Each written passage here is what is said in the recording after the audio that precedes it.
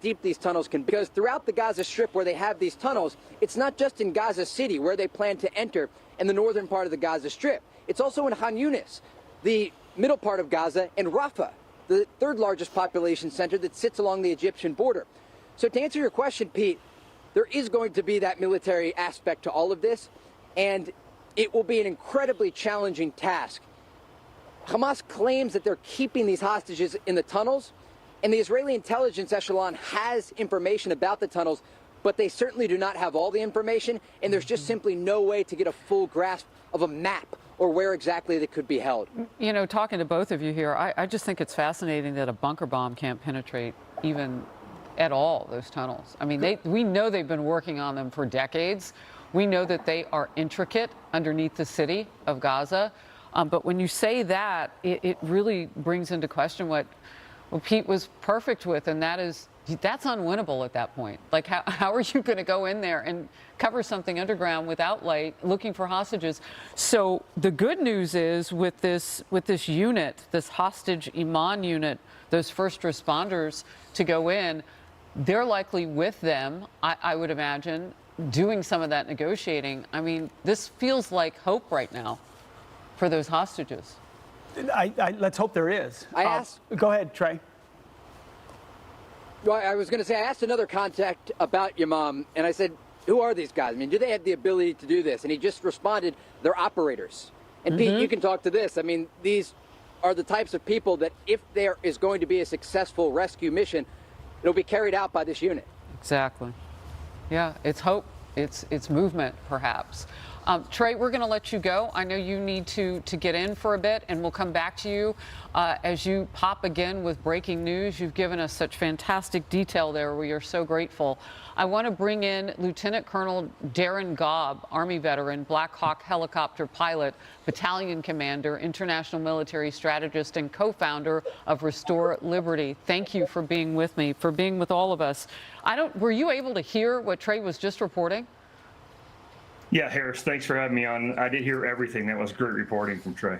It was. What popped in your mind just in terms of what they're doing with raids and whatnot before they go in on the ground? Well, Harris, the first thing that came to my mind was the fact that not only are they going to try to see what they can find out about these hostages, even though I would assume that those hostages are deep into Gaza right now, but this is going to give the IDF a sense of what the Hamas in general have along the border there. It's called this intelligence gathering prior to some sort of ground invasion into Gaza. And I don't know what scope or scale they're going to, under which they'll conduct that and when, of course, but this will help them know what they're facing as far as how Hamas can provide some sort of early warning to other people within the Gaza Strip. How did they find themselves in a position where, because that almost sounds like a desperate attempt now to get intelligence. I mean, it's way after the fact. It's days after the fact. They haven't, they were worried about booby traps. It's taken some time to get in. They made it to a couple of the deadliest scenes. The music festival site, obviously, but also the kibbutzes that were hit. It's just, it's wading through hurtful loss of humanity. All of it just feels like such a trap from monsters, Hamas. Yeah, Harris, that is clearly a good concern to have. And I will tell you from my background overseas in multiple countries and in years of combat situations is the IDF is going into the most dangerous combat environment on the planet, and that is urban warfare in dense terrain with all the buildings and tunnels. And that is one of the things that you can never assume you know what's happening. You have to gather every bit of intelligence you can get to make sure that you give yourself the greatest chance of success. As a commander of forces in combat, when I see Gaza City and everything surrounding it, what I see is brutal, bloody warfare coming, and it's going to be hard for the IDF. So everything they can get, every bit of intelligence they can gather is an advantage. You know, Lieutenant Colonel, I had seen the Axios reporting about Israel telling the UN to evacuate the northern Gaza Strip within 24 hours. And what immediately came to mind is, could this be a precursor for the full-scale ground invasion? Do you think that could be the case, or was this related perhaps to those small intrusions we saw along the border that our own Trey Yanks just referred to? Well, honestly, it could be both. It's an advantage in both ways. But Israel and the IDF really don't have to warn the Palestinian people in the Gaza Strip that they're coming in the first place. That is a step that they've usually taken in some way in other conflicts, and it provides some early warning to the enemy there. But I would say that primarily I would focus on the fact that this is a warning not only to an oncoming ground invasion, but the ongoing airstrikes that are there to get as many people out of the way as possible so they can focus on reducing civilian casualties, one, and two, it also reduces the risks for the Israeli Defense Forces and any hostage rescue teams that would be moving into the area as well. Sir, it's Emily Campagno. A two-layered question. As you talk about the ground forces and the ground war that we are expecting, it calls to mind Fallujah and Beirut. And it's my understanding that the Israelis and the United States forces co-trained in those tunnels in anticipation of a hostage situation, as this entire situation in its extremity, no, but in purpose, was not unexpected. And regarding the 300 miles, how much of that could be under Israeli control? How much of that is unknown to the IDF? And then the other layer is the psychological one. Our Trey Yanks reported this morning that a senior official with Hamas said that evacuation is technically impossible. We know that the Hamas Authority for Refugee Affairs have called on Palestinians to remain steadfast in your homes, to stand firm in the face of this disgusting psychological war waged by the occupation. So as Trey mentioned, that IDF might have then can use that as leverage to have people be brought across the border safely to Israel in exchange for hostages, etc. How might that help the IDF cause backfiring against Hamas? Yes, thanks. No, I guess to the first part of the question is, from my sources in the country there, it's really impossible to know, or at least it hasn't been shared, how much of that tunnel network the IDF are already in control of or already aware of. I can guarantee you that they have made a concerted effort to get to know all of it as much as they possibly can. As far as the training in those specific tunnels, or at least in those layouts, absolutely, that occurs. And it is a common training environment for any hostage rescue team to deal with both underground and above ground hostage situation locations. And so that's not unusual. To the second part, though, the psychology of all this, it's extremely important that the IDF be shown to be the people who are there to, one, recover their own people and any other hostages, to show victories as they are able to without risking their own forces and their techniques in the process. That's a big part of all of hostage rescue is the psychological aspect. And I think it's absolutely critical that expand beyond just showing some victories, showing the still humanity part of the Israeli Defense Forces and what they're fighting against. But it's also important that everybody around the world right now who sees these protests reminds themselves that terrorists thrive on fear. Mm-hmm. And so the fear is the last thing we should demonstrate, and we should demonstrate resolve first. Lieutenant Colonel, it's Carly Shimkus. Trey Yanks just said something really interesting, that Hamas has a group of special operators as well. We keep on hearing that Hamas is lesser fighting force than Hezbollah, but this special operator group, they use the Frogmen moniker as well. So how legitimate is Hamas as a military group? Essentially, what is the IDF up against when they go in terms of this ground fighting? Well, I wouldn't downplay Hamas's capabilities, that's for sure. They are essentially just an arm of the Iranian army in general. I mean, that's really how we need to treat them and Hezbollah both. If we think about them from that perspective, we're going to give them the respect they deserve as far as their ability to fight back. They've been in that small area of the Gaza Strip for years, able to set the entire thing up in case Israel did move into Gaza at any point in the future, which of course we're anticipating now. So I would treat them like a full-fledged, fairly well-trained military who is fighting on their own terrain and knows everybody and everything. And one thing is for sure, they won't fight what we would call fair. Oh, They're going to hide behind women, children, and hostages. Yeah, when they're not busy beheading and doing everything else, that if they'll do it to people that they hate, and then tell their own people not even to get out of the way of what's coming in a ground invasion. Imagine what those people's lives are like who come against Hamas inside their own borders there. I mean, it's spectacularly frightening. Lieutenant Colonel Gobb, thank you very much for your expertise and for your time. We appreciate it. We have some brand new video to show you now. Thousands of Israeli military reservists and volunteers have boarded flights from airports across America. They are flying to the Middle East to take up arms in the already bloody conflict underway. This video is from JFK Airport in New York. Families and loved ones saying goodbye, some in tears. But also, I mean, look at this. This is so much of their culture. I mean, they celebrate the opportunity to be together and to go against the evil and to stand beside their brothers and sisters. They know they are needed, and they go. And by the way, we are fully more than an hour or two into the Holy Sabbath on Friday. And El Al has broken with the orthodoxy of their faith for the first time in their history to fly on Sabbath, to bring those soldiers back to the Holy Land in Israel to fight. And with full support of the Orthodox community there, I've been talking with people on the ground in Israel.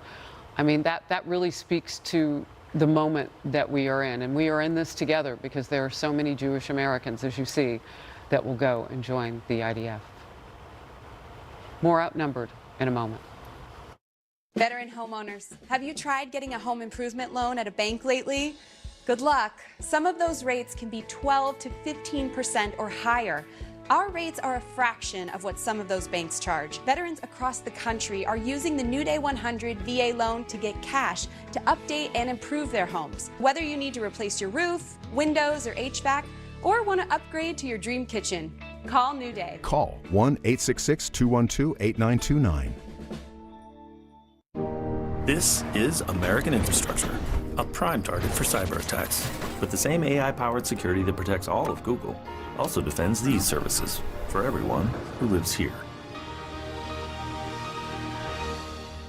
Want a flatter, tighter tummy? Then check out new Ab EX from Sonobello. After my pregnancies, my body just never bounced back. I had this stomach overhang. Introducing Ab EX from Sonobello. Remove fat and lose excess skin permanently in just one visit. I got the tummy tuck results without the tummy tuck downtime. And I finally got the flat stomach I had always wanted. Schedule your free, no-obligation consultation. Call or go to sonobello.com now. In 2024, we have a choice. One man cut government debt, one didn't. One man fired rogue Soros prosecutors, one did not. One volunteered to serve his nation in wartime, one did not. One man won historic re-election, and one did not. One man is the right man to defeat Joe Biden. Ron DeSantis, President. Never Back Down is responsible for the content of this advertising. Meet Norman. He's part Jack Russell and part tornado. Meet the Bissell Crosswave Hydro Steam. It's part vacuum, mop, steamer, and tornado chaser. Bissell, a new breed of clean.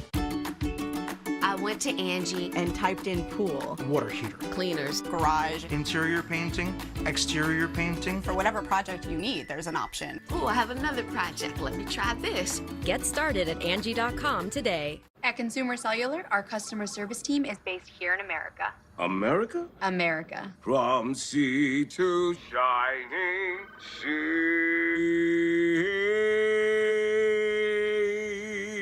Beautiful.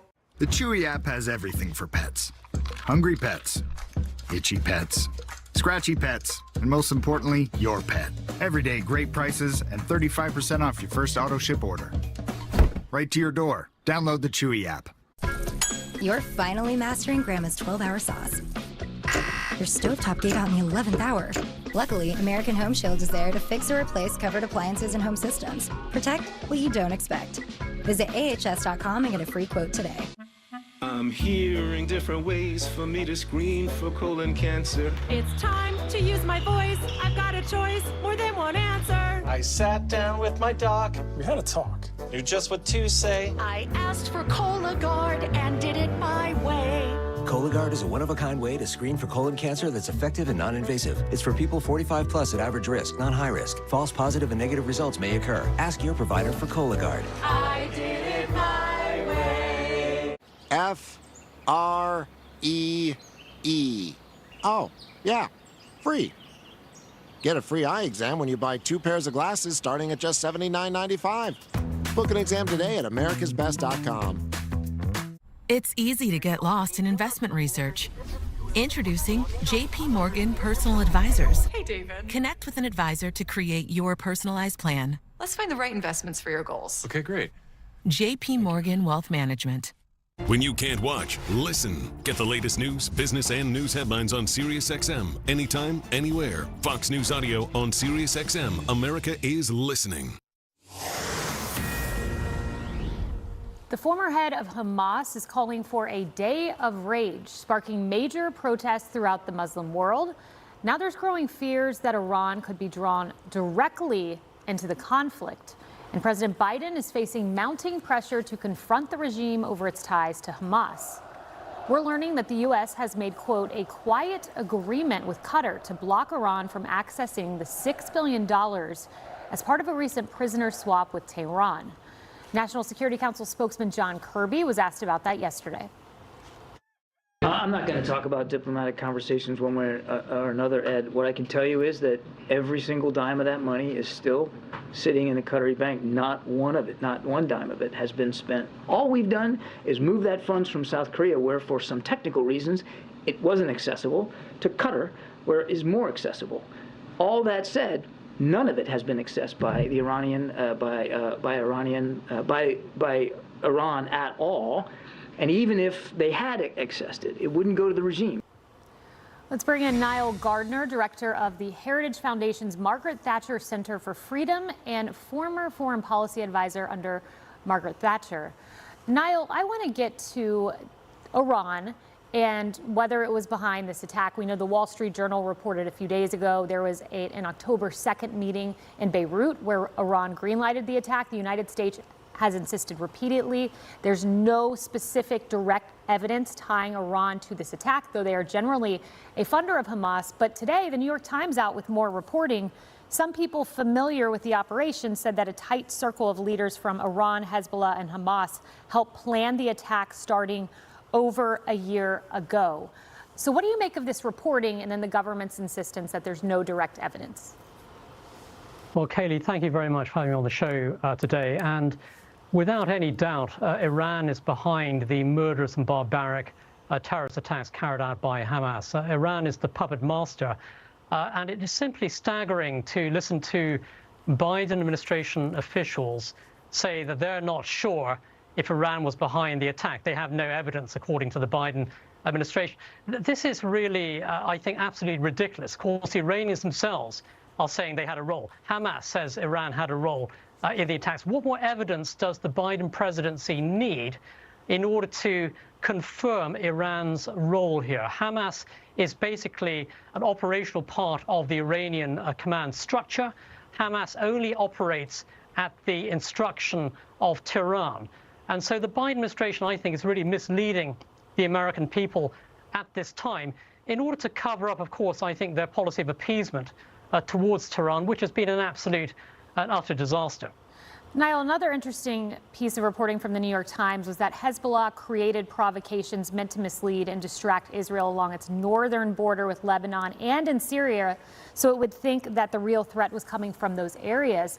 That's really interesting because that would speak to this coordinated strategy on the part of these countries, and that's according to 2 Iranians who told that to the New York Times. What do you think about the Wall Street Journal editorial board supposition of was this attack intended, a deliberate strategy to court Israel into retaliating in such a fashion? Well, undoubtedly, I think that Iran is coordinating a wide array of terrorist organizations, including Hamas and Hezbollah. So all actions are done in coordination at the command of the Iranian regime. And certainly, I do think that Iran is trying to weaken Israel. It is trying to also spark a regional conflict, drawing in a wide array of countries and terrorist movements. And I do think that U.S. weakness in the face of Iran has emboldened the mullahs, and the transfer or the freeing of $6 billion of funds for the Iranian regime to use has been an absolutely catastrophic move by the United States and emboldened the Iranian regime. But Hezbollah, as you point out, of course, is just part and parcel of the big picture here.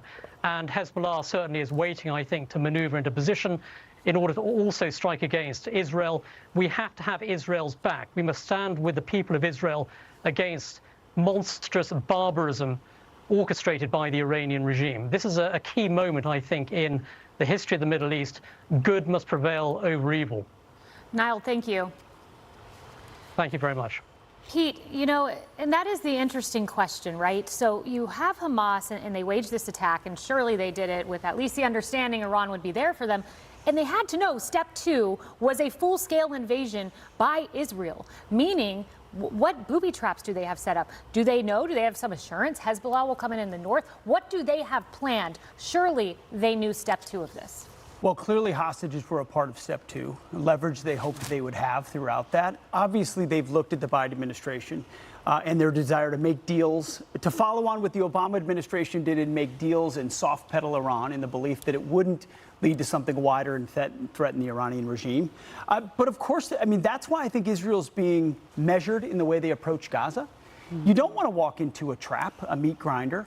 With those but you can't wait for every hostage situation to develop as well. So I thought what Trey said about the small incursions into Gaza that have already happened, you've got to start to regain the initiative. You've got to shuffle the cards. You've got to put your enemy on the heels a little bit, because that movement creates opportunities, targeting, intelligence, maybe revive some of those networks you didn't have before. Right. So 24 hours is not enough to get every civilian out of Gaza, but it's enough time to organize your forces so you can start the movement necessary to regain the initiative, which Israel clearly lost in the early moments. Emily, I keep wanting to take our viewers back to why this is happening, because I think it's so important as public will changes and shifts, as we see these protests on this day of jihad, as Hamas called it. I want to make clear why all of this military movement is happening. So I asked our team to pull this picture. We talked a lot about Kfar Aza kibbutz, and that, of course, was where a lot of the massacre took place. Take a look at this. The adults that you'll see on the screen, Itai and Hadar Berdachevsky. These are parents 30 years old. 30 years old. Imagine you have babies now, 2 twin babies. They were killed in an effort to save these twins. Let's put up the picture. I know that we have it.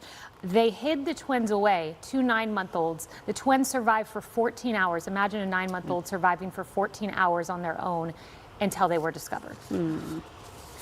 It's absolutely heartbreaking, and it's a way to humanize for us what is absolutely monstrous and has zero humanity about it, which is these atrocities being committed by Hamas with the help of Iran, with the effort and encouragement and blessing and leadership of Iran in concert with Hezbollah and more. And that's important because we are starting to see now a shaping of a narrative coming out from, for example, left-wing newspapers and periodicals, and certainly on campuses across the country, that it is Israel that is creating an inevitable, quote, humanitarian crisis, as they warn those in the northern area of Gaza to evacuate. It is Hamas that is keeping its own people hostage, or the people that are under its devilish control. And it is not Israel that has created this. The families, those faces, those children, the elderly, the anguish that we see every day, all day, that we should not turn away from, is a reminder of the origin of this terrible war. And I must point out as well, to underscore now what some of our representatives are doing. So today we know the Secretary of Defense, Lloyd Austin, he landed in Tel Aviv this morning.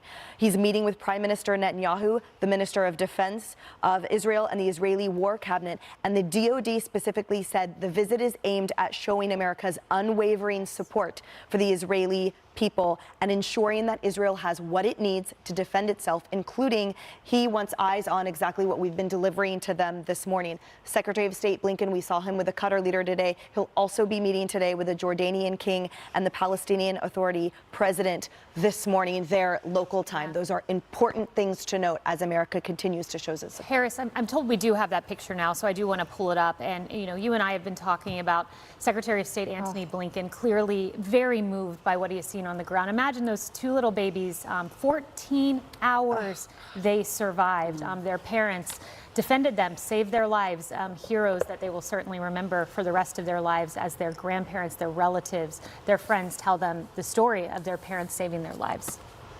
God did that. By the hand of the Lord, they survived. I truly, truly, truly am grateful for their lives. And I keep optimistic and I keep hopeful because I know so much is possible. But there's suffering too, and there is such evil. Mm-hmm. And Hamas is that evil embodiment. Incarnate, it walks the earth. And so, you know, as we look at the disciples of that embodiment, I'm studying now the former leader of Hamas, Khalid Mashal, calling for, as you've been talking about, the protests across the Muslim world, but also for neighboring countries to get in the fight against Israel. He specifically has said, tribes of Jordan, sons of Jordan, brothers and sisters of Jordan. This is a moment of truth and the borders are close to you. You all know your responsibility. Yeah, you've got a responsibility to go and kill. He's currently based in Qatar. And where was Blinken today? Qatar. Okay, he's based in Qatar and he's still working with Hamas because he's in charge of their diaspora office. And that's critical. Are they really as more, I don't know, are they more like a military? Are they like an incompetent government that is cruel to its own people? I mean, they have people working out of country on issues to bring all those other Muslim countries together so that when things break out like this, they could fight together. That sounds like coordination, Pete. Yeah. Why is Hamas allowed to operate a headquarters inside Qatar? Well, let's be reminded. We watched together. Blinken didn't get asked that question. Qatar's initial statement after this attack happened, the Ministry of Foreign Affairs holds Israel alone responsible. So that was the first statement out of the country of Qatar. Yeah, we should find that leadership of Hamas wherever they are, to include in Qatar, and take care of business. I mean, the Israelis should. Well, coming up, we'll bring you a live report from on the ground in Israel. Plus, a 14-year-old who lost her father will recount her chilling experience surviving the Hamas terror attack. Next. Hi, I'm William Devane. Did you know there's only been 2 times in American history, 2, when the national debt was larger than gross domestic product? World War II and right now. That's a deep hole, and I don't know how we'll climb out of it. That's why I buy gold from Roslyn Capital. Roslyn Capital is a trusted leader in helping people acquire precious metals. Gold bullion, Lady Liberty gold and silver proofs, and premium coins can help you preserve your wealth. Call Roslyn Capital to receive your free Roslyn Guide to Gold, Gold and Precious Metals IRA, and Silver Brochure. With Roslyn, there are no gimmicks, no hassles, and they have fast, reliable shipping. Ask yourself, are you safe? Make gold your new standard. Call Roslyn Capital today at 800-630-8900. 800-630-8900. That's 800-630-8900. Hi, I'm Todd. I'm a veteran of 23 years. I served 3 overseas tours. I love to give back to the community. I offer what I can when I can. I started noticing my memory was slipping. I saw a Prevagen commercial and I did some research on it. I started taking Prevagen about 3 years ago. I feel clearer in my thoughts, my memory has improved, and generally just more on point. Prevagen, at stores everywhere without a prescription. Stop! Get on the ground! They're back. You are going to jail today? With all new episodes. Crazier twists. Undeniable. Hey, it's on video. Plots that defy reasoning. I understand that my pants are down, that's weird. And the best acting you've ever seen. And this was how many grams? Cops, all new episode. Tonight, only on Fox Nation. No matter what, I go to jail. Why is that? Because I'm a criminal, man. Israel at war as they prepare for a ground invasion of Gaza. We have continuing live coverage tonight right here. Don't miss it on Hannity.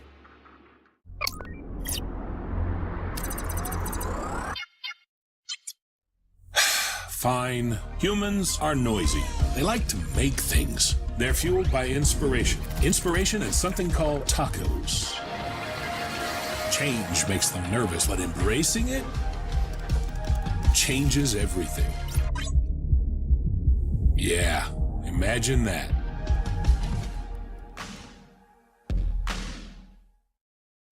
Hello, my name's Mike Flint, author of The Senior.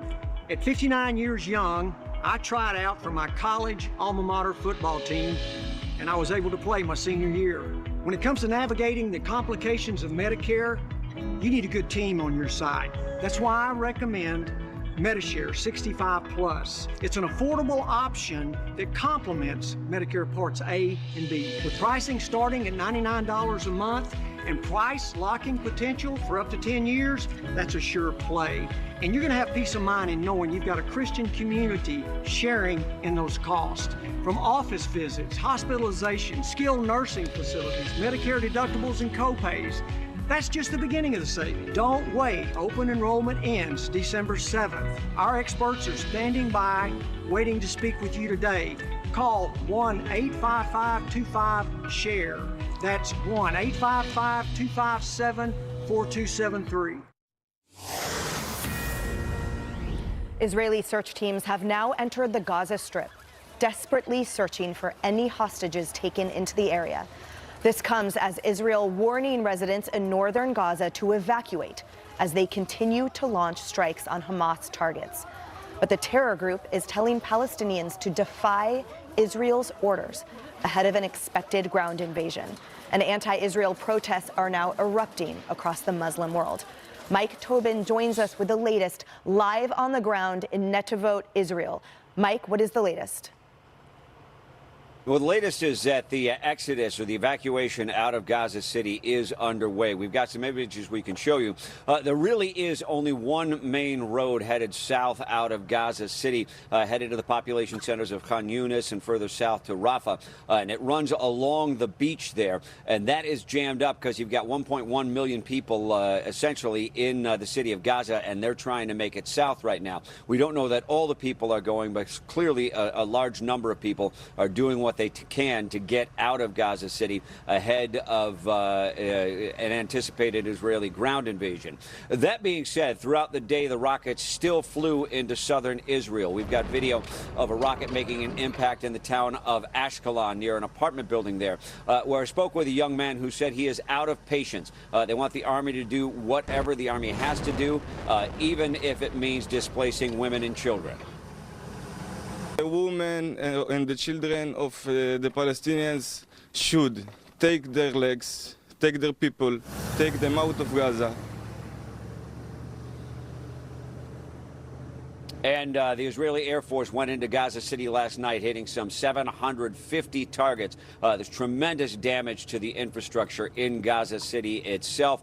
The casualties continue to pile up. Now, one of the things the Israeli army did is they dropped leaflets. That is how they communicated the need to evacuate the city of Gaza. With the leaflets that fell down, there was a lot of confusion. There were orders from the Hamas leadership telling people not to go. There were some reports that they were physically stopping people. That just doesn't seem to be panning out, because the exodus indeed is underway with thousands and thousands of people trying to get out of Gaza. One of the things I would note, we're here toward the northern end of the Gaza Strip, and usually at this time we get a lot of rocket fire. So far tonight we haven't seen any rockets coming out. Guys, back to you in New York. Thank you, Mike. Excellent reporting as always. You'll keep us updated. Bringing the discussion back to the couch now. Carly, what are your top line thoughts? Well, the image of the leaflets flying over northern Gaza, Gaza City, is stunning. And it does show that Israel is at least making an effort to get these people out. And it comes as no surprise that the report shortly after we got that video was that Hamas was telling its own citizens not to leave. And some of them are able to flee, as you just saw with the other footage that Mike just showed. But some of them won't. Even Trey Yangst was saying that he has a contact in Gaza, and he said that about half the people are gonna leave and the others will stay, which is interesting. And they may die, and then we know how this goes. Hamas will use that as propaganda to support their cause. The other thing that I was thinking about today is why this war has started, and it does go back to Iran.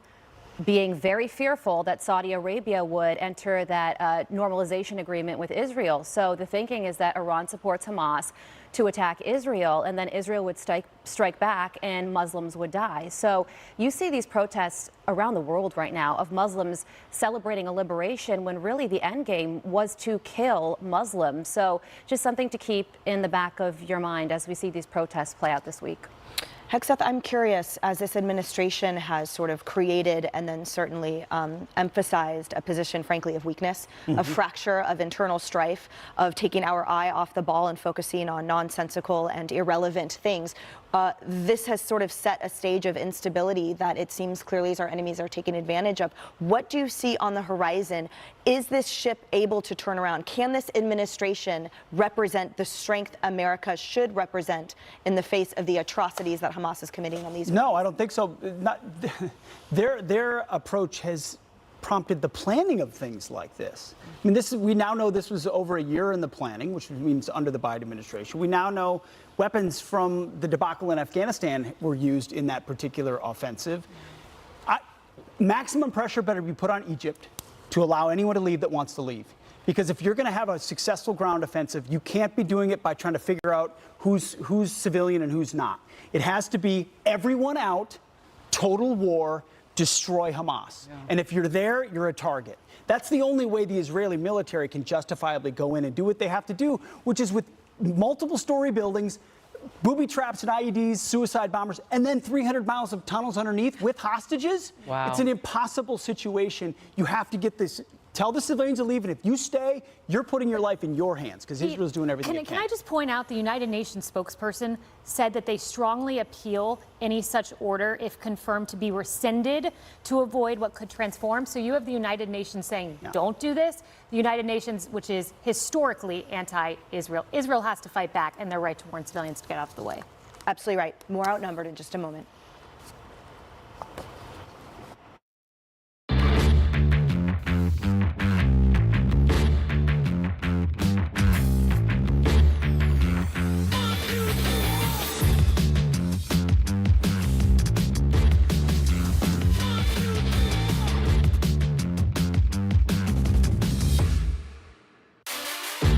Pro-level performance at work and at home. Right now, save $30 on the BG56 CE blower. Real steel. Find yours.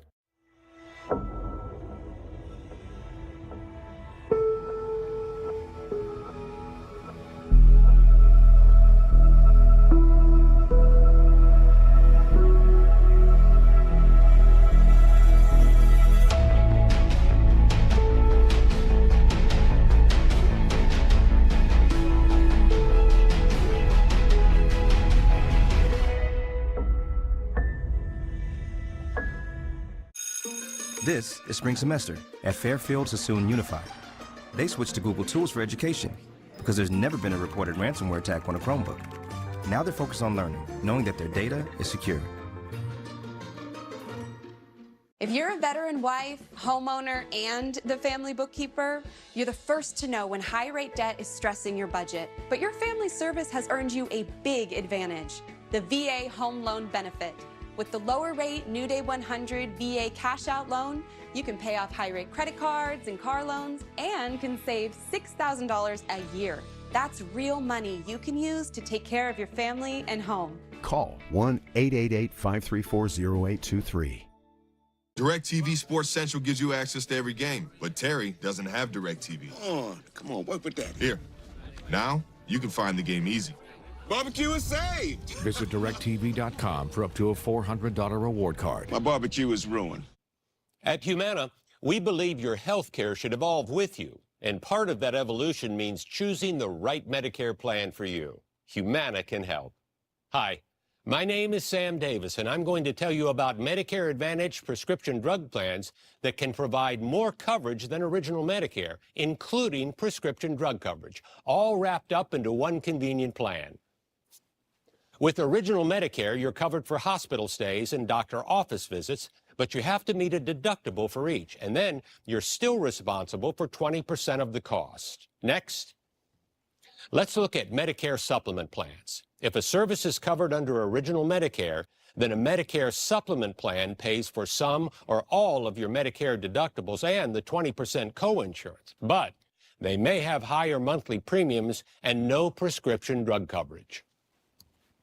Humana Medicare Advantage prescription drug plans include medical coverage, plus prescription drug coverage, as well as dental coverage that includes 2 free cleanings a year plus a yearly exam.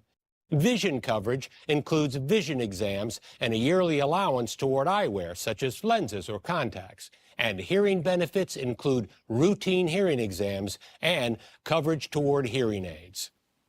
You're covered for preventive services like annual mammograms and prostate exams. There's a $0 copay for routine vaccines and telehealth visits. And you get worldwide coverage for emergencies when you travel. You get all of this in one convenient plan. Plus, there's a cap on your out-of-pocket costs. So call or go online today to see if there's a Humana plan in your area, to find out if your doctor is in one of our networks, and to get our free decision guide. There's no obligation, just good information. Humana, a more human way to healthcare. Short time here, but I want to take everybody into our commercial talk just moments ago. Carly, you heard a lot of information from Anthony Blinken this week, Anthony, and that was great. Yes. He said this, though, Secretary Blinken yesterday, goals of Hamas, ? We have not heard from them. We do not know what their goals are. Pete? We don't know what the goals of Hamas are. I mean, killing Jews and the destruction of Israel. We know exactly what it is, and they're willing to be a tool of Iran in the process. That kind of naivety, or he knows better, but that kind of doublespeak is what gets us in places like this. Your last thought. Yeah, Anthony Blinken, we did see moral clarity yesterday. He talked about the pictures he saw of babies who had been shot. So a good moment there, a weak moment there. Mm-hmm. All right. The Fox Corporation has made $1 million donation to the United Jewish Appeals as it's mobilizing to provide urgent relief. Please help us in doing that and go to our website to do that. For now, America Reports.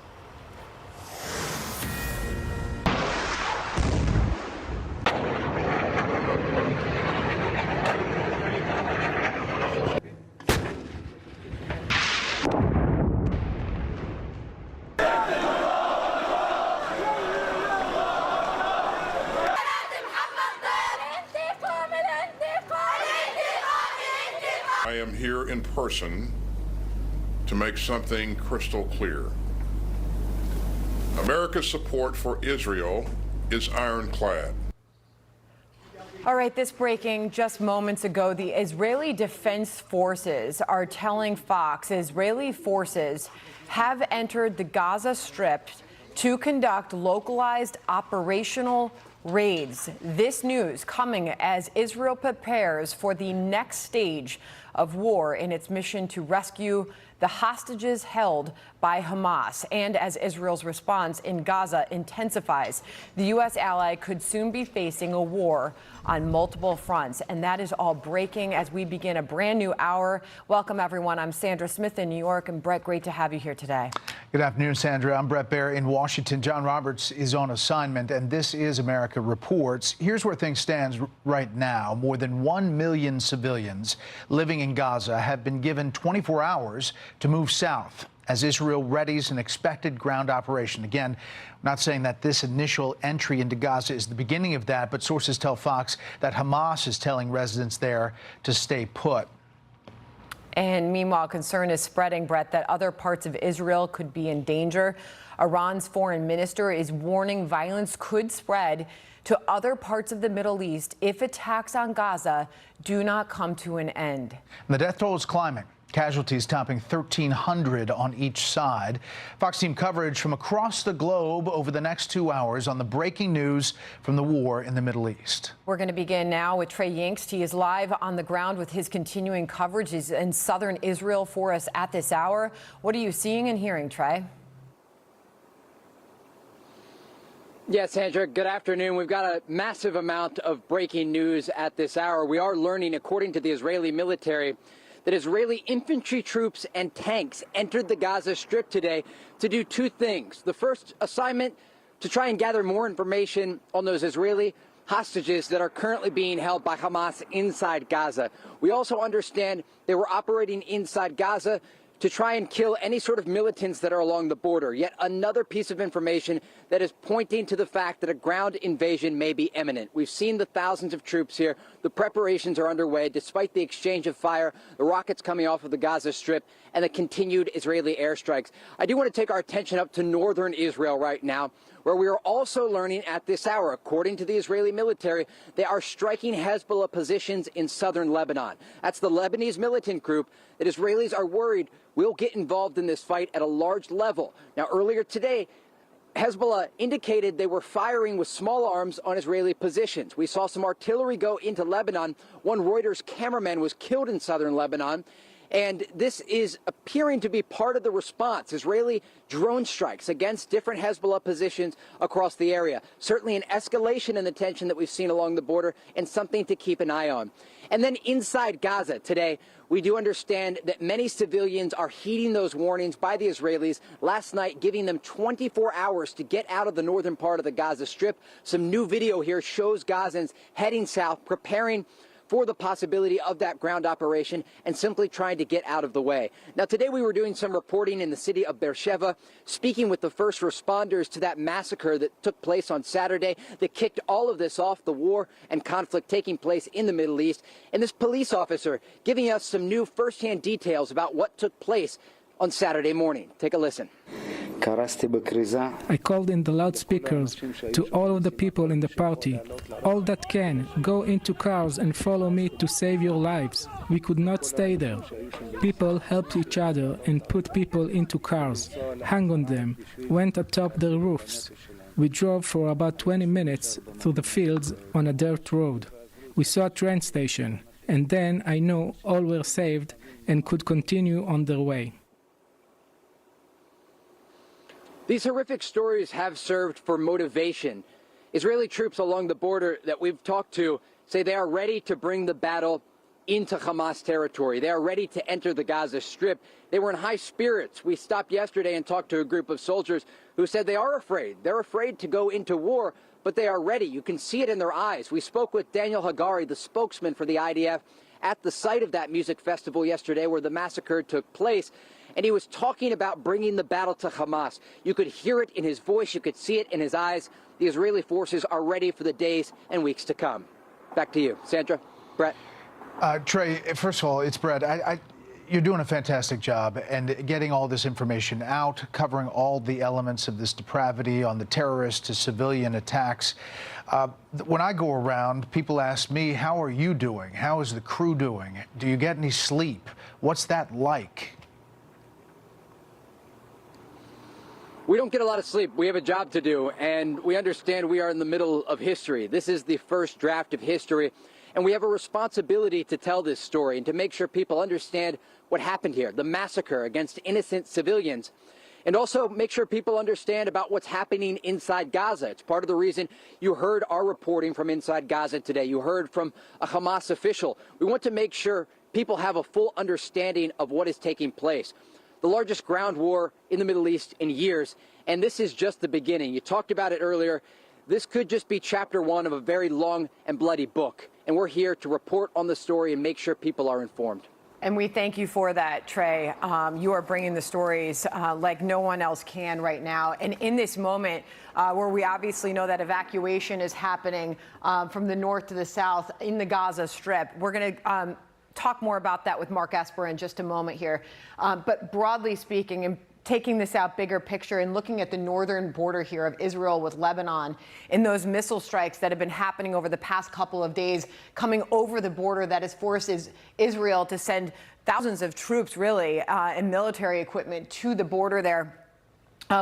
This is one of the rocket launch points out of Lebanon, Daira, where a lot of that has been coming. We are just told in the last few minutes, Trey, and I'll get you to add to this, that Israeli shelling struck a Lebanese army observation post at the border here. Without further detail on that, this is sources telling Reuters that this happened. This is coming to us within just the last hour after Israel warned of a suspected army infiltration that it said it was responding to with artillery fire.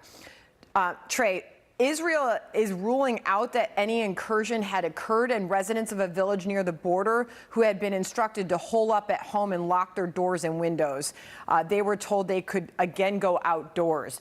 Obviously, there's some conflicting reports as we try to manage what exactly is happening on the ground. But Trey, can you give us some more color exactly what is happening at the northern Israeli border at this time as we do see fire being exchanged?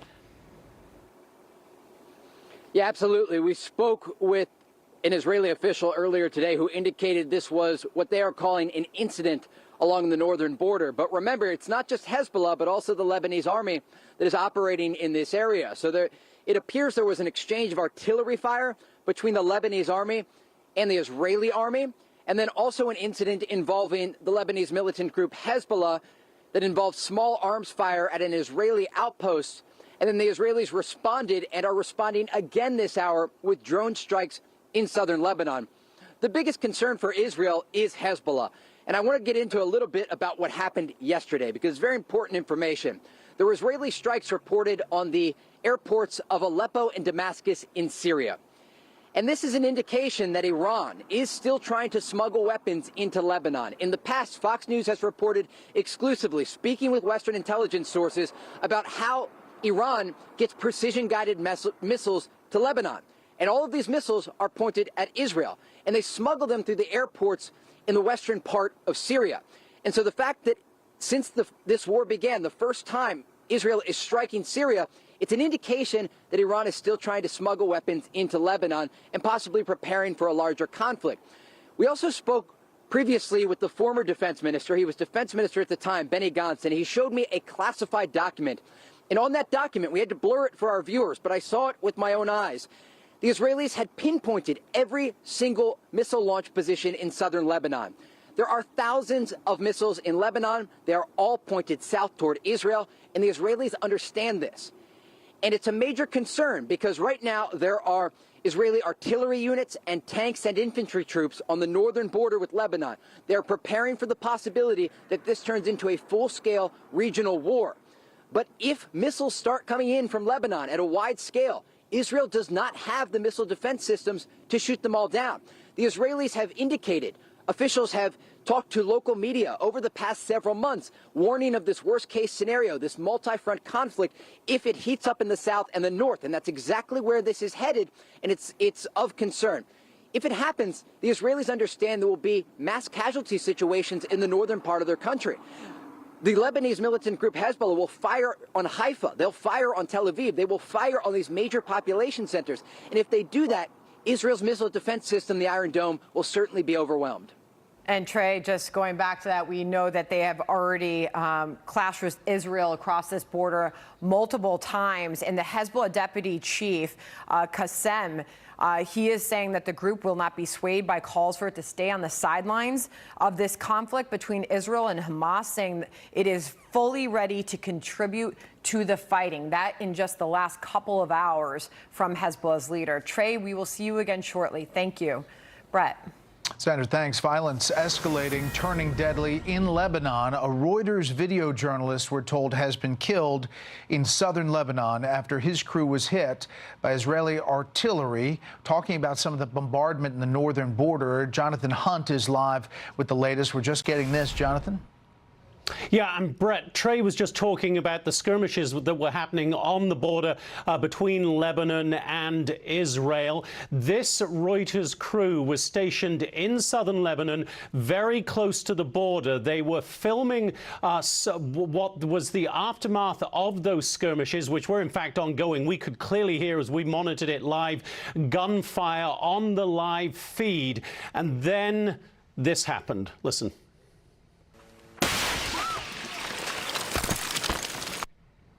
That, as you can hear, is a strike happening very close to that Reuters camera. We now understand that a Reuters cameraman was killed. The agency has issued a statement which said, quote, "We are deeply saddened to learn that our videographer Issam Abdallah has been killed. Issam was part of a Reuters crew in southern Lebanon who was providing a live signal. We are urgently seeking more information, working with authorities in the region and supporting supporting Issam's family and colleagues. Reuters journalists Thea Al-Sudani and Meir Nazar also sustained injuries and are seeking medical care. Our thoughts are with their families at this terrible time. We have a picture, I believe, of Issam Abdallah, the videographer who was killed. I'm not sure we have that right now, but it just shows the dangers, as Trey was talking about, of Hezbollah getting involved here. We had it in 2006 after the kidnapping of the Israeli soldier Gilad Shalit down in Gaza.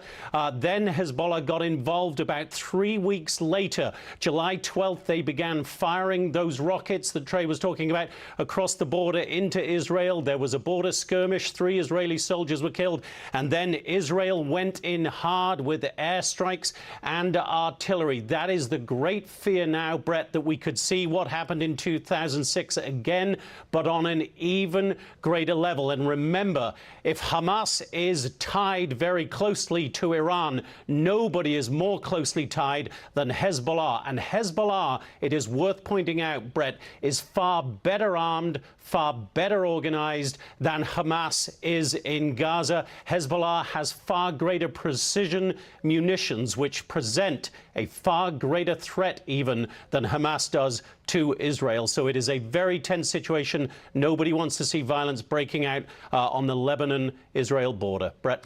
Yeah, and Jonathan, you know, it's truly sad to hear this. It is an example of how dangerous it is to cover a war zone overall. Obviously, we here at Fox have felt that directly with Benjamin Hall and his crew, the loss of the cameraman Pierre and a translator and fixer. There's no more word about other skirmishes along that border, right? I mean, this incident tracks with what Sandra and Trey were talking about over the last couple of hours. Yeah, it seems to be that there was an exchange of fire with Hezbollah and a possible exchange of fire with a Lebanese army unit there as well. We believe that this Reuters crew may have been near that Lebanese army base, but again, the information we get in the early going in these situations doesn't often changes, Brett, so I want to caution our viewers about that. But we haven't heard of rockets, for instance, coming in any great numbers from Hezbollah into northern Israel as yet, but that would be the fear, and that would very literally be a game changer in this conflict, Brett. If Hezbollah starts firing their very sophisticated rockets into Israel, rockets which, by the way, can hit any city anywhere in Israel. They have the precision to do that. They have the range to do that. So that would be a game changer. That is what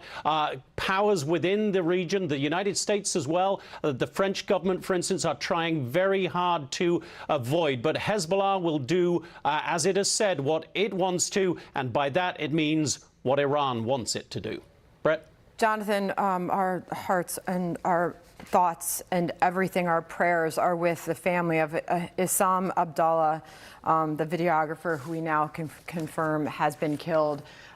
As we look at that intense fighting that seems to be stepping up, especially acknowledging the rhetoric that is stepping up, as we mentioned earlier, by Hezbollah, and concentrating right here on this border and the exchange that we have seen in the Israeli forces and tanks and equipment that has rushed to the border in recent days.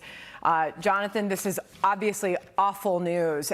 They were providing a live feed there in Lebanon, this Reuters videographer, and just absolutely horrible news. And this is where a lot of that fighting, Jonathan, that we're going to be watching over the next couple hours, the next couple of days, a lot of the concentration will be right there. We're watching that northern border of Israel very closely. And it's worth pointing out, Sandra, that in 2006, when Israel last went to war against Hezbollah, I was there in southern Lebanon then, and the Israelis gave us a warning then that if you come below a certain line, that they gave us a very distinct line in southern Lebanon, you will be, if you are in any kind of vehicle anywhere in that area, you will be considered a potential terrorist, and therefore you will be a potential target. Now, we don't believe they had put out any such warnings to journalists today, but those are the dangers of war. Israel has to go after its terrorist enemies, both in southern Lebanon, if indeed Hezbollah attacks, and in Gaza. And those terrorist attackers put themselves among civilian populations. We have seen instances in which they disguise themselves as journalists too. So Israel is going to target whomever it feels it needs to. This may have been a simple mistake today. We don't know the details on that. But yes, in 2006, journalists were warned to stay out of a certain area of southern Lebanon. If we see this conflict widen there again, I would imagine those warnings will be exactly as they were when we were there in 2006, Sandra. Jonathan, thank you. We will have more on that coming up. Thank you very much for bringing that news to us. We are deeply saddened by it. Let's bring in former Secretary of Defense Mark Esper. Mr. Secretary, thank you very much for joining us. First, if you could just comment on this, a tragic, tragic consequence of all of this, that videographer who we can now confirm was killed. Yeah, first of all, some serious and sobering reporting from your folks over there, really writing those first pages of history, as your reporter said, and tragic that the Reuters crew was killed and injured. But you know, it shows you the bravery on all sides here in terms of the military, Israeli military, and Western reporters trying to cover this conflict, this terrorism being inflicted by the Israeli people, by Hamas, and hopefully not by Hezbollah as well. But that's one of the things we're watching out for. Mr. Secretary, if I could, and I know Brett's going to jump in here as well, if I could take you to the screen here, if you could shed some more light on the evacuations that are happening right now with almost 1 million people told by the IDF to evacuate the northern Gaza Strip down to the south. You're talking about more than 1 million people. Civilians are being told to get out. The IDF is not confirming that this ground invasion is happening, although this is certainly sending a strong signal that this could be coming in the coming hours or days, Mr. Secretary. Yeah, that's right. I mean, it's not news. We know that there was going to be an incursion by the Israeli military. They said the siege is on. Prime Minister Netanyahu said that a few days ago. I think you know, the IDF giving a warning to the Gazan civilians to move south is a smart thing to do, and soon enough they'll move in. I think the unknowns, though, are you know, what is the outcome, the end state that Israel hopes to achieve? We don't believe it's going to be a reoccupation of Gaza. They gave that up in 2005 for reasons that were shared across the political spectrum. But what will it be? Will it be simply to knock out the Hamas leadership and make sure they have no longer any warfighting potential, and to destroy all the underground tunnels? We don't know that. And then secondly, of course, it's complicated by two things at least.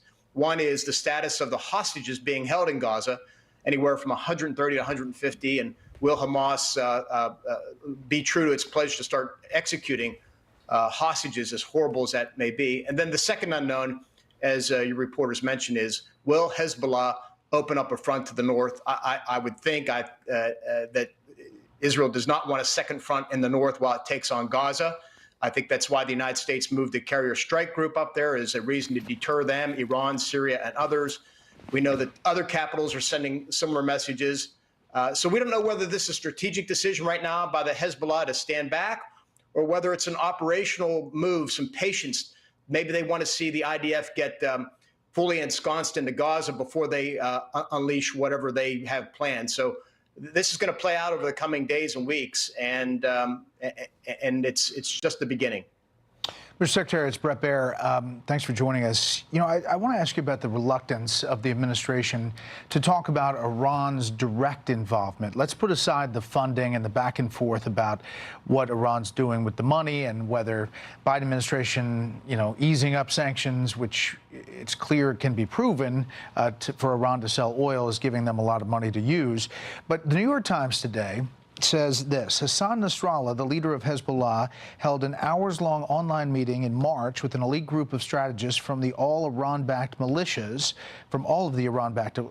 and told them to get ready for a war with Israel with a scope and reach, including a ground invasion that would mark a new era. This is according to two participants from Iran and Syria. You add that to the reporting of the Wall Street Journal and the Washington Post of a direct impact in planning this particular attack.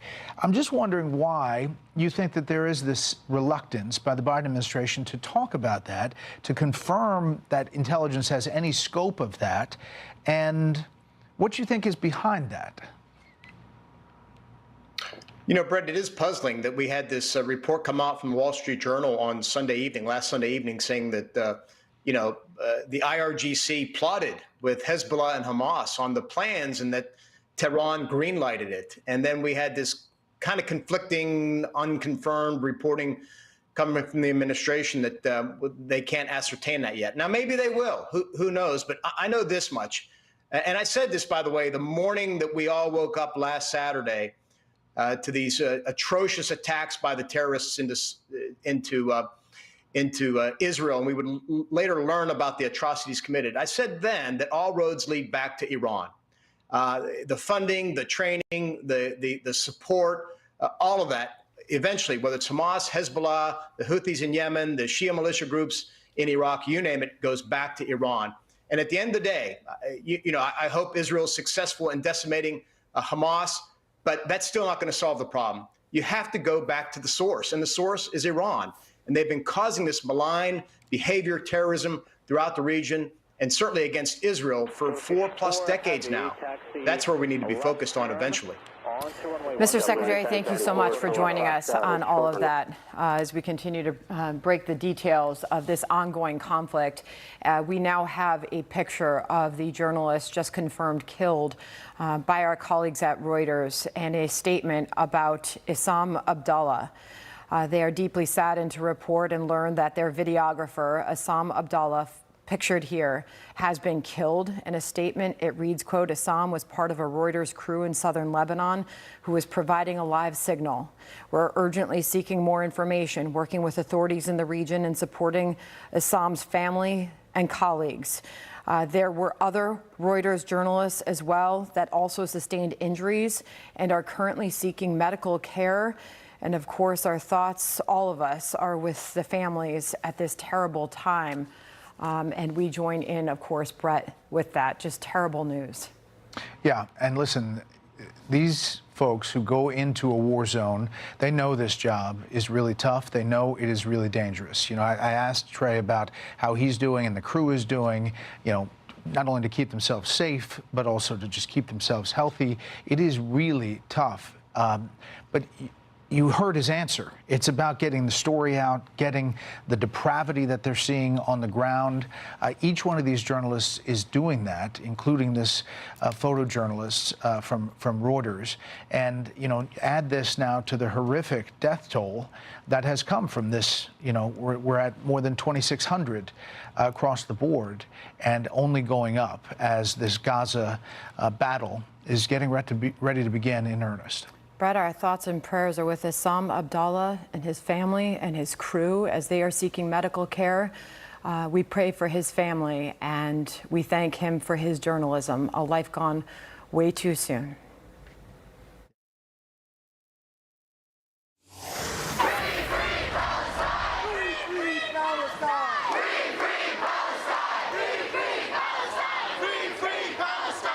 Why are you here today? Free Palestine. I stand with the Palestinian people unequivocally. I support decolonization and liberation of Palestinian people and the end of a mass genocide in the Gaza Strip. You're talking about the genocide of the kids being beheaded? That's false. That is actually false. When you see the kids that have been beheaded and the women that are raped, how do you feel about that?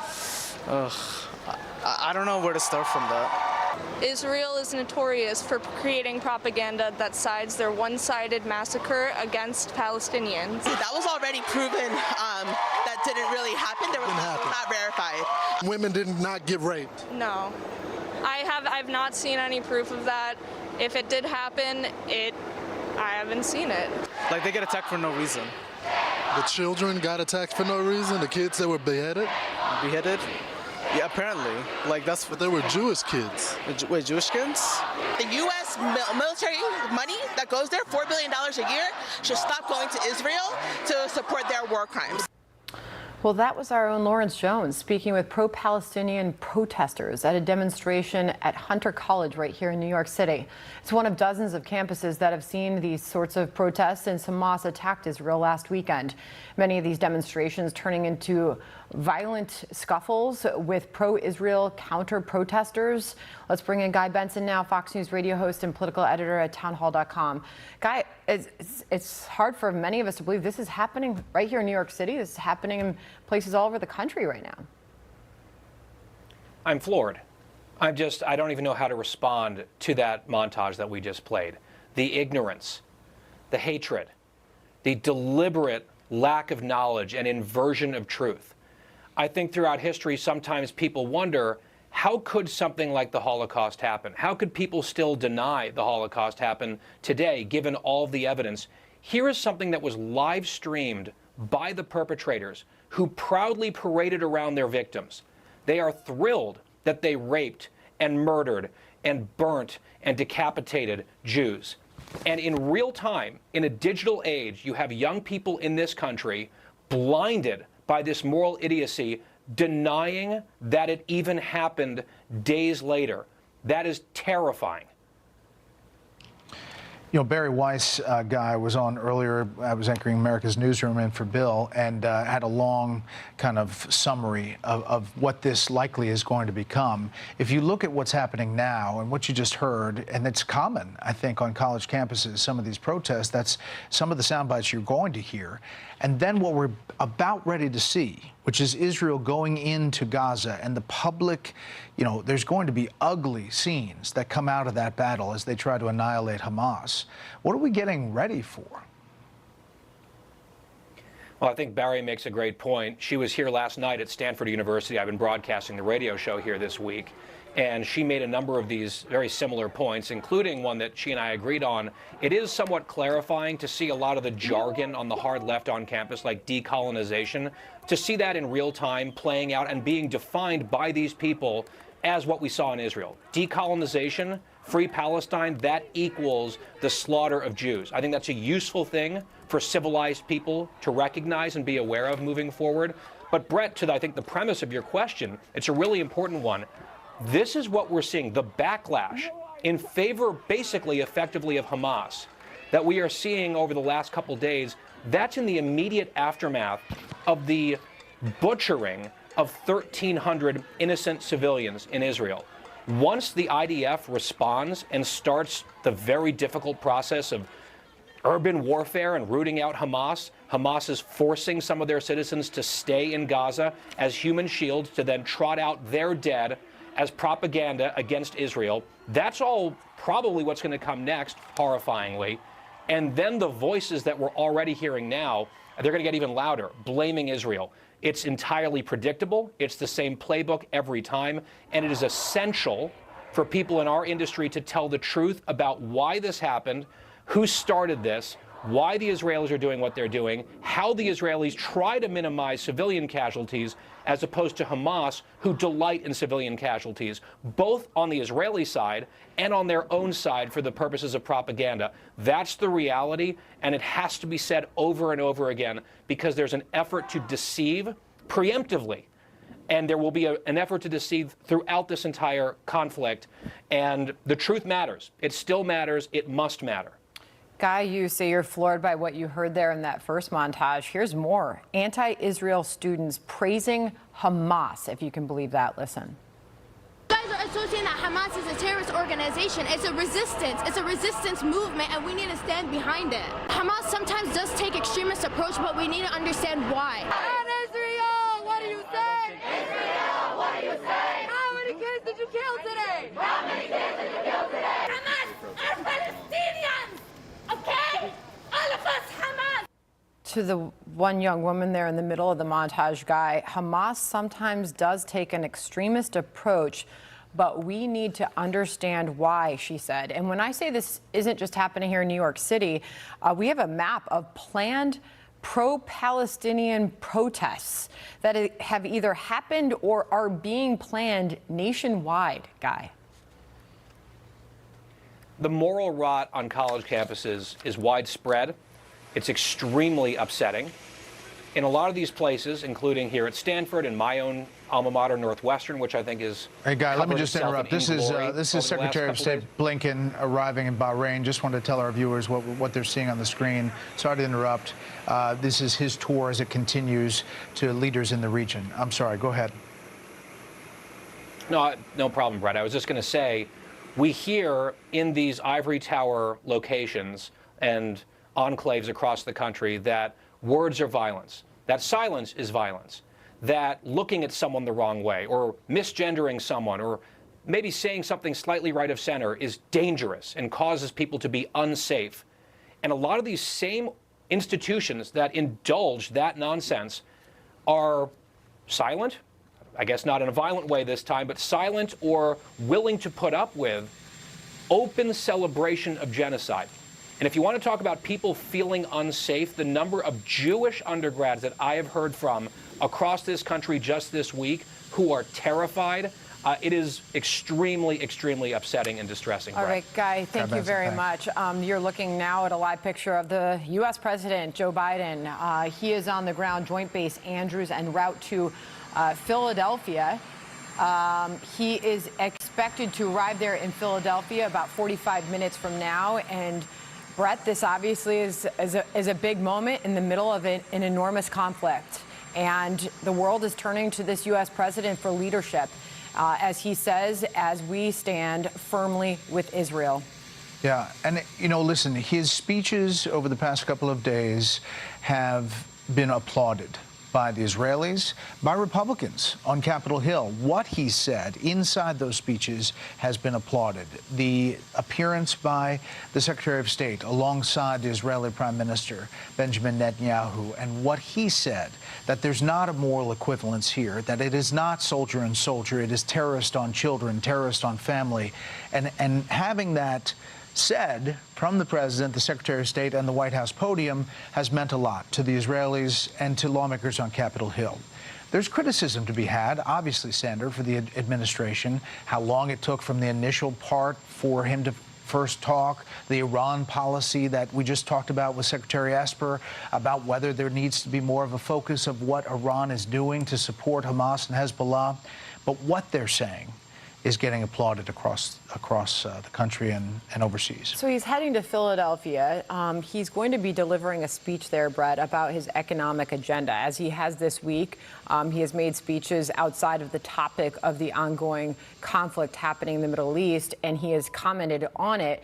But the purpose of this speech today is going to be talking about this hydrogen hub based around Philadelphia. It's expected to receive part of the $7 billion in federal funding meant to accelerate hydrogen as a clean energy source. We'll obviously be listening to the president's words as he could make comments on the ongoing conflict overseas. So we'll be watching for that, Brett. Yeah, it's tough to break through on other topics in the middle of all of this, but he will try. Next up, as the conflict between Israel and Hamas rages on, the Biden administration is working frantically to try to get Americans out of Israel. There are thousands of them that want to get out immediately. Charter flights are now available for those thousands who've been stuck in the country since the war began. But what to do for the hostages?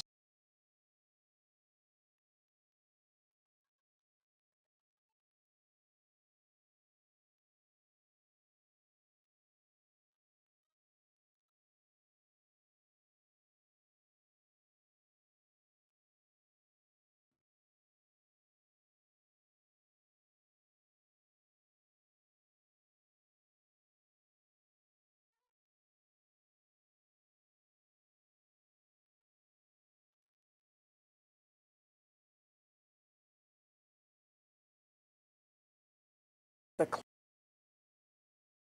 clock to try and locate American hostages being held by Hamas inside Gaza. Speaking a moment ago in Jordan before he departed, the secretary notably thanked the Qatari government for their help in trying to free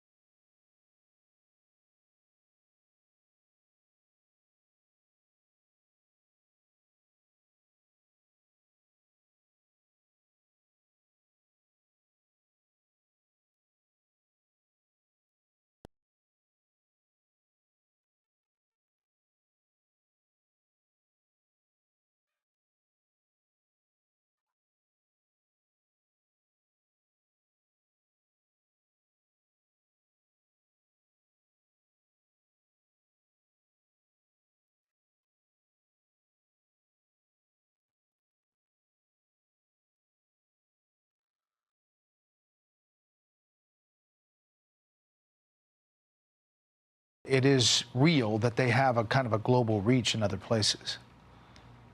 I want to say something because it's Israel and Hamas, and every time we see these global protests, we see the kind of images that we're seeing today. But again, it's very important to understand that the sheer brutality of what occurred on Saturday and the forcefulness with which the Israelis are retaliating, it's going to be tougher than we've ever seen before. I think we really risk dragging many people around the world into the conflict here through these protests. This is really something to watch out for. And again, because the pictures are so difficult, because the blood is boiling so much on each side, there really is a risk here again, this escalating around the world, really, and it can happen in cities around the world. And this is campuses around the world. Dov, this is even before any of the major movements inside Gaza. The street-to-street fighting that we expect is going to be launched as Israel tries to eradicate, annihilate, whatever you want to call it, Hamas and the terror threat from it. I want to bring a Wall Street Journal headline in here. Hamas militants had detailed maps of Israeli towns, military bases, and infiltration routes. Taken together, the documents indicate that Hamas set out from the start to target not just military installations, but to attack civilian population centers, take hostages from the beginning. And they offer evidence of the scale of Hamas's intelligence gathering and the degree of planning for the assault. We've talked a little bit about the planning, but just from on the ground in Israel and hearing some of this about what they had with them, what do we glean from that? What do you take from Hamas's initial efforts and what they may be trying to do? Yeah, okay. Hamas says they've been planning this for 2 years. At least the initial idea began 2 years ago, and maybe perhaps the military planning began around a year ago. They were well prepared. We've seen the materials they had. They knew where all of these communities were. They knew where the synagogues, where the dining halls were, how many security guards were there. They knew where they should gather the hostages. And they knew, for example, they had materials with them that tried to show them where the Israeli tanks would be vulnerable to RPGs. It appeared that Hamas thought they would receive much more of retaliation from the Israelis sooner, which didn't occur. Hamas took out guard towers with drones at the beginning of their attack. So they had this planned down to a T. They knew what they were going to do. And it's more than that, okay? Again, the materials show not only were they very much planning to go after these civilian places, I think more will come out, Brett, in the future, just about how much they planned and really just that their orders were not just to take hostages, but to kill people. And one of the things, and this goes back, by the way, to the protests, because this is not just a war of tanks and guns. This is a war also of hearts and minds. Now, Hamas is trying to almost walk back the things that it did on Saturday. It proudly paraded the brutality on Saturday, and now it's trying to say, actually, our soldiers or our fighters or our men only went in there to kill soldiers. We never planned to kill civilians. One of Hamas's main leaders just said that yesterday. Today, I saw a picture of Hamas fighters treating Israeli children nicely as they took them hostage. So again, this is all part of this idea of Hamas, trying to show, that they maybe they feel like the pictures are almost too brutal and they're losing support around the world. And this is maybe a big problem for them. And at the same time, again, they claim that they don't target civilians while shooting rockets at civilians, almost at the same exact time. So this claim is very strange, bizarre, but it's all part of, again, this hearts and mind war, which will play a very big role going forward. Yeah, Dov, you make great points, and it's tough to say after the beheading of babies and the killing of babies and the burning of families, that there was anything but a planning to do that. But I'm just interested quickly in this intelligence failure. You know, the Israeli officials say we're going to fight first and we're going to investigate later.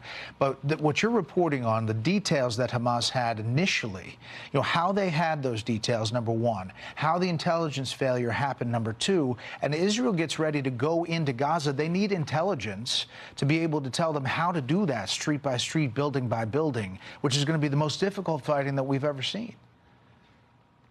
Yeah.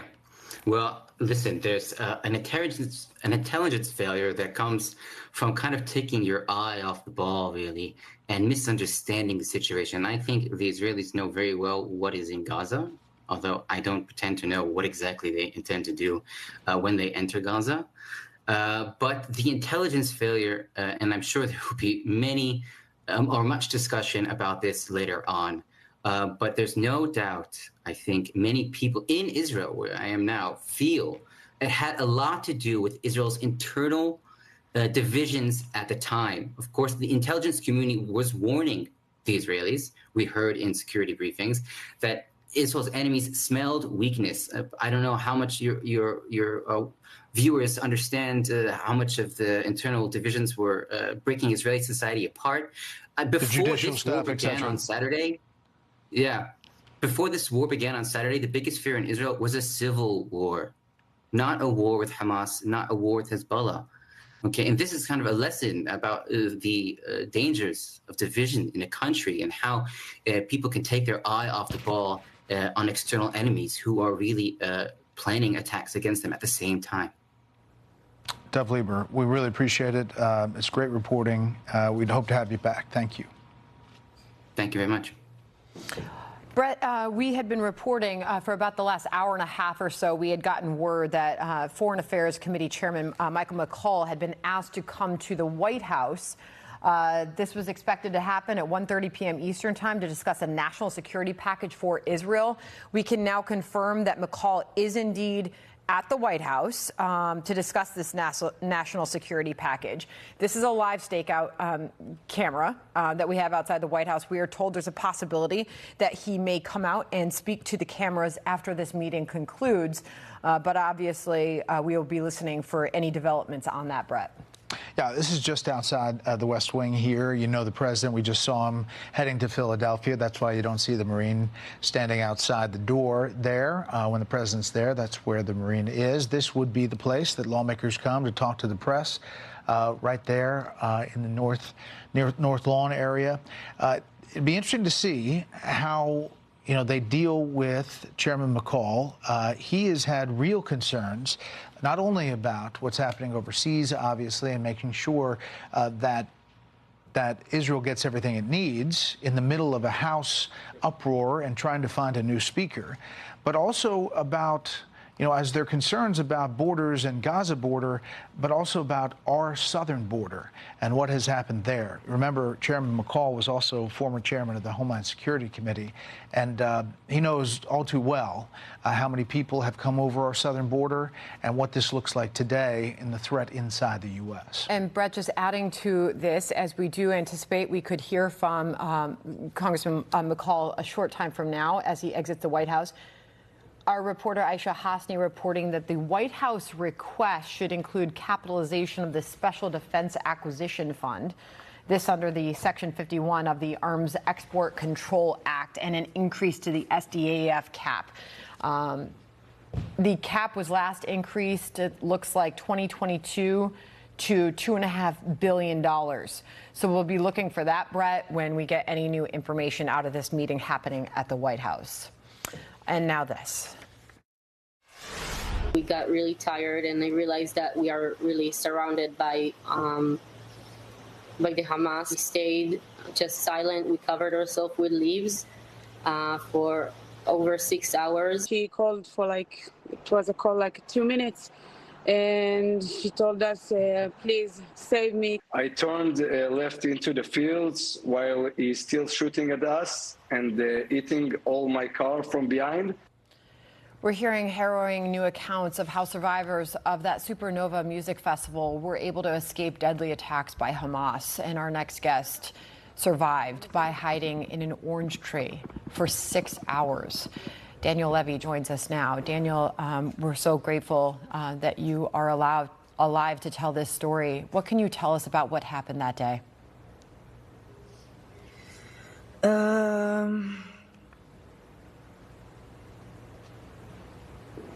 The same story that I told to ABC, to be honest. I'm really grateful for you to give the stage to people from the Nova Party just to tell what happened there. The Hamas started to shoot rockets on Israel at 6:30 in the morning.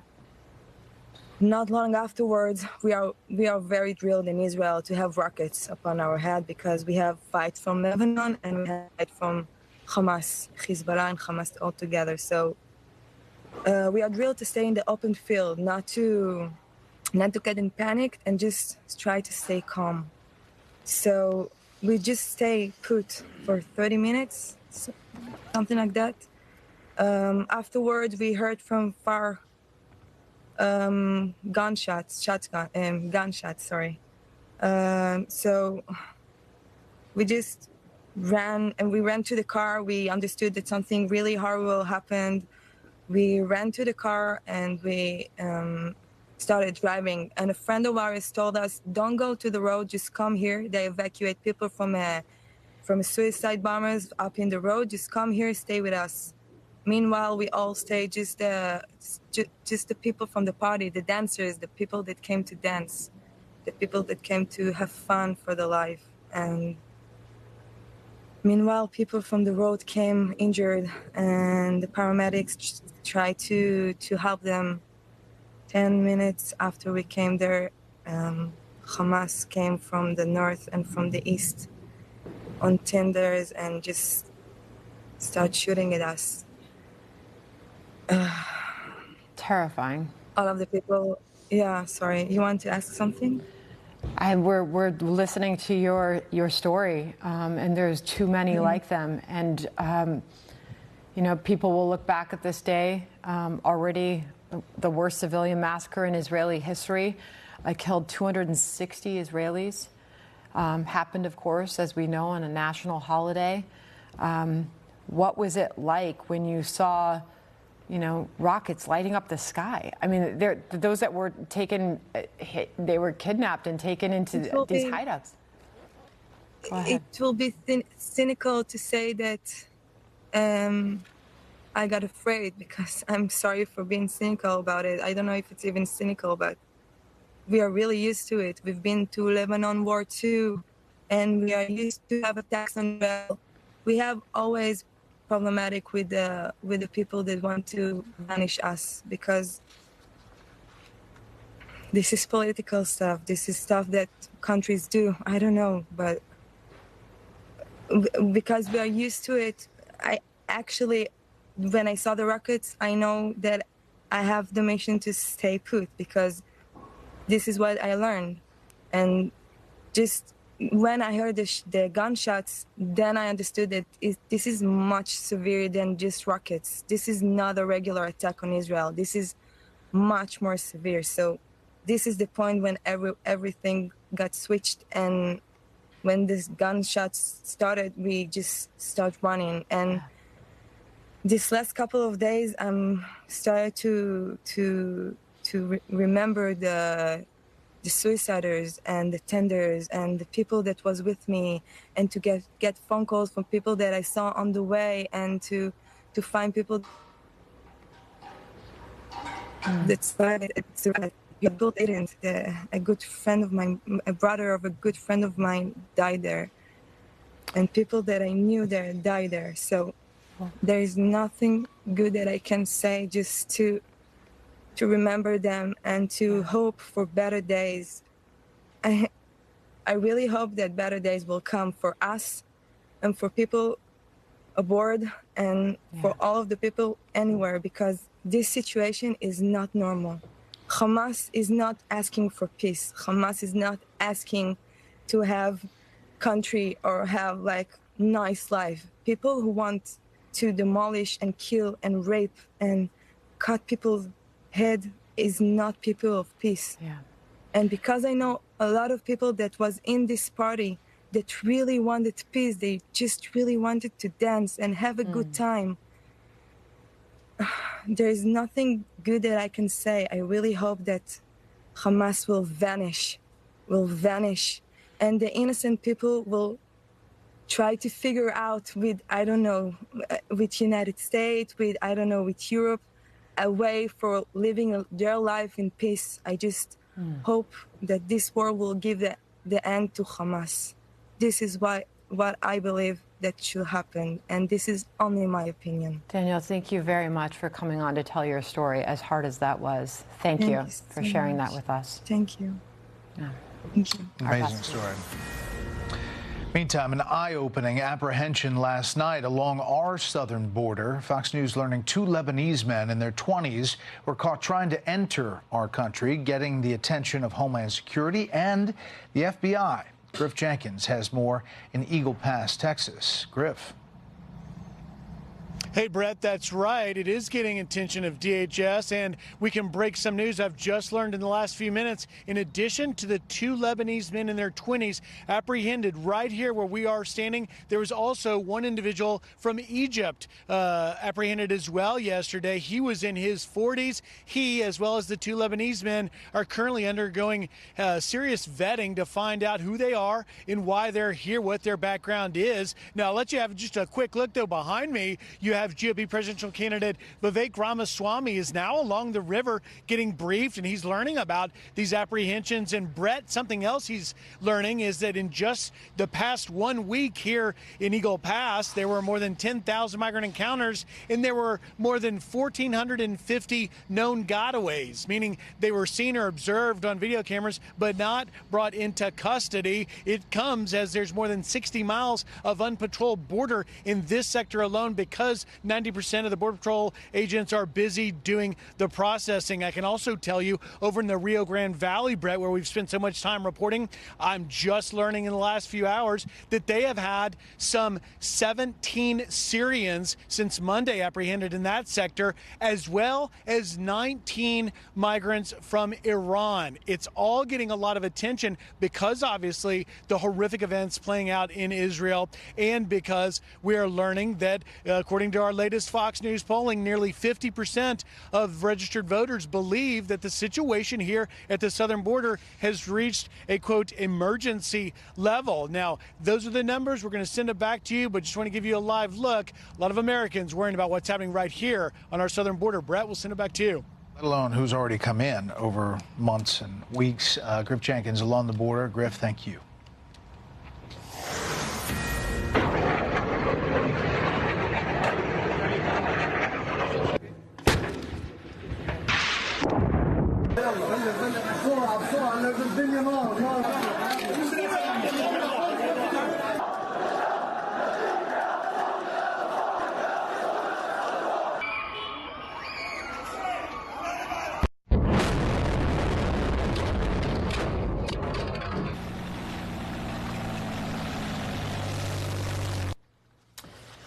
And this is a Fox News alert as we top off a brand new hour and our coverage continues. A historic warning from Israel's defense forces to more than 1 million civilians in Gaza.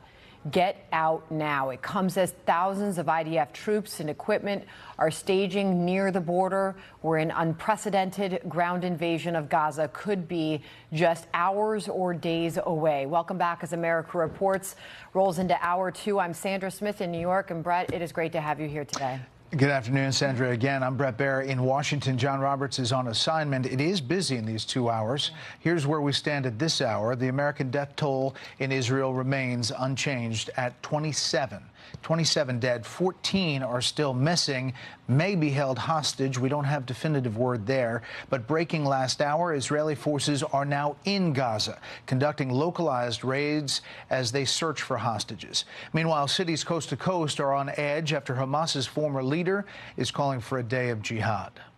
New York City taking no chances, boosting patrols and counterterrorism details. We expect a major pro-Palestinian rally to be happening in Times Square. That is expected to get going later this hour. We have a crew there, and we will bring you all the developments from it. Fox Team coverage starts right now. Mark Meredith standing by at the White House with more on the Biden administration's efforts to bring the kidnapped Americans home. First, let's get to southern Israel and senior foreign affairs correspondent Greg Palkot. Greg, what's happening there? Well, Sandra, Brett, what is happening right now is sirens are blaring out. We heard just about and saw about 5 minutes ago an Iron Dome interception of a Hamas militant rocket appeared to come over the Ashdod. We are hearing explosions here. Maybe you can swing us around. We're seeing Iron Dome intercepts going up in the sky. We are hearing them blast. Cameraman Randall will get any kind of view we can of this. Again, we're about 20 miles up the coast from Gaza. This place has been a little bit quiet in the last couple of days, but certainly the strikes against Hamas militants inside Gaza had been absolutely the most intense that we've seen since we've been on the ground. Again, a huge uptick of airstrikes, and apparently in the background we're hearing Hamas militants trying to strike back. There was, again, as you noted, Brett, that new report in the last couple hours of small groups of Israeli military, probably special force commandos, going into northern Gaza, trying to seek out Hamas rocket locations to try to head off things like we just saw behind us, and also trying to look for hostages. Remember, there's still 150 kept inside there. This after an extraordinary warning, as you noted, from the Israeli military that 1 million plus Palestinians must leave the northern side of Gaza to go south. Hamas rejected that. The UN said that wasn't practical, but many are leaving because they are worried about the worst to come, as this whole region looks ready to blow. 8 Palestinians were killed in clashes in the West Bank. There were deaths in skirmishes between Israel and Hezbollah on the northern side of this country. But from here, everybody getting ready for what looks like a very substantial land incursion. Take a look what we saw and what we heard earlier today.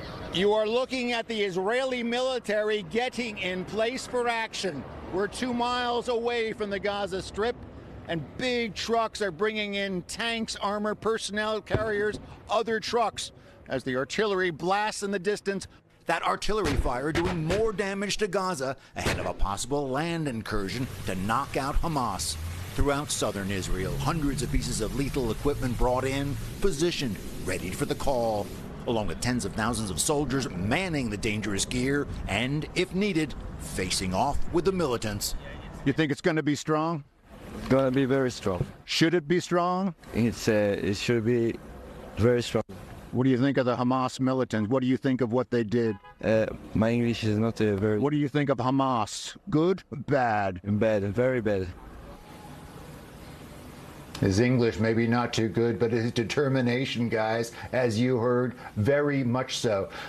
Secretary of Defense Austin in Israel today, pledging military support. The tolls on both sides, 1,300 dead in Israel, 1,800 now dead inside the Gaza Strip. And if this incursion really starts rolling, the fear is that casualties on both sides could soar as we watch out for any more missiles coming from Hamas and the Gaza Strip tonight here in Ashdod. Back to you. We are thinking of you, Greg. Be safe, and we will check back in with you soon. Greg Palkot there. Thank you. Brett? As the Biden administration continues its efforts to support Israel, U.S. officials are still searching for concrete details on the Americans captured by Hamas, starting with just how many are there. Correspondent Mark Meredith is live on the North Lawn from the White House with more on that. Good afternoon, Mark. Brett, good afternoon to you. The White House insists it's doing all it can to help those Americans who've been held hostage now for roughly a week. We just learned from the White House moments ago that President Biden spent roughly an hour on Zoom. That's that video conference software, speaking to the families of those who have been missing, trying to reassure them that the U.S. is doing what it can. The president also explained to 60 Minutes why he wanted to make those calls. Here's what he had to say last night. Because I think they have to know that the President of the United States of America cares deeply about what's happened, deeply. We have to communicate to the world this is critical. This is not even human behavior. It's pure barbarism. And we're going to do everything in our power to get them home if we can find them.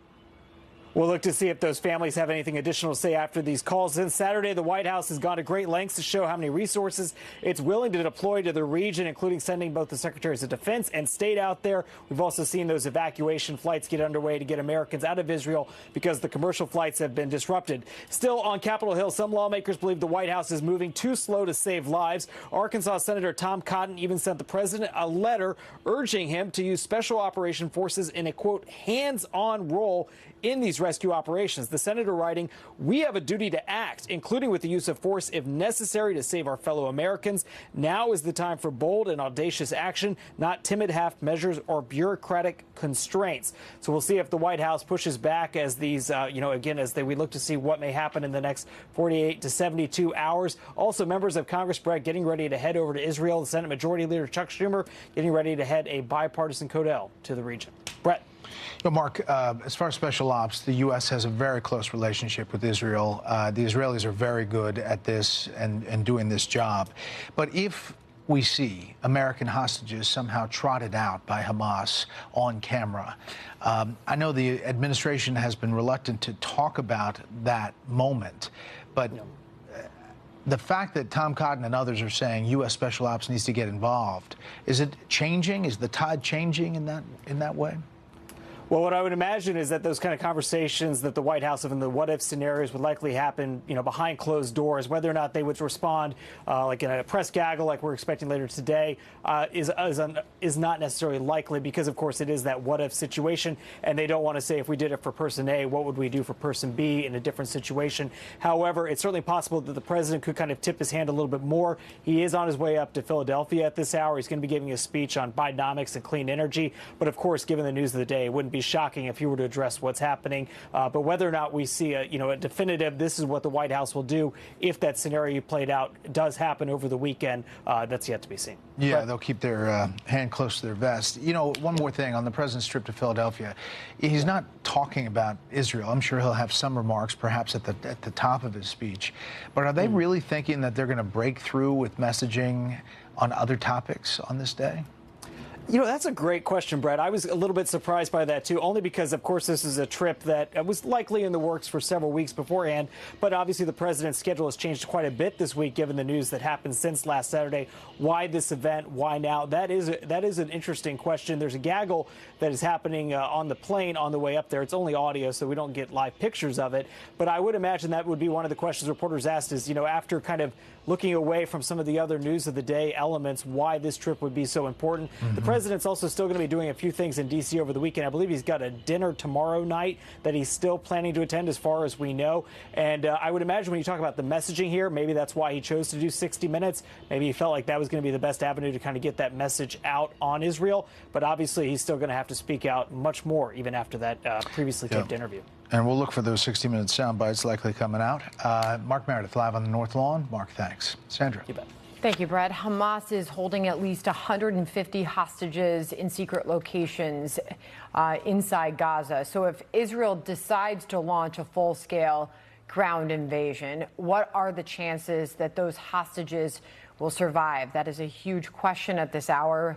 Brent Sadler joining us now, retired Navy captain, former Pentagon official, and a Heritage Foundation senior fellow.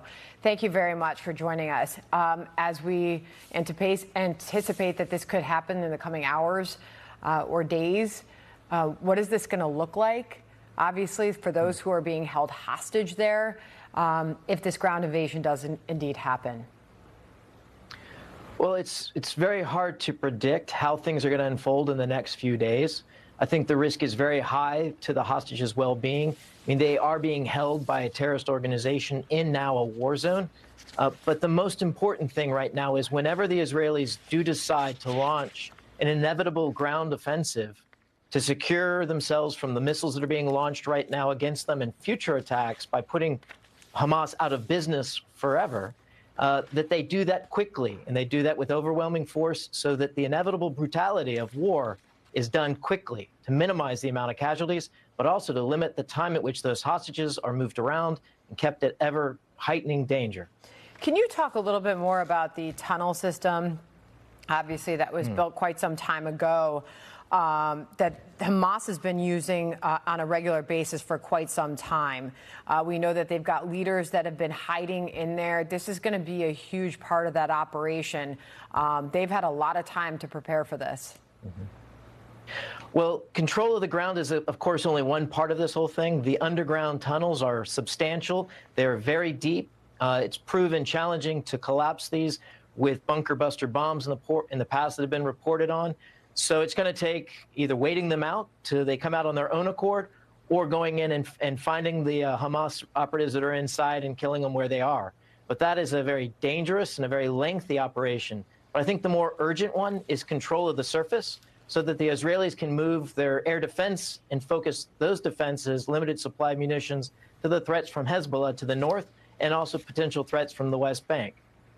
Can you also talk about the evacuation of citizens from countries all over the world? We know this is a major global effort that is ongoing at this hour. The U.S. says the FBI and the Pentagon has personnel on the ground in Israel. There are ongoing efforts there. They're providing support to Israeli special operators to recover hostages. But when it comes to countries all over the world that are orchestrating troops and military planes to go in and get people out, this is a massive operation that is ongoing at this hour. No, as one would expect, but an evacuation of third-party civilians out of a hot, active war zone is extremely problematic and challenging. And most times in history, it hasn't gone very well. There's been undue casualties and damage that's occurred in the process of trying to do that. Now, the U.S. has moved a carrier strike group nearby, which does provide the president some options. It does provide a platform in which to move helicopters as well as aircraft to get those Americans out quickly at the leisure of American forces. But that comes with a significant amount of risk. When it comes to the Gaza Strip and this evacuation that is happening, I mean, you're talking about a massive amount of people, 1 million in the northern portion of the Gaza Strip that have been told to get out now, a strong signal that this ground invasion could be happening soon. The Israeli Defense Forces is saying, think of the Gaza Strip as one layer for civilians and then another layer for Hamas. We're trying to get to that second layer that Hamas has built, saying they aren't bunkers for Gazan civilians. It's only for Hamas and other terrorists so that they can continue to fire rockets at Israel, to plan operations, to launch terrorists into Israel. We can only imagine what this is going to look like and how sophisticated the planning that is underway right now is for this, Brett. Well, I think one characteristic of the way Hamas fights is they like to intermingle and mix with the civilian population. So I don't see that changing. And despite, some Palestinians are able to move to the south out of this declared area that the Israelis are telling them to get out of, there's still going to be civilians, many probably held against their will. So I don't see the threat of Hamas using human shields as changing or going away. But it's going to be bloody. It's going to be building by building kind of fighting when it actually starts. Brent, we really appreciate you joining us and giving us your insights on that. Thank you. Thank you. All right. Tensions, meanwhile, are also high on college campuses, as we've been discussing. This is happening nationwide. CB Cotton is live at Baruch College in New York City, where a pro-Palestinian rally is currently underway. CB, what exactly are you seeing down there? Well, Sandra, as you said, tensions continue to rise at college campuses across the country, including here at Baruch College. I want to step out of the way and give our viewers a better look. This is a group of 50 or 60 students who've gathered. Some are wearing traditional keffiyeh scarves covering their heads and face. Others are carrying signs in support of Palestine. And we're told a prayer is happening right now. Signs reading "From the river to the sea, Palestine will be free." I've seen other signs quoting the Quran. Others referring to Israel as a settler state. And we're going to try to move in a bit closer. This protest here, it follows countless others that have happened in the city and across the country this week. We know hundreds faced off in dueling protests on Columbia's campus yesterday. One student telling me she thinks about 500 people gathered to support Palestine at another protest at Hunter College across town. Most students saying they were standing in solidarity for Palestine. One student accusing Israel of creating propaganda. Another saying this. People are taking sides and taking Israel's side. And as much as death is, tragic, there's no two sides. It's free Palestine. Whenever there is a situation or whenever there is a group of people who are being oppressed or not letting their voices be heard, they have a right to violence. And across the country, hundreds of students took to university campuses to rally yesterday as part of a call by the National Students for Justice in Palestine organization. Some students calling Hamas terrorist martyrers during the rallies while shielding their faces as they made inflammatory chants. And Sandra, again, back out here live at this current protest, we're told this is a prayer getting underway. Again, you can see those traditional keffiyeh scarves. Right now, everyone is silent as the prayer continues. We're told this group is going to march to Times Square. And Sandra, I also want to mention this week, dozens of House Republicans called on Education Secretary Miguel Cardona to visit campuses where protesters have praised Hamas's actions. We're going to stay out here on scene and monitor what's going on. All right, CB Cotton, that is happening live right here in New York City at this hour. CB, thank you. Brett? Cities across the country, Sandra, ramping up security as the former leader of Hamas, as we've been talking about, calls for a day of rage. In New York City, police say there are no credible threats at this time, but they are putting additional officers in place at busy areas like schools and places of worship. Nate Foy is live in Times Square, where a huge pro-Palestinian rally is expected to happen less than an hour there. Nate, what are authorities telling you? Well, Brett, we're seeing that beefed up security presence that you talked about. But where I am right now, which is right near Times Square, this entire area within the hour will be full of pro-Palestine protesters. You see the Palestine flagpole attached to this truck right here as protesters are starting to fill in all sorts of different signs here, many of them saying free Palestine, a whole bunch of things are being yelled at this point, and the intensity will only increase as the afternoon continues, Brett. But I spoke with the special agent in charge of the New York FBI field office today, and he told me exactly what we heard from Governor Hochul and Mayor Adams. They don't have any specific threats that they're monitoring, but with that global day of jihad that was called for by the former leader of Hamas, they are really concerned about what could happen. They say they're prepared for it. In terms of how they interpret exactly what that means, they declined to tell me today, but the former leader of Hamas told anybody who supports Palestine to show their anger on the streets today. So that is the reason for the beefed up security presence. And also New York City specifically really focusing on schools and houses of worship, not only the locations of these protests like where we are right now. Governor Kathy Hochul spoke with the White House and the Department of Homeland Security last night, and she says that she's ready to call in the National Guard if needed.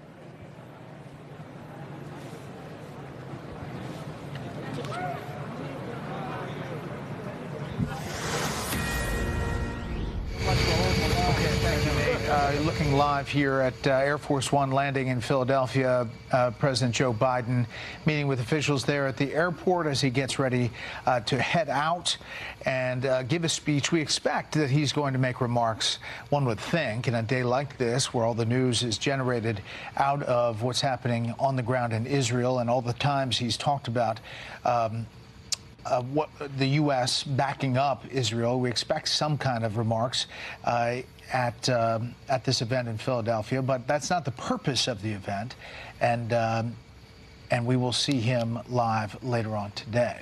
As tensions between pro-Palestinian and pro-Israel demonstrators grow around the world, some say they fear anti-Jewish rhetoric may only get worse. Let's bring in Ambassador Mark Regev, a former spokesperson for Benjamin Netanyahu, former Israeli ambassador to the UK. Ambassador, thank you for being here. I want to start broadly about what has developed over the past day. I talked to you a couple of days ago, and where you see things standing as of this hour. Well, following the October 7th massacre, we've had a few difficult days in Israel. And from defense, it took us a while to clean out the terrorists who'd infiltrated into our country, and they were hostage situations. And it took us a few days to get control of our own territory. And now we've moved from defense to offense. And we're hitting the terrorists hard in Gaza. We're going to continue hitting them hard until we have crushed their military machine. And as we've said, when this is over, there won't be a terrorist organization in Gaza that has either the desire or the capability to cause the sort of damage and terror that they did on October 7th. That's the goal. Yeah, as hard as it is to believe, anti-Semitic remarks and posts have gone up some 500%, we're told, since all of this began, despite our reporting of the depravity of terrorists on children, terrorists on families, and what we saw from the Hamas attack. You see these anti-Israel protests here in the U.S., around the world, this call to action, this global jihad call, a day of rage was called for. What's your thoughts about this as you see these images? Well, maybe your viewers are unaware. Maybe yes, maybe not. I don't know. But everyone knows that Hamas is a terrorist organization. Everyone knows it's an extremist organization. Everyone knows it's a violent organization that's capable of the sort of brutality we saw on October 7th. But people maybe are unaware that it's also an avowedly anti-Semitic organization. You read the Hamas charter, and there is obscene material there about Jews that mirror what was written once in Europe in the first part of the 20th century about Jews. The same sort of terrible anti-Semitic stereotypes about Jews and the protocols of the elders of Zion and conspiracies and evil Jews and so forth and so on. There's material there about the Jews causing world wars. There's material there about Jews corrupting the morals of good Muslim women. It goes on and on, this diatribe of anti-Semitism, blatant anti-Semitism.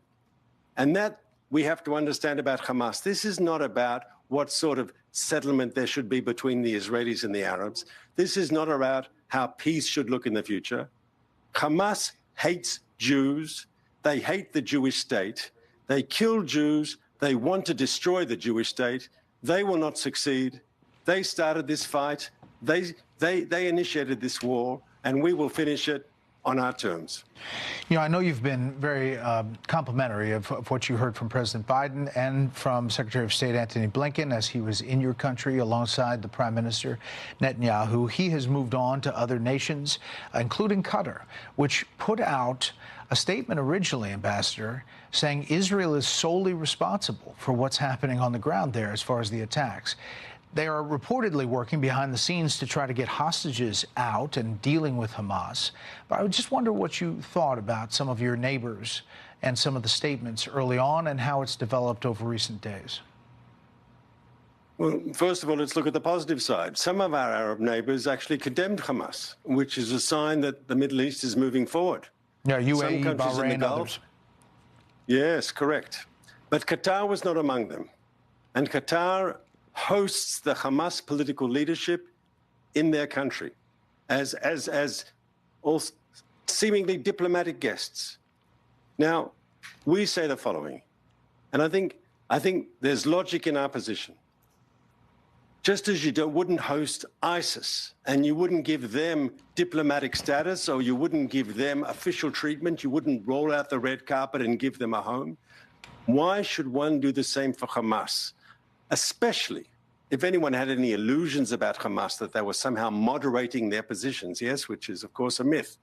But after the October 7th massacre, how can anyone have any illusions about Hamas? They are a bloodthirsty, brutal terrorist organizations. They rape, they behead, they burn people alive, they take people hostage and take them back. They kidnap them and take them back, and they're sitting in some dark cellar today in Gaza. These people deserve to be fought and defeated just as the way ISIS was defeated. And countries that host these people, I think we should consider sanctioning them. How can you have business as usual with a government that has official relations with Hamas, a government that hosts Hamas leadership in its capital? I think the international community has to think very seriously about how we deal with those sorts of governments. Yeah. Ambassador, just wondering, as you look at these images about people protesting, supporting Palestinians, maybe some of them are anti-Israel. If you make a distinction, obviously you're talking about Hamas and the terrorist organization and having to annihilate it. Between Hamas and Palestinians broadly, and explaining that to our audience. And then secondly, as you look at and get ready for what's going to happen likely in days, this battle that is going to go into Gaza to try to take out the terrorist threat from Hamas, and how that may affect the world's perception as those public images go around the world in a minute. So I'll tell you a story. My daughter was on holiday in Italy. And when this crisis happened, she came home. And instead of going to her job, she's a reserve officer in the IDF, the Israel Defense Forces. She joined her unit and she's now down south. And of course, as a father, we're worried, but also as a father, I am proud. And there are, like my daughter, there are tens of thousands, if not hundreds of thousands of young Israelis who are now ready to do what we need to do to protect our country and to change the situation in Gaza. Now, I know it's not going to be easy.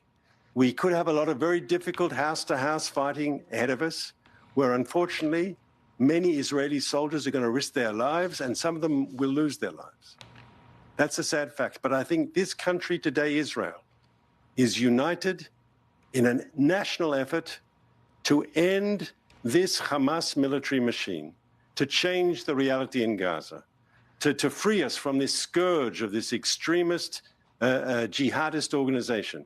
And just as ISIS was defeated in Iraq and in Syria, we will defeat Hamas in Gaza.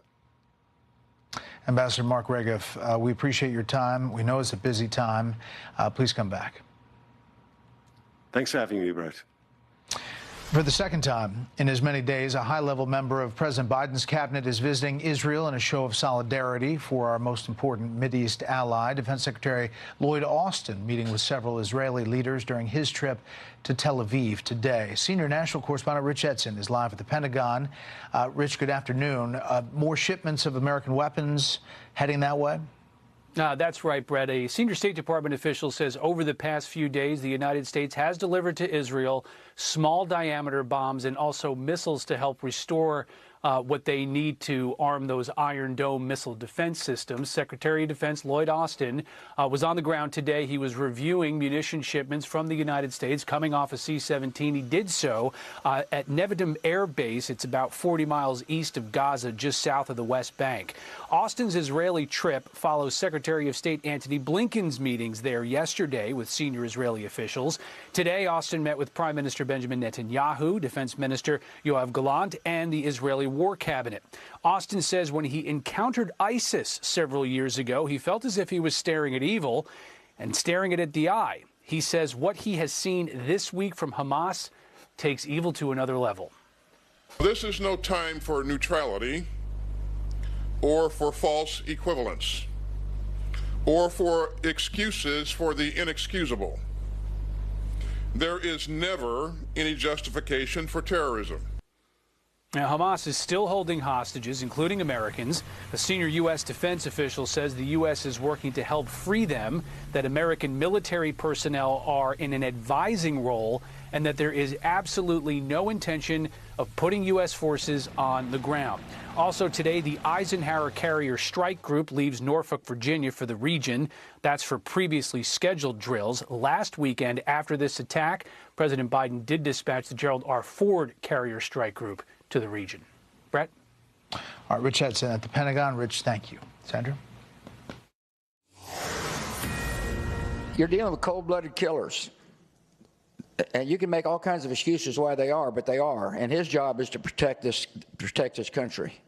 And anyway, we'll find out what he's made out of.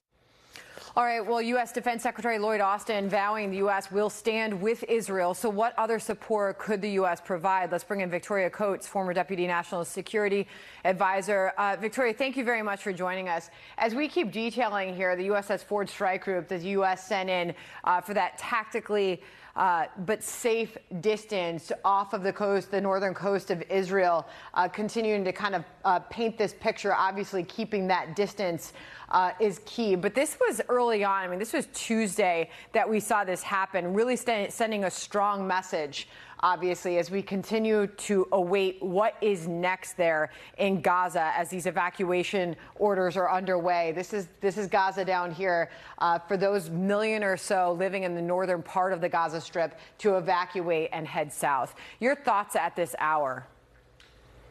Well, it's good to see the Gerald R. Ford, our newest, our only nuclear-powered submarine, or sorry, not submarine, aircraft carrier, arrive on the scene, because that comes with extraordinary capabilities, and that's where the deterrence comes in. Everybody knows the United States can fly all fighters off of that, which gives us basically, an Air Force base wherever we want it to be. So that's a huge capability. And the hope is that everyone will, all the bad guys will be sufficiently scared of that they will think twice before provoking Israel or, God forbid, us. And, it's good to see Secretary Austin in Israel today. Good to see the small bombs and interceptors being resupplied. And hopefully that is primarily what Israel needs, the interceptors for the Iron Dome and the David Sling systems for various types of missiles that could come in, the rockets out of Gaza, but also the more dangerous, longer range missiles that Hezbollah has up north. So, we hope these things keep flowing, that there is no delay in resupply to Israel if they are indeed on the eve of a massive ground invasion of Gaza. And as we know, this is about 5,000 sailors. The newest, most advanced aircraft carrier, as you were just detailing, Victoria, can hold about 90 aircraft at the length of about 3 football fields. So you're talking about a massive presence that is out there. Just sort of flipping to the next screen here to look, obviously putting everything in perspective with Gaza here, the northern border of Israel with Lebanon here, as we await what happens next along the northern border there. Victoria, perhaps you can shed some light on what we're learning with this ongoing situation and the exchange of missiles there. The White House said today that it has not seen any indication, Victoria, that other actors were considering joining and widening the ongoing conflict between Israel and the Palestinian militant group Hamas. I'm quoting directly John Kirby. We haven't seen any other external actor that has indicated a willingness or readiness to widen and deepen this conflict. But Victoria, this is happening. As we know, Hezbollah has been increasing and raising its rhetoric. The Hezbollah leader said today that the group would not be swayed by calls for it to stay on the sidelines of the ongoing conflict between Israel and Hamas, saying the party was fully ready to contribute to the fighting. What does that tell you about what could be happening next in that region? Well, Sandra, with all due respect to Admiral Kirby, I mean, that just doesn't pass any sort of a smell test, because what we have here is a situation that has been created by the Islamic Republic of Iran. Everybody knows it. Hamas doesn't have the capabilities to put together a spectacular attack like the one they mounted on October 7th.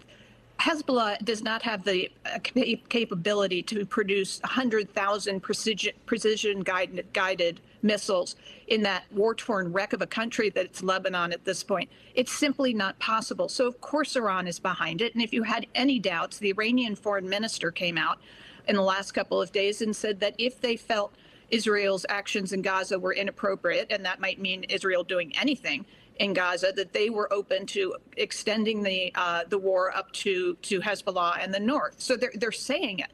And I don't know what kind of proof. I don't know if they need an engraved invitation or something like that to actually hold the Iranians culpable. And I also don't know why they're so reluctant to do so. If the Iranians are innocent, and I don't for a second think they are, but if they are, they should prove it, and that burden should be on them. And Victoria, Daira, if you could just add a little bit of detail here. This was one of the rocket launch points out of southern Lebanon that After that happened earlier this week, Israel immediately responded by sending troops and equipment to the border there. As far as overall expectations and military might on the part of Israel, how they're deciding to spread that out and where. Real quick final thought on that from you, Victoria. Yeah, they'll have to be really strategic. But bear in mind, Sandra, there are tunnels under the Lebanon border, too. And Israel also has to worry about West Bank. So this could be a very dicey, very fast. It's why it's important to have the U.S. presence. Victoria, really appreciate your analysis on that situation as we await to see what happens next. Victoria, thank you so much. Thank you, Sandra. All right, Brett. The White House, Sandra, is not changing the president's schedule amid the ongoing war between Israel and Hamas. As we said, President Biden is now in Philadelphia. We saw him land an Air Force One there. He will tout Bidenomics, despite obviously poll numbers that show many Americans may not be on board with that. We have the speech put up there live, and you can see the sign in the background, Bidenomics, in the distance. Interesting. So we'll see if he makes any remarks on the ongoing conflict there. We'll be watching for that, Brett. Meanwhile, Capitol Hill remains in turmoil as the House is still without a speaker at this hour. How that's leaving additional aid for Israel hanging in the balance.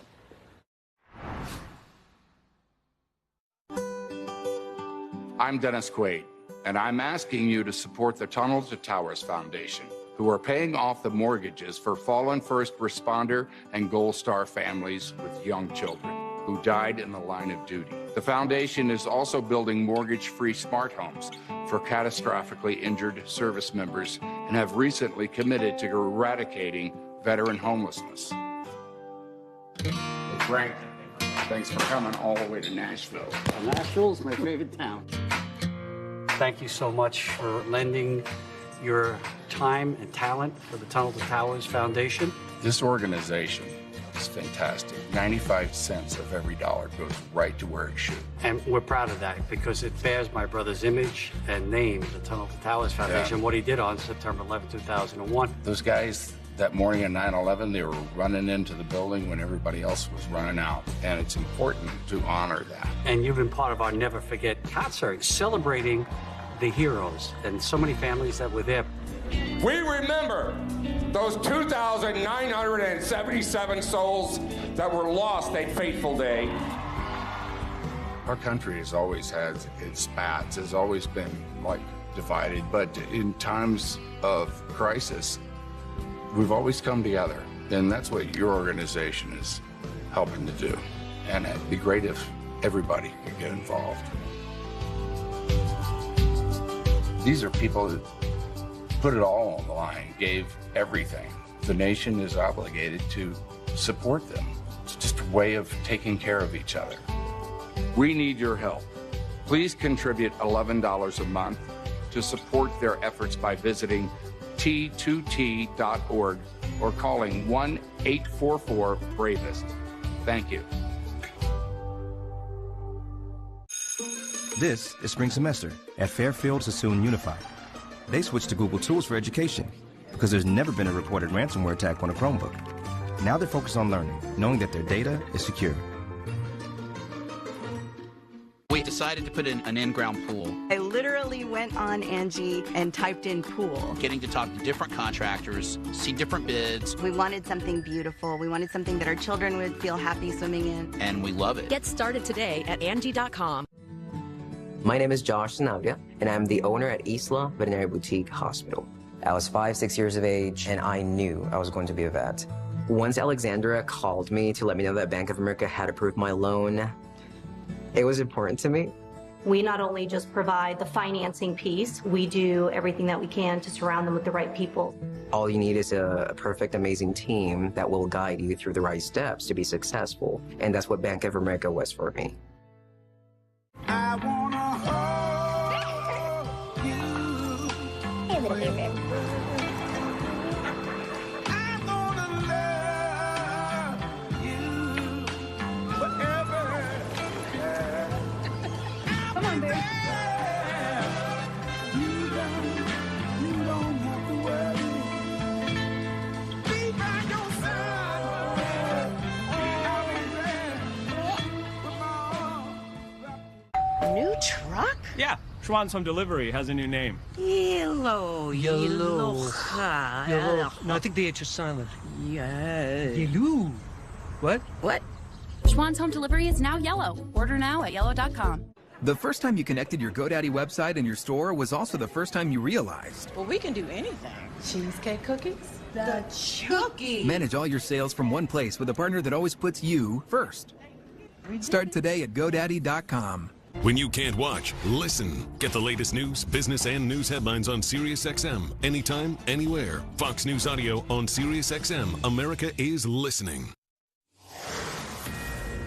Well, President Biden is still going on with his trip to Philadelphia. You saw him just a short time ago. On the ground there, he's expected to deliver a speech despite the ongoing war between Israel and Hamas. In a few moments, he will once again tout his Bidenomics agenda, as new Fox News polling shows two-thirds of American voters disapprove of his handling of inflation. Peter Ducey is live in Philadelphia. He's got more on what we're about to see and hear from the president. Peter. Sandra, we don't know if we're going to hear anything from President Biden about Israel or about this emotional Zoom call that he had with the families of 14 American detainees, Americans held captive since Saturday's attack. But we know we're definitely going to hear about hydrogen hubs. This is the location where one of 7 hydrogen hubs is being built over the next couple of years as part of a green energy push. And the White House is defending their dual track for this week, where the president is consistently engaged, mostly behind closed doors, on Israel, but then can still come and do stuff like this. Look, the president has to do multiple things at once. The president's going to go to Philly. He's going to continue to talk about Bidenomics. He's going to continue to talk about what he's doing to bring back manufacturing, to create good-paying jobs. That's what you're going to hear from Americans. That's something that Americans also want to hear from. And this is an official White House event, but it does have the hallmarks of a political event ahead of an election year. We are in Pennsylvania, in Philly, where President Biden goes more than anywhere else. There are union leaders here, there are union members here, there are elected Democrats here, and the president is going to have the microphone to say whatever he wants about his own policies. Later on this evening, on the way back to the White House, President Biden is going to stop for a few hours at his home in Wilmington, Delaware. Officials are not telling us exactly what that stop is about. We don't know if it is related to Monday's interview, Sunday and Monday's interview with the special counsel Robert Hur, which dealt with classified documents that were held at that house in Wilmington, one of the locations, or if it is something else. We hope to learn more later. Sandra? Keep us posted. Peter Ducey on the ground there in Philadelphia. We will listen for the president shortly. Thanks, Peter. Brett? Sandra, Israel is exchanging rocket fire with militants in Lebanon, and there is concern that Hezbollah will fight alongside Hamas. We've seen some exchanges already. Chief Correspondent Jonathan Hunt has more, has been tracking it. Jonathan, good afternoon. Good afternoon to you, Brett. There is great concern that Hezbollah, the very well-organized, very well-funded terrorist organization that is based in southern Lebanon, could enter the fray in this ongoing conflict. Hundreds turned out today for a Hezbollah rally in Lebanon, and later we saw an exchange of fire between Hezbollah forces and Israeli forces on the border between northern Israel and southern Lebanon. Now, if you want to look at the way that this conflict could potentially play out, it's good to look back at 2006, the last time Hezbollah and Israel went to war. Then Hezbollah fired hundreds of rockets into southern Israel, terrifying for the residents of cities all over northern Israel in particular. But the Hezbollah rockets are more sophisticated now than they were then. They can hit anywhere throughout Israel. Israel responded in 2006 with devastating airstrikes against Hezbollah positions in southern Lebanon, close to the border, but also in Beirut itself.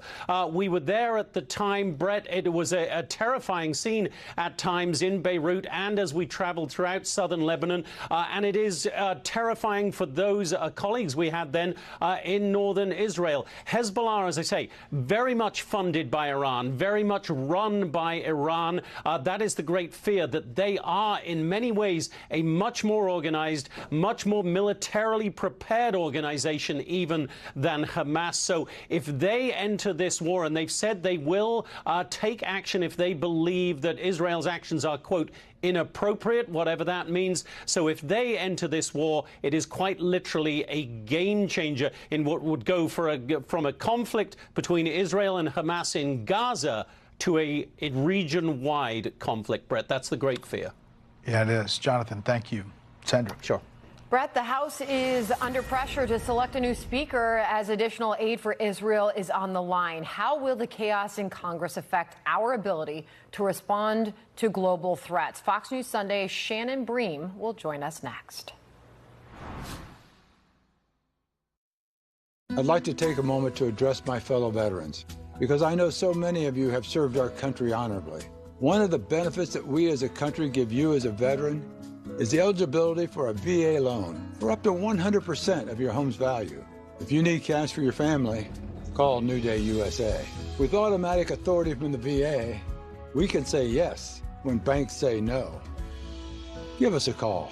Call 1-866-228-7495. Let me be direct. You're watching football wrong. What do you call a guy in face paint that can't get the game? A clown. Sorry, what app was it again? No, just give me a second. Amateurs. Oh! Sorry, everybody. DirecTV Sports Central gives you access to every game. So you never have to compromise on game day. Was that necessary? I was just illustrating a point. Visit directv.com for up to a $400 reward card. Okay. Meet Norman. He's part Jack Russell and part tornado. Meet the Bissell Crosswave Hydro Steam. It's part vacuum, mop, steamer, and tornado chaser. Bissell, a new breed of clean. It's time to remodel your bathroom, but you don't want the hassle or the worry of getting it finished. You just want to pick a style and relax, knowing that it'll be wonderful when it's done. Is that too much to ask? No, actually, it's not. Rebath. From start to stunning. Call us or visit rebath.com to schedule your free in-home consultation. Frustrated by skin tags? Dr. Scholl's has the breakthrough you've been waiting for. The first FDA-cleared at-home skin tag remover, clinically proven to remove skin tags safely in as little as one treatment. Nikki Haley on the story. From the war unfolding in the Middle East to the GOP primary race at home, the presidential candidate discusses the latest in a must-see interview today. Important announcement regarding the dangerous herbicide paraquat. If you or someone you love has developed Parkinson's disease or Parkinson's-like symptoms after being exposed to paraquat, call Saddle Rock Legal Group now. You may be eligible for substantial financial compensation.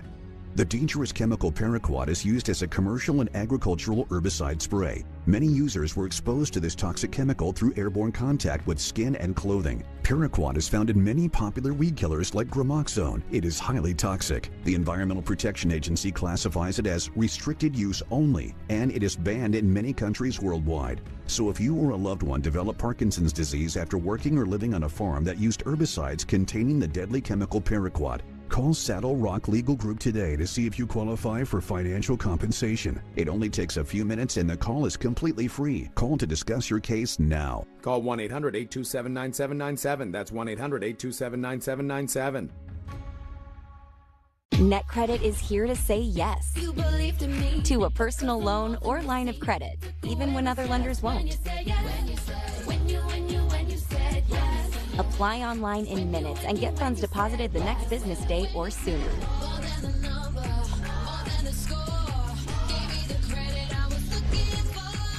Go to netcredit.com. NetCredit. Credit to the people. Fox News alert as Israeli Prime Minister Benjamin Netanyahu did just address his nation and the world, saying, quote, soldiers are fighting like lions, all security forces, health service, all citizens, all united. Much will be told about all the bravery, he said, of our people. on that terrible Saturday. We will not forget, said Netanyahu a few moments ago. To the families, he said, I spoke to several families of those killed. We will never forget what our enemies did and will not let the world forget. Netanyahu saying this is only the beginning. The enemy just started to pay the price. He then said he spoke with the U.S. President Joe Biden and leaders around the world, and that he and his country have the support from them. We will beat Hamas. It will take time, but we will win, said Benjamin Netanyahu just a short time ago. All right, meanwhile, there is chaos unfolding on Capitol Hill as the war in Israel heats up. Majority Leader Steve Scalise is out of the speakership race now. But does Ohio Congressman Jim Jordan have enough support to become the next nominee? That is the question at this hour. Fox team coverage now. Shannon Bream on whether Congress will be able to take swift action without a leader. But first, we head to the Hill where Aisha Hasni is standing by. She's reporting live on all of this for us. What's the very latest, Aisha? Hey, Sandra. Well, I've just told a few moments ago that House Republicans will take an internal closed-door test vote on Jim Jordan at about 3:10 this afternoon. So just about 15 minutes. They're going to get back together inside a conference room, and they're going to take a test vote to see if he has a 217 needed to take this to the floor and do an official speaker vote. In the meantime, a lot of pressure is intensifying on House Republicans as the Israeli-Hamas war continues to go on. I can tell you that House Foreign Affairs Chairman Michael McCaul was just at the White House. He is now racing back to Capitol Hill to make this test vote that's about to happen in the next 15 minutes. And he was basically discussing with the National Security Council about a possible aid package for Israel, which of course would need a House Speaker if that was going to happen. I'm told that McCaul basically asked to beef up all of the different funds, all of the different buckets that the president has the ability to draw down from.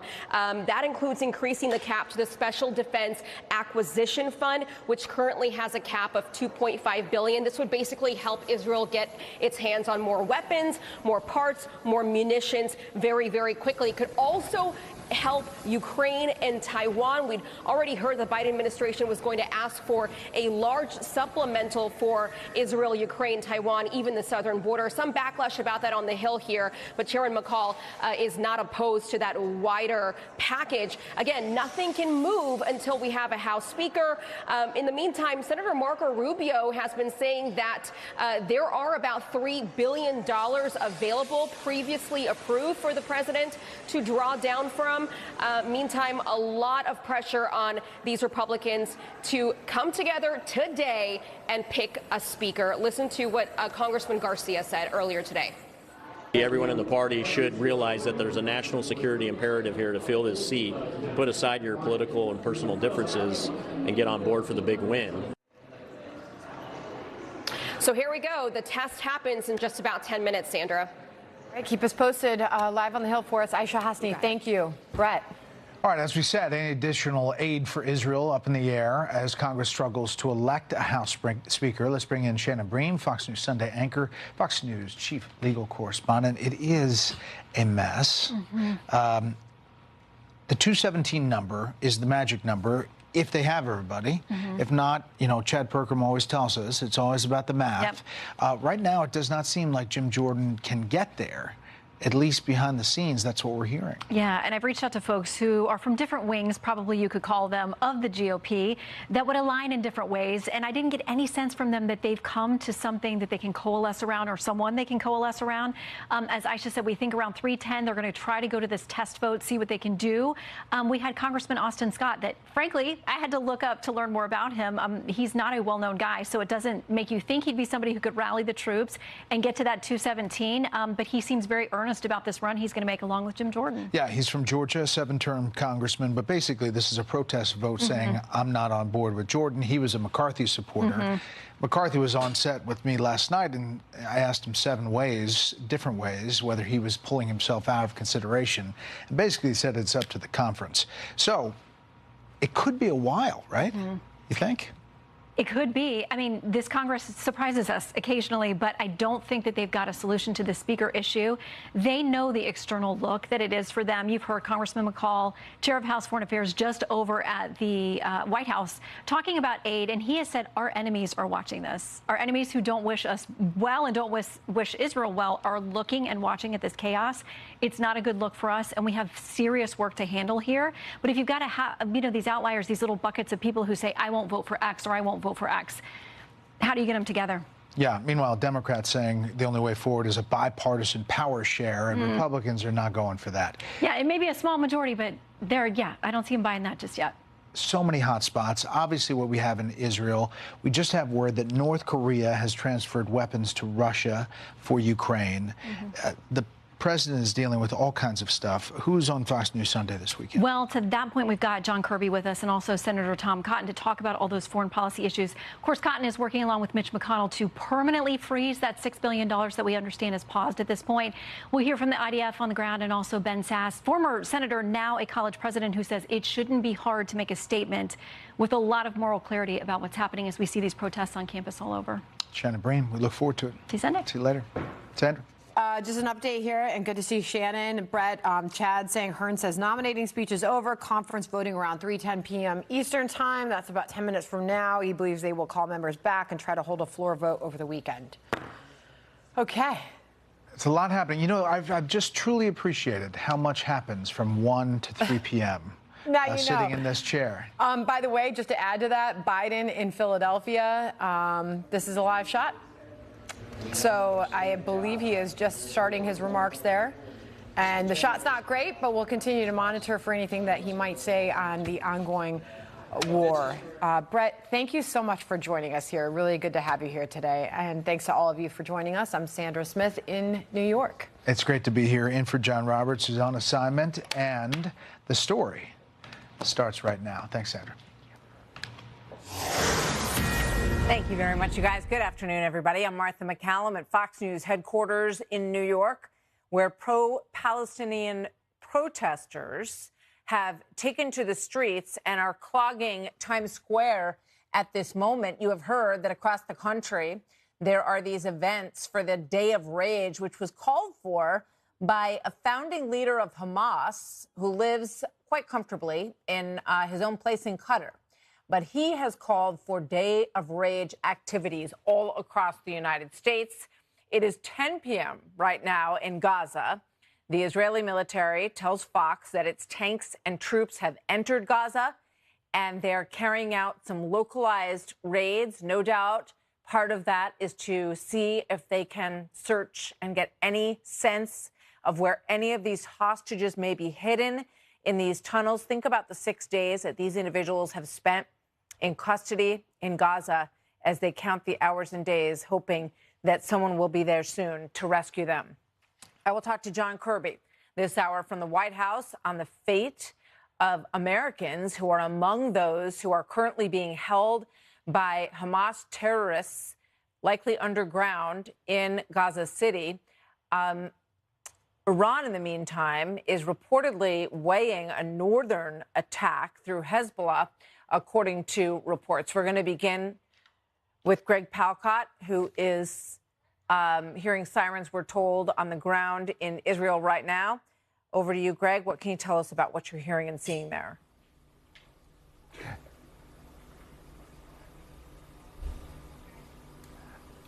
Hello, Liz. I believe I'm talking to you now. Sorry, we have just a little bit of an audio problem there. Let me tell you what we've been seeing in the last couple of minutes. We've seen the Iron Dome defenses going up here over the town of Ashdod, and we have been seeing the militant missiles coming from Gaza. Hamas has been very busy tonight, but just in the past 24 hours, we've seen the most extensive strikes by Israeli air forces since the time we've been here. Hundreds and hundreds of bombs dropped on Gaza, aiming for the Hamas militants. Of course, this comes amid amid the reports that we've been getting just in the past 3 or 4 hours that the start of at least a limited land incursion has started inside of Gaza. Israeli small forms of special force units have entered northern Gaza. They have hit Hamas locations, and they have looked for the 150 hostages that remain inside of Gaza right now. This, of course, comes after this very, very strong warning from Israel to Gaza, basically to the UN and police forces there overnight, that 1.1 million Palestinians have got to leave the northern side of Gaza to go to the south for their own good. Hamas says no, UN says no, but in fact, a lot of people were heading south today. They don't want to take any chances. This is, frankly, the whole region looks like it could blow up if this escalates further. We saw 8 Palestinians killed in clashes in the West Bank. We heard of deaths with clashes between Hezbollah and Israelis in the north between Lebanon and northern Israel. But the focus remains, Liz, here on the ground, and the possibility of the full-scale incursion maybe in the next hours, days, whatever. Take a look what we saw and what we heard. All right, Greg Palcott, bouncing back and forth between the business channel and the news channel, different locations in Israel, and giving us the best sense of what is going on the ground there. Well, let's go to Mike Tobin now, who joins us from Netivot, Israel. Mike.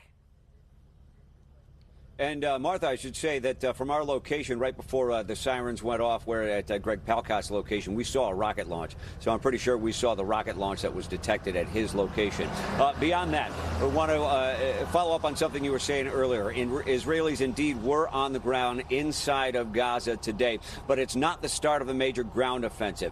What we're hearing from the IDF is that this was related to the people who had been taken hostage and taken inside of the Gaza Strip. Ynet, one of the Israeli news sources, is reporting that surveillance had detected the remains of some of the people who were missing, and this operation was about collecting those remains and getting them back into Israel. That being said, inside the Gaza Strip, the exodus is underway. You've got more than 1 million people. They've got to make it south over really just one road. There's one main road that goes along the beach there, so you have a tremendous traffic jam of people trying to get out of harm's way. That being said, in the morning, at least throughout the day, Hamas did continue to fire rockets into Israel. We were in Ashkelon. More rockets came down there. We have this unique video of a rocket making an impact at an apartment building there. Spoke with the mayor of Ashkelon. He is out of patience. His people are panicked, and he said it's time for the Israeli Defense Force to do whatever it takes to stop the rocket fire. Too bad the army is not hitting them in a meaningful way. I do not see a normal country letting this happen. Civilians are being hurt. We saw the atrocities that started a week ago. They are continuing. The Israeli Air Force has been hitting Gaza City, 750 strikes last night. They continued throughout the day. Presumably, they'll continue throughout the night tonight. Something unique. Leaflets were dropped over Gaza. That is how the Israeli forces have been communicating to the people of Gaza that now is the time to get out. Some of them heeded the warning. Obviously, some of the people are leaving. A mass exodus is underway. It's not clear how many people are staying. They did get the message from Hamas leadership to stay behind, but some of the people aren't listening to Hamas. They're leaving. Reports that they physically were stopping them from moving south don't appear to be hashing out. Martha? Okay. Mike Tobin, thank you very much. Big decisions for the people of Gaza to make as this begins. And as Mike reported, what we've seen is IDF going in to recover bodies, likely of Israeli soldiers and civilians that they are bringing out. And what you're looking at right now is a live shot in Times Square. 3 o'clock Eastern was the go time for this Day of Rage protest that we understand is, well, obviously is now underway. You can see people. Let's listen to this for a second.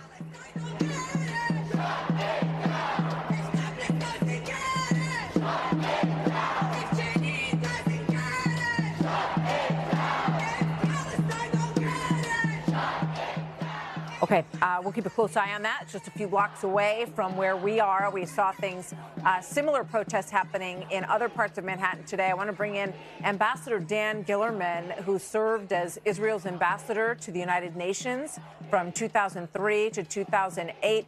Ambassador, it's good to have you with us. What's happening where you are? I know you were just down in a bomb shelter. What can you tell us? Yes. Hi. Good afternoon, Martha. Good afternoon. Actually, while I was waiting to come on, the sirens blared, and we're very disciplined, and the home front makes us all go into bomb shelters. We have one in our apartment. Most apartments in Tel Aviv have them. So we went in. We actually heard the explosions, which I think were the Iron Dome intercepting those missiles which were fired at Tel Aviv. And now that episode is over, I'm very happy, although the circumstances aren't happy ones, to be with you this evening. You know, you all are so used to living this way. How is it different now? And, I'm just thinking about all of the voices who are talking about the potential for where this could go and how much broader this could become. We hope it does not. But what is your sense, having watched this play out over the decades, Dan? Well, as you say, unfortunately, I've witnessed many wars, and including the Six-Day War and the Yom Kippur War and the Second Lebanon War, where I was actually at the UN and negotiated the resolution which wrote an end to it. But this is different. This is truly different, and in fact, much worse and horrendous than even the Yom Kippur War. Because what we've witnessed this time is animals. And, when I say animals, I hesitate, because calling these people animals is actually an offense to animals. They're wild beasts. They came in, they mutilated bodies, they beheaded babies, they raped women. In a way, ISIS this time Hamas this time made ISIS look like Mother Teresa. They showed their ugly face. They showed how really inhuman they are. And as a result, this is going to go much further, and I think all the way until we obliterate and diminish, not just diminish, but demolish Hamas. We will not stop until the last Hamas terrorist and the last Hamas leader has met the 72 virgins they yearn to join in heaven. We'll make that journey quick and swift and very, very, very effective for them. We know that Hamas has the opposite in mind. Backed by Iran, they have tried to wipe Israel off the face of the earth, and now Israel has a mission towards Hamas, a similar mission towards Hamas. It is a terrible time for that region, and we watch and we cover it all. Dan Gillerman, thank you very much, sir. Always good to have you with us. Thank you for being here. Thank you. Just one quick word. You mentioned Iran, and we all know that Hamas is a proxy of Iran. This was, I think, initiated by Iran, which is the main perpetrator and engine and financer of terror in the world, maybe to some extent to sabotage the upcoming agreement between the United States, Saudi Arabia, and Israel, because they don't want to see peace in the Middle East. They want to see carnage, and they will do everything to sabotage it. And what we've just seen is part of it. So we're fighting not only Hamas, we're also fighting Iran. And in a way, we're doing it for you, because what you're seeing here today is just the trailer and a preview, soon to be seen in a theater near you, unfortunately. Scary times, to be sure. Dan Gillerman, thank you very much. Good to have you here, sir. So these are called Day of Rage protests, which I have mentioned. 14 Americans are still missing in Israel and assumed, many of them, to be held hostage. We don't know how many of them will be discovered or who many of them may have been lost. Not an exact number on those being held. But the White House says that President Biden has been meeting today virtually with the families of those Americans who are being held. A short time ago, I spoke with John Kirby, National Security Council Coordinator for Strategic Communications. Here's that.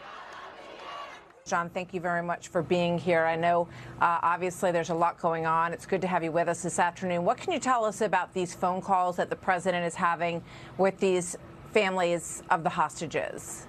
Yeah, thanks, Martha, for having me. It was basically a Zoom call that he had today, and he was also joined by the National Security Advisor and our Special Envoy for Hostage Affairs, Roger Carstens.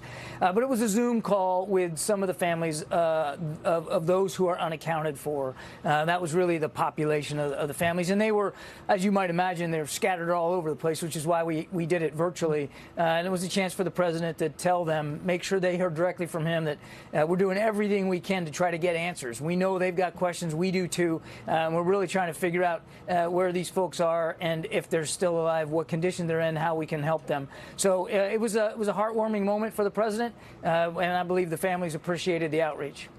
I'm sure they did. So there's some reporting that Iran is watching closely to see how Israel acts in Gaza, and that if they see fit or they see a need, then they will open up that northern front on the Hezbollah side as well. So that's suggesting that if they don't see what they would consider to be appropriate restraint by Israel, that they're sort of hanging that over their head in terms of opening another front in the north. What do you say to that? Well, I can't confirm the reports that Iran feels that way. I mean, certainly they can speak for themselves on this, and I have no doubt that they are watching developments in Israel very closely, given the longstanding support that they've given to Hezbollah and to Hamas. I would just reiterate what the Secretary of Defense said when he was in Tel Aviv today, reiterating the president, that we take our national security interests seriously in the region, and any actor, state or other actor, that wants to seek to widen and deepen this conflict and escalate it, our message is don't try it. We've got that extra carrier battle group, strike group in the Eastern Mediterranean. We've added other military assets to the region. We take our national security interests seriously. So one of the big questions I think that a lot of people have who are watching all of this is why there appears to be a somewhat hesitant or curious deference to calling out Iran's involvement in this situation. You have reports from the New York Times, you have reports from the Wall Street Journal about direct involvement of Iran in the attack that happened almost a week ago, and now how they're watching over all of this. Here's the former Secretary of Defense, Esper. Watch this moments ago. You know, Brett, it is puzzling that we had this report come out from the Wall Street Journal on last Sunday evening, saying that, the IRGC plotted with Hezbollah and Hamas on the plans and that Tehran greenlighted it. And then we had this kind of conflicting, unconfirmed reporting coming from the administration that they can't ascertain that yet. So he says that's puzzling. John, what do you say to him? I would tell the former Secretary of Defense that we're looking hard at the intel stream, as you might expect that we are. And even as you and I are speaking here, Martha, we just haven't seen any specific tangible intelligence that leads us to the conclusion that the regime in Tehran was witting, resourced participant in these specific attacks. But I also want to make it clear that we absolutely believe in the broad complicity of Iran here. What's the difference, John? What's the difference? Without Iran, there would be no Hamas. There would be no Hezbollah. We understand that. But what I'm saying is we're looking at it and we haven't seen the direct evidence. And if people are looking for us to say, well, you got to hold Iran accountable, I mean, my goodness, Martha, take a look at what we've done in just 2.5 years. More than 400 entities in Iran sanctioned. Additionally, just by this administration, 300 of them in the last year. Heck, we just did some a few weeks ago, and some of that was directly tied to entities that support their support for terrorist networks. We boasted our military presence not just in the Eastern Med, but in the Gulf region as well. We're keeping a close eye on Iran, and we've sent a strong signal to Iran about their destabilizing activities. And we're going to keep doing that. We're not taking any options off the table. Despite that, though, John, you acknowledge that they're making more money on oil sales to China than they have ever made. Billions of dollars in sales to China. The largest, it's increased dramatically since 2018. And then we have this issue, and I know there's a lot of back and forth over this, of the $6 billion, and why the White House can't just come forward and say that that money is absolutely not available. Not that it hasn't been touched, but that if they were asked or requested, it would be denied.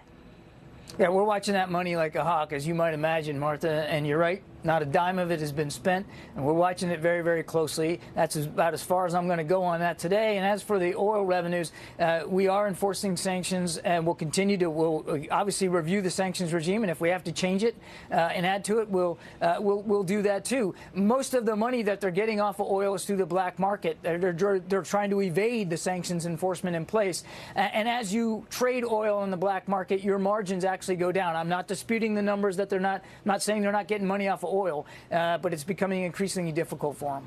So why not say that they will not be permitted to tap into any of the $6 billion, rather than you're watching it? So that sounds like you could watch them come access some of it.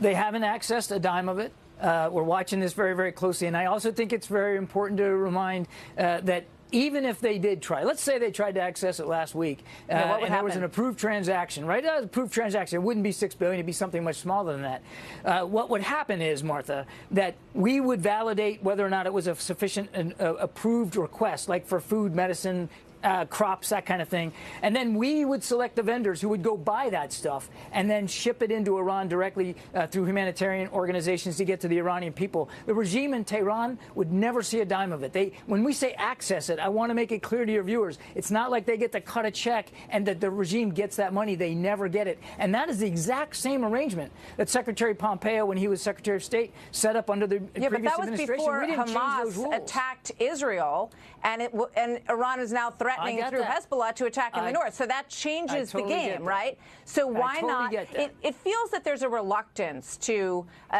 step on the toes of Iran, John, in any way. No, ma'am. No, I'm sorry, Martha. I just don't agree with that. Not at all. So tell me why. Why shouldn't people read this that way? Because I've gone through a lot of it. I mean, my goodness, we've issued 400 more sanctions against Iran. We've improved and increased our military posture in the region.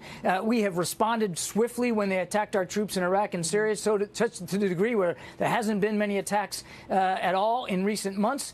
We've got the longest truce ever in Yemen's history in terms of 15 months now of peace and security for the Yemeni people. Believe me, we are watching the Iran account very, very closely. We're not in discussions with them about the Iran deal anymore, since they weren't negotiating in good faith.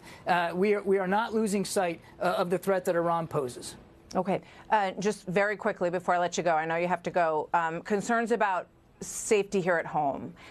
You know, all of us have heard from college kids on campuses, very nervous today about what could happen, whether or not a gunman is going to, do something crazy and hurt people. We know that there's 151 on the terror watch list who are now somewhere in this country. And Fran Townsend, former Homeland Security advisor to President Bush, said she finds what has happened at the border with regard to these missing individuals terrifying.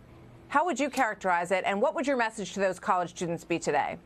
Well, you and I have talked about this many, many times, so I won't reiterate it all again. I mean, obviously, we take our domestic security concerns very, very seriously. And you saw days ago, the president announced that federal law enforcement and the intelligence community was going to continue to work closely with state and local authorities, knowing that there could be spillover violence from what's going on between Hamas and Israel, both to the Jewish and the Muslim community here in the United States. And we're watching this closely. We don't know, and this is a really important point to make, we're not aware of any specific credible threats to any Americans right now as a result of what's going on between Israel and Hamas. But we're not sitting on that. We're not taking it for granted. We're working very, very hard to see if we can identify any threats and be able to disrupt them, whether you're in the Jewish community, the Muslim community, or not. No matter who you are, you should be able to live and work and recreate in peace and security, and we're absolutely committed to that. We are definitely eyes on here, and we're going to watch it very, very, very close. All right. John Kirby, I appreciate your time as always. Thank you very much for being here today. Yes, ma'am. So I just want to mention some breaking news that Jackie Heinrich has just reported from the White House. She is reporting that the United States urged Israel to delay its ground operation in Gaza until safe passage could be secured for Palestinians, and also urged them to abide by the laws of armed conflict. Also, the first charter flight, which we heard about, has taken off. According to these reports, 100 people have been evacuated from Israel by the United States government, and also an initial stage of planning a cruise ship option for evacuees from Israel is also underway, according to our Jackie Heinrich, White House correspondent. So we'll keep you posted on the latest developments there. In the meantime, let's go to Times Square, where correspondent Nate Foy is standing by as protesters are demonstrating in support of Palestine. Hi, Nate. Hey, Martha. Yeah, there's beefed up security here just south of Times Square on this global day of jihad as declared by the former head of Hamas. The NYPD beefed up its security. Everything here is under control right now. The better part of this block is full of pro-Palestinian protesters. I'll ask my photographer, Nathan, to pan on the other side of the street. You can see about 40 pro-Israel counter-protesters. But where we are right now, Martha, you see this pickup truck behind me. The leaders here are leading these chants. On the bed of this pickup truck, you can see a lot of people holding up signs. One of the pro-Palestinian protesters here is with me, Amnea, right now. Amnea, explain to me your perspective and what brought you here today. We're here to express solidarity with the Palestinian community who's been facing a brutal 75-year occupation of their land by a colonist settler colonial state, which is Israel. We're here to say that there's a genocide happening in Gaza right now. You have a captive population of 2 million Gazans who cannot escape. They're being told to flee and apparently getting text messages to their phones after Israel cut off the power 2 days ago and being told to flee their buildings. There are no bomb shelters. The borders are closed. The border of Egypt and if the Rafah crossing was even bombed, you have a captive population of 2.2 million people who cannot leave. This is genocide. This is not even slow genocide anymore. This is ethnic cleansing, and this is genocide happening right now before our eyes. When you saw the pictures or heard the stories of the innocent lives that were murdered in the terrorist attack last Saturday, what did you think? How did you feel? Okay, so there's been a lot of misinformation around what Hamas has been doing. And really, the reality is that a lot of claims about beheading babies and raping women were retracted by the LA Times. But the media has run with this narrative, and it's a dangerous narrative that is being used to justify. How did you feel when you saw those images of babies being murdered? I just reserved. So immediately, I was like, something isn't right here. This doesn't sound right. So I waited like 24 hours to see, okay, what's going to happen? And the next day, LA Times retracted this news that that women were raped. Because, of course, we don't support rape. We don't support any beheading of babies and all this ridiculousness. We have to run, but thank you for your time. Appreciate it. Martha, everything right now is peaceful. Chants are continuing. We'll send it back to you. Yeah. These families have lost children. They've lost spouses in the bloody siege that happened at the hands of Hamas outside of Gaza City. And with that, we bring in Dan Hoffman, a former CIA operative and station chief. He's also a Fox News contributor. Dan, great to have you with us today. Thank you for joining us. We see this aerial shot right now. I don't know if you can see it, of New York City's Times Square or just south of Times Square. A fair number of protesters out there, and we just heard from one of them. I think she gave us, sort of the gist of the sentiment that they are professing there. Your thoughts on what's going on after the leader of Hamas and founder, former leader and founder, called for a day of rage and jihad across this country? Yeah, I mean, watching the protests in New York, I had a few thoughts. First is that that's counter to U.S. government policy. Those sorts of protests would never happen in Iran. They wouldn't happen in Gaza. But they can happen in a democratic country like ours, or frankly, Israel. Secondly, some of the comments from the young woman, a little bit dystopian and a refusal on her part to just acknowledge the facts. It's similar to what we used to hear from Holocaust deniers, and that, of course, is something that Iran is quite famous for. I think we should all acknowledge, and sadly many don't, that this was a massive terrorist attack where Hamas brutally murdered innocent Israeli civilians. They didn't just conduct those terrorist attacks, they also inundated social media with all sorts of images and videos of their sadistic barbarity. And I think they did it because they want Israel to mount this ground offensive in Gaza. It's a cauldron petri dish that is going to result in a lot of bloodshed. And while we might recognize the law and armed conflict, a key principle of which is distinguishing between enemy combatants and civilians, Hamas does not.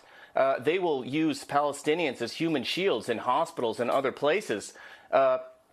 And even though we recognize that, it's not going to play very well in the capital cities of, for example, Doha or Riyadh, or maybe even in New York City, where it'll get lost in translation, tragically. Yeah, you were the station chief in Moscow, and all of these are catalysts for sort of the larger impact on global politics. How do you think Russia and Putin view what's happening now, and how do you think they see the chess pieces moving from all of this?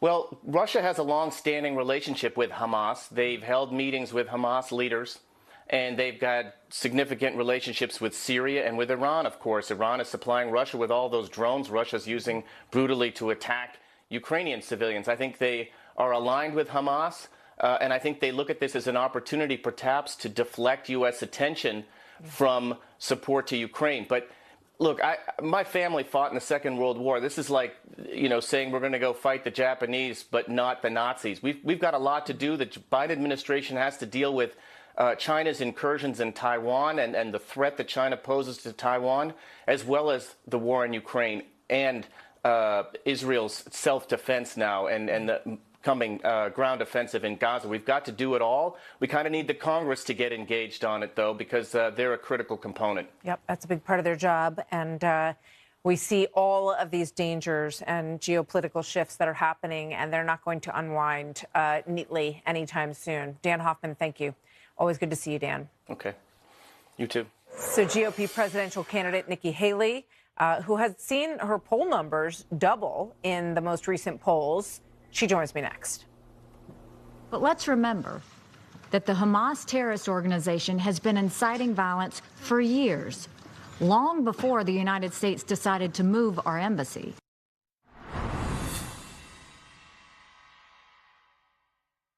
The Fed is printing money like crazy. Debt is rising by the trillions. Is there a way to profit from this madness? What do these experts say? The more money you print, the less your dollars are worth, and that's why you want to own gold in your portfolio. Even Bank of America says $3,000 gold is entirely possible.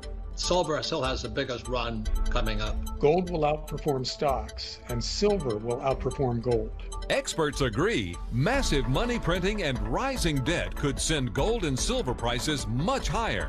How high? Find out. Call for the experts' money printing report and gold and silver decision guide. See just how high gold and silver prices could go. I think gold and silver will win big. The report and guide are free. Also ask how you can get $15,000 in bonus gold or silver. Call Lear Capital now at 800-885-2000. 800-885-2000. 800-885-2000.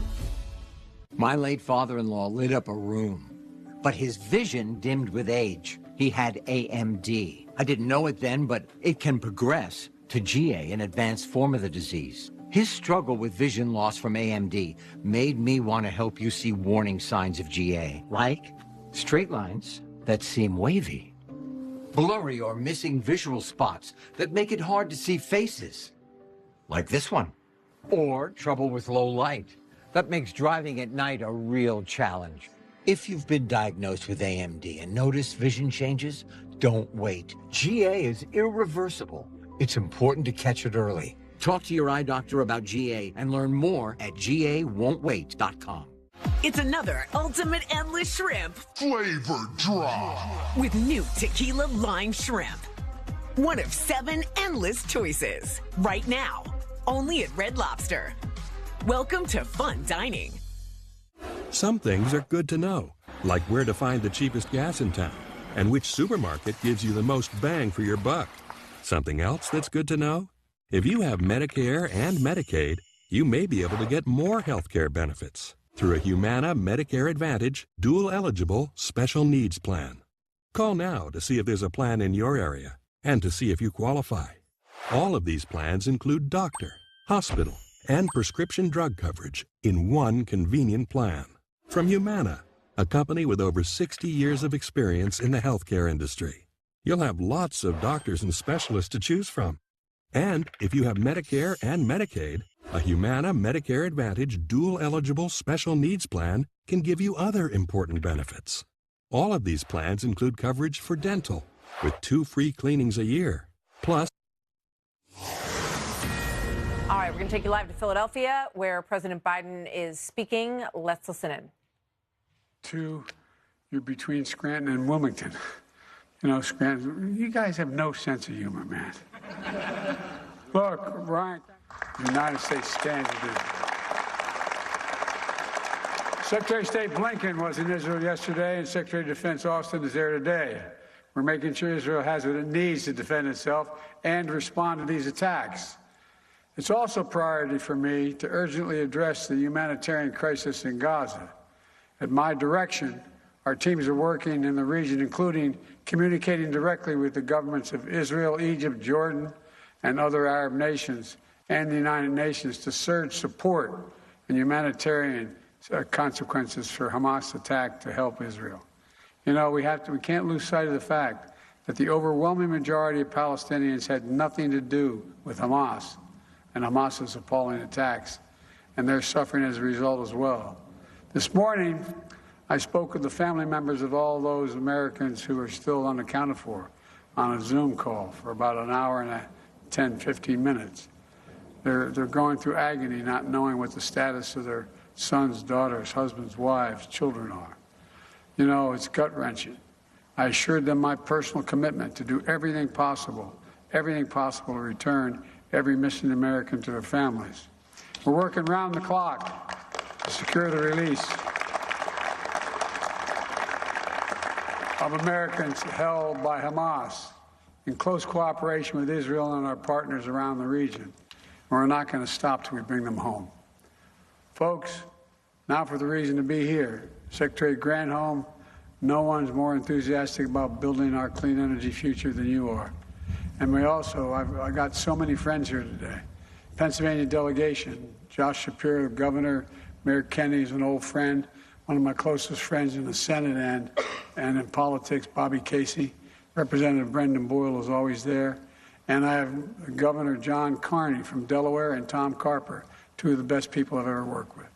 The New Jersey delegation, Donald Norcross. I kid Donald all the time that Delaware's small, but we own the Delaware River up at the high water mark in New Jersey. By the way, there's a lawsuit that actually happened. Anyway, but and he couldn't be here, but Cory Booker is a good friend, and who's on the ground in Israel. And when the attacks occurred, from everything he's doing to support the people of Israel. And I also want to thank him for pushing so hard for the projects we're about to talk about. And Governor Phil Murphy couldn't be here either, but he's also a strong, strong supporter. And one thing before we get started, let's go Phillies. You watch that game last night?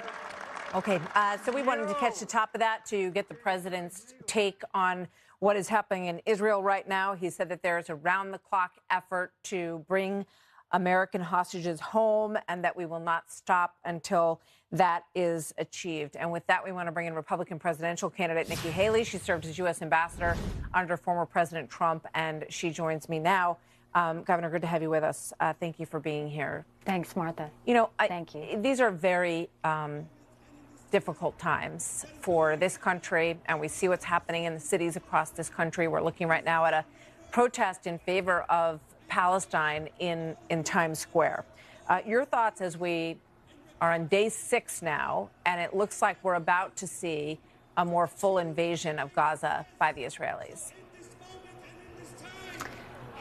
I mean, this is a heavy time for sure, and I think that we have to look at what is happening. If you look at what's happening across the country, what that means to me is we have to heavily communicate how brutal, how torturous, how bloody all of this was that Hamas did to Israel, and say this can never stand. We need to eliminate Hamas. We need to make sure that we eliminate them for good. And it's not just having and supporting Israel when they get hit. We need to support Israel when they hit back as well. The second side of it is we all care about the Palestinians. It's not that we want to hurt the Palestinians that are innocent in this. You know, in Gaza, you've got half the Palestinian community that supports Hamas. You've got the other half that doesn't. That's why Israeli has put flyers out. That's why they've tried to warn them. That's why Egypt should take them. But let's be clear. there's going to be a time where not only I expect the Biden administration, everybody else is going to tell Israel, hold back, use restraint. No, you eliminate terrorists wherever they are. And I was in those tunnels, Martha. I've been on the border of Gaza. I've been on the border of Lebanon and seen those missiles pointing right at Israel.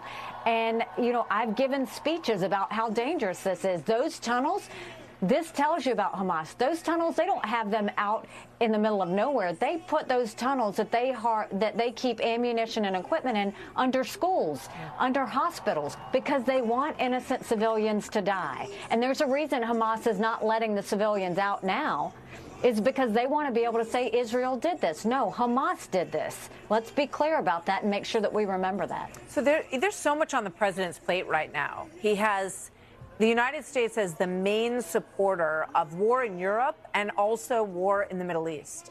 These are very consequential times for leadership in the country. Then here at home, you have concerns about security and people who've crossed the border, many of them on the terror watch list.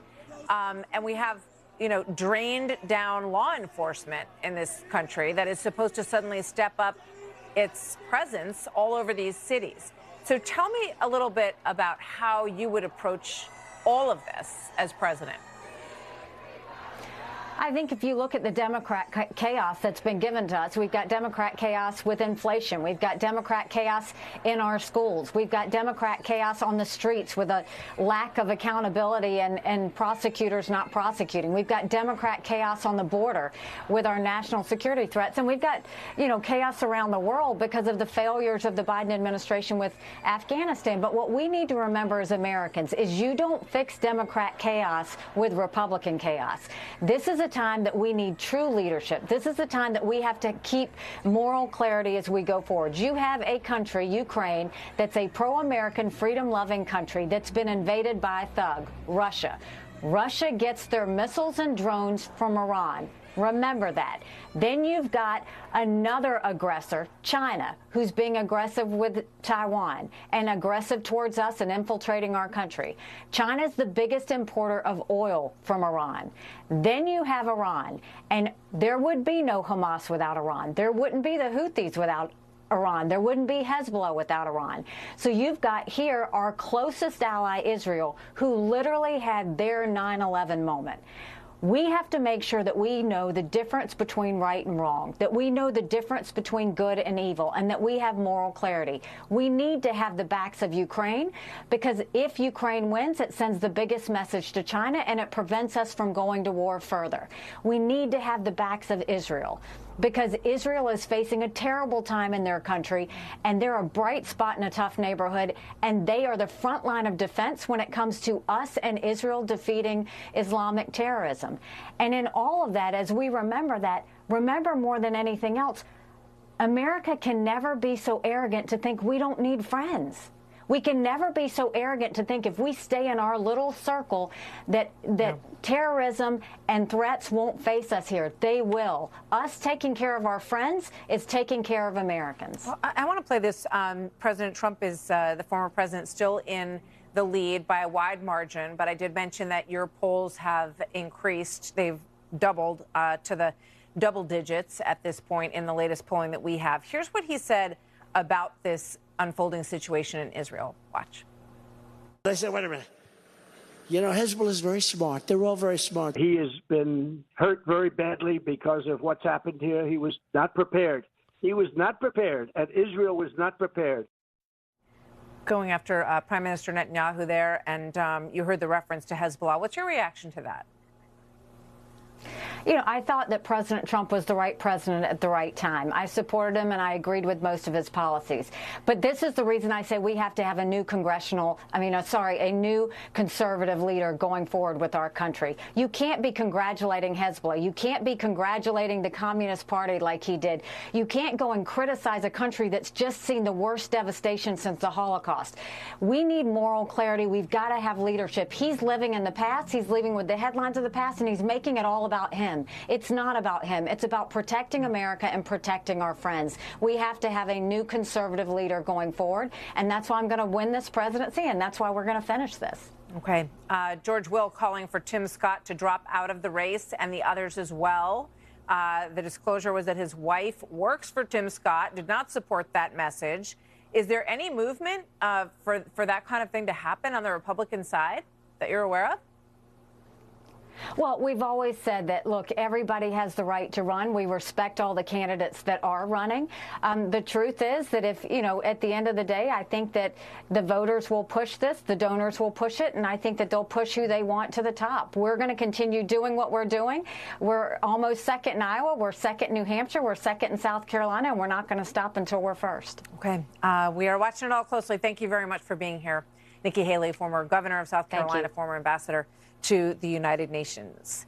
So the Israel-based reporter who went viral this week, she gave an unflinching account of the atrocities that happened in one of the kibbutzes near Gaza City. And she joins us with her latest reporting now. Babies, their heads cut off. That's what they said. Gunned down, families completely gunned down in their beds. You can see some of these soldiers right now comforting each other. This is Remington. He's a member of the family for sure.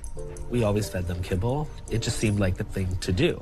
But he was getting picky and we started noticing some allergy symptoms. We heard about the farmer's dog and it was a complete transformation. His allergies were going away and he just had amazing energy. It's a no-brainer that Remy should have the best nutritious and delicious food possible. I'm investing in my dog's health and happiness. Get started at longlivedogs.com. When your feet hurt from bunions, even a few steps can feel like a mile. And for the 1 in 4 adults who suffer from bunions, every step may be painful. And if left untreated, bunions only get worse over time. With the old way of doing surgery, bunions often returned. Lapiplasty 3D bunion correction is changing that. Lapiplasty's innovative approach realigns your toe and secures the joint to fix the root cause. There are risks associated with surgery. Call 866-390-3435 today. When I first learned about my Dupuytren's contracture, my physician referred me to a hand specialist. And I'm glad he did, because when I took the tabletop test, I couldn't lay my hand flat anymore. The first hand specialist I saw only offered surgery, so I went to a second hand specialist who also offered non-surgical options, which felt more right for me. So what I'd say to other people with Dupuytren's contracture is this: don't wait. Find a hand specialist trained in non-surgical options today. I found mine at findahandspecialist.com. What's yellow? Oh, Schwann's Home Delivery has a new name. It's like a freezer full of happy. Happy like this?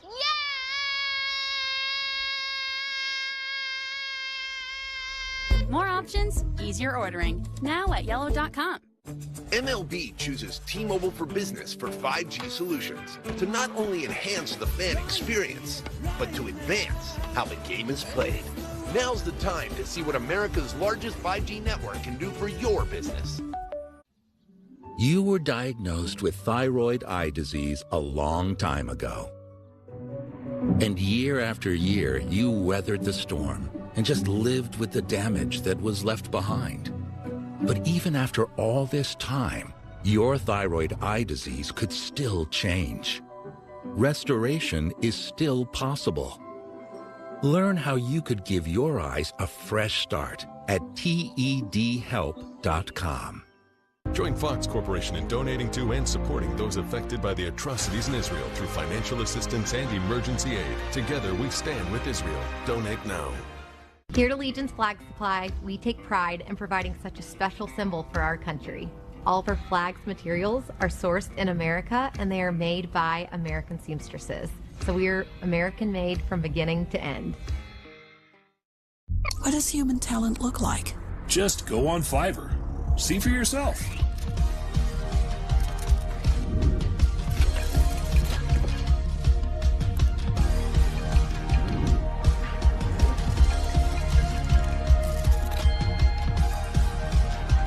Wow. Imagine working with them.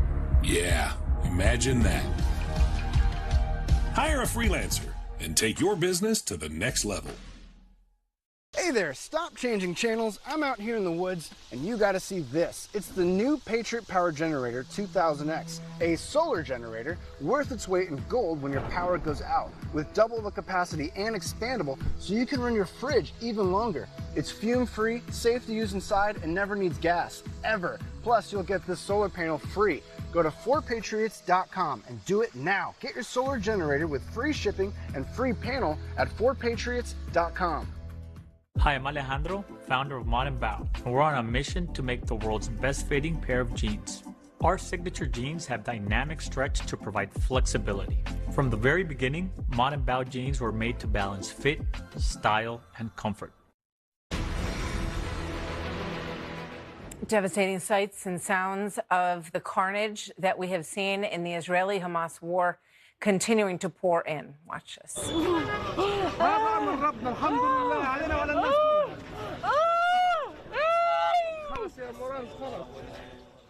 much grief. That woman in Gaza City standing outside a tent with rows of bodies inside. Just one of the many horrific scenes that reporters on the ground are witnessing firsthand and reporting on. Some of them are just so shocking. Watch this. I'm talking to some of the soldiers, and they say what they've witnessed as they've been walking through these different houses, these different communities. Babies, their heads cut off. That's what they said.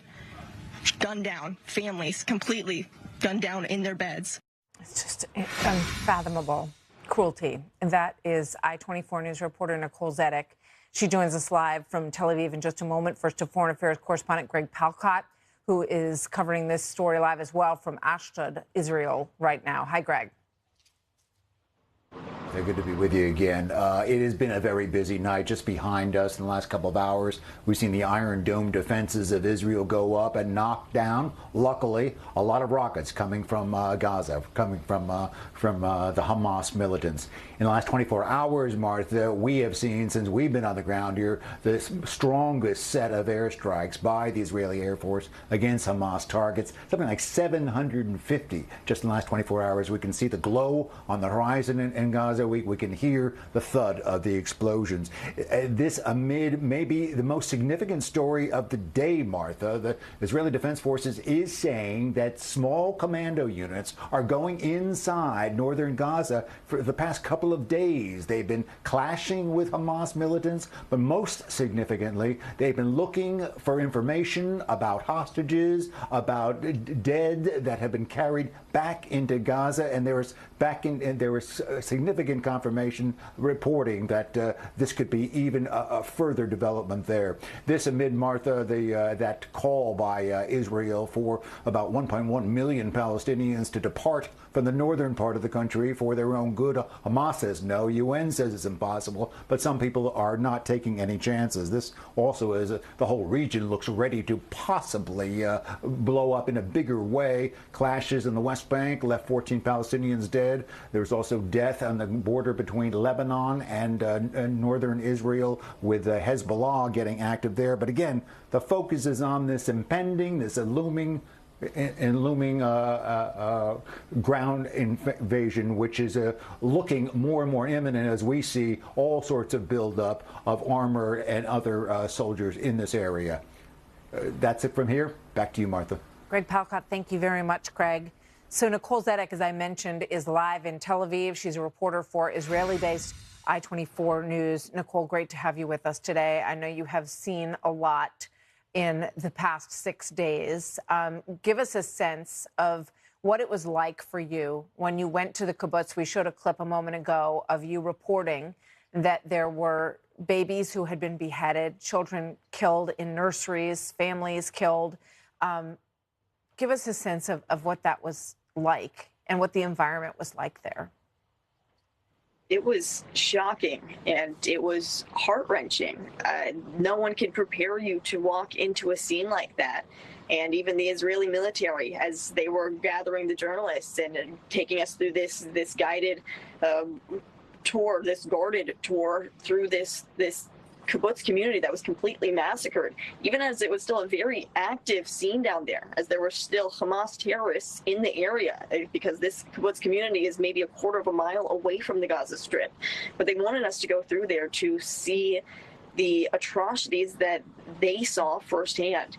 And when I tell you, it was walking through an apocalypse, glass lining the grass, the playgrounds where children used to play, bicycles left, a stroller covered in blood still on the sidewalk. I saw a baby's crib that had been pulled out of the door, so it was in the entranceway. It was flipped on its side, splattered in blood, a child's toy still in there.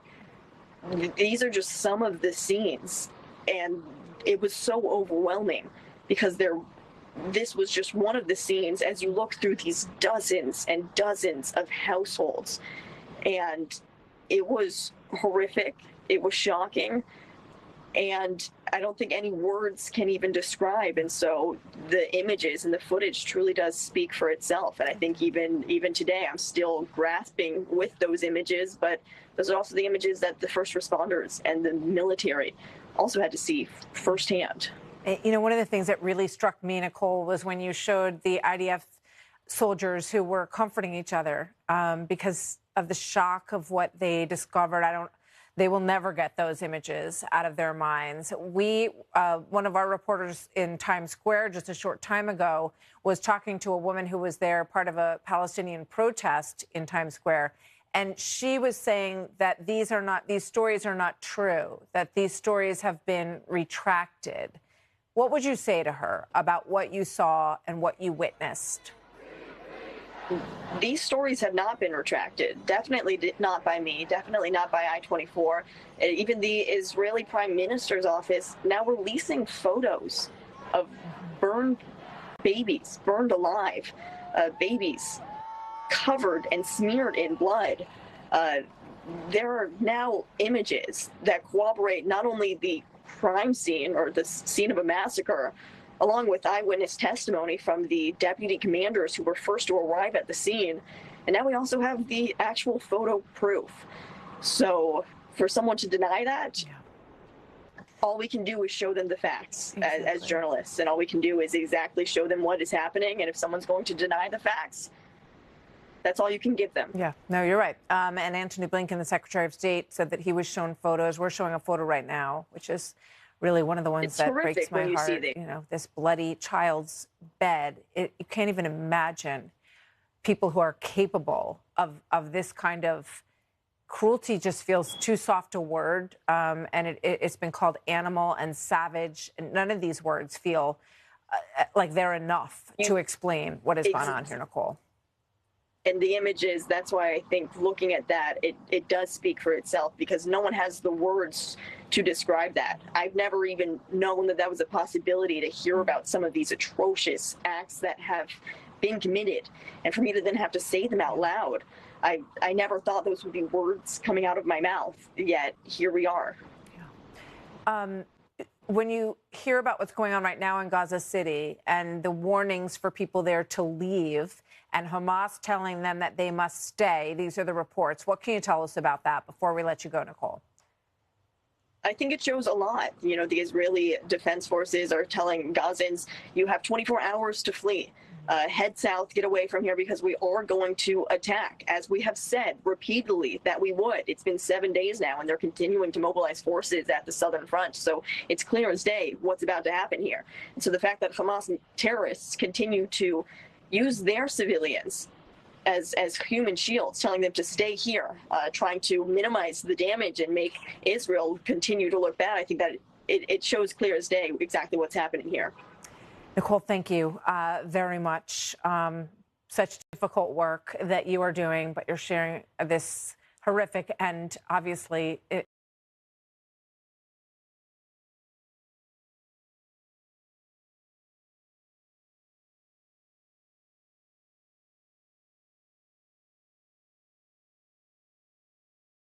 important story for the whole world. So we thank you for being with us today. Thank you very much. Thank you. So let's go back to Capitol Hill now for a moment. The House GOP is voting by secret ballot right now for their next Speaker candidate, Judiciary Chairman Jim Jordan, now running for the second time this week in this part of the process. And a new face, Congressman Austin Scott of Georgia, we're hearing also plans to run. Listen to the former House Speaker Kevin McCarthy just a short time ago. Would you support Austin Scott for Speaker? No, I was going to support Jim. You're going to support Jim Jordan? Yes. Do you think that he has the votes to go to the floor? I think he's got the votes, but we'll see. I think everybody has a right to run. I think Jim's better prepared in the process to be Speaker. All right, with that, we bring in Ari Fleischer, former White House press secretary to President George W. Bush and a Fox News contributor. Ari, just first of all, I want to play. President Bush spoke out a bit about what has happened in Israel, and I want to play this soundbite for you and get your response to it. Let's watch. You're dealing with cold-blooded killers, and you can make all kinds of excuses why they are, but they are. And his job is to protect this country. And anyway, we'll find out what he's made out of. Your thoughts on that, Ari? That's called moral clarity. And he's 100% right. I don't know how anybody can be protesting in the streets of New York City the way they are right now unless they're Hamas terrorist sympathizers. George Bush nailed it. What they did in Israel is cold-blooded killing. And the people who deny the babies were beheaded are the same people who deny the Holocaust took place. President Bush is right, Bibi Netanyahu is right, and Hamas has got to go.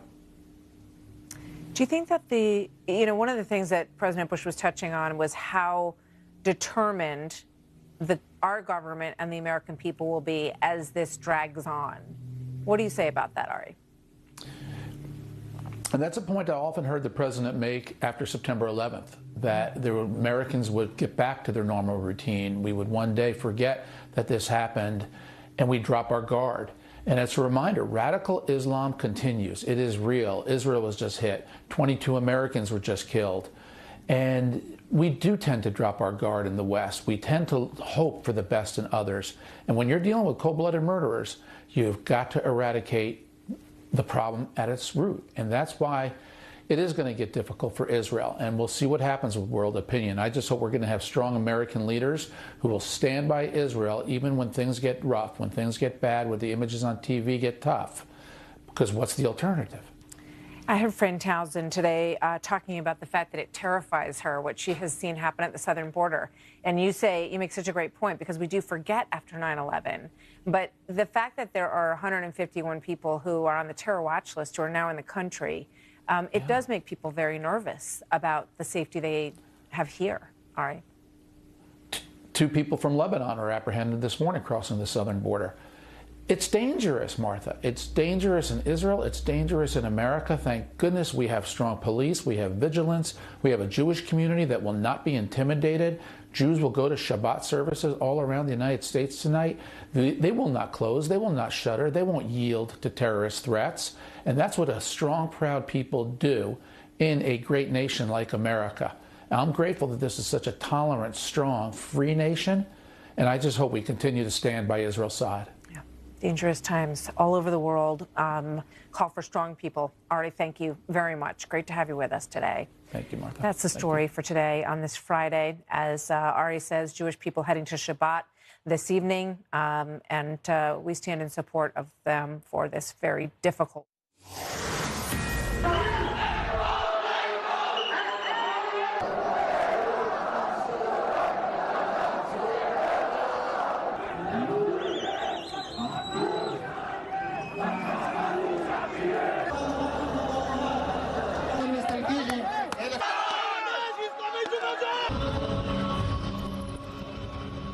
Protests in New York City and around the world today as Israel prepares for a massive ground invasion into the Gaza Strip. We are on top of all these fast-moving developments. We're going to talk to Senator Marco Rubio, why he says Israel has no choice but to wipe out Hamas. Welcome, everybody. I'm Neil Cavido. Thank you for joining us right now. To Mike Tobin in Ashkelon, Israel. We are now learning about raids on Hamas targets in just the last 24 hours, with presumably more to come. Mike. There certainly will be, and there's a lot of tension at the northern border. A deputy to Hezbollah leader Hassan Nasrallah said that Iran-backed organization is not going to listen to outside pressure, which is warning them not to start another fight in the northern border while there are cross-border skirmishes with Israel and Hezbollah. Meantime, U.S. Defense Secretary Lloyd Austin is in the area, and he had a warning for Hezbollah. Any country, for any group or anyone thinking about trying to take advantage of this atrocity, to try to widen the conflict or to spill more blood, we have just one word: don't. Now, Israel had a warning for the civilians in the city of Gaza that the time to get out for your own safety is now. A clear indicator that the massive ground operation is indeed imminent. They communicated that to the people of Gaza by dropping leaflets over the city. It resulted in this very sad exodus because there's really only one major traffic route out of Gaza City heading south. So a lot of people made the trip on foot. They climbed into trucks. They did what they could. It's not clear that everyone got out of Gaza City. Hamas leadership had discouraged people from leaving. Any reports that they stopped them physically didn't pan out in the long run. Also, you mentioned at the top here, Neil, that Israeli ground forces were indeed on the ground in the Gaza Strip. That did happen, but it was not the start of the major ground offensive. What we're told from IDF sources is that had to do with the people who have been missing since the terror attack last Saturday. Neil, back to you. Mike, even the UN has weighed into this and wants Israel to rescind this, Gaza evacuation, that it's too risky and too many people could get killed. I'm just wondering how Israel is balancing all of this. I don't think Israel is balancing it. You heard Netanyahu speak to his nation today, saying the enemies of Israel have only gotten a taste of what is to come, the backlash for their actions. He said that Israel hasn't forgotten what's happened, and what you've seen so far is only the beginning. All right, thank you for that, Mike Tobin. I want to go to Don Mann, a retired U.S. Navy SEAL. Don, this ground campaign, whenever it starts, there's this push and pull back and forth as to timing it to take sort of the safe passage for those who want out. But in order to guarantee safe passage, how do you distinguish between Palestinians in the region who might need that and Hamas, who might be taking advantage of that? In other words, the bad guys are getting out with the good guys. Yes, Neil, I think that's going to be one of the biggest issues the fight is going to have. And we're going to have 300,000 reservists in there in the fight. A lot of people who haven't trained or fought with each other. And you can't tell an enemy just by looking at them. The guys and the women who will be fighting are trained to look at the threat. They're trained to see if they have anything in their hands that can cause harm or death. And that's the threat. So for the most part, they're not going to know who's the bad guy or the friendly. That's a real problem in this. I also wondered, Don, what you make of Hamas, which earlier claimed that 13 hostages have been killed in various Israeli airstrikes. There's no way of knowing that for sure, but how do we know that they're not killing hostages as we speak themselves? You know, Neil, I've been worried about that. I actually think that if they actually could be killing hostages, filming it, and they'll release the films little by little. And these guys going in there, they have the hostages to worry about. I mean, CQB, close quarters battle, is tough in a building. A tight team, like a SEAL team or a Ranger team or a Marine Corps unit, FBI hostage rescue team, they're good at it. And we're all good at doing that at a building. But when you go to take on a city, it's much, much more complex, especially when you have the hostages. And you've got the screaming and the yelling and the missiles and the bombs and the gunfire. And now they're going to be in tunnels where these hostages may be. It can be a nightmare that we've never witnessed on this planet before, is what I'm thinking. You know, it's interesting, too, Don, as a retired Navy SEAL, what you make of what Hezbollah has been up to. Supposedly not involved in this crisis, but directing a number of strikes themselves that the Israelis have had to deal with from Lebanon. Separately, we're learning that the Syria attacks are picking up steam to the point where we had to attack Syria's 2 premier airports to deal with that. So it's a multi-front war, whether, you know, that is being acknowledged or not. And for Israel, so far handling it pretty well. I'm just wondering where you see that going and whether Iran starts getting involved, whether you start seeing other nefarious players getting involved in ways that are much more blatant and not as, you know, clandestine.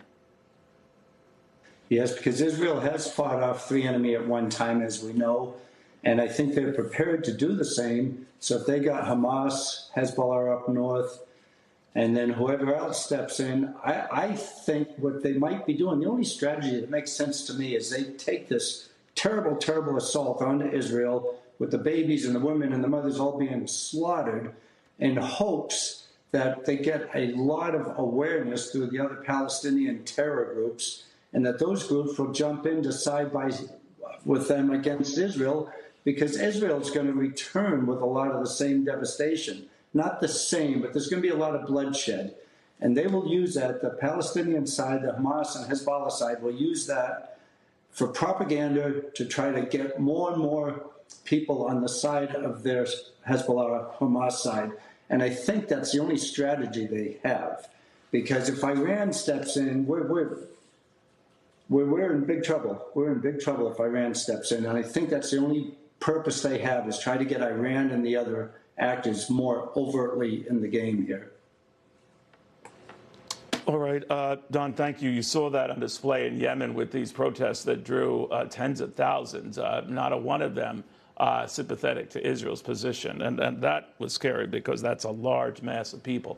In fact, that kind of stuff is going on all around the world today. Protests, some, of course, on the behalf of Israel, others for Palestinians and Hamas, even though many of them didn't make a distinction there. Let's get the latest on all of that right now, what's happening in New York. Nate Foy. Nate.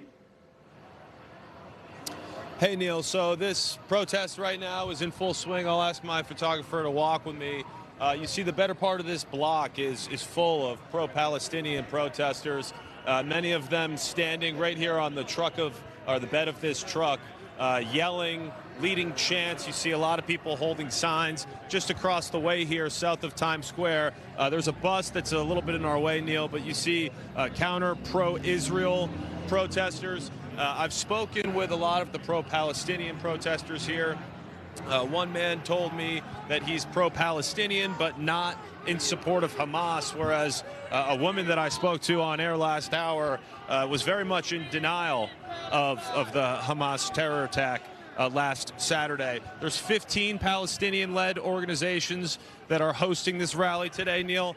Take a look at this graphic that we made. One of those organizations is called Within Our Lifetime, and openly on their website, here is what they stand for. They are against a two-state solution. They advocate eliminating Israel by any means necessary. That's a direct quote, as is resist the violence of the U.S. empire. Now, that group, Neil, Within Our Lifetime, has instructed its members to not speak to police today. They have a sole appointed person within the organization that is supposed to talk to police.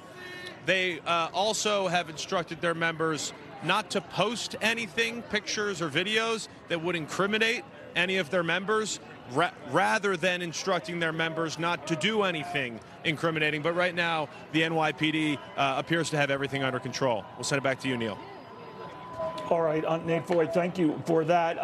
Earlier this week, you might have heard about the students at Harvard who had spoken out in favor of Hamas and saying that Israel is the perpetrator here. Well, a number of CEOs, prominent ones at that, across the country had heard that and wanted to know the identity of any of these students who wrote that, because they wouldn't ever hire them if their names ever came up, including Stephen Reddy. He is the Inspired Marketing Firm CEO. He backs calls by Bill Ackman and others to say no to hiring these students who blamed Israel for this attack. Mr. Reddy, good to have you.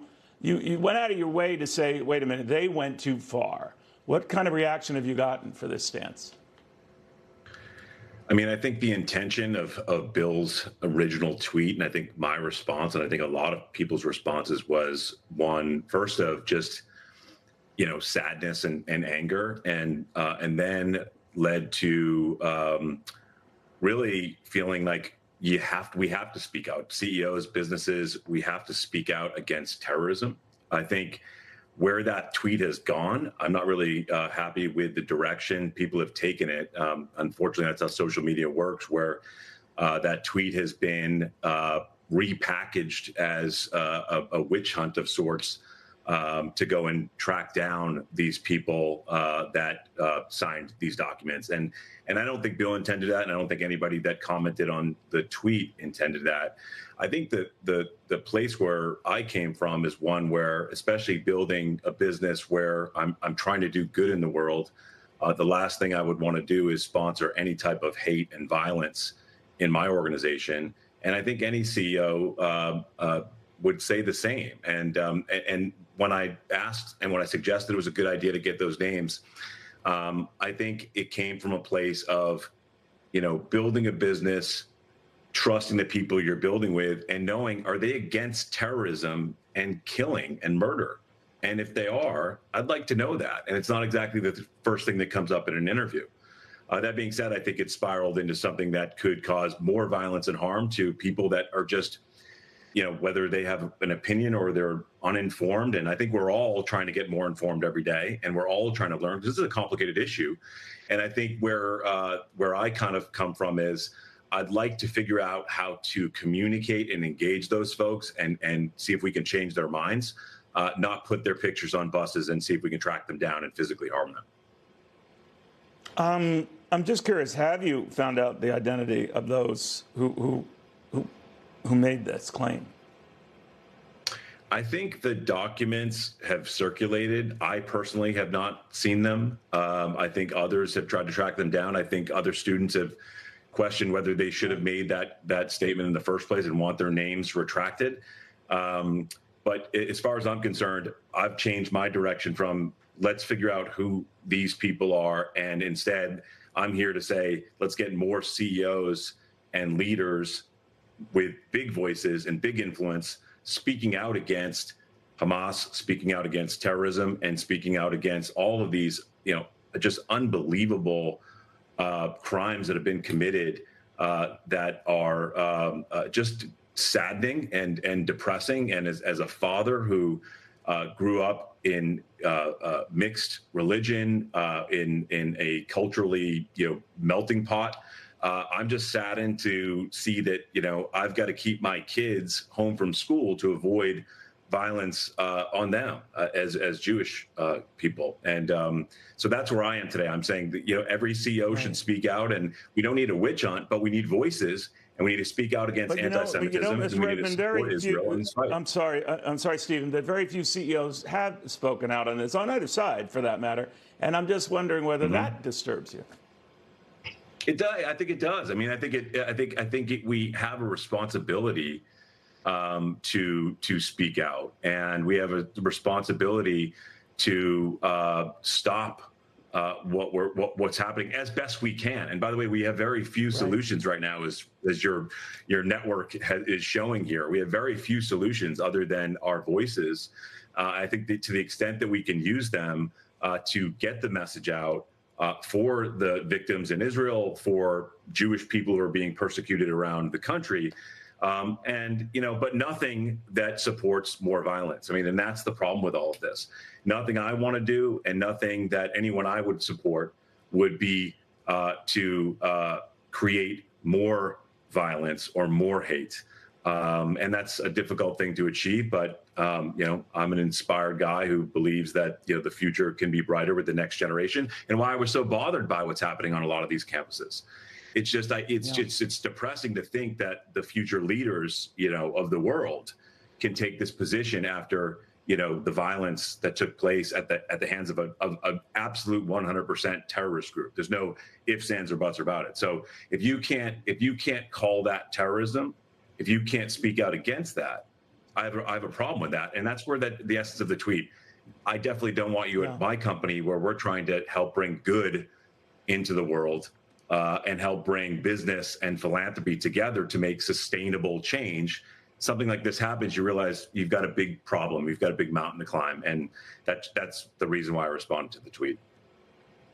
Real quickly on that very point, Stephen, there are a lot of those kids who were out there in support of Hamas, not only these Harvard students, who say none of this happened, that the whole incident of the babies beheaded and then it was violent, it didn't occur. And they had serious doubts about it, denying it in ways that we saw after the Holocaust, with some who just are convinced, many to this day, never happened. What do you think? Yeah. Well, having grown up Jewish, having been a minority in my community, I will tell you that I had never really encountered many people that denied the Holocaust. And I almost didn't believe that there was that many people that did. And now I've obviously been proven pretty ignorant on that, because the fact that this can be denied makes it very clear that the number of people willing to deny the Holocaust and willing to deny all these terrorist acts is many, many more than I believed to exist, frankly, as an optimist. All right. Thank you, Mr. Reddy. Good seeing you. Let us know how this goes. A quick statement. I didn't want to replay the whole bite we heard from Harvard's president on this, Claudine Gay. Our university embraces a commitment to free expression. That commitment extends to events and views many of us find objectionable, even outrageous. We do not punish or sanction people for expressing such views. And on the debate goes as the protests go on as well. Meanwhile, there is a speaker race going on. You might not recognize it because it's like whack-a-mole with candidates who are up there and then suddenly out of there. Chet Pergram keeping track of that. Chet. Well, Jim Jordan, he has just won behind closed doors in the House Republican Conference here. He defeated Austin Scott, who is a Republican representative from Georgia, who got into the race today and said he did not intend to run for Speaker today, but decided to put his name into the hat. Now, we're getting some conflicting information as to what the vote total was. It does appear, I'm not going to get a specific number here, that Jim Jordan did do a little bit better than Steve Scalise the other day, but there is a substantial block against Jim Jordan, who voted for Austin Scott, just somebody who got into the vote tally today. I mean, there's several dozen, from what I'm told, members who voted for Austin Scott. Now, what we don't know is whether or not they would go to the floor. The numbers that I'm seeing, and they're inconsistent, are far below, in fact, well below the number that Jim Jordan would need to win on the floor. Again, the magic number with 433 members voting, that's the total number of the House of Representatives right now, would be 217. And Jim Jordan right now appears to be way below that. I would expect, though, if they were to take this to the floor, that some of those people who voted for Austin Scott, that they might naturally go to Jim Jordan. This was a protest vote. Some have said that they would be willing to support whoever came out of the conference as the Republican nominee. But we don't know the timing. Would Jim Jordan want to risk going to the House floor and potentially losing later today? You know, that's what they did in January for 15 rounds spread over 5 days. And what it does is it demonstrates the chaos that the Republicans have here. Number two, what it does is it tells you that Jim Jordan doesn't quite have the votes to be Speaker of the House. And that was always the knock against him. And that was always the knock against Steve Scalise, which is why Steve Scalise, the majority leader, withdrew last night. We're hearing very mixed things. Could they vote tonight? Could they vote over the weekend? Could they give Jim Jordan some time to try to grow the vote? They don't have all members here. Maybe come back on Monday. There was a bit of an interesting message that came out from the office of the Democratic whip, Catherine Clark, who said, you know, I need all Democratic members to be here to get back to Washington, D.C. If you're not, tell us if absences are going to be out there, because we want to have a unified bloc. What they're doing there is saying, you know, if Republicans are going to elect a speaker, we want to make sure that we have everybody there. And if they don't have everybody there, that maybe we can trip them up. I also wonder, Neil, that maybe there was some gamesmanship being played here by both sides. We had heard earlier from the Republican side that they only had 209 of their members here. And maybe the Democrats are saying, oh, we'll get everybody there, and maybe we can outpace you on the floor if this comes to a vote. I'm getting some information coming in right now, so let me see if we have an updated vote total here, Neil. Nothing just yet. But again, the key here is that Jim Jordan, is the second nominee for Speaker that Republicans have had in the past couple of days. Steve Scalise was the nominee until last night, and this is where a number of Republicans have said to me today. One said it was a, quote, blank show in here. This has been a very testy situation. You still have people talking about maybe supporting Kevin McCarthy, the former House Speaker. You have others who have said maybe we should go after Patrick McHenry, who is the Speaker pro tem. We've heard some rumblings that they might go in a completely different direction for somebody if it's clear that, Jim Jordan cannot get the votes on the House floor. We heard the name Mike Johnson, the Republican from Louisiana, his name batted about. Somebody told me earlier today you might have as many as 4 or 5. Because if they go to the floor and lose, or Jim Jordan decides, much like Steve Scalise, that his support is too soft, then you're right back where you were at the beginning of the week, and they continue in this stasis without a House Speaker, which is very dangerous as they try to address the situation in the Middle East. Michael McCaul, he was at the White House today. He's the chair of the Foreign Affairs Committee, talking about some sort of a military aid package for Israel to reboost them.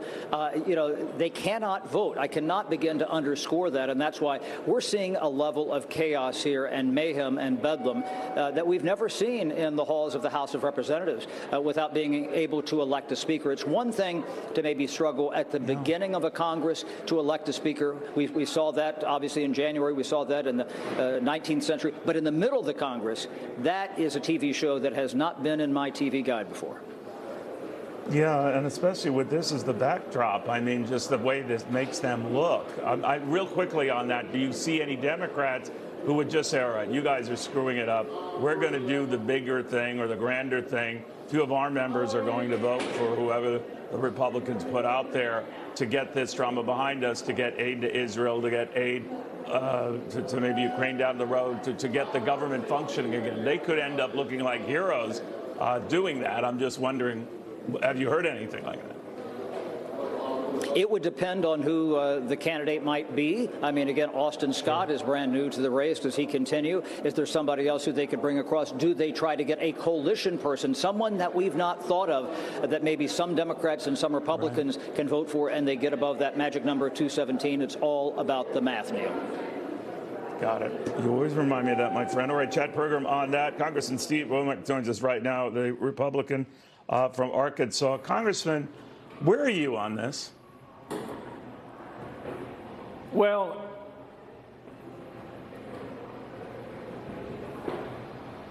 hello? I'm getting some chatter in my earpiece. Neil, are we still there with you? Yes, we are, Congressman. If you can still hear me, okay. I just wanted to know where you stand on all of this. Yeah.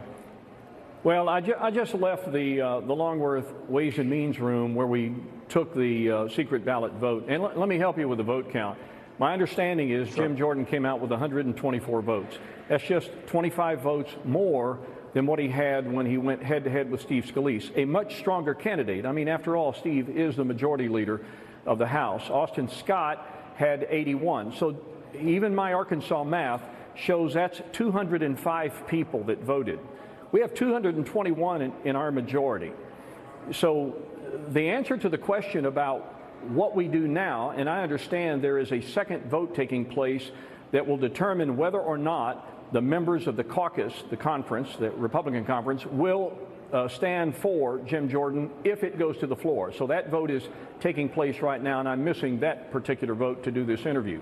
So depending on how that vote shakes out, will inform the leadership as to whether or not we open the floor and have the speaker's vote. Personally, I think that is risky. In fact, I think it's very doubtful that we would do that. He's got 124 votes. He needs 217 if everybody is here. And you can bet your bottom dollar that the Democrats are going to have their members in attendance. So this is a fluid situation.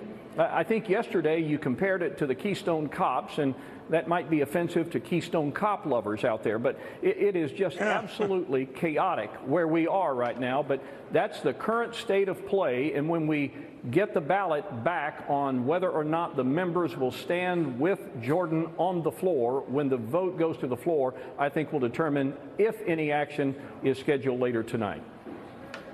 You know, I mentioned the Keystone thing, Congressman. I make the point that probably against your wishes here, that is how it appears, the backdrop of what's going on in Israel. And you know, without a speaker, nothing can get done in the House. And it looks bad for all Republicans, even those not keen on keeping this going on and on like a soap opera. Are you worried this is doing lasting damage? Is there someone in that mix of people, if it's not Jordan, if it's not Scalise, if it's not Scott, who ends up being a Lincolnian candidate who comes out of nowhere against all these other bold-faced and more recognizable names and emerges? Is there anyone like that? All right, so Neil, if the question is, can somebody emerge in the Republican conference that can go get 217? Right. The answer is no. That is not a practical outcome unless and until the situation in the world becomes so dire that we have to do something, that we're forced to do something, that the sense of urgency kind of takes over. We're not there yet. And there are a lot of very stubborn people. But we're already there now, right? We're at that point, right, Congressman? Well, I think we are, but still, that's not that's not helping members get past their separate differences on where we are as a conference. Understood. So 124 votes is not near enough to be able to say we're going to go down that room tonight and vote for the next speaker. Any plans for any voting, any activity on this tomorrow, Congressman? Look, it depends on attendance, Neil. 205 members just voted. We have 221 in our conference, okay? And we need all that 221 here. I made that point today in conference. I just stepped to the microphone and I said, we may have an attendance problem, and I think we've got to be very careful before we make a decision about going to the floor or going beyond the moment today to try to choose a speaker. So we may indeed be to the first of the week before we can settle this particular issue on Jim Jordan and whether or not it passes and he is seated or whether or not we have to go back to ground zero. Got it. Congressman, thank you for taking the time. Steve Womack of Arkansas. By the way, we will be monitoring how this is playing out, if it does play out into tomorrow, 10 a.m. Eastern Time, our live Saturday show, where we're looking at this and, of course, what's going on in Israel. That one is an understatement. Our Peter Doocy had a chance to catch up with the president on this very issue, on what's going on with Israel. Peter. Neil, good afternoon from Philadelphia. President Biden just wrapped up his remarks about Bidenomics, but we did have a chance to ask him for the first time anywhere about these reports that a ground invasion by Israel into Gaza is imminent. President Biden, what worries you about a potential Israeli ground invasion into Gaza?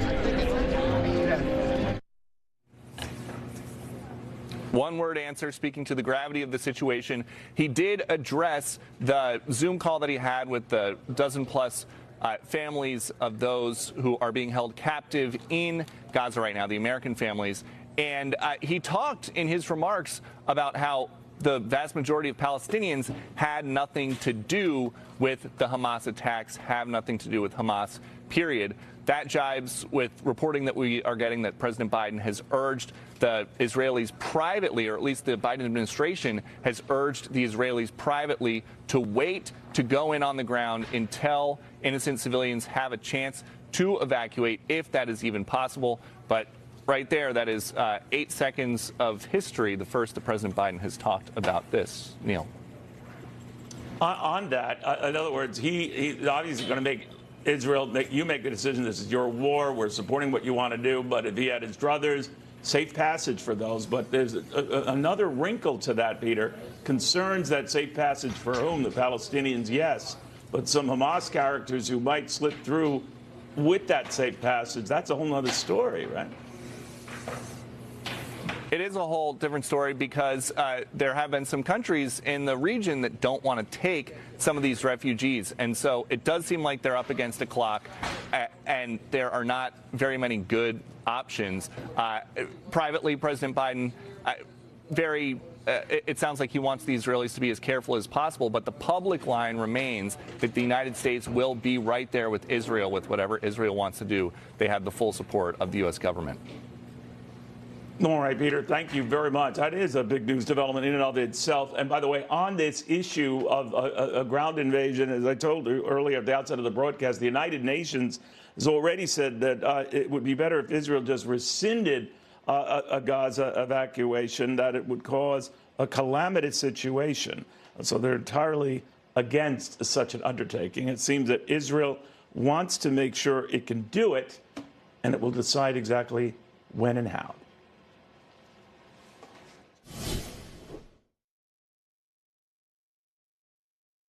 Type 2 diabetes? Discover the Ozempic Trizone.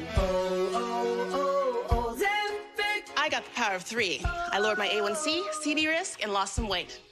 In studies, the majority of people reached an A1C under 7 and maintained it. I'm under 7. Ozempic lowers the risk of major cardiovascular events such as stroke, heart attack, or death in adults also with known heart disease. I'm lowering my risk. Adults lost up to 14 pounds. I lost some weight. Ozempic isn't for people with type 1 diabetes. Don't share needles or pens or reuse needles. Don't take Ozempic if you or your family ever had medullary thyroid cancer or have multiple endocrine neoplasia syndrome type 2 or if allergic to it. Stop Ozempic and get medical help right away if you get a lump or swelling in your neck, severe stomach pain, or an allergic reaction. Serious side effects may include pancreatitis. Gallbladder problems may occur. Tell your provider about vision problems or changes. Taking Ozempic with a sulfonylurea or insulin may increase low blood sugar risk. Side effects like nausea, vomiting, and diarrhea may lead to dehydration, which may worsen kidney problems. Living with type 2 diabetes? Ask about the power of 3 with Ozempic. When you're looking for answers, it's good to have help, because the right information at the right time may make all the difference. At Humana, we know that's especially true when you're looking for a Medicare supplement insurance plan. That's why we're offering 7 things every Medicare supplement should have. It's yours free, just for calling the number on your screen.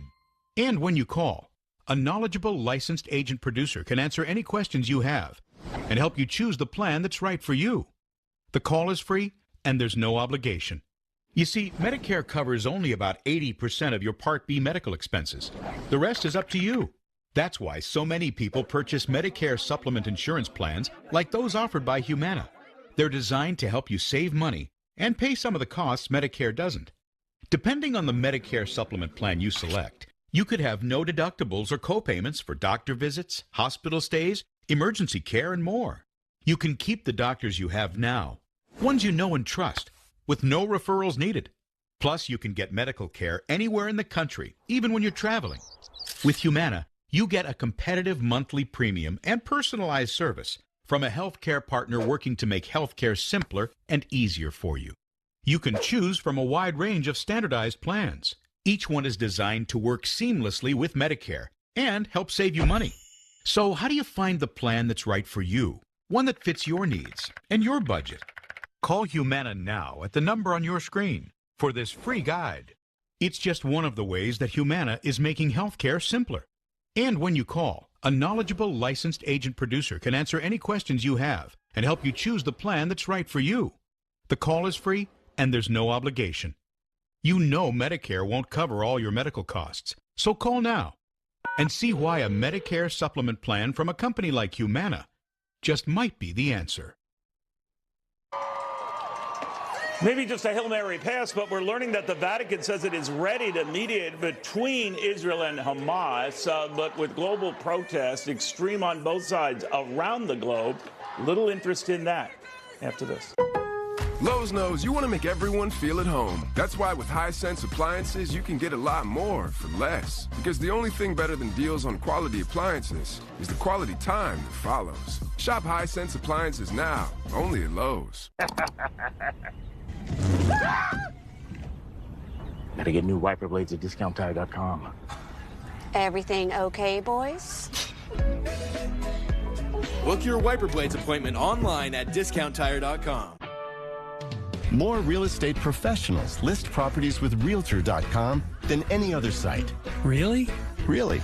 Trust the #1 app real estate professionals trust. Download the Realtor.com app today. Frustrated by skin tags? Dr. Scholl's has the breakthrough you've been waiting for. The first FDA-cleared at-home skin tag remover, clinically proven to remove skin tags safely in as little as 1 treatment.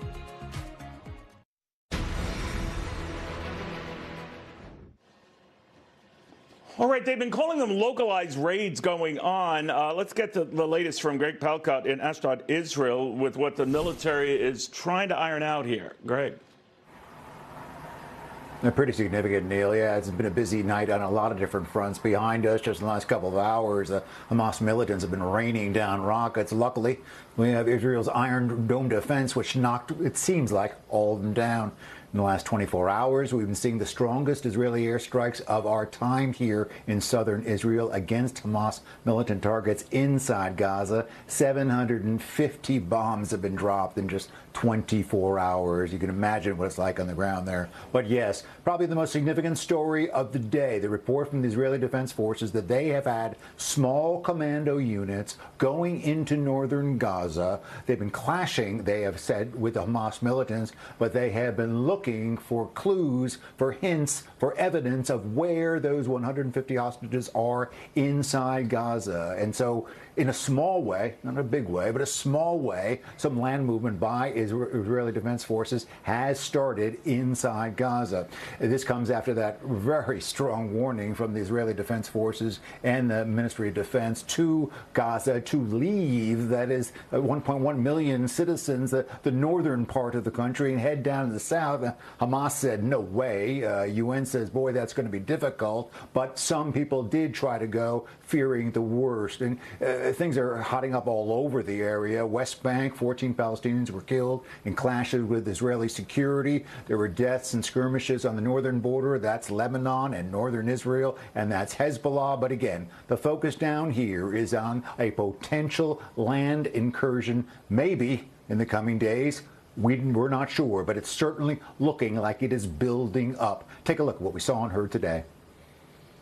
You are looking at the Israeli military getting in place for action. We're 2 miles away from the Gaza Strip, and big trucks are bringing in tanks, armor, personnel carriers, other trucks, as the artillery blasts in the distance.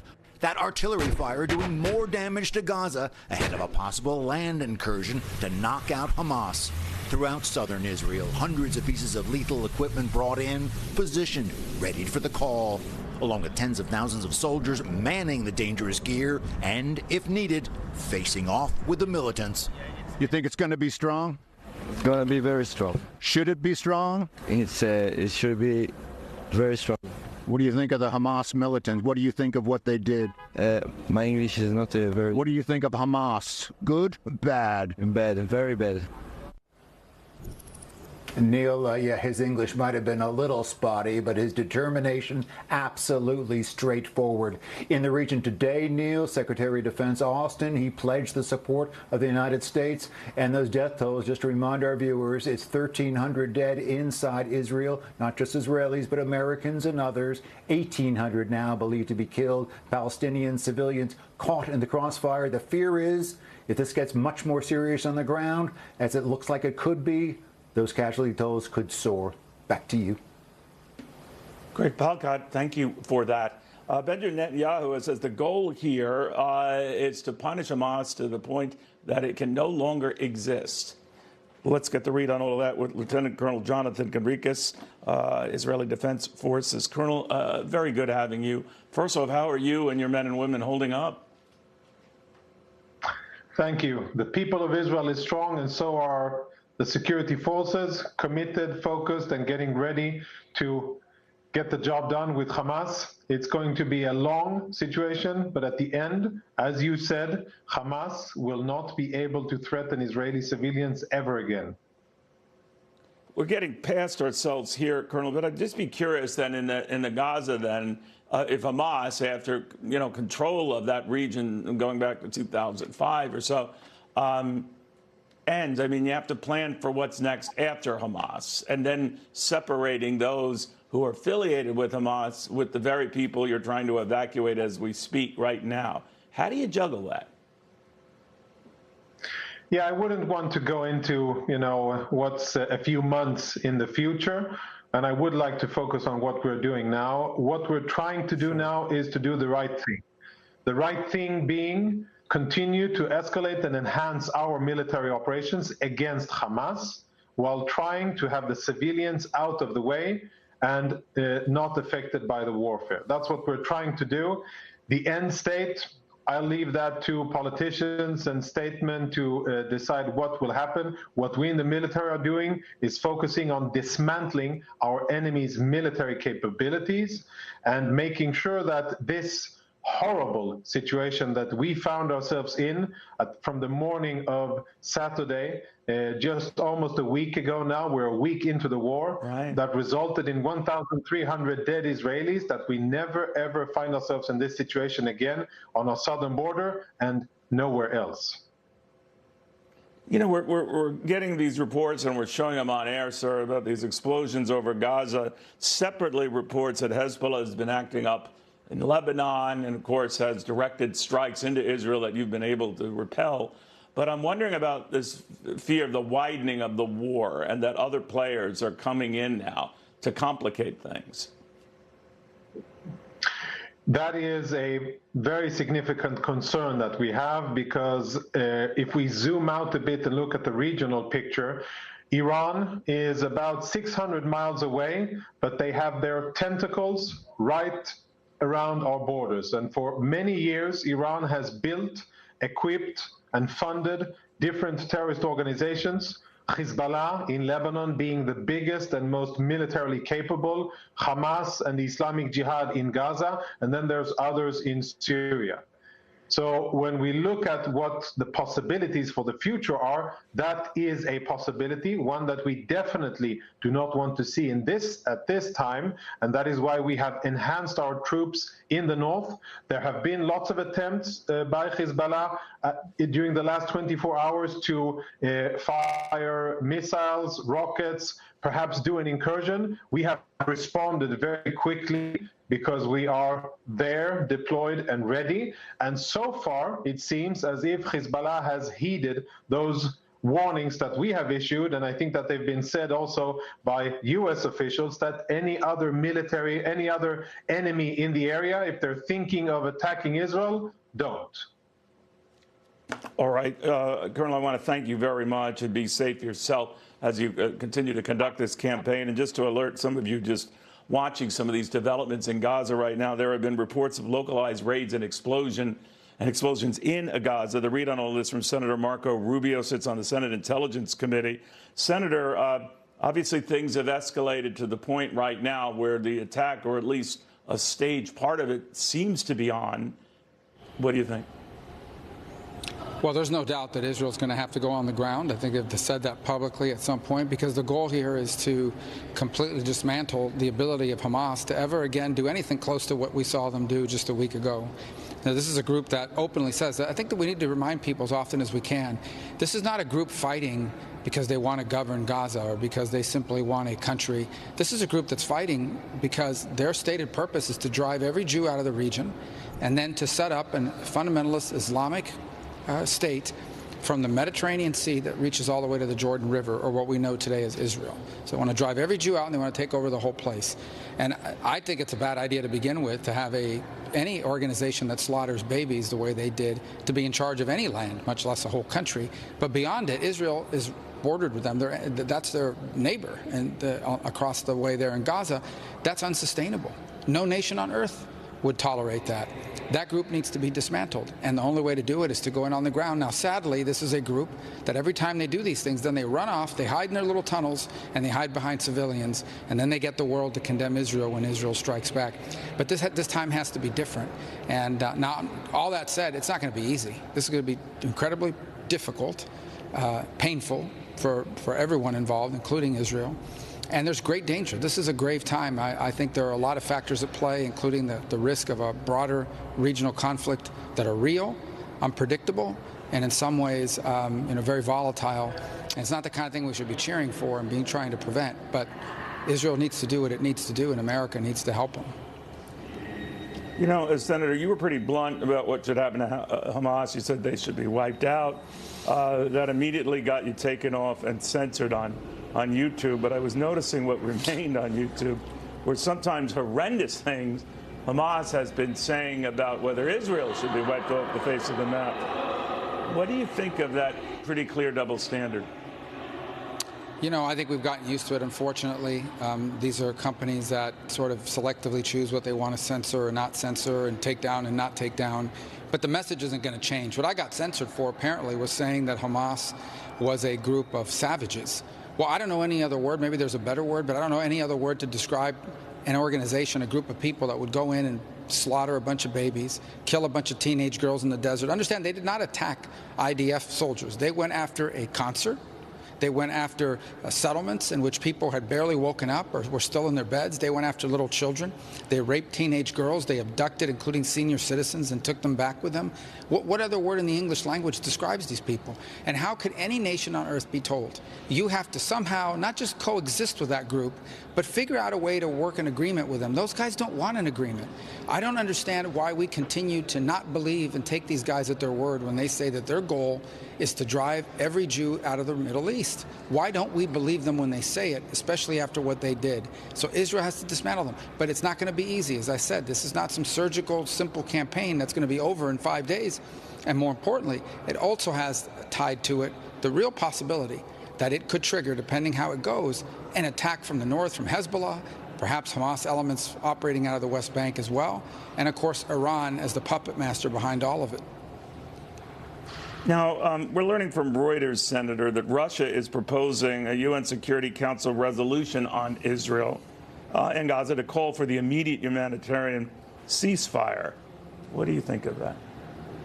Well, it doesn't surprise me. Russia has two angles here. The first angle is they cooperate and work with all these groups in the region in order to amplify their own importance in the world, or at least their attempted importance. The second is they blame America for every source of instability in the region. So they play this double game. And that's not going to go anywhere. I hope the U.S., I imagine the U.S. will veto any effort to do so. Look, at the end of the day, I wish there wasn't a single civilian in Gaza. I think the Israelis wished so as well. But every civilian death and casualty in Gaza is 100% the responsibility of Hamas, because they are hiding behind them. They have put those people as shields in front of them. The Israelis have given ample warning and have been doing so for days about civilians leaving. We've seen reporting today, and I actually pointed to this 3 days ago, where Hamas was messaging residents of Gaza not to leave. They want those people to stay. They want those people to die, because they want the New York Times and the Washington Post and the global press and Western elites to all put pressure on Israel to stop, so Hamas can survive and a few months or years from now come back and slaughter more Jews. That's not going to happen again. It cannot happen again. You know, Senator, while I have you here, and I've been reaching out to Republicans for their reaction on what Donald Trump has said and weighed in on what's going there, his comments that got a lot of controversy, or at least a little controversial response, referring to Hezbollah as very smart. He wasn't too complimentary. Benjamin Netanyahu, critical of what he missed, and on and on. We'd already heard from a number of the presidential candidates, including Ron DeSantis, who said it was absurd that anyone, much less someone running for president, would choose now to attack our friend and ally Israel, much less praise Hezbollah terrorists, as very smart. Do you think that was wise, what Donald Trump said? Well, let me just say, because this needs to be said at the outset, to the extent that's how those words were interpreted by many, I don't think any president in American history has been a better friend of Israel on every level than Donald Trump was when he was president. Now, I wouldn't have used the word smart, cunning, conniving, sinister, diabolical. I would have used those terms to describe Hamas, Hezbollah. Look, Hezbollah is much better armed, equipped, trained, and organized than Hamas is. As deadly as Hamas was in this attack, Hezbollah has far more capabilities. They almost are a quasi-nation state. In essence, I think they control really probably the most powerful entity inside of Lebanon right now. They're a very dangerous group. And that's how I would have described him. I doubt very seriously, and I'm not the Donald Trump interpreter, but I doubt very seriously that he was saying that about him as a form of admiration. In fact, I can tell you, without being able to disclose fully, because of the nature of it, that Donald Trump did many things when he was president to harm Hezbollah.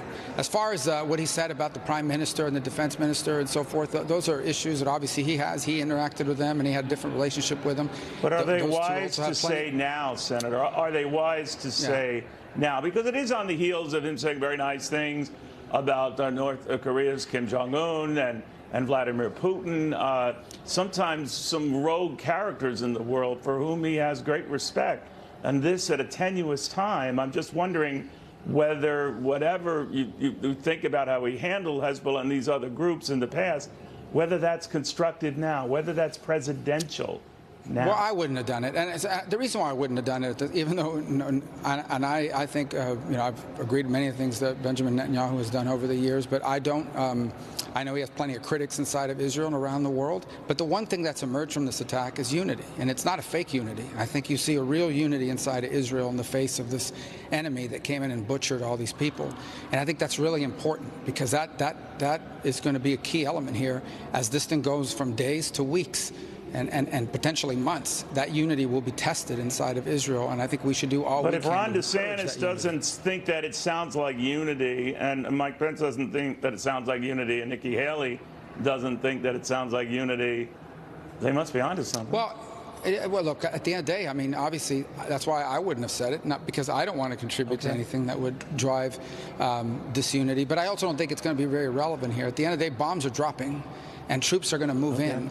And what will determine the outcome of all this is what Israel does, how their neighbors react, and how the United States stands firmly by Israel. Those are the things that really matter. We're talking about a real war here. This is not a sideshow to a political campaign. This is real. And at the end of the day, I don't believe the back and forth of our presidential race is going to determine the outcome of this, especially if we don't allow it to. I can tell you that I think there's tremendous bipartisan support in Congress, with the exception of a number of fools, but there's strong bipartisan support to help Israel finish the job.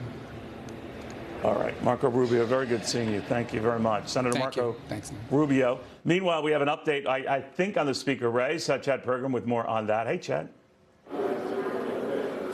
Neil, good afternoon. There is not going to be a vote in the House of Representatives on Speaker tonight. In fact, I was told by a senior source here that they're going to send members home. They had a secondary vote here after they voted in conference to support Jim Jordan. The secondary vote was to pledge their votes to Jim Jordan on the floor.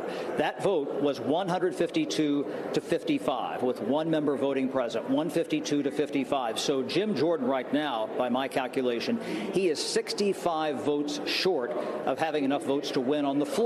It's about the math. He would need 217 votes. So right now, even though he got more votes, more support than Steve Scalise did a couple of days ago, he doesn't have the votes to win on the floor. They are in a stasis right now in the House of Representatives. They don't have anybody who can win. Neil, back to you. All right, thank you, my friend. Chad Pergram on that, so we'll see where that goes. In the meantime, the great rush to get out of Israel and how that is sorting out. The latest after this. With the Freestyle Libre 2 system, know your glucose level and where it's headed without finger sticks. Manage your diabetes with more confidence and lower your A1C. It's covered by Medicare for those who qualify. Ask your doctor about the Freestyle Libre 2 system. Icy hot. Ice works fast. Heat makes it last. Feel the power of contrast therapy, so you can rise from pain. Icy hot. You're in a hurry. I'm off to America's Best. I heard what you said about not overpaying for glasses. 2 pairs and a free quality eye exam starting at just $79.95? Yes! The exam alone is worth $59. Which is great, because I hate getting overcharged. You have no idea. I mean, people deserve breaks, right? Yeah, breaks. Let's just save. Can't stop, won't stop. Coming in hot. 2 pairs and a free exam starting at $79.95. Book an exam today at americasbest.com. Do I just leave it here? Hi, my name is Damian Clark. And if you have both Medicare and Medicaid, I have some really encouraging news that you'll definitely want to hear. Depending on the plans available in your area, you may be eligible to get extra benefits with the Humana Medicare Advantage Dual Eligible Special Needs Plan. All these plans include a Healthy Options allowance, a monthly allowance to help pay for eligible groceries, utilities, rent, and over-the-counter items like vitamins, pain relievers, first aid supplies, and more. The Healthy Options allowance is loaded onto a prepaid card each month, and whatever you don't spend carries over from each month. Other benefits on these plans include free rides to and from your medical appointments. You pay nothing for covered prescriptions all year long. All plans have dental coverage, which includes 2 free cleanings a year, fillings, and a yearly exam. They also have vision coverage, including vision exams and a yearly allowance towards eyewear, such as lenses or contacts, and hearing coverage, which includes routine hearing tests and coverage for hearing aids. You'll also have a $0 copay for the shingles and other routine vaccines at in-network retail pharmacies. Plus, your doctor, hospital, and pharmacy may already be part of our large Humana networks. So call the number on your screen now to speak with a licensed Humana sales agent. Wouldn't you love benefits like a monthly allowance? To help pay for eligible groceries, utilities, rent, and over-the-counter items. So if you have Medicare and Medicaid, call the number on your screen now and speak with a licensed Humana sales agent. If you're eligible, they can even help enroll you over the phone in a Humana Medicare Advantage dual eligible special needs plan. So call now. Humana, a more human way to healthcare. This isn't just freight. These aren't just shipments. They're promises. Promises of all shapes and sizes. Each with a time and a place they've been promised to be. A promise is everything to Old Dominion because it means everything to you. Gaza's getting hit from the air, from the ground, and the sea. The Israeli troops are massing. The Defense Department has the ability to rapidly deploy other resources if necessary. Focus really is on getting in, saving those hostages, and annihilating Hamas. Stay with Fox News. All right, the rush right now to get out of Israel, easier said than done. Commercial flights into and out of Israel are virtually non-existent, certainly among the major American carriers. Madison Allworth at Newark Liberty International Airport with the desperate hunt to find something to get out.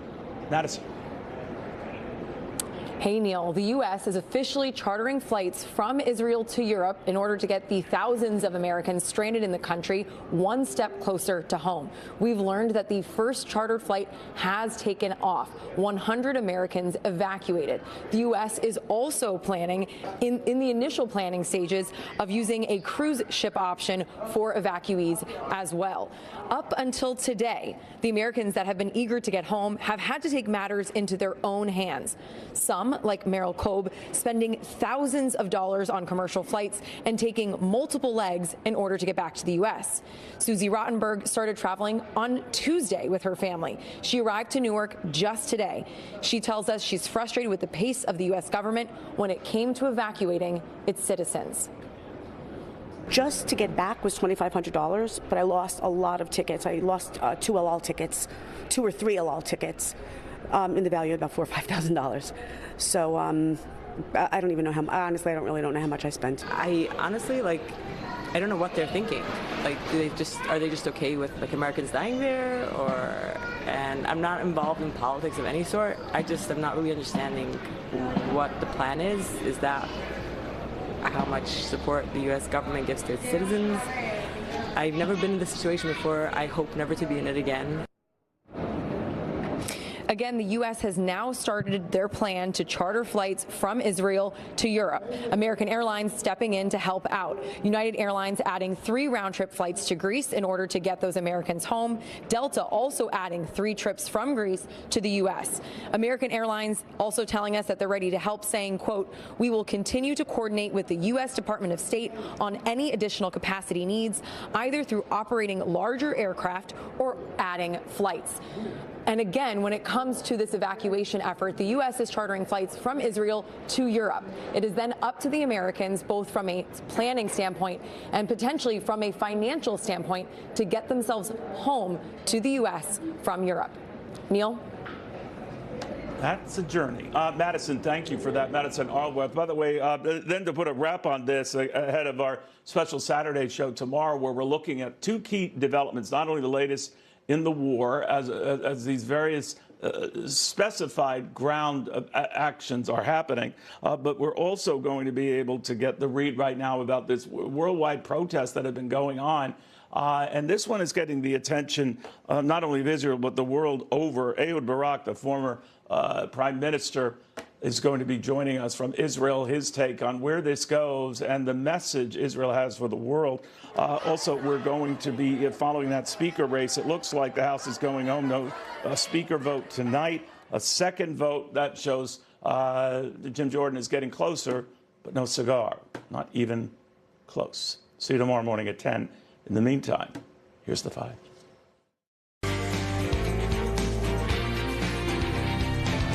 Hello, everybody. I'm Jesse Waters, along with Judge Janine Pirro, Harold Ford Jr., Martha McCallum, and Pete Hegseth. It's 5 o'clock in New York City, and this is The Five.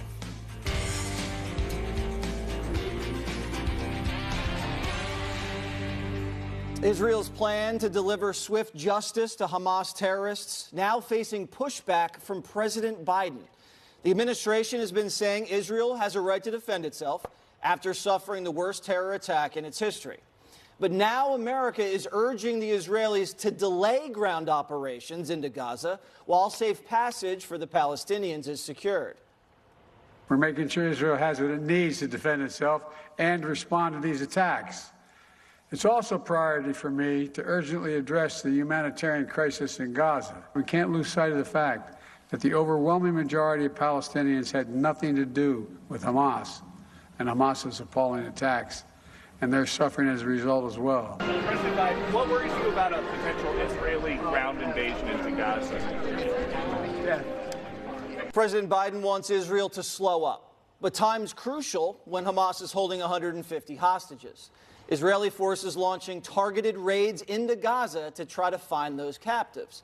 Israel also giving 1 million Gazans 24 hours to get out ahead of a massive ground invasion. A Netanyahu spokesman says the country has been making it clear that they don't want to harm any civilians. The people of Gaza know their cities. They know their communities better than I do, better than you do. They know where they live. They know where the Hamas strongholds are. They know where the arms depots are. They should move away. They should move away, even if Hamas tells them don't move away. Move away. Stay out of the combat areas. We have no interest in harming you. Please, you have time, not much, but you have time. Move away. Some Palestinians fleeing Gaza after Israel dropped leaflets telling them to get out while they still can. But Hamas wants Palestinians to stay in the area. Hamas are telling their people, we're telling the people to move, and the people are not moving. They're saying, don't move. And that's how people get killed. Hamas right now have told their people to stay, not to move. That is part of their cynical methods. I'm getting the feeling, Judge, that Biden's keeping Israel on a very short leash if he's already signaling pump the brakes when they haven't even officially begun the ground invasion. Okay, and, you know, Biden, it's interesting that, you know, he has the ability to say pump the brakes, given that 29 countries are over there, and most of them have taken out their own citizens, and Biden hasn't. But did the Israelis get 24-hour notice? Did the Israelis have the opportunity to defend themselves and to move out? The truth is, Hamas is telling them not to move.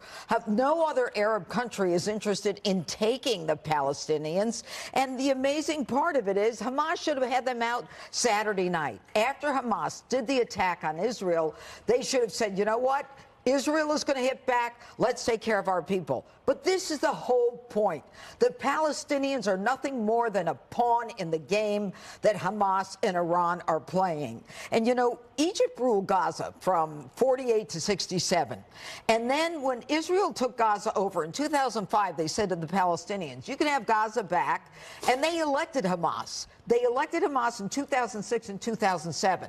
Hamas was not interested in defending or taking care of these people, and nor do any of the Arab countries other than want them. Egypt doesn't want to let them out either. Egypt doesn't want them in their country. So now we have a delay. Biden wants us to delay, wants Israel to delay. What does this do? It's worse for the hostages. Hamas gets the benefit. It plays right into their hands. And, you know, we're in a situation that's almost no win now, because the world is going to come in and say, you know, we're farther away from this. Everybody remain calm. So the U.S. Congress, Harold, is very supportive of the Israeli ground operation. I can't see any way that the Democrats and the Republicans are going to try to have Netanyahu slow this thing down until they rooted out these Hamas terrorists. Why is Joe Biden out on a limb like that? Well, it's good to have you back and good to be back with everybody again. I don't think he is as far out on the limb as you think. I think he has made clear. Secretary Austin was there. Secretary Blinken was on the ground today, making clear that you stand with your friends and you stand behind your friends and you run to your friends in a time of peril. And this is indeed a time of peril. I think the primary concern of the president, and I think it's a valid one, is that if this escalates, meaning if the more Palestinians you kill, the more likely it is that Hezbollah will invade from the north. And if that happens, you have a massive escalation in this, which we obviously know the Iranians have some part in this, and they are supporters of Hezbollah, as we all know, which means that this thing would escalate even more. So I think that's how I interpreted what the president said. We have not at all said we would not send weapons. In fact, the real holdup is that we don't have a speaker in the Congress. Hopefully they do that sooner rather than later so we can appropriate and spend the money, the extra money that we need. But whatever the president's able to do, it's my understanding he has done it. But I think it's right for him to lay this out for one other reason. For us to be able to deter Iran, we've got to build this coalition out even more and get them sturdier. So the Saudis, the Egyptians, the Jordanians are critical to this. Obviously, the signers of the Abraham Accords, the UAE and Bahrain, are critical to this. The more they stay with us, the likelier it is we're going to be able to deter Iran, because the only reason Hamas did this was because the prospect that Israel and Saudi would forge an agreement that would further isolate the Iranians and further strengthen the Saudis, and for that matter, bring about a new path for reconciliation and shared growth in the region. So I take the president, I interpret him slightly differently than maybe. Well, it would help that alliance if the president would tell all of these Arab nations, maybe take some of these Palestinian refugees. That is true. That would help a lot. That is true. Your thoughts on President Joe Biden today? Well, it's interesting that every U.S. president basically ends up having to deal with the Middle East. This president tried very much to leave this whole thing behind. He went to the periphery of the Middle East, pulled out of Afghanistan, didn't really make any efforts to broker a peace deal in the Middle East, which many presidents have. He sort of didn't touch that, didn't invite Prime Minister Netanyahu to the White House until the very last minute. And even now, they met during the meetings here in New York and said, oh, yeah, please come by the end of the year. OK, that's all that has happened so far in terms of having that meeting. So the problem is that now I think these countries that were involved in the Abraham Accords, I think they would like to see a strong arm against Iran. Mm-hmm. And now we find ourselves, because they don't want to do it and they don't want to say it, but isolating Iran works for them as well. I think it was very interesting in Brett's interview with MBS, the Crown Prince of Saudi Arabia. He said, well, of course, we have to address the Palestinian situation. But it wasn't, fire in the belly in terms of the way that he talked about this. So I think there's a real opportunity here. But the other thing I sense from President Biden is the restraint issue is kind of parallel to as long as it takes in Ukraine. And now the United States has its hand on the tiller of two enormously important situations. So basically, we are the lead supporter in a two-front war, one in Europe, one in the Middle East at this point. And this is an extraordinarily consequential time. I think we're at a turning point for the United States. I think that this becomes the central issue of the 2024 election, and I think it's going to be a referendum on leadership and who can take us through this next series of really important consequential world events. So we're in a proxy war with the Iranians and the Russians. Commander-in-Chief Joe Biden, we were talking last night on my show, Pete, that everybody needs to understand this is going to take a while because of these tunnels that are so deeply entrenched underneath the Gaza Strip. Why hasn't President Biden conveyed that this is maybe going to take not days, not weeks, but perhaps months and months? Because what we saw from the podium today was a reflection of an instinct from this administration from the very beginning, which is both sidesism. You saw the tweet deleted from the Palestinian office inside Jerusalem. You saw the statement from Blinken that was pulled back about both sides and restraint. That's the instinct of the modern Democrat Party. That's why if this referendum is about which administration would handle it properly, you've got the Trump administration with no wars and none of these incursions and peace vis-a-vis now two open land wars that we're trying to steer in a direction and doing so very poorly. By the way, we have U.S. hostages in Gaza. Yep. United States citizens in Gaza. It should be Joe Biden only at the podium saying, hey, Hamas, try it and you'll find out. Hey, Egypt, we don't want civilian casualties. Take them. Take them now. and because you're supposedly supposed to be a partner in all of this, because Bibi Netanyahu has to do what he has to do to secure his people, and he has an impossible, as we laid out last, an impossible situation in Gaza, considering what Hamas has done, considering the hostages it has, the tunnel system, the built-in fortified defense, the international community just waiting to broadcast. And then an administration prepared to jump into the both sidesism that you saw already today. I hope Bibi Netanyahu does what his country needs and doesn't listen to the squishes pro-Palestinian millennials inside the State Department and inside the White House, whose reflex is to be pro-Palestinian at this point and not pro-Israeli. But just in fairness, he didn't say don't go, nor did he say I'm not going to send. But hold on. It's the beginnings of the rumblings, Harold. But hold on. The United States is fully behind Israel in this effort.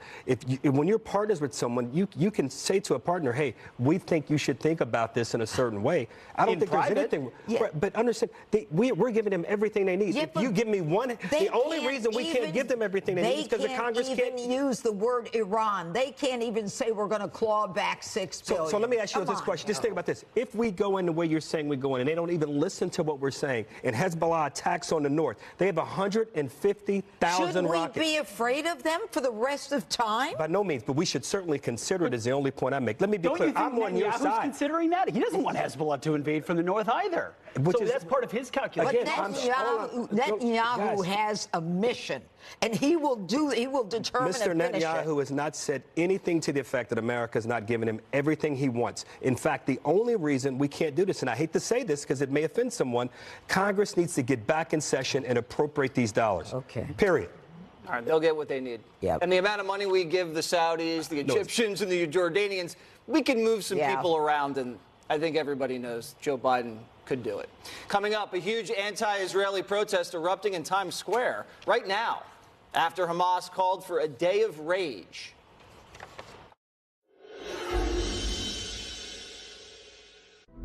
In the future, everything will be powered by renewable energy, but it's not as easy as flipping a switch.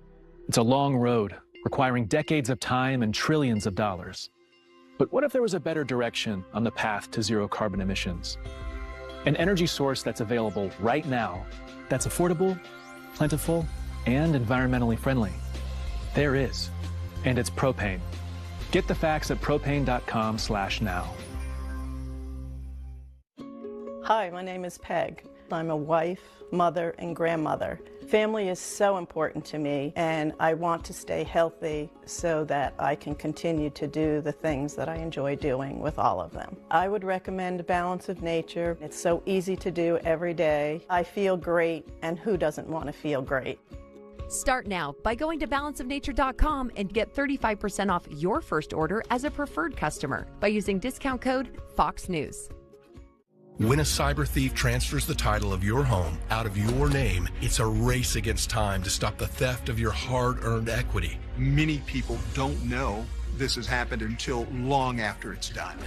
You as the homeowner think you still own a house. 3 months later, you start getting foreclosure notices and you realize you've got 4 mortgages on your house that you didn't even know existed. So when's the last time you checked on the title to your home? Find out if you're already a victim at HomeTitleLock.com.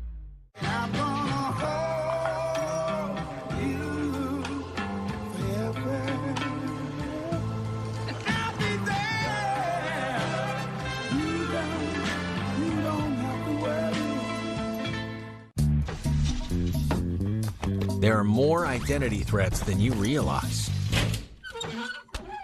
LifeLock alerts you and works to fix problems with a dedicated restoration specialist. Go to lifelock.com. HomeAglow just cleaned my entire house for $19. No, seriously, $19. They showed up right on time and did my dishes, my laundry, they even cleaned my windows. You just pick a date, pick a cleaner, and enjoy a spotless house for $19. I love using HomeAglow, and I think you will too. I can feel the winds of change. Israel at war as they prepare for a ground invasion of Gaza. We have continuing live coverage tonight right here. Don't miss it on Hannity. When things go sideways, will you be prepared? Hey, it's Cade Courtley, former Navy SEAL platoon commander, TV host, and best-selling author. Some people are concerned that they might have to go for a long period of time without power or electricity. That's why I want to introduce you to the Patriot Power Generator 2000X. Use the endless free power of the sun to power lights, your TV, medical equipment, even run your fridge. Now, with double the capacity and expandable to run your critical devices even longer. And that's without gas, fumes, or noise. So you'll sleep like a baby because it's safe to use inside. People are lining up for these generators.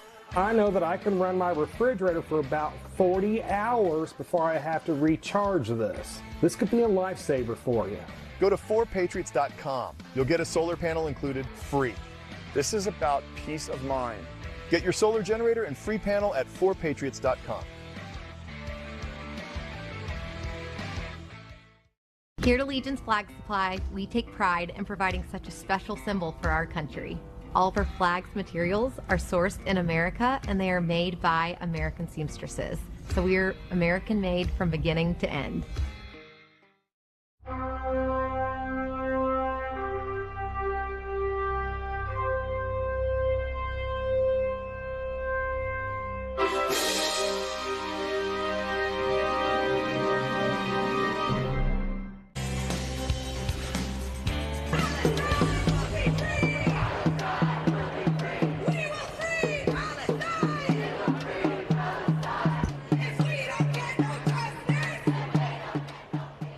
Massive anti-Israel protest happening right now in Times Square after a former Hamas leader called for a global day of rage around the world over Israel's retaliation against the terror group.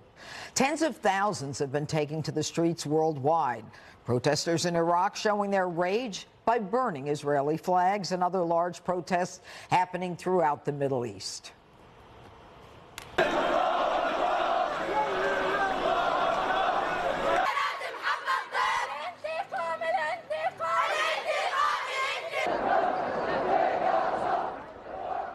U.S. cities are taking no chances. The FBI is urging Americans to be on alert, and police from coast to coast are beefing up patrols. New York officials say there are no credible threats despite the increased police presence. We have directed the NYPD to surge additional resources to schools, houses of worship, to ensure that they are safe and that our city remains a place of peace. I agree with the mayor. Reports that Hamas has called for a day of action tomorrow calls for us together to address the concerns of New Yorkers as you receive this information. All right, Pete, I'm going to start with you. Instead of this global day of rage, wouldn't those who support the Palestinians be better off doing something for the Palestinians, working to get them out of Gaza? Oh, if only they really cared. It's always been about exploitation for the Palestinians. They've always been a talking point. None of these Middle Eastern countries have ever really wanted to do anything to help them, but they use them to gin up and rally their population. This Friday, day of rage, day of jihad, it's called Friday in the Middle East. That's the holy day. No, it's the holy day. They go to mosque, radical clerics and imams gin up young men, and those are the days in Iraq and Afghanistan where we would see the most intense fighting and attacks is on Friday night after all that heated rhetoric is pumped in. What's scarier about this is that's about 2 blocks away. And if we're around this table talking about the fact that what Hamas did is akin to ISIS, can you imagine an ISIS rally outside in Times Square? If we're effectively willing to call that what it is, then what is that? Then what are they willing to support? I understand the Palestinian cause is larger and more ambiguous, but how warped does your worldview have to be to see what those terrorists did to innocents and then rally with a flag after it? Because clearly you're okay with that association, and that's scary. You know, Jesse and Pete just referenced that those are live images from Times Square just a couple blocks away. But by being vigilant with this day of rage, you know, there's shutting down schools, people are staying home, you know, increasing police presence. I mean, you know, all the right things. But aren't we advertising to terrorists that, you know, we're going to tremble if you say you're coming? I don't like how we reacted to this day of rage. It reminds me in the War on Terror when you'd get some warning and people would stay home. Yep. I don't like that. I'm not a Jewish person. I know Jewish moms and dads are keeping their sons and daughters out of school. I can understand that. Yes. I don't like it. I can understand it, but it doesn't look good. When I see this, Judge, the FBI has been focusing on Trump supporters for the last 6 years. Johnny goes out and interviews some of these knuckleheads, and they sound like they should be on a terror watch list. They sound like they're about 5 seconds away from an act of violence. This is where the United States surveillance should focus, not on politics, on that. And it's creeping into the academic institutions, too. Everybody thinks the world's divided into oppressors and the oppressed. And if you are oppressed, if you're an underdog, then they'll let you get away with anything, whether you're BLM, whether you're Hamas. The ends justify the means, and that cannot happen in this country. The Hamas organization now is just begging other Arabs to get involved because they're running out of weapons and they're cowering in tunnels. So if Hezbollah gets involved, if Syria starts lobbing missiles, the President of the United States has to stop acting like he's running for re-election and start acting like a leader. He needs to get everybody together, and he needs to warn the Iranians, and he needs to tell the other Arab nations, you have to start taking refugees, and if the Iranians try anything, we'll throw a third carrier group into the Red Sea. Because right now he's sitting back and pretending like it's going to go away. He doesn't want to get involved in a Mideast war during a re-election year. And that is going to screw Israel so bad, because we've talked about this. They have to go in and root these cells out, and they are entrenched. Okay. This is going to take a very long time. And so to sit back and say, you know what, you guys better pump the brakes. No, he needs to prepare the entire country and the region for a long offensive. Martha, I saw you shaking your head.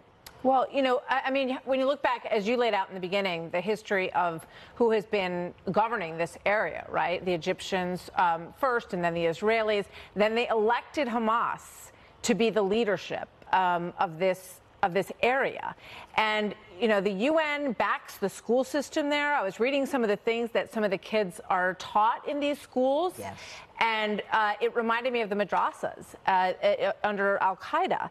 And, you know, the kids saying, quote, right now I am prepared to be a suicide bomber. Mm-hmm. Kids being taught, I am ready to stab a Jew and drive a car over them. These are in UN-funded school systems within Hamas. So Hamas has not served the people of the Palestinian people well.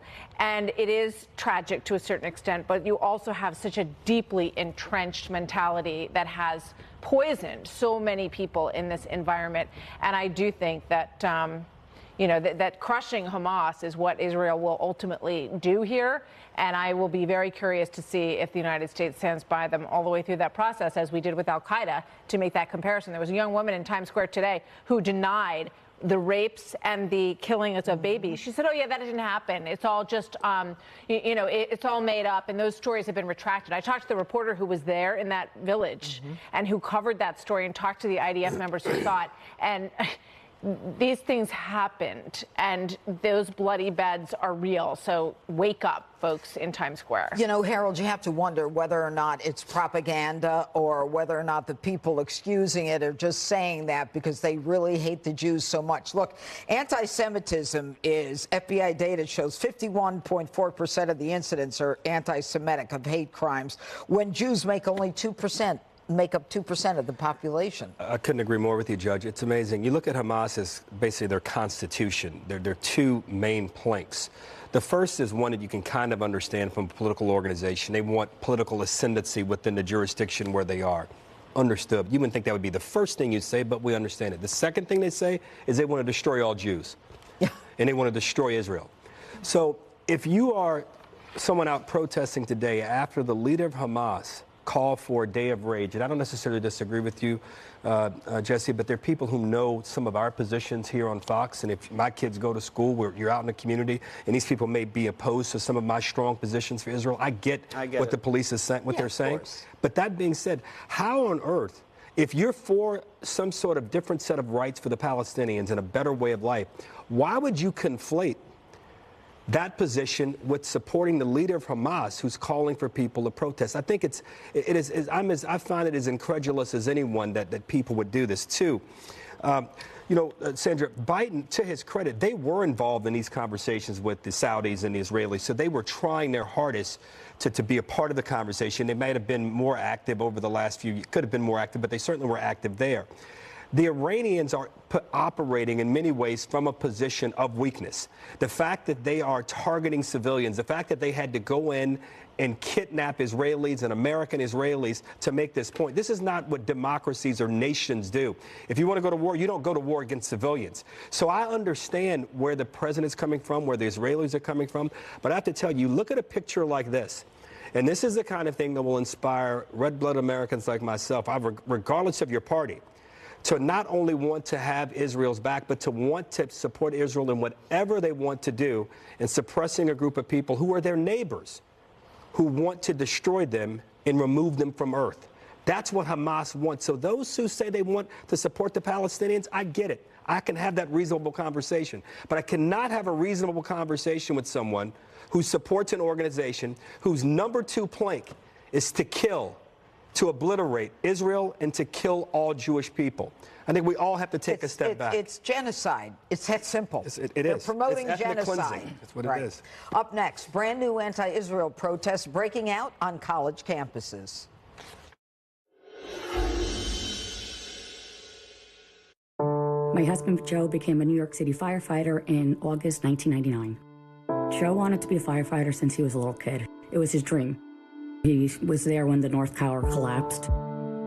I found out later that day when his father called me to tell me that, Joe was okay. It's still mind-blowing at this point when I think about it. There's so many people trying to get out and they're running in. Joe and I were firemen together for about 11 years in Ladder 148 in Brooklyn. Our families hung out together. Joe was a great guy, great family man, great fireman.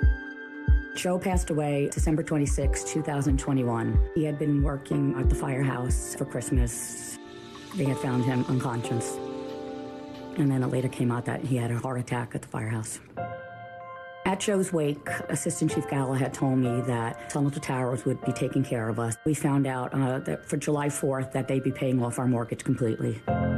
So there's things that, everyday life you need to think about. Tunnel to Towers tries to alleviate that stress. They paid off Joe's mortgage with the house with Irene and his kids. That's a huge burden that's lifted off of her shoulders so she can work on the healing that she needs to do with her and the kids.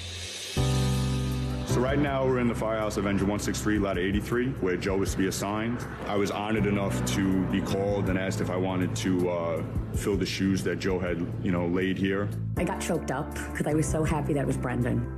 It was a tough decision at first, but I was honored and I was assigned as a lieutenant in Ladder 83. I would suggest that if you've never heard of Tunnel to Towers, that you should read about it. It's either mortgages, building houses for veterans, reconforming houses for military who are injured, who are wheelchair bound, and so forth. You definitely see where the money goes. I think that's the most important thing. You see where it's going. Please contribute $11 a month by going to t2t.org. Choosing a treatment for your chronic migraine, 15 or more headache days a month, each lasting 4 hours or more, can be overwhelming. So ask your doctor about Botox. Botox prevents headaches in adults with chronic migraine before they even start. It's the #1 prescribed branded chronic migraine treatment. So far, more than 5 million Botox treatments have been given to over 850,000 chronic migraine patients. Effects of Botox may spread hours to weeks after injection, causing serious symptoms. Alert your doctor right away, as difficulty swallowing, speaking, breathing, eye problems, or muscle weakness can be signs of a life-threatening condition. Side effects may include allergic reactions, neck and injection site pain, fatigue, and headache. Don't receive Botox if there's a skin infection. Tell your doctor your medical history, muscle or nerve conditions and medications, including botulinum toxins, as these may increase the risk of serious side effects. In a survey, 92% of current users said they wish they'd talked to their doctor and started Botox sooner. So ask your doctor if Botox is right for you. Learn how AbbVie could help you save on Botox. Buying a car from Vroom is so easy. All you need is a phone and a finger. Just go to vroom.com, scroll through thousands of cars, then tap to buy. That's it. No sales speak, no wasted time. Go to vroom.com and pick your favorites. I wonder if I could buy and book online at discounttire.com and get the same advice I get from the experts at the store. You can with Treadwell Tire Guy. Who said that? Get your best match in 1 minute or less with Treadwell. Green Pan Slow Cooker turns your counter into a do-it-all kitchen. Plus, it's on sale for a limited time. Get maximum flavor with innovative in-pot browning. And Green Pan's PFAS-free non-stick makes cooking worry-free. The ultimate slow cooker. That's Green Pan. Why settle for one guesstimate to see the value of a home when Realtor.com's Real Estimate gives you up to 3 independent valuations? Don't all apps do that? Not really. Trust the #1 app real estate professionals trust. Download the Realtor.com app today.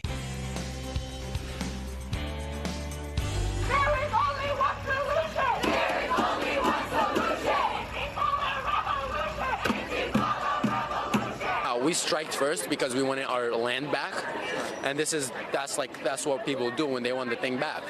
This past weekend, we witnessed them breaking free, tearing down the prison walls, and making it known to the world that we will be caged no longer. Hamas are Palestinians, okay? All of us, Hamas. You guys are associating that Hamas is a terrorist organization. It's a resistance. It's a resistance movement, and we need to stand behind it. Okay, brand new anti-Israel rallies at colleges all over the country.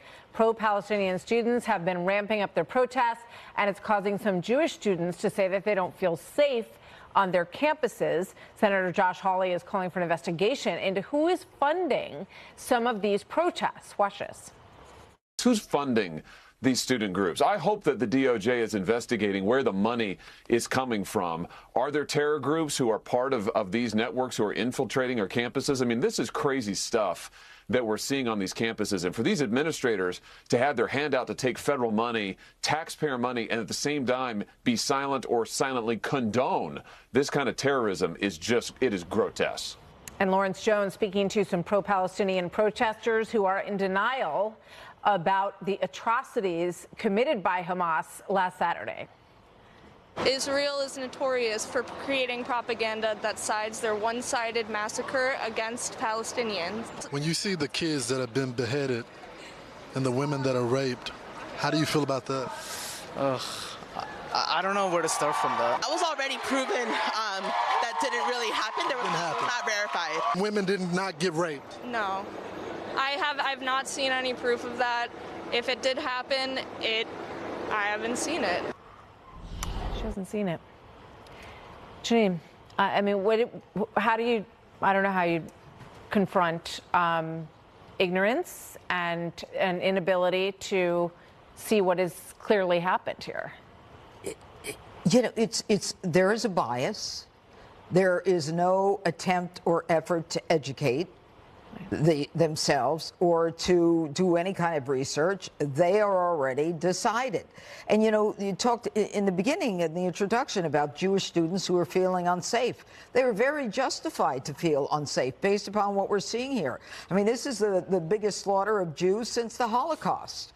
And now you've got people saying that it's not really happening when you and I have been watching people being burned in a circle of Hamas. And I won't even go into it. But, you know, the left amazingly calls out every ism there is. There's racism, there's sexism, there's all these, you know. But when there's real hardcore massacre, murder, hey, we don't necessarily buy it. And, you know, conservatives, when they go to a college campus, they can't speak. Riley Gaines is chased. I know when I spoke at a college campus, I had to have police with me when I did that. But this is what Israel is up against. All these colleges and all of these individuals around the world who believe that Israel is at fault. And, you know, you remember, like a couple years ago, they were denying the Holocaust. Okay? They're going to deny this as well. And that's where we are. And you know, there's a Stanford lecturer who was suspended because she ordered the Jewish students students to raise their hands and sit in a corner as if they were being punished in a public shaming. And the Harvard president, she refuses to punish those students. And, you know, whereas she apparently has rescinded the admission of students who engaged in racism or sexual texting, any of that stuff. But if you say, you know, good for the Palestinians and what they did, you're not going to get removed from some of these college campuses. I think there's a real level of ignorance and a lack of education. I was talking to someone, Pete, the other night who said that when they were in college, each person in a class that she was in had to take a country, right? You're Lebanon, you're Iran, and understand the groups that exist in them. I don't know that that kind of thing even happens in education anymore, to understand Israel's perspective, understand, you know, the Palestinian story. I mean, do they even know? No, forget a day of rage. These are campuses full of rage, and all you got to do is follow the money. These Middle Eastern studies programs that have been funded by the Saudis, by the Qataris, to the tunes of hundreds of millions of dollars for the last 30 years. There was a report in 2018, elite universities took $500 million from Saudi Arabia between 2011 and 2017 to found these Middle Eastern studies programs. You think they're sharing an even view of the world? Of course, it goes into the oppressor-oppressed dynamic you're talking about. And then you get this weird world where you have, like, Islamist protesters protesting alongside the LGBTQ plus community, when if they could, they would execute. I mean, none of it makes any sense. No. But it's funded with a very particular agenda in mind. And that is, you know, that's scary, Jesse, because we also have the Confucius Institute. So what is going on in campuses across the country when we're not actually getting an education? You're getting an indoctrination by people who have enough money to infiltrate the schools. Yeah, you parents pay $300 grand and your kid learns how to hate America. And Israel's kind of like America in the Middle East, so they hate Israel as a result of that. I don't believe the Palestinians and the Jewish state are going to be able to live together. It's kind of like the Native Americans and the pioneers. You get to a certain point where two cultures are just so drastically different. Violence erupts every time they collide, and this is the same thing that's happening there. Palestinians are going to lose their land. One way or another, they're going to lose it, and it's not their fault. It's not Israel's fault. It's the fault of Hamas. They're the ones that started this. Hamas could end this right now if they return the hostages. This didn't have to happen. It started with Hamas, and sadly, the Palestinian people are going to pay the brunt. And Harold, you know, every time we've had a peace process, Hamas ends up walking away from the table because they don't want two states. They want Israel to be completely gone, and that's their deal breaker. There's no doubt. I would push back just a little bit on one thing. Over the last 40 years, we've seen more progress in this region of the world with other countries than Israel. I think the Israelis would agree with that, and obviously President Trump was able to foster an agreement, and other presidents have gotten close to something with the Palestinians and Israelis but didn't. But we were on the verge of an agreement between the Saudis and the Israelis. I think the Iranians are acting from a position of weakness. Don't get me wrong. What happened, I'm not belittling at all the tragedy over the last several days and families are still dealing with hostages in Gaza. But this is a position of weakness there, and I think we all have to step back and figure out what do we do to continue to advance. I hope they don't scuttle the agreement. I hope we continue to support the Israelis in everything they need. I hope we're able to collaborate. But I got to tell you, we're not on the ground there. We're not protecting those people. And if the Israelis believe they have to do something, Judge, I don't disagree with you one bit. So we do those things. And then in our own country, hate is so prevalent in our country. Our instinct is to believe the worst, to not want facts, to believe our own narrative, even if our own narrative isn't supported by any factual basis.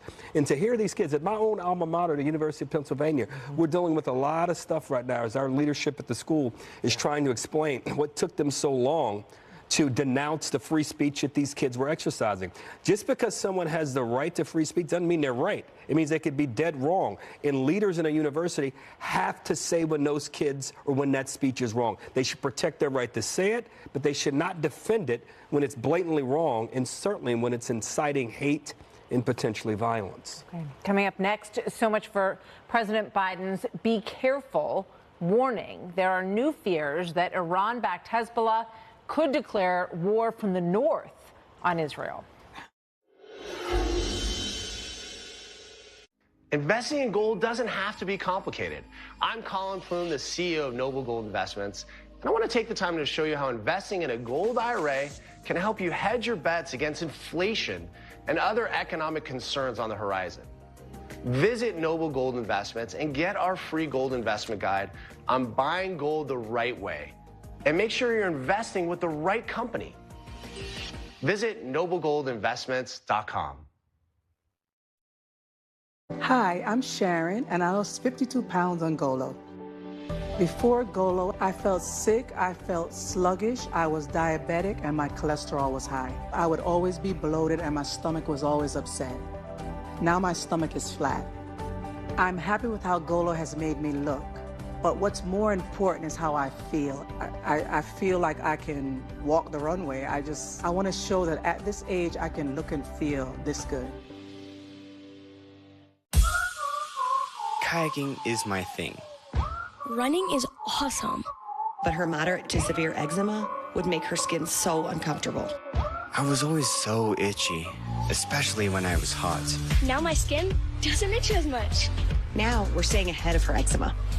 There's a power inside all of us to live our passion, and Dupixent works on the inside to help heal your skin from within. It helps block a key source of inflammation inside the body that can cause eczema, so they can have clearer skin and less itch. Serious allergic reactions can occur that can be severe. Tell your doctor about new or worsening eye problems, such as eye pain or vision changes, including blurred vision, joint aches and pain, or a parasitic infection. Don't change or stop asthma medicines without talking to your doctor. Healing from within is a wonderful thing. Ask your child's eczema specialist how Dupixent can help heal their skin from within. The FBI calls it house stealing, the latest scam where a cyber thief transfers the title of your home out of your name and steals your hard-earned equity. It's roughly 60 to 90 days for that person to even figure out that they're the victim of this crime. You start getting foreclosure notices, and you realize you've got 4 mortgages on your house that you didn't even know existed. Unfortunately, it's on you to protect yourself. You might already be a victim. Check your title status now at HomeTitleLock.com. I love shopping The RealReal. Gucci, Louis Vuitton, Prada, Hermes, Dior, Rolex, Burberry, Saint Laurent. Luxury brands up to 90% off retail. Thousands of new arrivals daily. The RealReal. This country has never been so divided. Are you a licorice lover or hater? We at licorice.com have 50-plus gourmet flavors that you'll flip out over. Get some for yourself or a licorice lover in your life. Licorice lovers unite at licorice.com. We have a garage door that doesn't lift. So I went on Angie. It took me just a handful of minutes. The vendors who were knowledgeable, they did higher quality work. They wanted us to be happy with the work done as well. It is a beautiful garage, I will say. Get started today at Angie.com. I do take balance of nature and have for years. I love to go on walks, hikes, anything physical. I enjoy golfing, and I feel like balance of nature helps me to maintain that active lifestyle that is so important to me. Here I am, 81 years old, and yet I'm walking, playing golf. We will stay on it forever. Start now by going to balanceofnature.com and get 35% off your first order as a preferred customer by using discount code Fox News. About 2 years ago, I realized that Jade was overweight. I wish I would have introduced the fresh food a lot sooner. After Farmer's Dog, she's a much healthier weight. She's a lot more active, and she's able to join us on our adventures. Get started at betterforthem.com. Brand new fears Iran-backed Hezbollah will open a new front from the north in Israel's war on terrorism. Israeli forces clashing with Hezbollah in Lebanon today as the radical mullahs of Iran refuse to back down following this warning from Joe Biden. We moved the U.S. carrier fleet to the eastern Mediterranean and we're sending more fighter jets there in that region and made it clear to the Iranians, be careful. So, Martha, even if the administration won't talk much about it, Iran is key to this whole thing. Yeah, it was interesting. Bob Gates was on America's Reports this morning, or America's Newsroom this morning, and he said every president who has extended their hand to Iran has had it slapped. And that's exactly what we're watching play out here, because there was an effort with the JCPOA. There was an effort with this deal, 5 for 5 hostages, plus $6 billion. I don't understand, I don't think we know the answer yet, to why they will not say that Iran is obviously behind this attack? Well, we can't, like General Jack Keane said, what are they looking for? Like a signed piece of paper that said, yes, please go in on October 7th? They're not going to find that. But, the general says it's obvious that they would never have pulled this off, this orchestration, without the Iranians. So I think this is a story that we're going to keep digging into and find out why there is such reluctance to refreeze the money and say that's what you're doing. I said to John Kirby today, if they requested, he said, no, they haven't touched a dime of it, over and over and over again. He said that. Yeah, but what if they asked for it tomorrow? If they asked for it tomorrow, would you deny it? And he wouldn't answer it. John Kirby was dancing today on your show. Jesse, why on the Iran question she just asked? Well, they're dealing with China and Russia, who back the Iranians. And so they're trying to put together this deal with the Saudis and the Israelis to normalize relations and the other Arab partners. And if Hezbollah comes in with rockets from the north, it opens up a two-front war, and the United States is screwed. Because the United States is going to really have to go in hard, and Joe Biden doesn't want to touch it. Joe Biden should just bring in Turkey. He should bring in the Egyptians, because we pay those countries a lot of money. And he should work this out in a deal. And he can't do it because he's not smart enough. So he's going to probably just watch it all happen as the rest of this country watches it all happen. And I don't think it's going to end well. Yeah, Harold and Judge, you were having a big debate in the break. It was a very lovely conversation. It was spirited. Recreated in 90 seconds. No, I mean, if we do stand back and watch, Harold, what happens? I don't think we should stand back and watch. I just think we need to be mindful of what happens if something else happens. If this happens on the north, it's very likely we will find the Israelis. The Israelis have never asked the Americans to be involved militarily, actively involved militarily with troops. As you well know, Pete, you're the only one who served at this table. I think they might, the likelihood of them asking if that happens on the north front increases dramatically. That's the only point I make as we think about what comes next. I agree with the first part of what you said, and I agree totally. They should, John Kirby and everybody should say, we're freezing the funds. Say that. I understand that the dancing on some of the other things, but you got to say you're freezing those funds. Judge. Okay. When John Kirby danced today, I watched it. We're watching it like a hawk. What does that mean, Jonathan? I mean, it's stupid watching it like a hawk. Look, here, the problem obviously is that if they say Iran was at it, behind it, everybody knows they were. Everybody knows Iran backs Hamas and Hezbollah. Then we put ourselves in a footing where we're possibly in a world war. Everybody understands that, so they're being delicate about the language. But the truth is, when Joe Biden comes out and when Austin comes out and says, don't, it reminds me of Nancy Reagan when she said, just say no to drugs. It doesn't work. All right. And it doesn't show how firm we are. I mean, what about this Hamas guy living in Qatar? Why aren't we sanctioning Qatar for that guy over there who's behind Hamas and all of this other stuff? I mean, we're like pushovers, and we haven't shown any strength. In a neighborhood where only strength is respected. And that's the problem. Yeah. You're exactly right. For the record, when Nancy Reagan told me to just say no, I did just say yeah, boy. It worked on Harold. It works on some. All right, coming up, potential terrorists are crossing our border. More special interest aliens from the Middle East just got caught.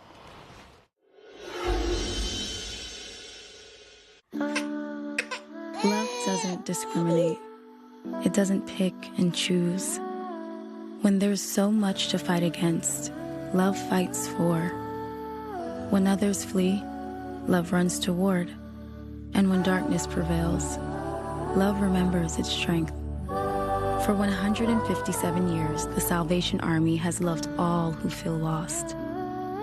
With your help, we'll never stop.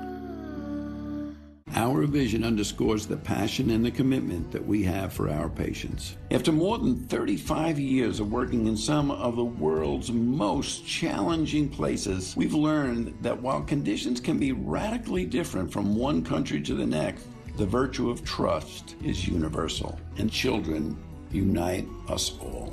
For the children around the world who unite us, help Operation Smile heal their cleft conditions. Scan now or go online to give today. My A1C was up here. Now it's down with Rybelsus. His A1C? It's down with Rybelsus. My doctor told me Rybelsus lowered A1C better than a leading branded pill. And that people taking Rybelsus lost more weight. I got to my A1C goal and lost some weight too. Rybelsus isn't for people with type 1 diabetes. Don't take Rybelsus if you or your family ever had medullary thyroid cancer or have multiple endocrine neoplasia syndrome type 2, or if allergic to it. Stop Rybelsus and get medical help right away if you get a lump or swelling in your neck, severe stomach pain, or an allergic reaction. Serious side effects may include pancreatitis. Gallbladder problems may occur. Tell your provider about vision problems or changes. Taking Rybelsus with a sulfonylurea or insulin increases low blood sugar risk. Side effects like nausea, vomiting, and diarrhea may lead to dehydration, which may worsen kidney problems. Need to get your A1C down? You may pay as little as $10 per prescription. As the war intensifies, we've been witnessing the pounding of Gaza by the Israeli Air Force. What should America's strategy be? Jesse has the latest from Israel and Washington on Primetime. If you struggle with flat, thin hair, this supplement is absolutely amazing for adding hair volume. Uniquely formulated with biotin, growth-promoting apple extract, and other important nutrients that help nourish your hair from within. This is the #1 hair supplement in Scandinavia, and let me tell you, they know what they're doing with beauty. By far the best supplement I've tried. Find us at Walgreens, CVS, Rite Aid, Amazon, or NewNordicUSA.com.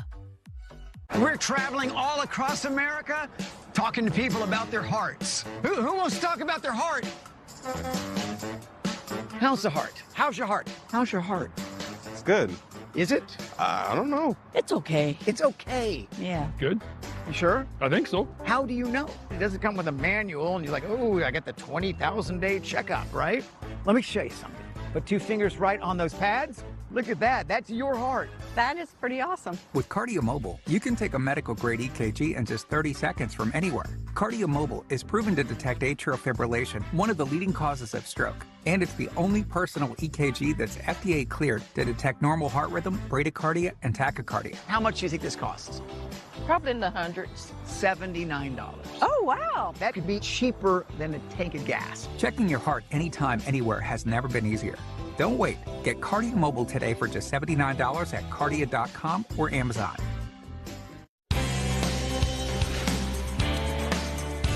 Growing concerns over the terror threat at our border. In the wake of the attacks in Israel, Border Patrol sources confirming to Fox that 2 men in their 20s from Lebanon were apprehended at Eagle Pass, Texas. They are considered to be special interest aliens and are currently undergoing extensive background vetting. The former acting director of ICE giving this warning. I've never been more concerned about the safety and security of this nation than I am right now. I'm telling you, something's coming. I don't know how many terrorists have crossed the border, but someday we're going to find out, and it's going to be a bad day for America. Around the table, we don't have a lot of time. Pete, is that concern of his warranted? Of course, we are so stupid and so vulnerable right now. We have no policy. We have no idea. We have no idea what those intentions are, and someday it's going to come back to bite us. Martha, would you shut down the border? I agree with you, Peter. Would you shut down the border? Is this a call to do how are we that? doing on the 20 miles of wall that was going to be built? And when can we expect that to be finished? And while we're waiting for it, we need to close that whole area off. If it's a big enough concern to start building that 20 miles, then we need to shut it down and deal with the people that we have here. 151 people on the terror watch list. Fran Townsend this morning from the Bush administration, she said she's terrified. She's a pretty steady Eddie. She said, I'm terrified about it. She really is. Jesse, what are your thoughts about this? I think there's going to be another 9/11, and it's going to come in through the South. And Joe Biden's going to have blood on his hands. And we have been warning him for years about this, and he has no plan. 99% of the people that cross over, he doesn't even deport. He just lets stay here. And then you pick him up on some stupid felony charge, and the guy has a thing, court appearance in 2028. Never going to show anyway. Judge? You know, what has happened to this country, especially during the Biden administration, the numbers that are coming through now is really a crime against the country and against the citizens. And it's going to backfire, and it's going to backfire soon. I tend to agree with this sentiment. I think we got to shut the border down and get control of who's here, who's on that list. They're already here. Well, we should find them. We know they're here, so we should find them. They're in Times Square. Until we do it. We're going to switch gears from this breaking news and a little lighter. One more thing is up next.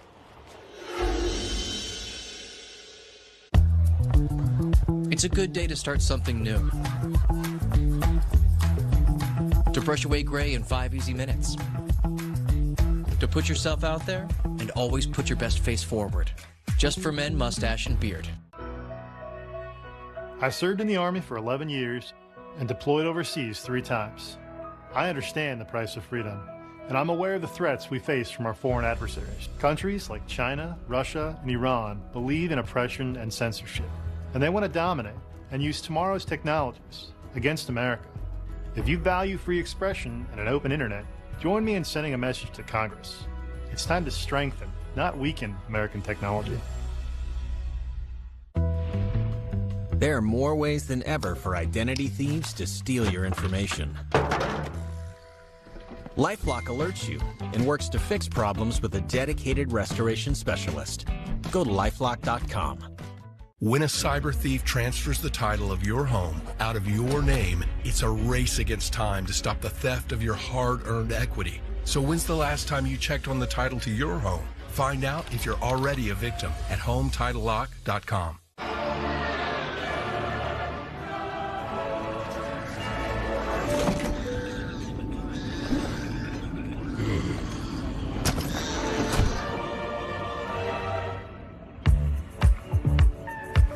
For everyone who's endured the bad seat, finally, sweet, sweet redemption. The Lexus TX, three-row luxury that treats every seat like the best seat. I'm Franklin Graham. The world is searching for peace, and it seems to elude our leaders. And maybe you wish you could have peace. Maybe your life is in turmoil, and you don't know where to go or what to do, but you can have peace. And that's through the Prince of Peace. That's the Lord Jesus Christ, God's Son, who came to this earth to take our sins, where he died and shed his blood on a cross. And on the third day, God raised his Son to life. And you can have peace not only now, but for eternity, by putting your faith and trust in God's Son, Jesus Christ. If you've never done that, pray this prayer with me right now. Just say, God, I'm a sinner. I'm sorry. Forgive me. I believe Jesus is your Son. I want to trust him as my Savior and follow him as my Lord from this day forward. Amen. If you prayed that prayer, call that number that's on the screen. We have someone like to pray with you and speak with you. Do that right now. God bless you. This is why thousands of people are switching to Pure Talk for their cellular service. I always assumed that using a bigger provider meant better coverage. It turns out that it's the same network. And I keep the same phone number. And you save a bunch of money. We have a foreigner family, and we save about $70 a month. With plans at $20 a month for unlimited talk, text, and now 3 gigs of data. Dial 8448 Pure Talk to save 50% off your first month with Pure Talk. There's 2 things a young man want to be: cowboy or a gangster. And a gangster is out of style. I got back to my roots. We come from a long line of cowboys. My grandfather, my great-grandfather, my aunt even rode horses. When I see all of us out here on this ranch, I see how far our legacy can go. Gaza's getting hit from the air, from the ground, and the sea. The Israeli troops are massing. The Defense Department has the ability to rapidly deploy other resources if necessary. Focus really is on getting in, saving those hostages, and annihilating Hamas. Stay with Fox News. It's time now for one more thing, Martha. So, watch this. Very exciting. This man spent a lot of time and effort and money to make this happen, and he won. Right now.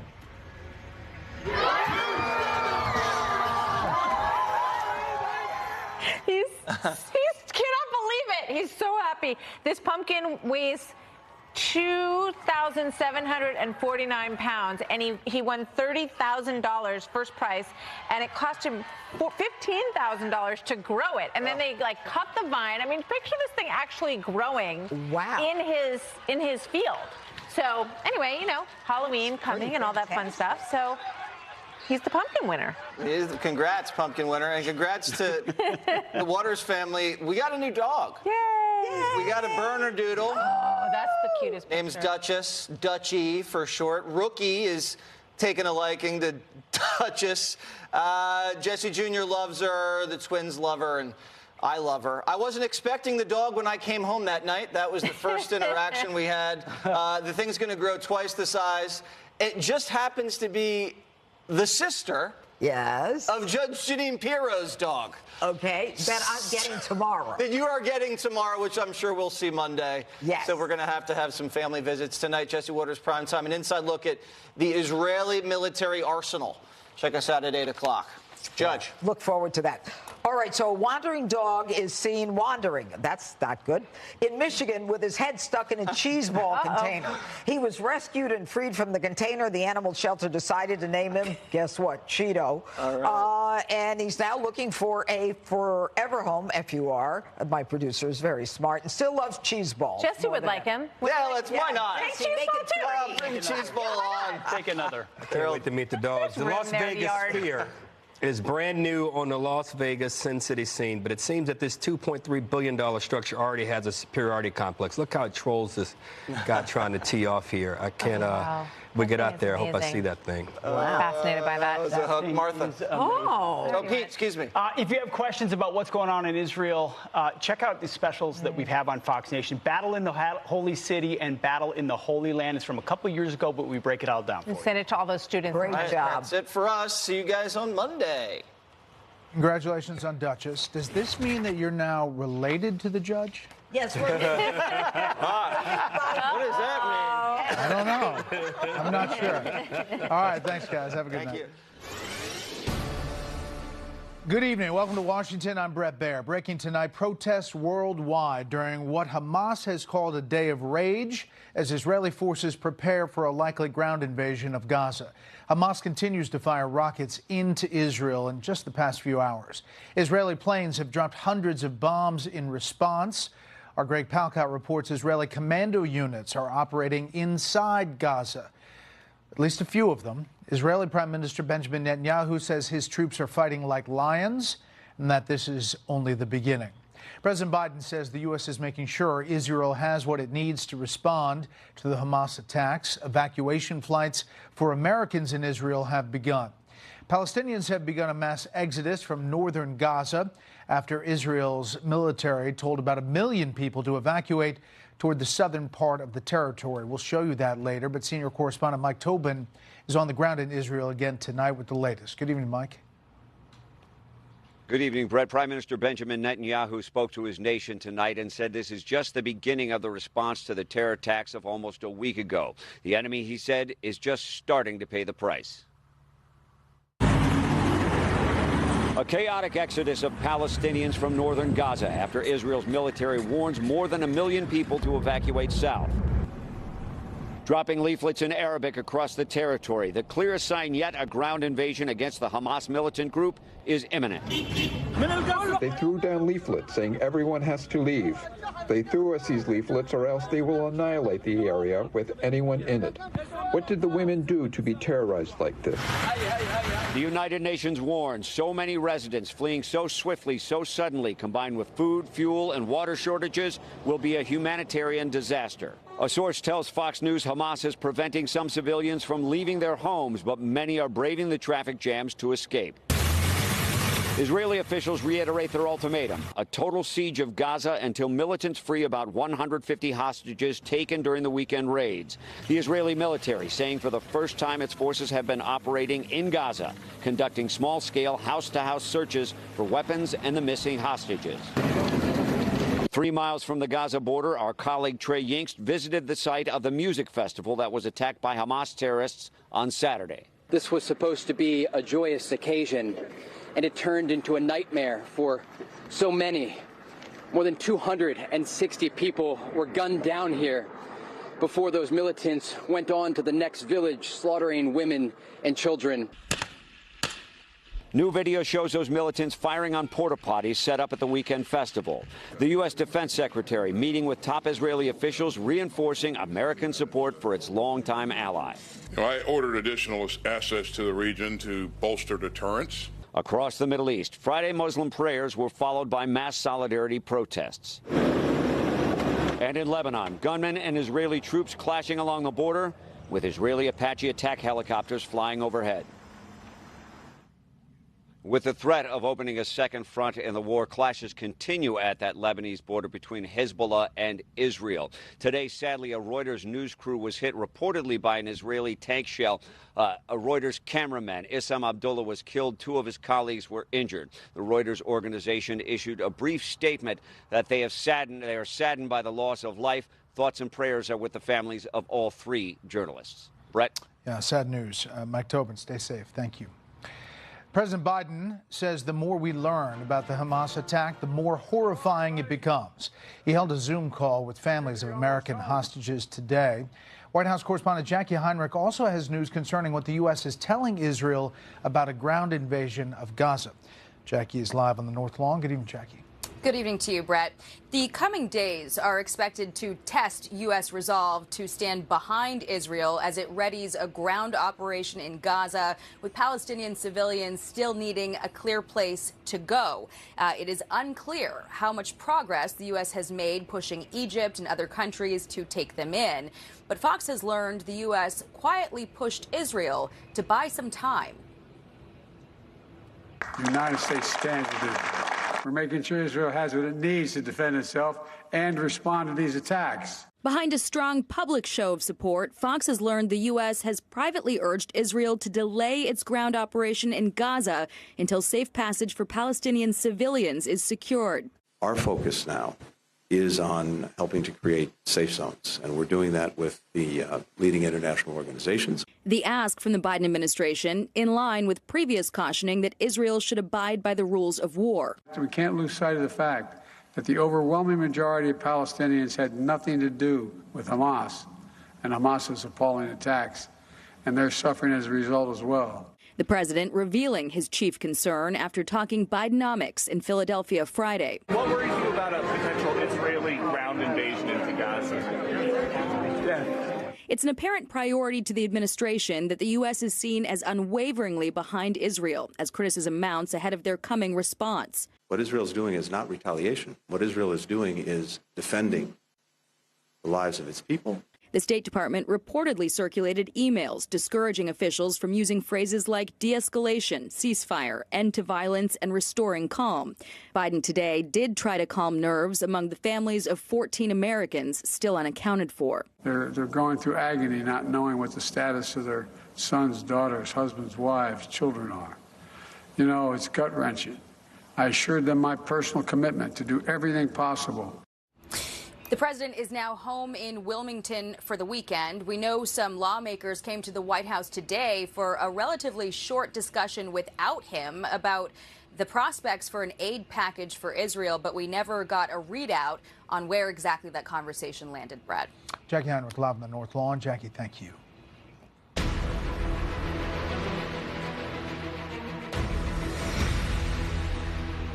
Evacuation flights for Americans in Israel have begun. The Biden administration has taken some criticism for what some perceive as its slow response in this, but it started now. Fox Business correspondent Madison Allworth is at Newark Liberty International Airport tonight in New Jersey. Good evening, Madison. Good evening, Brett. The first chartered flight from Israel to Europe has taken off as the U.S. government steps in to help the thousands of Americans that have been left stranded in Israel. Fox has learned that 100 Americans have been evacuated by the U.S. government. The U.S. is also in the initial stages of planning a cruise ship option for American evacuees. Up until today, Americans have had to take matters into their own hands if they wanted to leave Israel, spending thousands of dollars on flights and taking multiple legs in order to get home. At the end of the long journey, there is both happiness and sadness. I'm happy to be back home because we live here. I actually have mixed feelings because I feel strongly connected to Israel, and so while I knew I needed to get my family out, I also felt like I wanted to stay. Just to get back was $2,500, but I lost a lot of tickets. I lost 2 El Al tickets, 2 or 3 El Al tickets, in the value of about $4,000 or $5,000. I don't even know honestly, I don't know how much I spent. It took 5 days for the U.S. to announce an evacuation plan. For American families that were stuck, like the Rottenbergs, there is frustration. Honestly, I don't know what they're thinking. Are they just okay with Americans dying there? I've never been in this situation before. I hope never to be in it again. Right now, one of the only commercial airlines that is offering nonstop flights between Israel and the U.S. is El Al. That is an Israeli airline. And in a break of a 40-year tradition, El Al will be flying tomorrow on Saturday during the Sabbath in order to get Americans home and also to get Israeli reservists that are here back to Israel. Brett? Madison, thank you. The Biden administration says North Korea has delivered more than 1,000 containers of military equipment and munitions to Russia for its ongoing war inside Ukraine.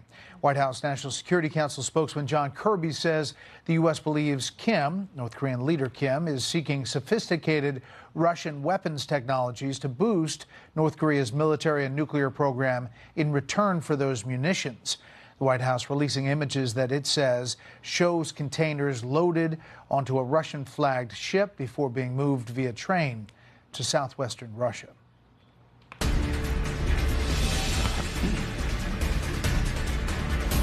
House Republicans have nominated Ohio's Jim Jordan to be the next speaker. Now, it's not final in the total House vote. Today's secret ballot in the conference came after the previous nominee, Majority Leader Steve Scalise, withdrew his name last night. Now, we wait for a vote from the full House. Senior congressional correspondent Chad Pergram is live on Capitol Hill tonight. He always tells us it's about the math, and so far, and continuing, Jordan's math still looks like it's coming up a little short. Good evening, Chad. Good evening, Brett. The House still lacks a speaker. It won't get one until next week at the earliest, if then. Jim Jordan of Ohio defeated Austin Scott of Georgia behind closed doors as the new GOP nominee. But Jordan remained well short of what's needed to win on the floor. We got 2 days to lobby and make phone calls to understand why people aren't there quite yet, and hopefully get them there before Monday. You know, you start applying the pressure of public opinion and good, intimate conversations. I'm confident he'll get there. Jordan scored 124 votes for Speaker, Scott 81. But on a second vote, 55 Republicans refused to back Jordan on the floor. Scott was an unexpected late entry into the race for Speaker, but his candidacy underscored that there are lots of GOP members who oppose Jordan. Some will never vote for Jordan. Are you there on Jim Jordan? Are you going to support him? No, you're not. Why you're not? I'm supporting Kevin McCarthy. Okay. You're voting for Kevin McCarthy. Is there anything Jim Jordan could do to get you to... There's fear that Republicans could lose on the floor like January if they rush a vote. One Republican told Fox the House was now a, quote, blank show. Democrats watched the mayhem gurgle across the aisle.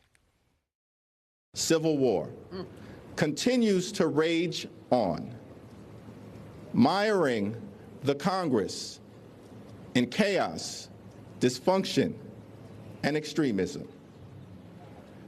House Republicans have chosen to triple down on the chaos. The House will not vote for Speaker until Monday at 6 p.m. Eastern at the earliest. If Jordan wins, he's the Speaker after a 2-week battle. If not, the House remains in paralysis, and the GOP could consider someone else. Brett? And so it continues. Chad Pergram live on the Hill. Chad, thanks. Technology losses offset bank earnings today. The Dow gained 39. The S&P 500 lost 22. The Nasdaq fell 167. For the week, the Dow was up 0.75 percentage point. The S&P 500 gained 0.5. The Nasdaq lost 1/5. Up next, the threat of domestic terror in the wake of the Hamas attacks in Israel. This occurs as protests take place all over the world on what Hamas calls a day of rage.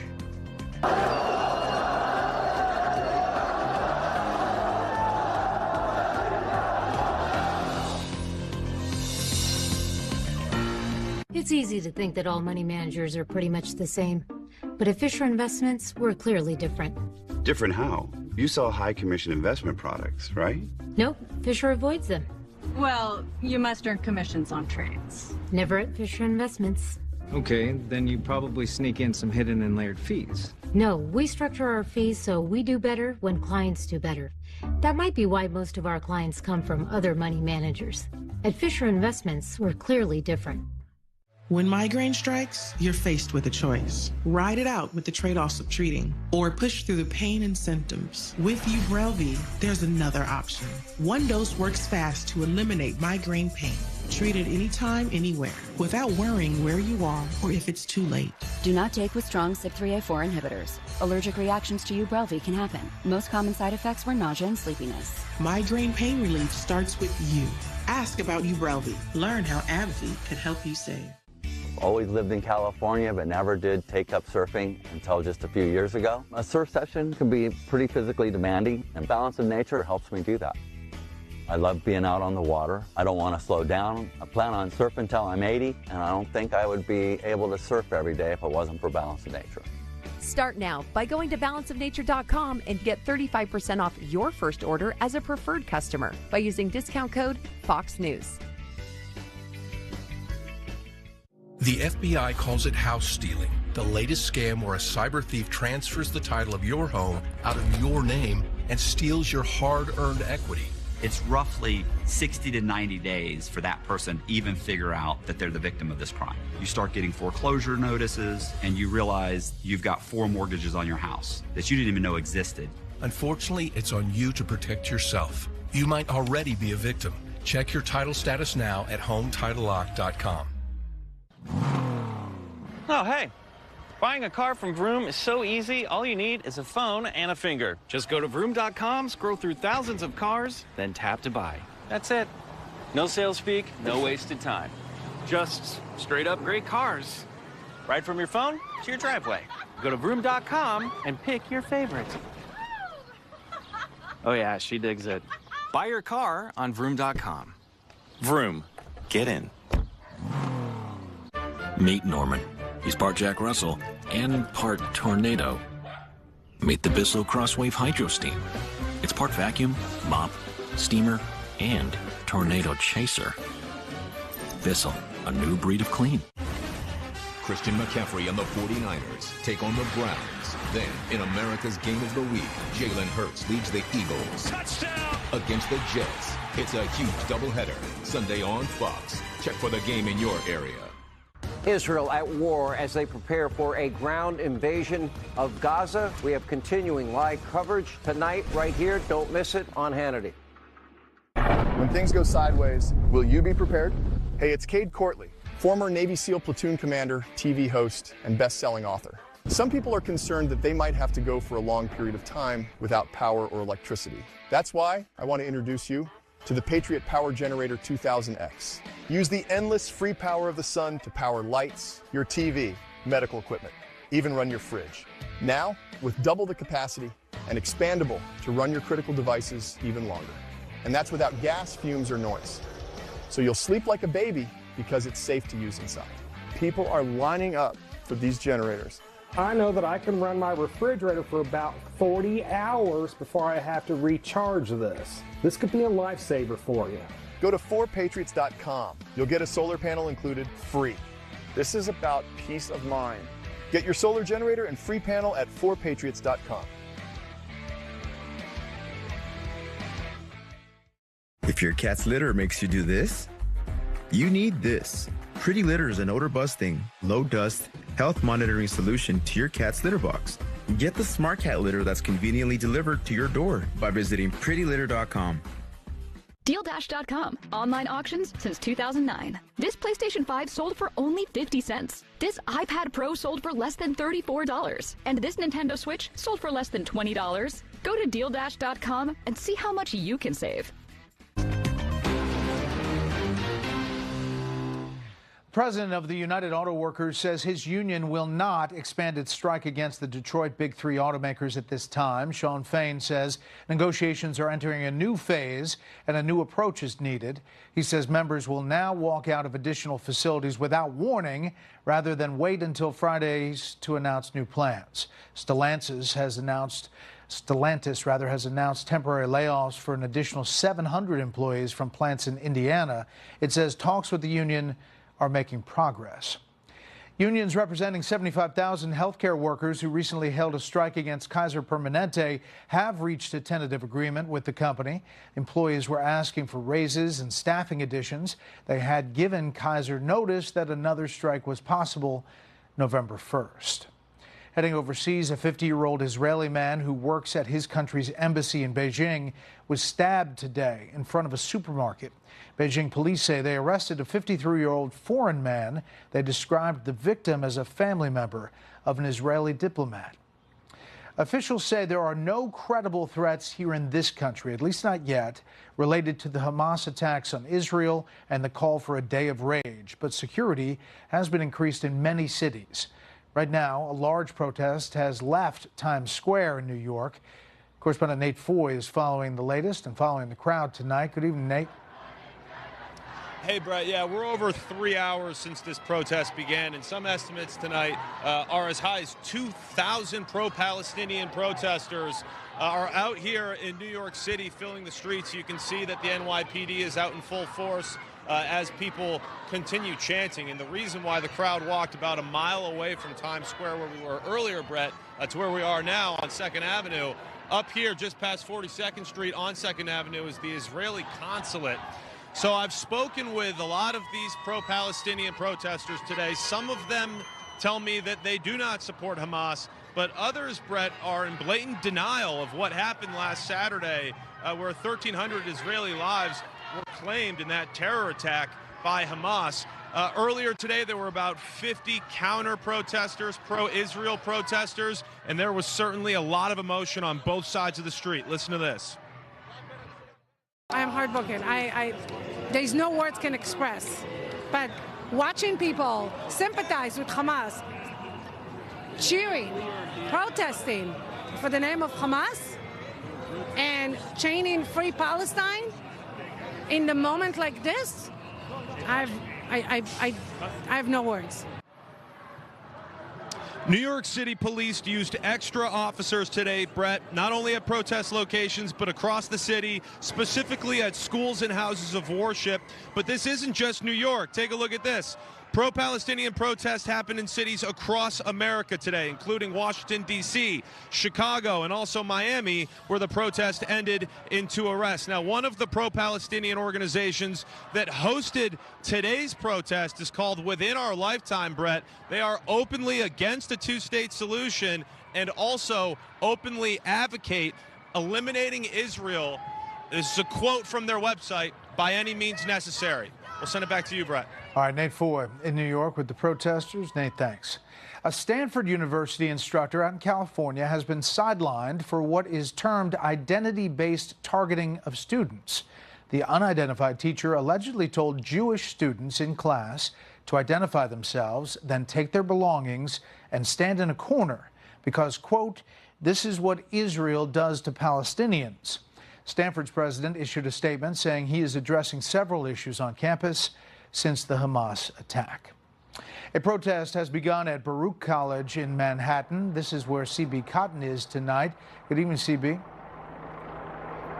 Good evening, Brett. Pro-Palestinian supporters here prayed, marched, chanted during a protest, calling for an end to what they say is Israel's genocide in the region. The only mention of Israelis who've been killed in the war was on a sign from someone who doubts whether children have died. There was a propaganda going around about 40 babies being burned alive and slaughtered, whatever. That was obviously propaganda. I think in this case that certainly what Hamas did is violence, but we have to understand that these people have been under occupation for 75 years. That protester, one of about 100 pro-Palestinian supporters who showed up to Baruch College, many wearing scarves to cover their faces, refusing to talk about their stance. But chants from the crowd revealing many feel Israel is ultimately responsible for the surprise Hamas attacks, saying Palestinians have been forced to live under occupation. At one point, a man with flyers of kidnapped Israelis got into a heated argument with a pro-Palestinian supporter, cops stepping in to separate the two. Both men are now facing disorderly disorderly conduct charges. Hundreds more facing off in dueling protests on Columbia's campus yesterday. The campus was closed ahead of the protest. One student estimating nearly 500 gathered to support Palestine. And Brett, moments ago, Governor Kathy Hochul announcing there will be an increased police presence at public universities and colleges ahead of Friday evening Shabbat services for Jewish students. Brett. CB Cotton in New York. CB, thanks. Up next, we'll go to the touchscreen, update you what's happening on the ground in Israel and in and around the area, plus analysis from former Defense Secretary, former CIA Director, Leon Panetta. This is no time for neutrality or for false equivalence or for excuses for the inexcusable. There is never any justification for terrorism.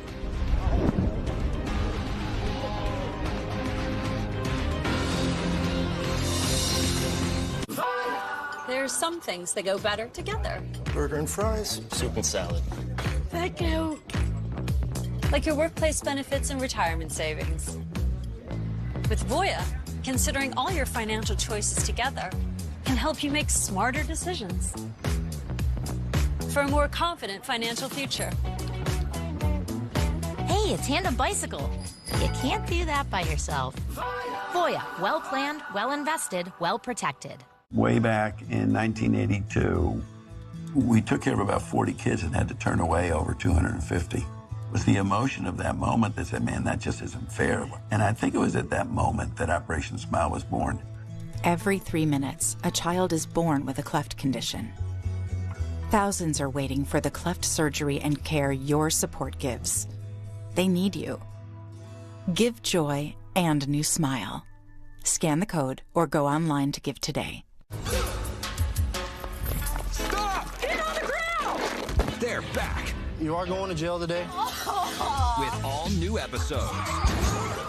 Crazier twists. Undeniable. Hey, it's on video. Plots that defy reasoning. I understand that my pants are down, it's weird. And the best acting you've ever seen. And this was how many grams? Cops, all new episode. Tonight, only on Fox Nation. No matter what, I go to jail. Why is that? Because I'm a criminal, man. When you've tried everything. I was getting chemical pills, bleaching creams. This is melasma. I'm trying to get rid of it. I've tried everything. Introducing Muesli Face RX, prescription skincare delivered straight to your door. The spot cream is 10 times more potent than over-the-counter and prescription alternatives, so you'll finally see a difference. My skin looks amazing. It's amazing. I'm a loyal customer forever.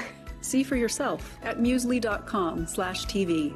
Your wallet is always in danger. Criminals can scan and hack your information without you even knowing. Worse yet, it's bulky and so disorganized. But not anymore, because Slim is in. Introducing Slim Mint, an ultra-thin RFID blocking wallet that keeps your cards and cash truly protected. And now may be your last chance to get it for a low price. Slim Mint uses the latest RFID blocking technology to prevent thieves from scanning your wallet and stealing your info. Having your information stolen is a nightmare, but with Slim Mint, I know I'm protected. With money clips, cash can easily fall out, but with the auto-locking Slim Mint, your cards and money stay securely in place. Then just press the button to release the lock. Slim Mint is ergonomically designed to optimize space and keep your belongings organized. It has a built-in cash clip and a flexible outer band to securely fit your additional cards and your extra cash. Even with everything you see here in the Slim Mint, it's still ultra-thin. Bulky wallets are uncomfortable, but the Slim Mint is so compact it fits in any size pocket. Plus, it keeps everything easy to access. Slim Mint holds everything, from pictures to credit cards, my driver's license. Yeah, it's still so thin. Say bye-bye to bent cards and damaged magnetic strips. Slim Mint keeps them protected. It's crush-resistant and can really take a beating. Similar wallets sell for over $100. But call or click now and get Slim Mint for just $29.99. Order in the next 5 minutes and you'll get an instant $10 discount. So it's only $19.99. But wait, due to rising costs and supply chain shortages, this may be your last chance to get Slim Mint at this low price. There's a strict limit of 3 Slim Mint wallets while supplies last. You still have time to get your very own Slim Mint wallets, but you must act fast. Don't wait, order now. Call 1-800-618-2124. That's 1-800-618-2124. Call or visit slimmintwallet.com. So call 1-800-618-2124 now. pretzel fanatics are freaking out. Give your taste buds a twist. We at Pretzels.com freshly bake over 45 varieties of chef-crafted gourmet pretzels in the heart of Pennsylvania. Get a new twist for someone you love or yourself at Pretzels.com. We had to take out our old gas heating. That was a huge project. I was so overwhelmed, so I started contacting people off of Angie to work with people that knew what they were doing. It was a game changer. Get started today at Angie.com. After switching to the farmer's dog, we noticed so many improvements in Remy's health. His allergies were going away, and he just had amazing energy. It looks like nutritious food, and it is. I'm investing in my dog's health and happiness. Get started at longlivedogs.com. Start Saturday strong with Big Noon Saturday on Fox. J.J. McCarthy and the second-ranked Michigan Wolverines face off against the Indiana Hoosiers. It's Big News Saturday on Fox. Welcome back to Special Report. We want to take you on the ground to give you a look of what's happening. We told you about the efforts by the Israelis to get the folks inside Gaza, on the northern part of Gaza, this area, to move south, to get evacuated. They dropped these flyers, and they're trying to move them south and ideally out of the way of what is likely to be a ground incursion into northern Gaza. We don't know when exactly that's going to happen, but already there are Israeli forces that have gone in on the ground.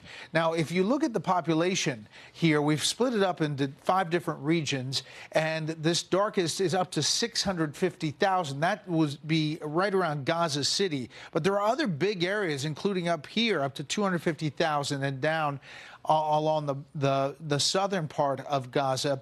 And just to give you a sense, there's 2.3 million people inside this. If you look at the breakdown here, this is population by density, and it gives you a different sense of how many people are jammed in this small area. Here's D.C., Los Angeles, Tel Aviv, and here is Gaza. 1 dot equals 10 people. Look at how packed that is. There's another visual to show you about that. This is Gaza City. Now, these are all individual, stacked on stacked houses. And, you know, you can see this open area here. This is possibly a mosque here. But this is street by street. So imagine this fighting if you're Israeli Defense Forces going in to try to rescue hostages. There are a lot of possible booby traps and all kinds of possibilities here. Now, as you go back to the original map, you can see that up here in the north, there has been some fighting back and forth, some small arms fire for Israeli Defense Forces along the border. It's believed that right in here is where the back and forth happened with the loss of that photojournalist from Reuters. And what Hamas was doing, this is Hezbollah territory, but what Hamas was doing was very calculated. Take a listen. They had this planned down to a T. They knew what they were going to do, and it's more than that, okay?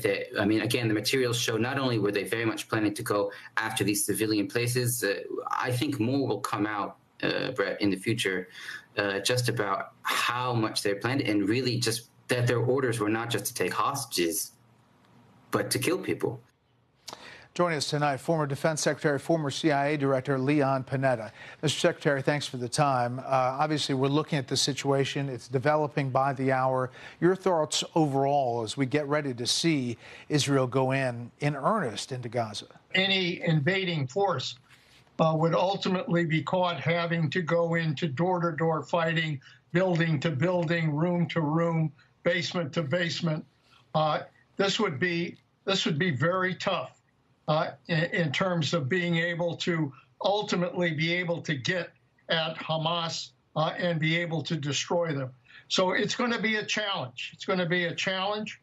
It's not that Israel isn't up to that challenge. They've got over 300,000 reservists that are now mobilized, and they know that territory. They know how to do it.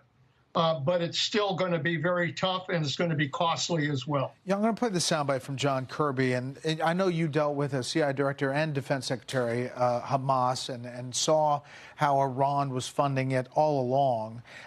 The specific question about Iran's direct involvement has been kind of a back and forth here. Here's what John Kirby said.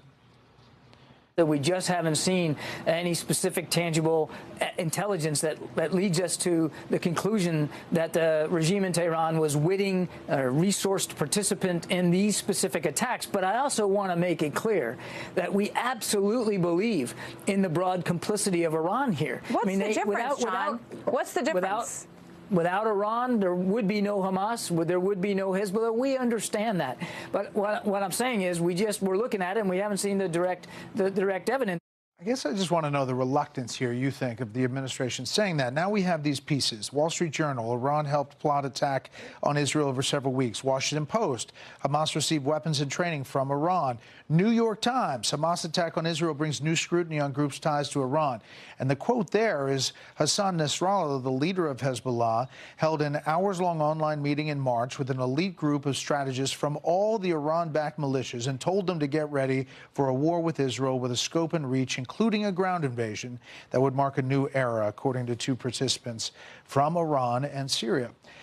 Is there a reluctance here, Mr. Secretary, from this administration because of Iran policy in the past? It is obvious that we know that Iran has been very supportive of these terrorist groups. When I was CIA director, Iran was supportive of Hamas and Hezbollah without question, and they continued to provide help and support.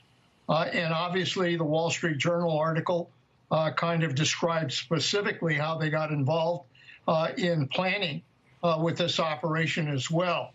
Now, I think obviously our intelligence has to be comfortable that they did see specific help with regards to this operations. I understand that.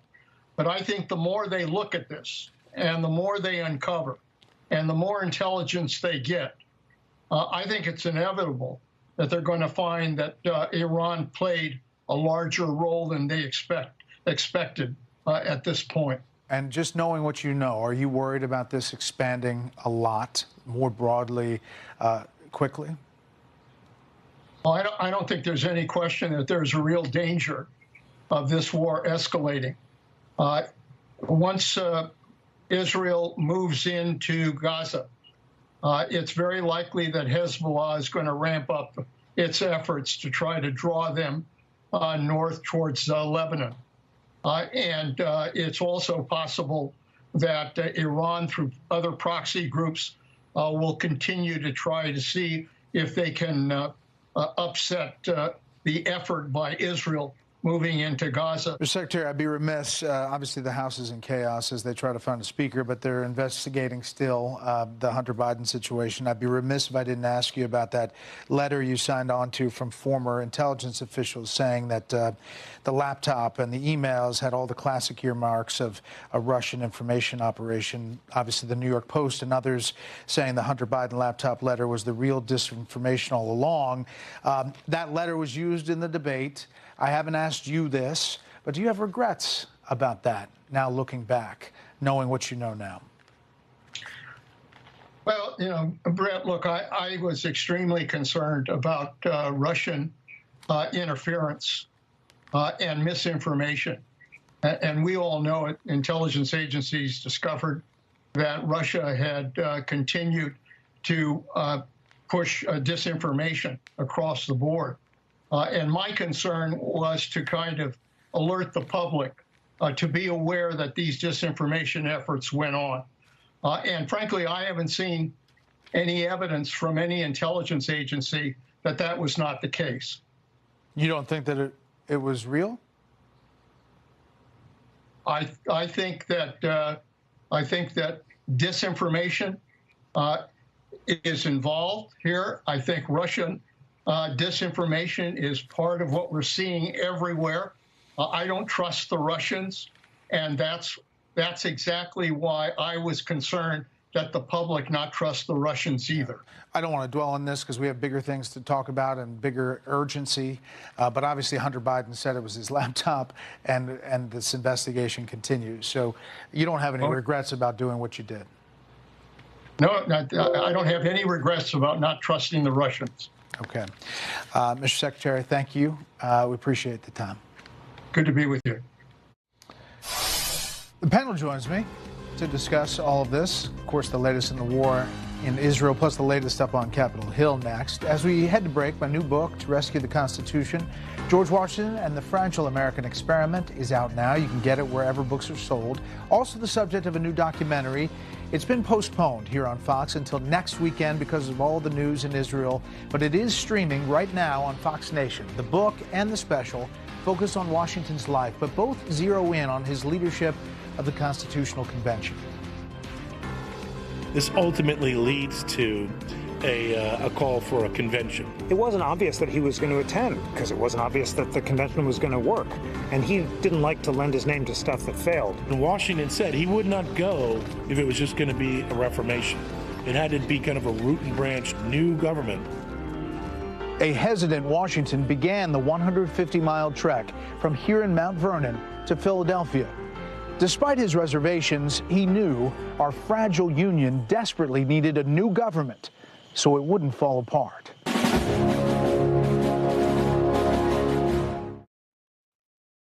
It's time to remodel your bathroom, but you don't want the hassle. You just want it done. Rebath, from start to stunning. Call us or visit rebath.com to schedule your free in-home consultation.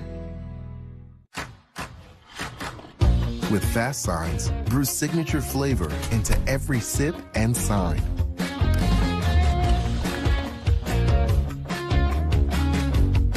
Fast Signs, make your statement. When I first learned about my Dupuytren's contracture, my physician referred me to a hand specialist. And I'm glad he did, because when I took the tabletop test, I couldn't lay my hand flat anymore. The first hand specialist I saw only offered surgery, so I went to a second hand specialist who also offered non-surgical options, which felt more right for me. So what I'd say to other people with Dupuytren's contracture is this: don't wait. Find a hand specialist trained in non-surgical options today. I found mine at findahandspecialist.com. September 6, 2023 marked a pivotal moment for those affected by the Camp Lejeune water contamination. The Department of the Navy and the Justice Department have announced a settlement program called the elective option. Depending on exposure, you might be eligible for Tier 1 or Tier 2 compensation. For those we've tragically lost, an additional $100,000 is available. Certain qualifying injuries apply. Proof of exposure and medical documentation are crucial. For more details and to begin your claim, call now. We're here to guide you towards justice. When every second counts, ADT self-setup with video verification helps police respond faster, so you get help sooner. You can even request help with just a tap. We have a verified alarm. All clear, all clear. So you have a home with no worries. Brought to you by ADT. Businesses need 5G solutions today. That's why they choose T-Mobile for Business. MLB partners with T-Mobile to not only enhance the fan experience, but to advance how the game is played. AAA relies on T-Mobile's network to stay connected nationwide so they can help get their members back on the road. And we're helping Pano AI innovate to stop the spread of wildfires. Now's the time to see what America's largest 5G network can do for your business. Before planning the big trip, you were limping thanks to a bad knee. Then you heard about Mako robotic-assisted knee replacement. It starts with a CT scan to pinpoint the problem that becomes a personalized 3D plan to guide your doctor during surgery. Mako can help lead to better outcomes, like less pain and shorter recovery times.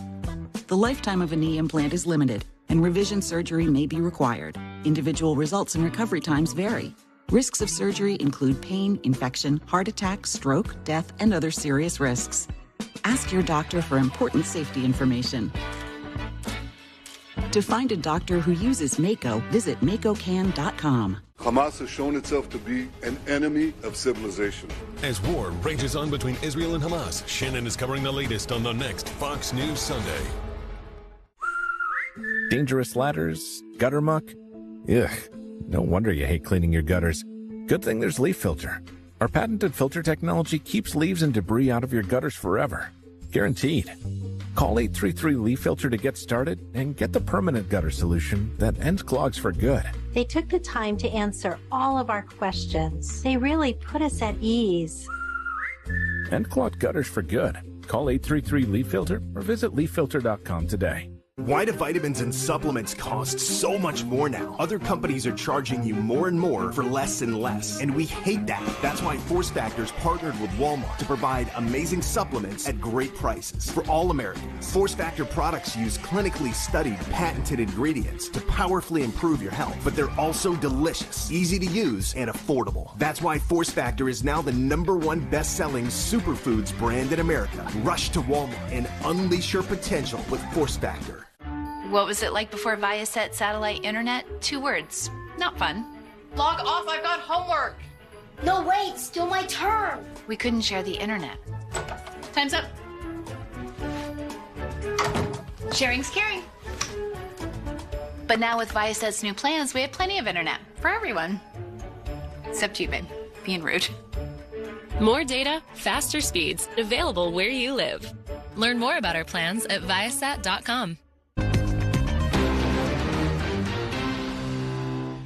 This morning, I spoke with the family members of all those Americans who are still unaccounted for on a Zoom call for about an hour and 10, 15 minutes. They're going through agony, not knowing what the status of their sons, daughters, husbands, wives, children are. You know, it's gut-wrenching. I assured them my personal commitment to do everything possible to return every missing American to their families. We're not going to stop till we bring them home. President Biden in Philadelphia today, spending some part of those remarks about Bidenomics about Israel and the situation and obviously the American hostages. Let's bring in our panel. Byron York, chief political correspondent of the Washington Examiner, Jeff Mason, White House correspondent for Reuters, and Molly Hemingway, editor-in-chief at The Federalist. Jeff, the president, the Secretary of State have been praised from even Republicans on Capitol Hill, definitely the Israelis, for some of the words they've said about standing with Israel. It is a tough thing about what he's saying about the hostages, considering that Israel's running whatever the ground operation is, and we don't know if American special operations are going to be involved. And they haven't wanted to give any details about that, and that's understandable. I mean, it's my job as a journalist and our jobs to try and get as much intel as we can out of any administration, but they have obviously said these are not details that we can share. So we don't know what they're working on, but surely there's a lot of interest, not only from the American public, but certainly the families and people who are affected by it. But since it started, Jeff, they have turned, as far as their rhetoric, pretty specifically supporting Israel, but also saying there's not two sides here. Absolutely. No, they've been very, very verbally supportive of Israel, and not just verbally. They're giving money to Israel as well, while also saying, the president said this the other day, that Israel needs to follow the rules of war. But you don't hear them saying ceasefire. You don't hear them calling for restraint, and that's significant. Yes. Yeah, Molly. Well, at first you did hear some of that rhetoric from some, like Secretary of State, saying before Israel even had a chance to enact some level of justice that they were sort of supportive of these calls for peace. Yeah, no, and so I think you're seeing a change here. But I think Israel and the U.S. have worked together very well over the years. That's a relationship that's paying off now. What they're facing right now in the northern part of the Gaza Strip is horrific. It will be a very brutal situation. You look at these pictures, and that type of close door-to-door urban combat is going to be really difficult. And so it's important that everybody continue to work well together. Yeah, when I was in Iraq, the special operators said, Byron, that's what they dreaded the most, is that kind of fighting, that urban fighting. Meantime, New York Times, as deaths soar in Gaza from Israeli strikes, Egypt offers aid but no exit. The only viable exit is a border crossing into Egypt in the south, and that country, as ever in times of war, is keeping it firmly shut. The Egyptians are adamantly opposed to allowing Gazans to cross the border for fear the country could become sucked deeper into the crisis. That's a real problem as they're trying to move people out of the way. If you're in Gaza, you can't go east, you can't go west, you can't go south. What are you going to do? I think it's going to be interesting to see if the Biden administration's tone stays the same when we reach this new point of the war, which we're on the verge of doing. Because in the past, it has always happened, there's been a large group of people who have accused Israel of a disproportionate response whenever it's attacked. Well, it's been attacked in a huge way, and from what we can tell, they're going to retaliate in a pretty huge way. So the disproportionate chorus is going to get really loud. And whether the Biden administration pulls back from this clarity that we've seen in the last few days, I don't know. Obviously, we've seen those protests around the globe even before any of this action happens. Okay, House Speaker, after the show last night, Steve Scalise pulled his name out of contention. So Jim Jordan is now the nominee. Let's listen to reacts. I think I can unite the conference. I think I can go tell the country what we're doing and why it matters to them. There is no one I represent who cares what rules are being used to select the next Speaker of the House. They would like a Speaker. Nobody had a problem with Scalise. You know, it was just that they were with Jordan. I'm back with Kevin McCarthy. Since he, out of all of the folks that have thrown their hat in the ring, he is head and shoulders above the rest. So it looks like a vote Tuesday, Jeff. 217, still an elusive number. Yeah, I mean, it's hard to see how Jim Jordan is going to get 217 when Congressman Scalise was unable to, and he's the majority leader. It's a tricky uphill battle for these guys, and it's not making the Republicans look particularly good right now. They're going to work the phones, Molly. Jordan folks are saying they're calling the people who are on the outskirts, and I don't know if they're making deals, what they're saying, but they're calling them. Right, and they have all weekend to work on this, and Monday. I think it's probably good to remember in January it took 15 votes to get to Kevin McCarthy. This is really just the second vote that we're in right now with Jim Jordan getting it this time around. But I think also a lot of people, you know, I hear it's bad for Republicans, and people in D.C. certainly are freaking out about it. But I think throughout the rest of the country, people are very frustrated with Congress in general. It's been 27 years since they've passed a budget before the fiscal year began. There are massive problems with a completely open border, crime in the streets, all these things that, you know, inflation, the economy. That's what I think a lot of Americans care about more than the particulars of who's the speaker. Well, clearly, they are worried about that around America, but in order to fix those, if you're a Republican, you got to figure out how to govern. Yeah, and Jim Jordan is a long way away from winning a vote for Speaker. I mean, I'm not sure exactly how it can happen. The Republicans made an interesting choice this afternoon. Remember, after Kevin McCarthy was deposed, everybody was so mad they just adjourned and went home. And they didn't meet in part because they were afraid of fistfights breaking out. So now they've come back, they're cooler, and there were some Republicans who wanted to keep going. It's Friday night already, let's just do it Saturday, Sunday, maybe people aren't watching as much, we can get this settled. They chose not to do that, they're out till Tuesday, and anything can happen, but what I don't see happening is a majority suddenly coalescing behind Jim Jordan. We're going to follow it all. It's interesting. All right, up next, something that came up at the end of my last interview, and notable quotables.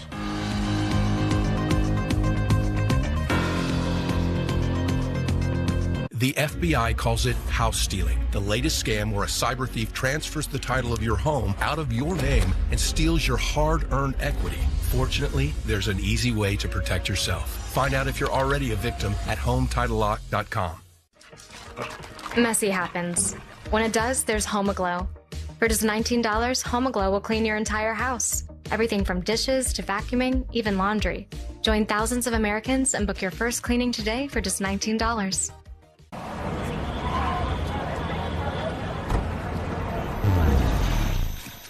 Introducing Ned's Plaque Psoriasis. He thinks his flaky red patches are all people see. Otezla is the #1 prescribed pill to treat plaque psoriasis. Dad? It can help you get clearer skin and reduce itching and flaking, with no routine blood tests required. Doctors have been prescribing it for nearly a decade. Otezla is also approved to treat psoriatic arthritis. Don't use Otezla if you're allergic to it. Serious allergic reactions can happen. Otezla may cause severe diarrhea, nausea, or vomiting. Some people taking Otezla had depression, suicidal thoughts, or weight loss. Upper respiratory tract infection and headache may occur. With clear skin, movie night is a groovy night.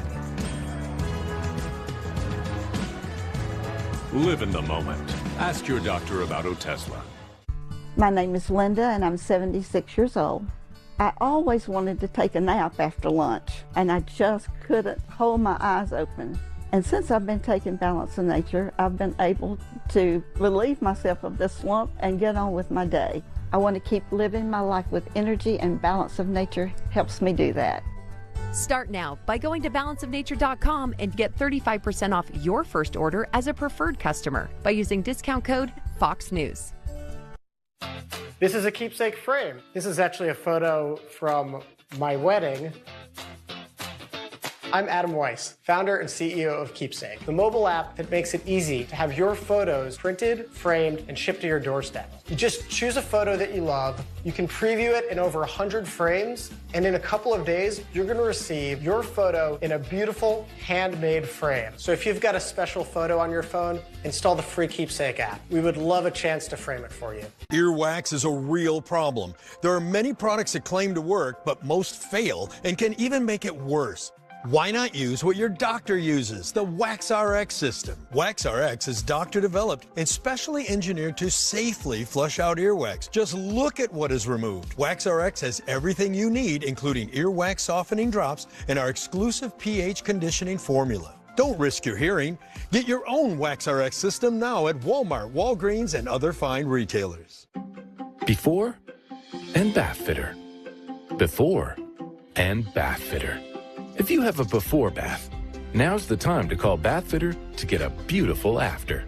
With our unique tub-over-tub process, there's no mess or stress. Spend smart on a beautiful new bath done right, backed by a lifetime warranty. Join over 2 million happy customers who know it just fits. Bath Fitter. Visit bathfitter.com to book your free consultation. This is melasma. I'm trying to get rid of it. Introducing Muesli Face RX, prescription skincare delivered straight to your door. Now that Muesli is out there, they just see the confident young woman. See for yourself at muesli.com/TV. More real estate professionals list properties with Realtor.com than any other site. Really? Really. Trust the #1 app real estate professionals trust. Download the Realtor.com app today. False or misleading search results can negatively impact your life. A bad online reputation can put you at significant risk of losing job opportunities or new customers. Reputation Defender helps clean up your search results, wiping away negative first impressions, allowing truthful, positive content to rise to the top. Don't you deserve to have more control over how you're represented online? Get your free reputation report card at reputationdefender.com or call 1-877-866-8555. Intelligence agencies discovered that Russia had continued to push disinformation across the board. And frankly, I haven't seen any evidence from any intelligence agency that that was not the case. You don't think that it was real? I think that disinformation is involved here. So you don't have any regrets about doing what you did? No, I don't have any regrets about not trusting the Russians. Former Defense Secretary Leon Panetta, former CIA director, one of 51 former intelligence officials, of course, who signed that letter right before that debate that was cited by Joe Biden as reason to discount to the Hunter Biden laptop story. Obviously, there was a lot that came out about it, and I just want to clarify. Whistleblower accounts, this is the Washington Post, whistleblower accounts show Hunter Biden's laptop had little role in IRS probe, but it goes on. After being handed the device by Wilmington, Delaware computer shop owner 2019, the FBI quickly concluded by examining computer data as well as Hunter Biden's phone records that the laptop was genuinely his and did not seem to have been tampered with or manipulated. Didn't know that was all going to happen at the end of the interview. We're back with the panel, kind of called an audible here. Molly, your reaction. Yeah, so when the New York Post broke the news about this Hunter Biden laptop and what it showed about the Biden family business, it was squashed by these 50 former intel agents falsely asserting that it was Russian disinformation. So we were actually the victim of a disinformation operation run by those people. So it's like shocking and appalling that this man who had a position of trust would express no regret about participating in a disinfo op. And this is in the context, of course, of the other disinformation operation that those same people ran of falsely asserting that Donald Trump had stolen the 2016 election by colluding with Russia. It's a horrible thing that people cannot trust intelligence agencies, and it's because not only of these actions, but their refusal to repent or apologize. Byron. It was a pretty stunning answer, and to build on what Molly said, the answer he gave, which was, it hasn't been proved false. was exactly the defense that many Democrats made of the dossier as well. And you would think that Leon Panetta might be in a position to actually acknowledge the truth here. He's not angling for another job in government. His reputation is secure. So what this tells me is they're never going to give an inch on the whole Russian fallacy. Jeff? I think truth matters whether you're a Democrat or whether you're a Republican, period. And I've said before, I think Hunter Biden is a political liability for his father. President Biden is standing by his son, but it hurts him politically. Yeah. Thank you for rolling with the audible. I appreciate it.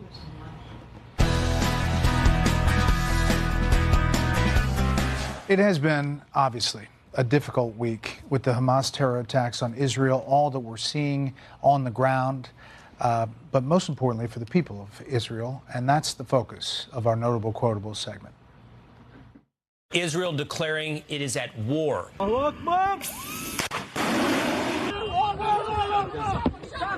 This is the scene in southern Israel. Just constant fire. Everyone down. Flat. Cover your head. And just as ISIS was crushed, so too will Hamas be crushed. Anyone thinking of taking advantage of this situation, I have one word: don't. Don't. Don't. Hopefully, we won't need to use boots on the ground coming from the United States. There's no intention to put U.S. boots on the ground. If we don't get no justice, then they don't get no peace. Take Hamas down! Congresswoman, do you have a comment on Hamas terrorists chopping off babies' heads? She's Palestinian. That doesn't mean she's a terrorist. They're going to need a supplemental, an aid to replenish the Iron Dome. But they can't do that if we don't have a speaker. We would welcome bipartisan support of Hakeem Jeffries as the speaker. The Iranian exports of oil to China, 2022, $30 billion. So how is that enforcing the sanctions? Iranian oil is still on the market, and it is a global market. I'm grateful to be back. I'm grateful to go back again.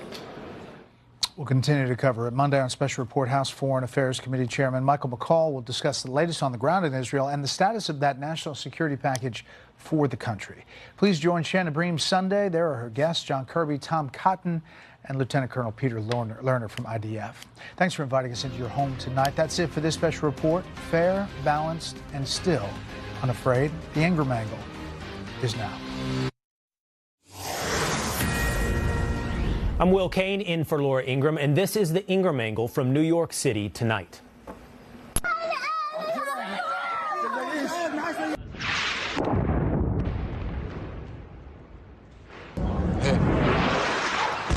Israel's military just stating that it has now entered the Gaza Strip to conduct raids targeting Hamas terrorists and as part of an effort to locate Israeli hostages.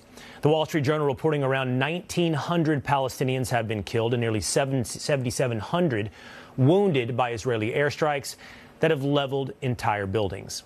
Live now to Ashdod, Israel, where Fox News senior foreign affairs correspondent Greg Palcott is standing by with the latest. Greg, what can you tell us? Hey, Will. Yeah, we were in Ashdod, about 20 miles north of Gaza. Right now it's 2 a.m. Kind of calm, but a couple of hours ago it was anything but. This place was hit by Hamas militant rockets. Luckily, Israeli Iron Dome defenses were in place and pretty much knocked them all down, but there was happening all around us. That in response, we believe, to some of the strongest series of airstrikes that Israel has sent towards Gaza and Hamas militant sites in the last 24 hours, Will. There was something like 750 bombs dropped, doing all sorts of damage, of course, to Hamas, but also civilians caught in the crossfire. And this, amid reports, and I think, yeah, this is most significant news of the day, Will, that small commando groups of Israeli forces, could be one, could be a few, there have been a couple of versions of this, have gone into northern Gaza. They have clashed with Hamas militants, but their main mission, it seems to be, in a small pincher movement really, is to try and find the hostages, the 150 hostages, Israelis, Americans, other nationalities. And there are signs, there are some reports that are not confirmed, that they have come up with some traces, come up with some leads. This in advance of a possible full-scale land incursion. We've been seeing that build up for the past several days. Tanks, artillery, howitzers already in action on the other side of the border, as well as tens of thousands of reservists coming into place. But yes, those numbers loom, not just the hostages, but 1,300 dead here on the Israeli side, 1,900 dead over on the Gaza side, and the fear is, with a large-scale land incursion, those numbers could soar. Back to you, Will. Yeah, and the other number, Greg, that we're paying attention to is the number of hours left on this deadline. The clock is getting close to striking the metaphorical midnight here, just hours before Israel's deadline has essentially expired in its warning to Hamas. So, Greg, what do we expect when those hours pass by? What are you seeing beginning to prepare for with the Israeli military? Yeah, in the past 24 hours, the word was from Israel, from the Ministry of Defense, the Israeli Defense Forces, to the UN, to the police and security on the ground in Gaza Strip, that 1.1 million people would have to leave the northern part of Gaza Strip and go down to the southern part because they wanted to do even more serious damage to Hamas. The reports, UN had said 24 hours. Today, it seems like Israel has backed off that and acknowledged that it's a little bit more of a difficult job to get all those people out of there. Hamas flatly said, no way, we're not going, telling these people to stay. In part, they're human shields, but the UN, too, has said it's an impossible task. So it's at least a signal from Israel that they're getting more and more serious about their targeting of Gaza. But again, people caught in the middle. Will. Yeah, when that happens, then we're talking about door-to-door, apartment building to apartment building within the tunnels, and we'll have more on that in just a few moments. Greg, thank you so much for that report. Now, most of us associate Friday the 13th with the classic horror franchise where a killer terrifies his victims for hours on end. But on this Friday the 13th, that fiction, unfortunately, became a reality. Today, Hamas called for a day of jihad, and many of their followers heeded the call. In France, a knife-wielding man stabbed a former high school teacher and critically wounded 2 others while allegedly chanting Allah Akbar. In China, a 50-year-old staffer at the Israeli embassy was stabbed repeatedly. Anti-Israel protests have erupted across the globe, and U.S. law enforcement is on high alert. The NYPD ordered all on-duty officers to report in uniform today. The threat of violence has been building all week, and we saw scenes like this supporting Hamas. We are not going to be intimidated by staying silent when they say Hamas is a terrorist organization. The fact, it is not a terrorist organization. They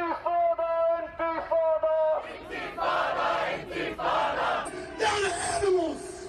They are the savages. They are the monsters.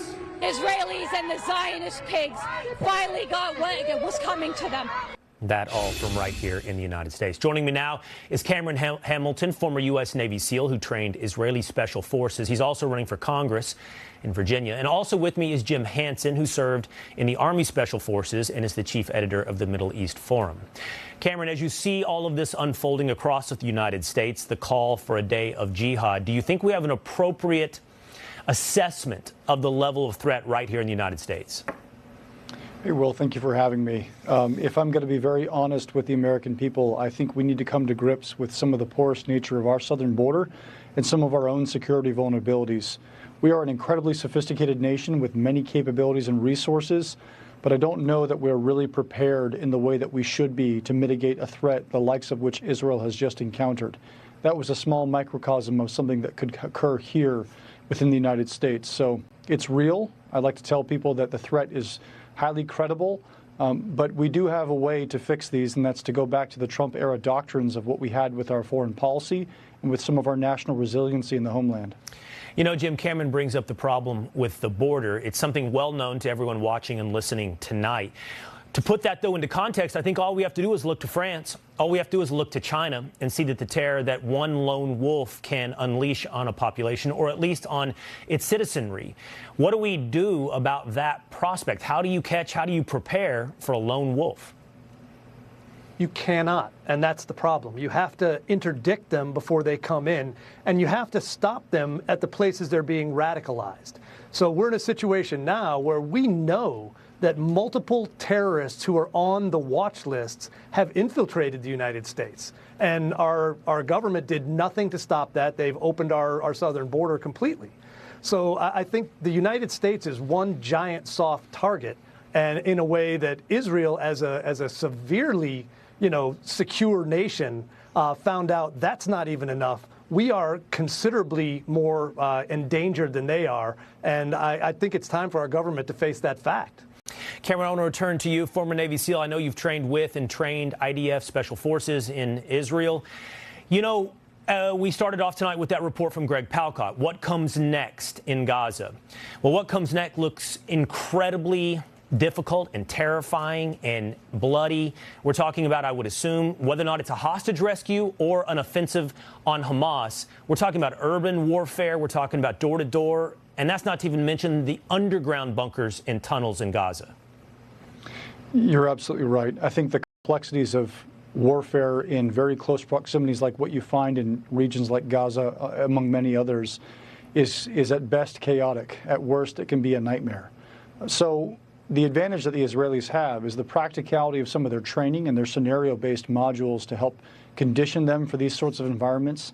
They also have some of the most amazing resources and tools with canines, with technology, and other things to help mitigate and make them more effective in close quarters environments, underground areas where some traditional resources and communication becomes more challenging and strained.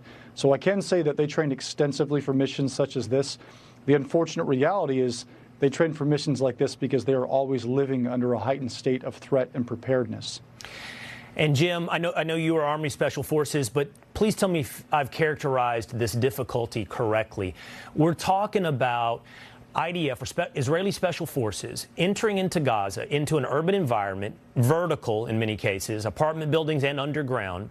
I wouldn't assume Hamas is wearing a marked uniform, easily identifiable as a combatant. They've got on top of that human shields. They're around every corner as you're making your way through this environment. I just can't think, and I say this humbly to you, Jim, because I did not serve, and both of you men heroically did. I cannot think of a more difficult environment. There isn't one. And the difficulty for the IDF is Hamas's strategy is to get civilians killed. So they place their headquarters in mosques, in hospitals, in schools, and they do that so that they can gain casualties and have people talk about that and use that as a pressure to stop Israel from doing what needs to be done, which is to remove Hamas entirely. One thing I think people should realize is all of those are war crimes by Hamas, not by the Israelis. Every casualty, civilian and military, in this entire operation, that blood is on the hands of Hamas. And I think the IDF does a tremendous job of following the laws of land warfare to try and minimize civilian casualties, but they're in a situation, this nightmare scenario of having to go building to building, tunnel to tunnel. Civilians are going to die, and we need to expect that because removing Hamas makes it less likely civilians in either Gaza or Israel will die again. That sad and stark reality of war is then going to turn to a propaganda war and a geopolitical war for Israel and its neighbors, and that's the next part of our conversation we'll get to in just a little bit. Cameron, Jim, thank you both so much. I think Israel as a state is built on the colonization and apartheid state. So, I don't support violence, but in this case, how are they going to receive justice otherwise? We striked first because we wanted our land back. That was the scene at Hunter College's anti-Israel rally. Israel's Foreign Ministry and National Security Council issued a warning to all Israelis abroad to watch out for violence. And here in the U.S., Columbia University was forced to close their campus yesterday after a student was assaulted by a woman tearing down posters of the Israeli hostages.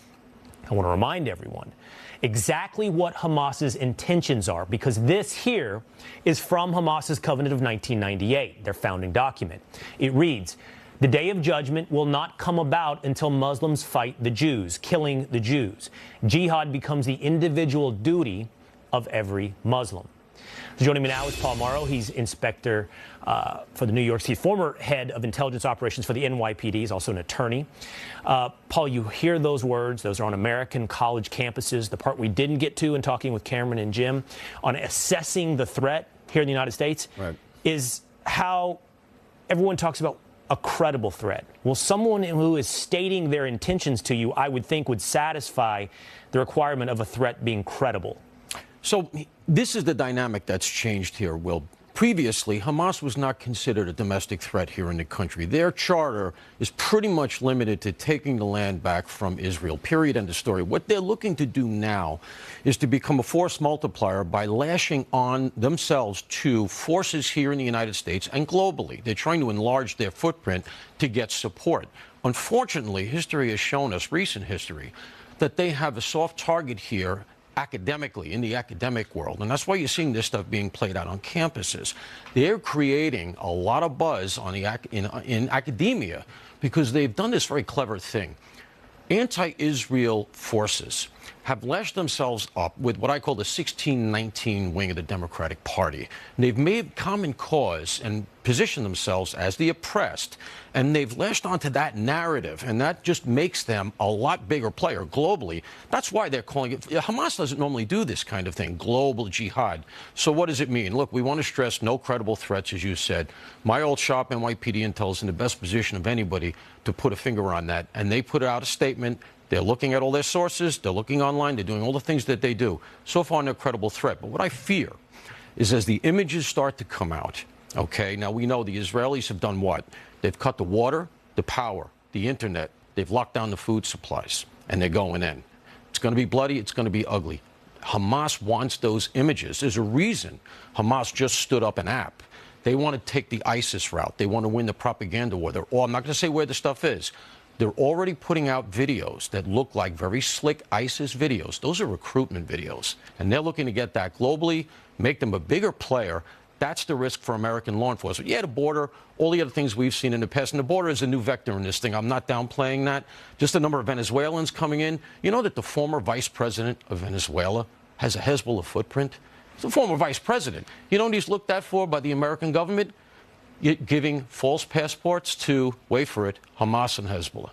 You know, there's a lot of reasons why that Hamas and Islamist organizations have made their way into academia, not without the fact that the Soviet Union backed Arab states against the Israeli state for many years, so it's part and parcel with the far left and communist movement. And it's evidenced by what we all saw earlier this week with BLM, Chicago's chapter, putting out full-throated support for Hamas. Not Palestine. They put a paraglider on the image. So full-throated support for Hamas. The question is whether or not there's a credible threat is have they been successful in inspiring, and by the looks of these images in the United States, you would think they've inspired at least hatred, hopefully not more in terms of action. The hatred is there, undeniably. And as I said, when we start to see the propaganda war going full-throated, and we're gonna, period, end of story, you're going to start to see the anger really start to peak. And what that becomes, when they start to see those images, is the justification. And that, listen, I brought a ton of these cases.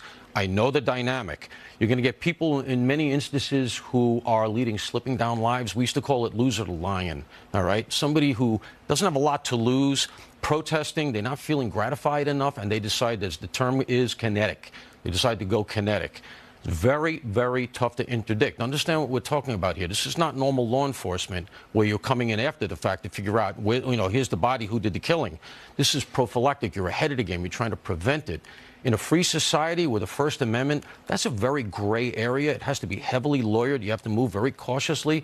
It's very difficult, and that's why it's not a zero-sum game. You're not going to get them all. And I know you've laid this out. You have a new piece in the Wall Street Journal. People should check that out, where you lay out these threats to the homeland. Paul, I do. Yeah. Thank you so much. Thank you. All right, so Hamas calls for a day of rage, and March is followed by heightened security across the globe.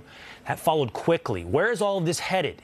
Victor Davis Hanson is a senior fellow at the Hoover Institution. He joins us now to answer. Victor, you're always great at putting this into perspective. Where are we headed? Well, I think Israel was at the height of its prosperity, security. It's a model of a humane, successful society. And there were all these centrifugal forces around it. People said, if you just hire Gazans and bring them into your work force every day, they will see how magnanimous you are, and they'll interpret that in reciprocal. They will appreciate it. You'll help the economy. And they said, if you're going to have the Abraham Accords renewed, it's going to be a new day. And don't worry about the Iran deal. We'll negotiate. And we have Robert Malley working on it. And we're going to bring aid back to Hamas. And that was all fine and good, the pressures that Israel was under. But as you said, they didn't read the charter of Hamas. And Hamas has never said that they were interested in any type of deal with Israel, much less they've even said they don't even want to build a model state in Gaza, even though they've had millions of dollars infused from the Europeans, the Americans, the UN. They're not interested in that. Just read what they say. They want to destroy Israel. And Israel has no margin of error. Well, so when you pressure it, and they feel that maybe, just at this moment, finally at the apex of our success, we can be magnanimous and we can live, and then it can't happen.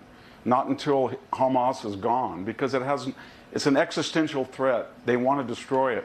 And what's very scary is we in the United States think if you have a PhD or an MA or a JD and you have a university billet, or you're the head of a foundation, you drive an MBW, Mercedes, you name it, that somehow you're sophisticated, and when you say that you're for Hamas or Israel's apartheid, there's no connection with the violence. You wouldn't, but you're advocating violence. They are advocating. When they say they want to destroy Israel here in the United States, these sophisticated, they do.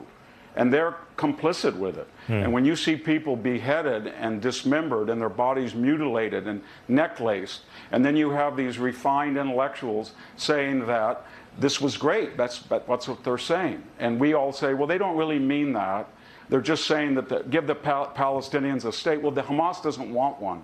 Gaza doesn't want one. So even where I work at Stanford University, we had a professor who was just suspended because she was centering on Palestinian Jewish students and trying to ostracize them in her own class. It's insidious, and they get away with it. And I think what's needed is Israel's going to have to say, we're not at the end of history, and don't pressure us. We're a humane society. We have nothing to apologize for, and we're going to take care of Hamas. And we didn't ask for it. You pressured us. We tried the therapeutic route, and now we're going to go through the tragic route, that they want to destroy us, and we're not going to let them do it. And when we, all of us in the United States, have to say, every time you get up and you support Hamas, you're supporting murder. And we don't care what your title is, how much money you have, what the coat and tie and the suit you wear. That's what you're doing. You're no different than the people who go across and butcher civilians in a time of peace at a holiday. So we've got to change the entire dynamic, and we've got to stop telling Israel what Israel has to do, because if anything goes wrong, we don't suffer. They do. And anybody who read Hamas's charter, anybody listened to Robert Malley or Iran point man and said what he said about Hamas and Hezbollah the last few years, anybody that takes the words of Anthony Blinken when he says that Iran may not have any connection with this terror, or that we should have a ceasefire, all of that has to be put in the proper context. That is partly responsible to what we're watching. So let's just lay off Israel and don't tell it what to do when it's suffered 12,000 deaths in a pre-modern, pre-civilization fashion, Will, that we haven't seen in our lifetime. We've seen nothing like this. It's just pure hate. And if they have their chance, they would do it to every Jewish citizen of Israel. Pure savagery. And I'm getting so tired of these modern intellectuals, intelligentsia, that think that because they're refined, they can endorse barbarism and nobody will call them out on it. Victor, you mentioned that outlandish story out of Stanford. We're going to be talking more about that in just a moment. We appreciate you being with us tonight. Thanks, Victor. Now, as we noted at the top of the show, Israeli Defense Forces have officially entered the Gaza Strip in an effort to clear the area of potential terrorists and locate hostages. For more on that, we go to our foreign correspondent, Trey Yangst, in southern Israel. Trey.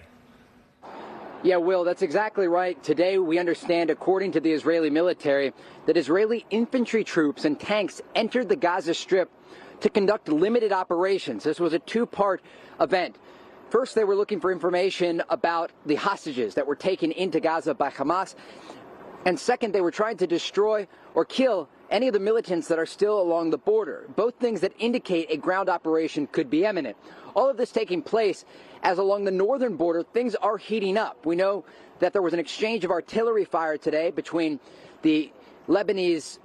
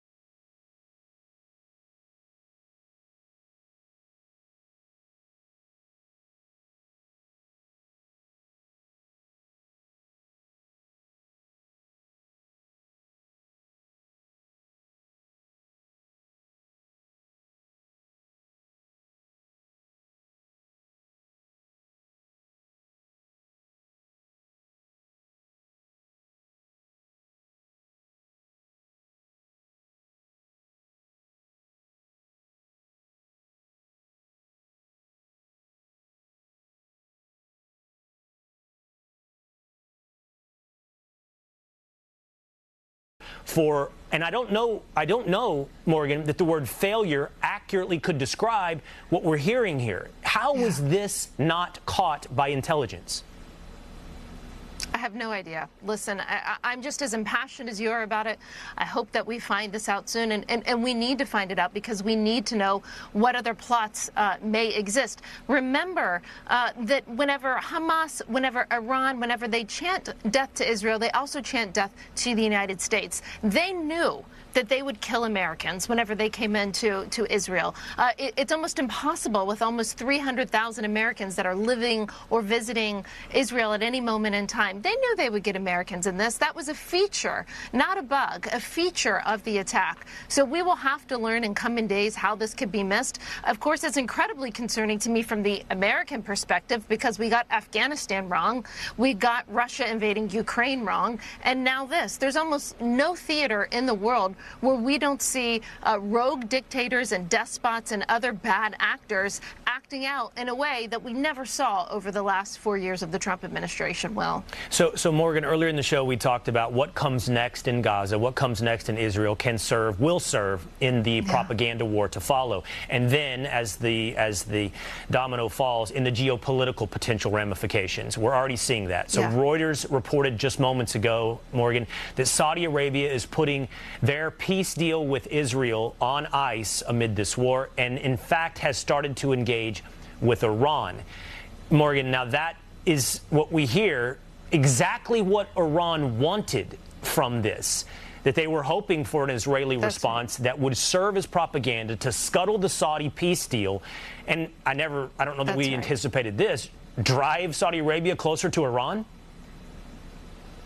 Yeah, listen, let's hope not. But why did Saudi Arabia go closer to Iran? Well, because the Chinese Communist Party brokered a truce. And how do we know about it? We learned it from the New York Times. The administration basically had no clue. They weren't involved. We look up and we see these two countries together in Beijing having a truce. So, listen, I hope that we can still interdict and intercede and get Saudi Arabia eventually back to the negotiating table.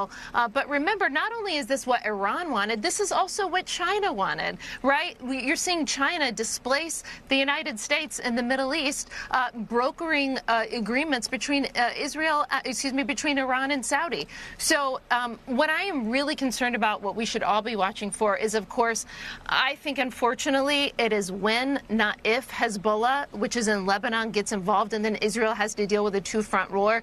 Remember, this is what Iran wants. They want to wipe Israel off the map. They want a total war. We need to start believing dictators and despots. Whenever Putin says that he wants to take over Ukraine and Crimea, we should have believed him. The Biden administration should not have stopped the military aid that the Trump administration was giving Ukraine. We should have believed the Taliban when they wanted to take over Afghanistan. We should believe Xi Jinping when he prepares the PLA, his military, to be ready to take over Taiwan by 2027. We should believe Iran when they want to wipe Israel off the face of this map. Why do we not believe all of these people? We continue to think in the Biden administration that they want to be liked at cocktail parties in Paris and in Georgetown. Wake up, people. It's a dangerous, nasty world out there, and they want to kill all of us if they can.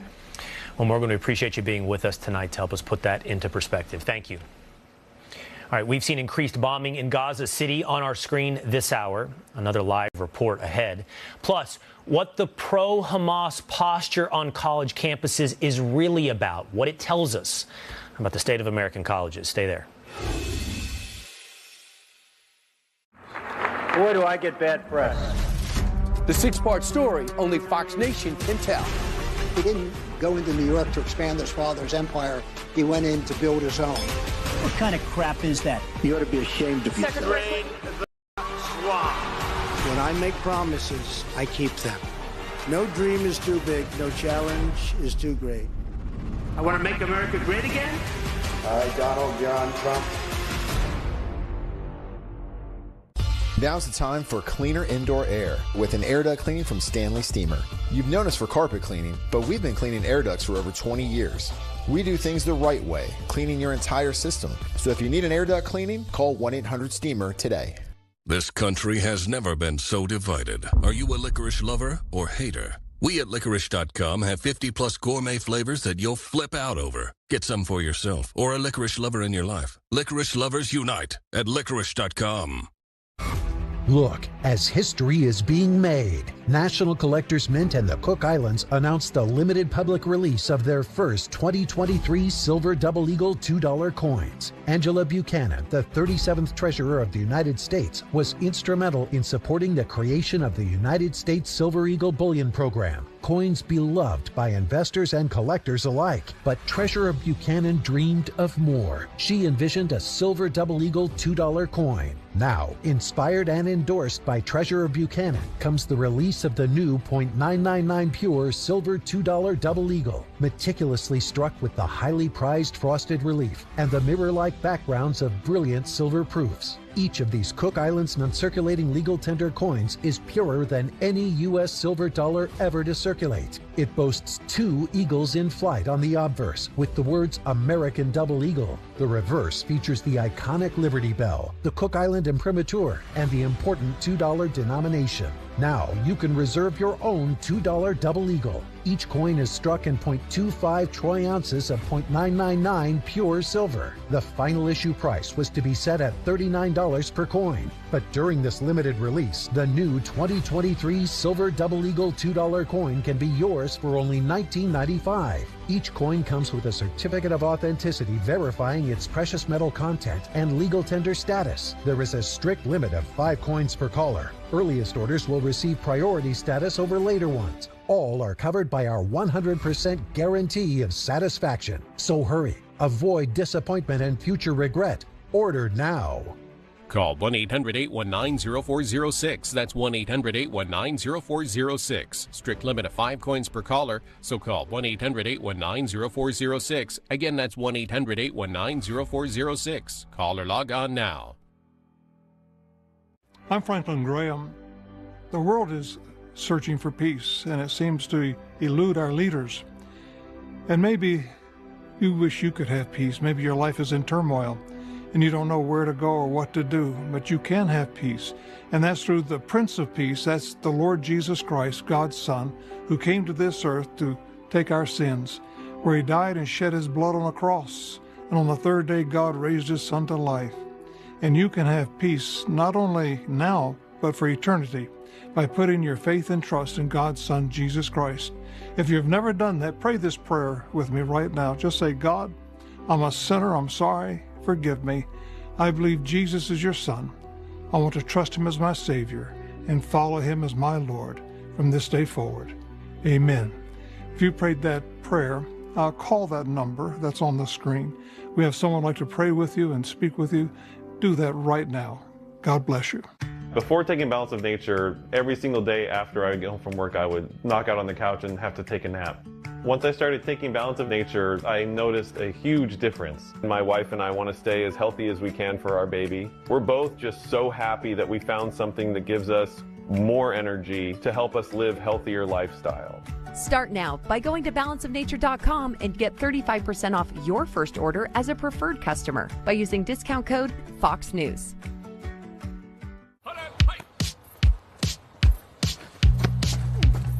Vehicles are so smart these days they can practically order their own ultimate protection from WeatherTech.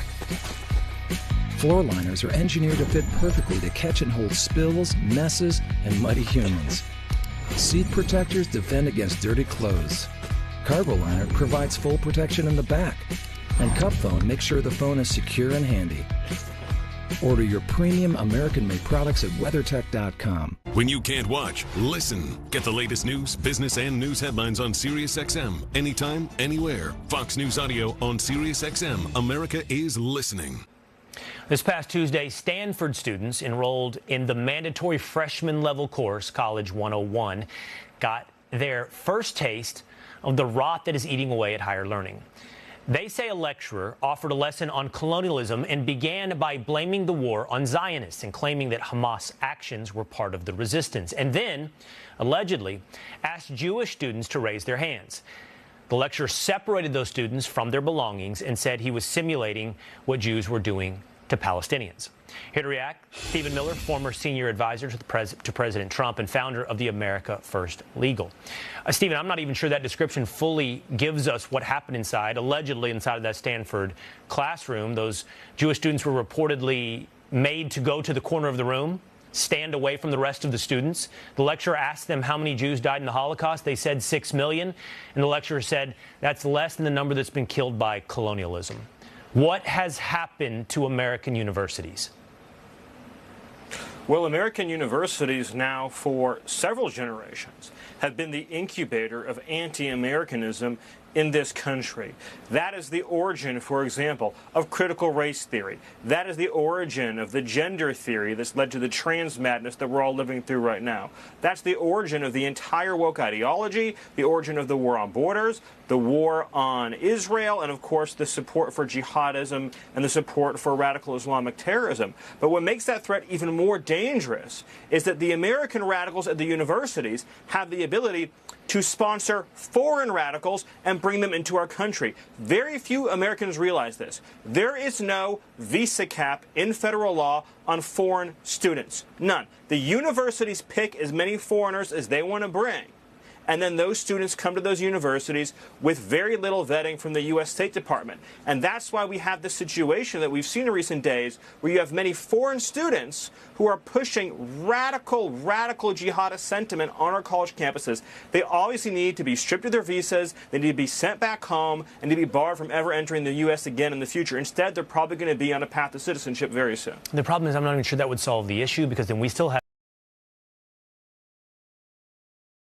the issue of the lecturer themselves, the ones teaching American students this rotten ideology. Stephen, I wanted to ask you this as well. There is almost, outside of these university students, universal condemnation of what has happened with this terrorist attack in southern Israel. Almost. The American public, by most polling, is overwhelmingly with the Israeli people and their response to what may come. But there is a legitimate debate, Stephen, about what then should the role be played by the United States of America. What should we do? We spent some time this week, I'm sure everyone did, pointing out Congresswoman Rashida Tlaib, who had a Palestinian flag outside of her office while serving in Congress for the United States of America. But at the same time, Congressman Brian Mast, Republican from Florida, this was today, who served very honorably for this country and gave both of his legs, and I deeply respect Brian Mast, but he also served with the IDF, and today in our halls of Congress, he wore the uniform of the IDF, on the other hand. And you're the founder of America First Legal, and I think that's a very legitimate question for everyone to be asking at home. What serves America's interest first? How do you look at these situations with our elected representatives? Well, to me, that's a very clear one. I have endless respect and endless admiration, like you do, for Brian Mast and his service and what he's done for our country. But clearly, you cannot and you do not wear a foreign military uniform, regardless of whether they're a partner or ally of the United States, into the halls of Congress. You don't do it. You also do not fly foreign flags within our halls of government. If you are a U.S. government official, you do not wear foreign flags. The only circumstance where you would be on a particular event with another head of state, where you're doing maybe some bilateral ceremony where it's been done traditionally for many decades. But outside of very narrow circumstances, you do not wear foreign flags or foreign paraphernalia as an American government official. And obviously, when it comes to our foreign policy, the involvement of American dollars and American troops must always be grounded in whether or not it advances the U.S. national interest. In this case, I think Americans agree that supporting Israel morally, supporting Israel with our spirit, with our patriotism and our pride, and saying, go get Hamas, take them out, eliminate this threat, is absolutely something that all Americans are doing right now. It's a different question from where U.S. troops would ever fit into a foreign scenario. That's absolutely right. It seems fairly obvious and an easy bar to cross that you are elected to serve the people of America first. Stephen, you put it wonderfully. Thank you so much. One of the most depraved of these pro-Hamas college rallies was in the Pacific Northwest at the University of Washington. Watch the emotional reaction of one University of Washington Jewish student. They want our people dead. They want us killed. Is it allowed? How are you allowing this? Why aren't you putting us down? They want us dead. Please end it, please. Joining me now is Seattle radio host Jason Rantz, the author of the new book, What's Killing America. Jason, great to see you tonight. These college campuses, Jason, much was made, rightfully, about anti-Semitism at a rally in Charlottesville. Did we not just see a dozen Charlottesvilles across American college campuses this week? Absolutely. We saw it loud and clearly. They're not hiding what it is they stand for. They're coming out very clearly, and I'm sorry to say to that UW student, that's precisely what they want to do.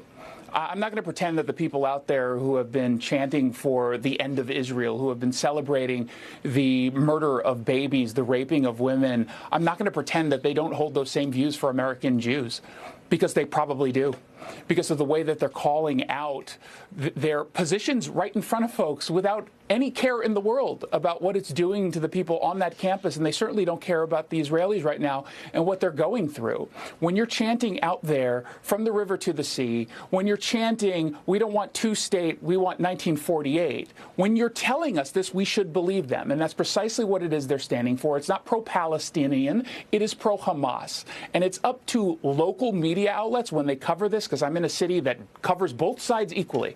Here's 30 seconds for this one side, here's 30 seconds for that side. No, sorry, that's not how it is supposed to work. And they would have never done that if something like a Charlottesville happened. They would never cover it both equally. And so why are they covering this equally? Why?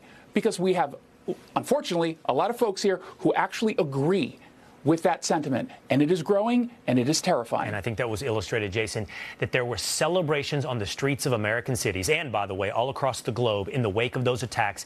Nothing else had happened at that point, only a horrific terrorist attack, and we saw celebrations on the street. One thing is clear, Jason, I never want to hear about a safe space on college campus ever again. Really appreciate your time tonight, Jason. President Trump visited Israel before there was a tragedy. Now, even after a tragedy, Joe Biden's nowhere to be seen. Ben Domenech and Monica Crowley are here to react next. My name is Karan, and I'm from Brooklyn. I work for the city of New York as a police administrator. I oversee approximately 20 people, and my memory just has to be sharp. I always hear people say, you know, when you get older, people lose memory. I didn't want to be that person. I decided to give Prevagen a try. My memory became much sharper. I remembered more. I've been taking Prevagen for 4 years now. Prevagen, at stores everywhere without a prescription. Now, ADT professionally installs Google Nest products. Cool. You're all set. So your home is safe and smart. We're gonna miss you. You can check in on your home. Arm the system, we should go. Manage your system from virtually anywhere. And get intelligent alerts like when a package has arrived. When the most trusted name in home security adds the intelligence of Google, you have a home with no worries. Brought to you by ADT. In the world's poorest places, children with cleft conditions live in darkness and shame. They're shunned, outcast, living in pain. You can reach out and change the life of a suffering child right now. A surgery that takes as little as 45 minutes.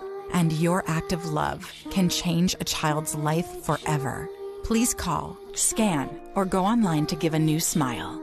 Thousands of children are waiting. After Homoglow cleaned our place for $19, we fired our old housekeeper. Homoglow tackled everything, from our kitchen to our bathroom, all our laundry.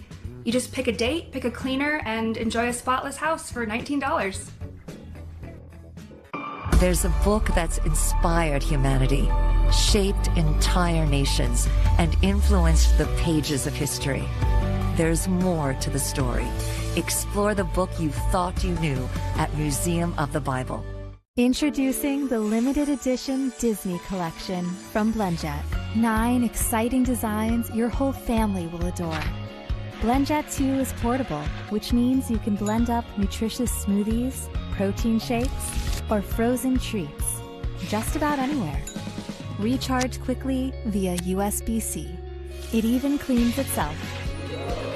Order yours now from blendjet.com and bring a little Disney into your life. With Fast Signs, create custom graphics that get tails and tongues wagging.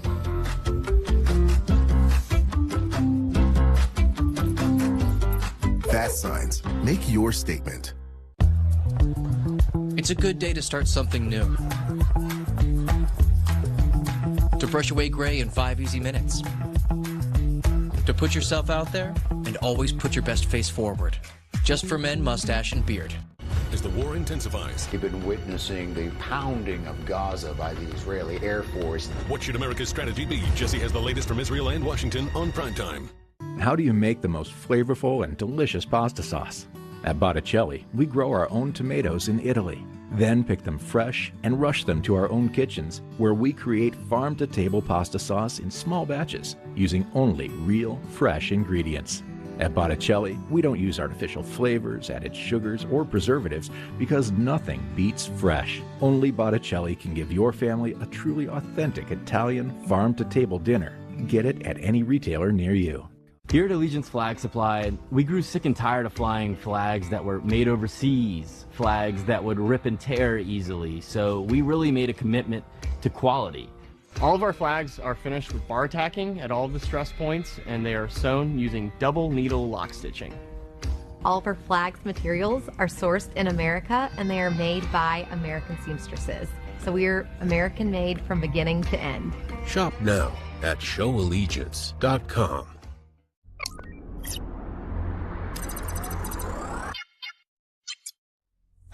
Fine. Humans are noisy. They like to make things. They're fueled by inspiration. Inspiration is something called tacos. Change makes them nervous, but embracing it changes everything. Yeah, imagine that.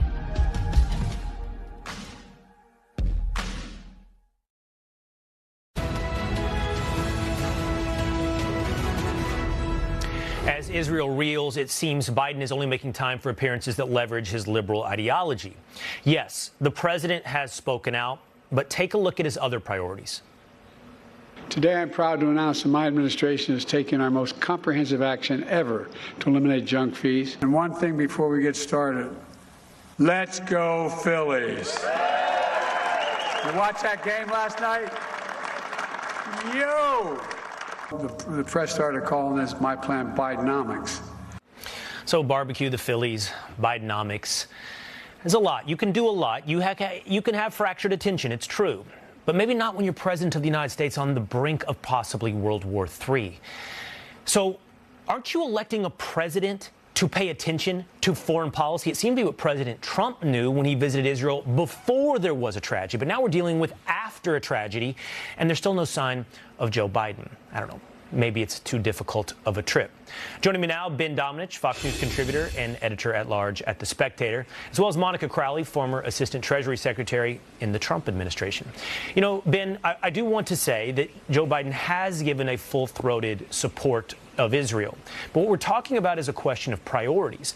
And it would seem to me, Ben, that the number one priority, the number one job of the President of the United States is actually, through the Constitution and how he's empowered, to deal with foreign affairs. And they're talking about junk fees and the Phillies. Look, we have a commander-in-chief who's really been absent. He's been absent, you know, not just mentally, but frankly, he's been really out of the scene when it comes to so many different challenges that we face around the world. I think this week was another sign of just how much he's out of touch with the priorities that he ought to have as commander-in-chief. And I think that, unfortunately, you know, for the way that Washington works right now, our foreign policy is effectively on autopilot. It's being run by the same members of the foreign policy blob that were there under the Obama administration. Barack Obama himself, you know, from some perspectives, is still taking a ready hand when it comes to guiding them and advising them on what to do. I don't think that Joe Biden is really a real participant in what's going on there. And the only thing I can say about that is, you know, at least the one thing is that we know, you know, Bob Gates and from others who have been critics of his over the years, Joe Biden's been on the wrong side of virtually every foreign policy issue. So maybe his absence is actually something that will turn out to be a benefit. Monica, on the screen right now, we're seeing explosions in Gaza as we speak. You know, I would say, Monica, that this is a little bit par for the course for Joe Biden, whether or not it was tragedies in East Palestine, Ohio, or Lahaina, Hawaii. Joe Biden is slow to react and says though nothing can get in the way of his agenda. It's as though he wasn't elected to be, as been described accurately, the commander-in-chief, but to be the implementer of an agenda. Well, that's exactly right. And every once in a while, he blurts out that truth. He will say, oh, I'm just doing what I've been told to do. Told to do by whom? As Ben points out, a lot of people suspect that it's former President Obama, Michelle Obama, the entire Obama crew, so many of whom dot throughout his administration, that they're really the ones running the country, running this agenda. Look, you can always discern a president's priorities by how they spend their time. And this president, with the world aflame, with the country in collapse, has decided to spend his time on barbecues like he did on Sunday afternoon, junk fees, his illegal student loan scheme, Bidenomics, which is an epic economic catastrophe for every American. That's where he is spending his time. He is just plowing through.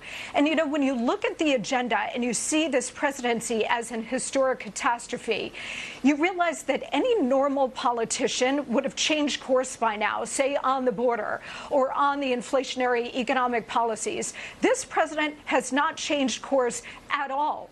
And that tells you that no matter what is happening around him, no matter what is falling apart around him, he is plowing through because that is what he has been told to do to achieve an ultimate objective, which is what President Obama once called the fundamental transformation of the nation.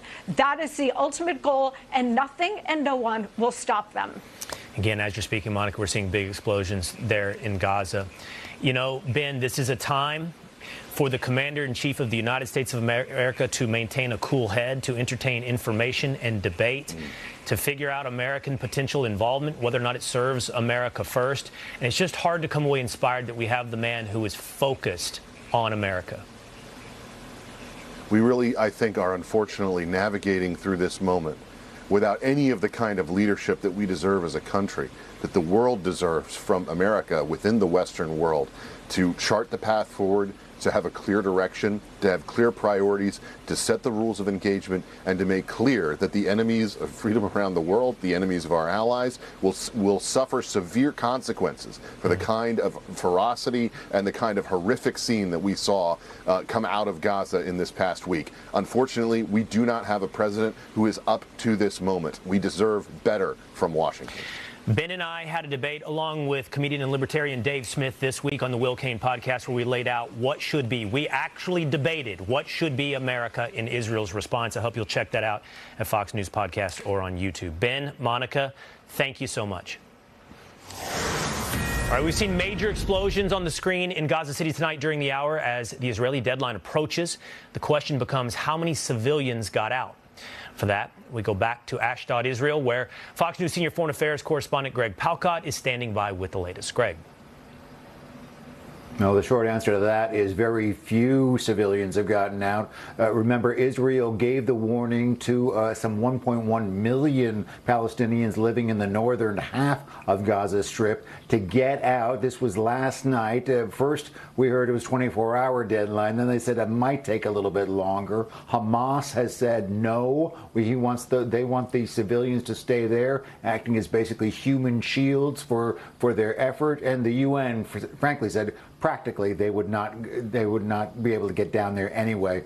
The fear among people in the neighboring country of Egypt is that they could be faced with a flood of refugees from Gaza Strip. There is one border crossing between the Gaza Strip and Egypt, and that is shut down. Egypt says it's because Israel has actually bombed the Palestinian side of that border crossing. But the feeling is that also Egypt does not want to face an onslaught of refugees coming from Gaza Strip, also doesn't want to give up the idea that the Palestinians have a right to be there. We understand Secretary of State Blinken will be in Cairo on Sunday. What they are going to try to negotiate is a safe passage, at least for foreign nationals, including Americans who are living in the Gaza Strip, and also, of course, to get medicine and aid inside. But right now, you've got 2.3 million people in the Gaza Strip. They are bottled up and they are being rattled by series and series of Israeli firefights and missile strikes. Well, I appreciate you pointing that out, Greg. American citizens in Gaza encouraged to go to that southern border with Egypt. Thank you so much, Greg. All right, we turn now to Fox News contributor Raymond Arroyo. Ray, you've been watching the media coverage of this war in Israel, and you have a particularly, perhaps, twisted view. Well, you could say that again, Will. On The View this morning, Sonny Hostin accused Israel of war crimes and made this incredible comparison. Watch. I look at this from a legal perspective, and I think that we all know that Hamas has been designated a terror organization, just like many other terror organizations have had this designation, like the Proud Boys here in the United States. The Proud Boys, this is the ultimate false comparison, Will. Hamas is a foreign terror organization. They just killed 1,200 civilian Israelis in the most barbaric way imaginable. They engage in suicide bombings. They want to eradicate Israel. The Proud Boys have not been designated, by the way, as terrorists. Right. And their great crimes? Beating up neo-Nazis who walked into a Republican event, defacing a BLM flag, and taking part in the January 6th riot. How Sonny Hostin can compare Proud Boys to who behead children and rape women is far beyond me. I don't know if it's beyond me. I think it's pretty easily explainable. Stupidity. Now, Raymond, it's getting so bad you can't even hold a moment of silence for the Israeli victims during a school board meeting without pushback. This is from the Fairfax County School Board in Virginia.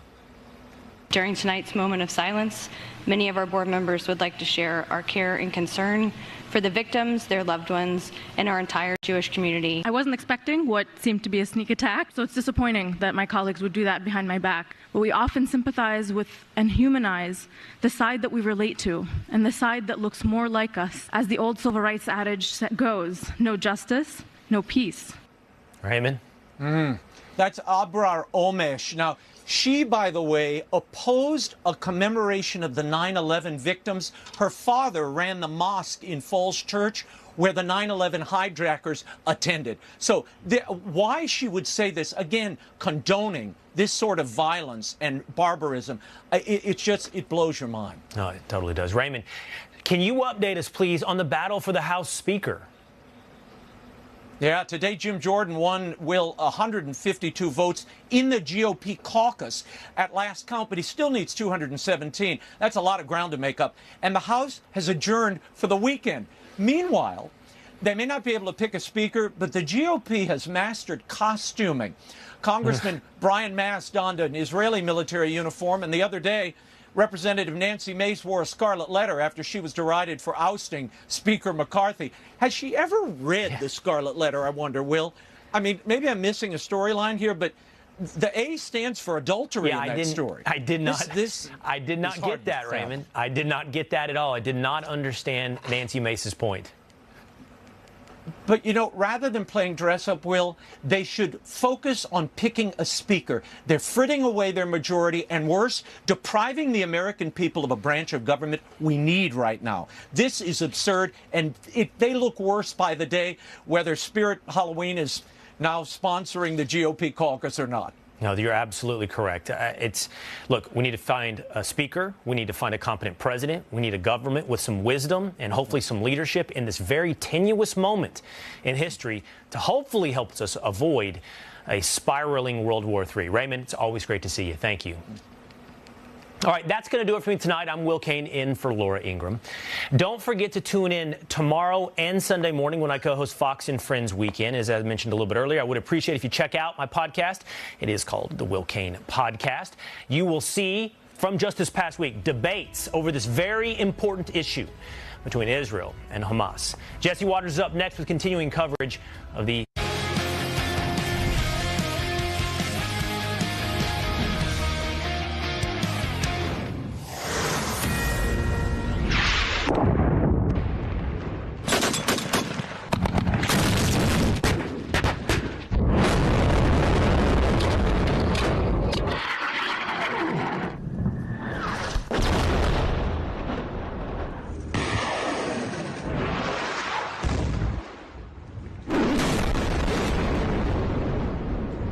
Tonight, Israel will begin to exact revenge. The ground operation against Hamas in Gaza has begun.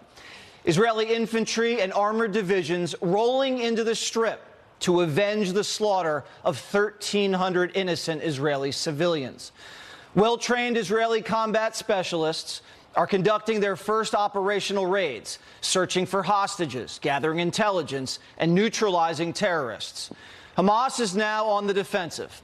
Israel has ordered a full evacuation of northern Gaza, telling 1 million Palestinian civilians leave immediately or become collateral damage. Hamas is ordering all Palestinians to stay put, making their own people into human shields. The terrorists will not be subdued easily. They're still launching hundreds of rockets into Israel.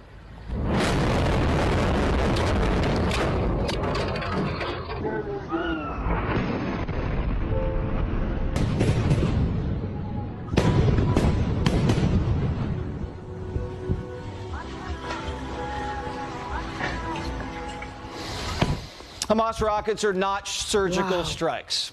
These are indiscriminate barrages that land in Israeli neighborhoods and on Israeli highways. These random rockets terrorize Israeli mines and population centers.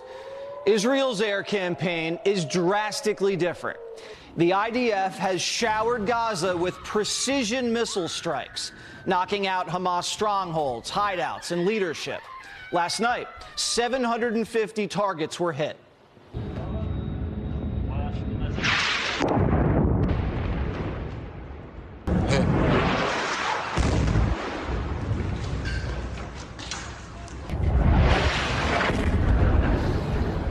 One Israeli strike killed the brother of a top Hamas chieftain.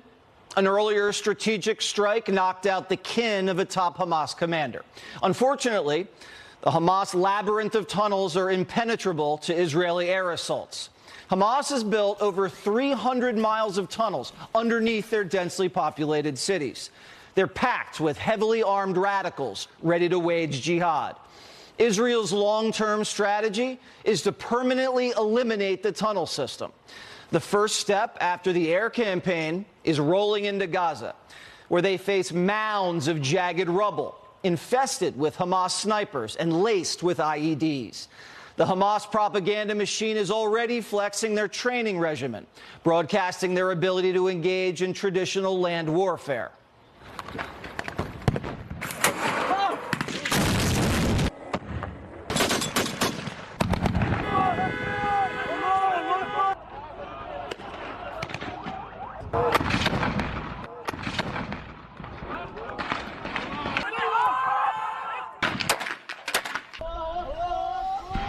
The Israeli army is armed to the teeth with modern weaponry, armor, and aircraft.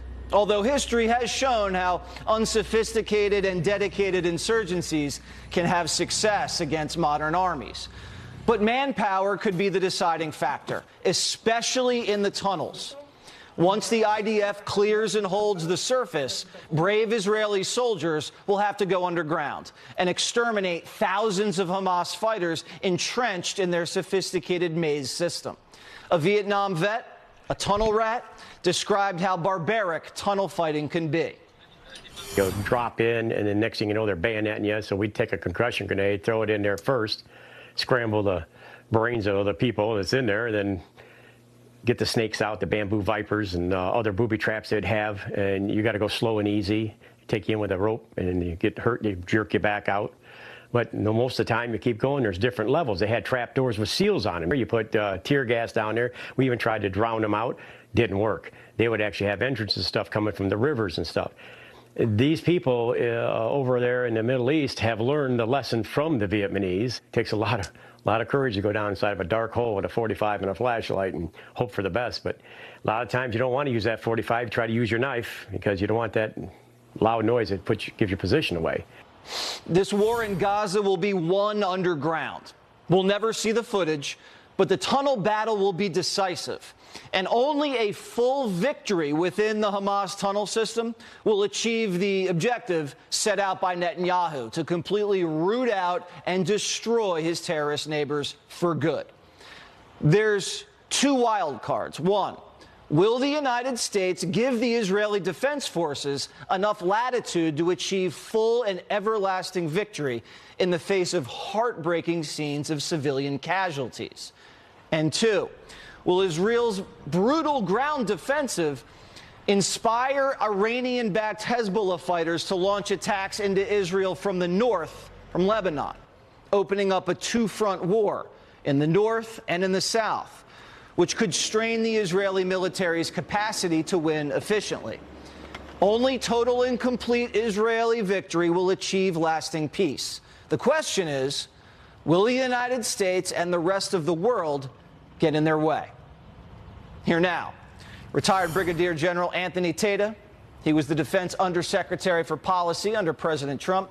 And Lieutenant Colonel Daniel Davis. He's a senior fellow at Defense Priorities. All right, Davis, your take on what we're going to see very shortly in Gaza.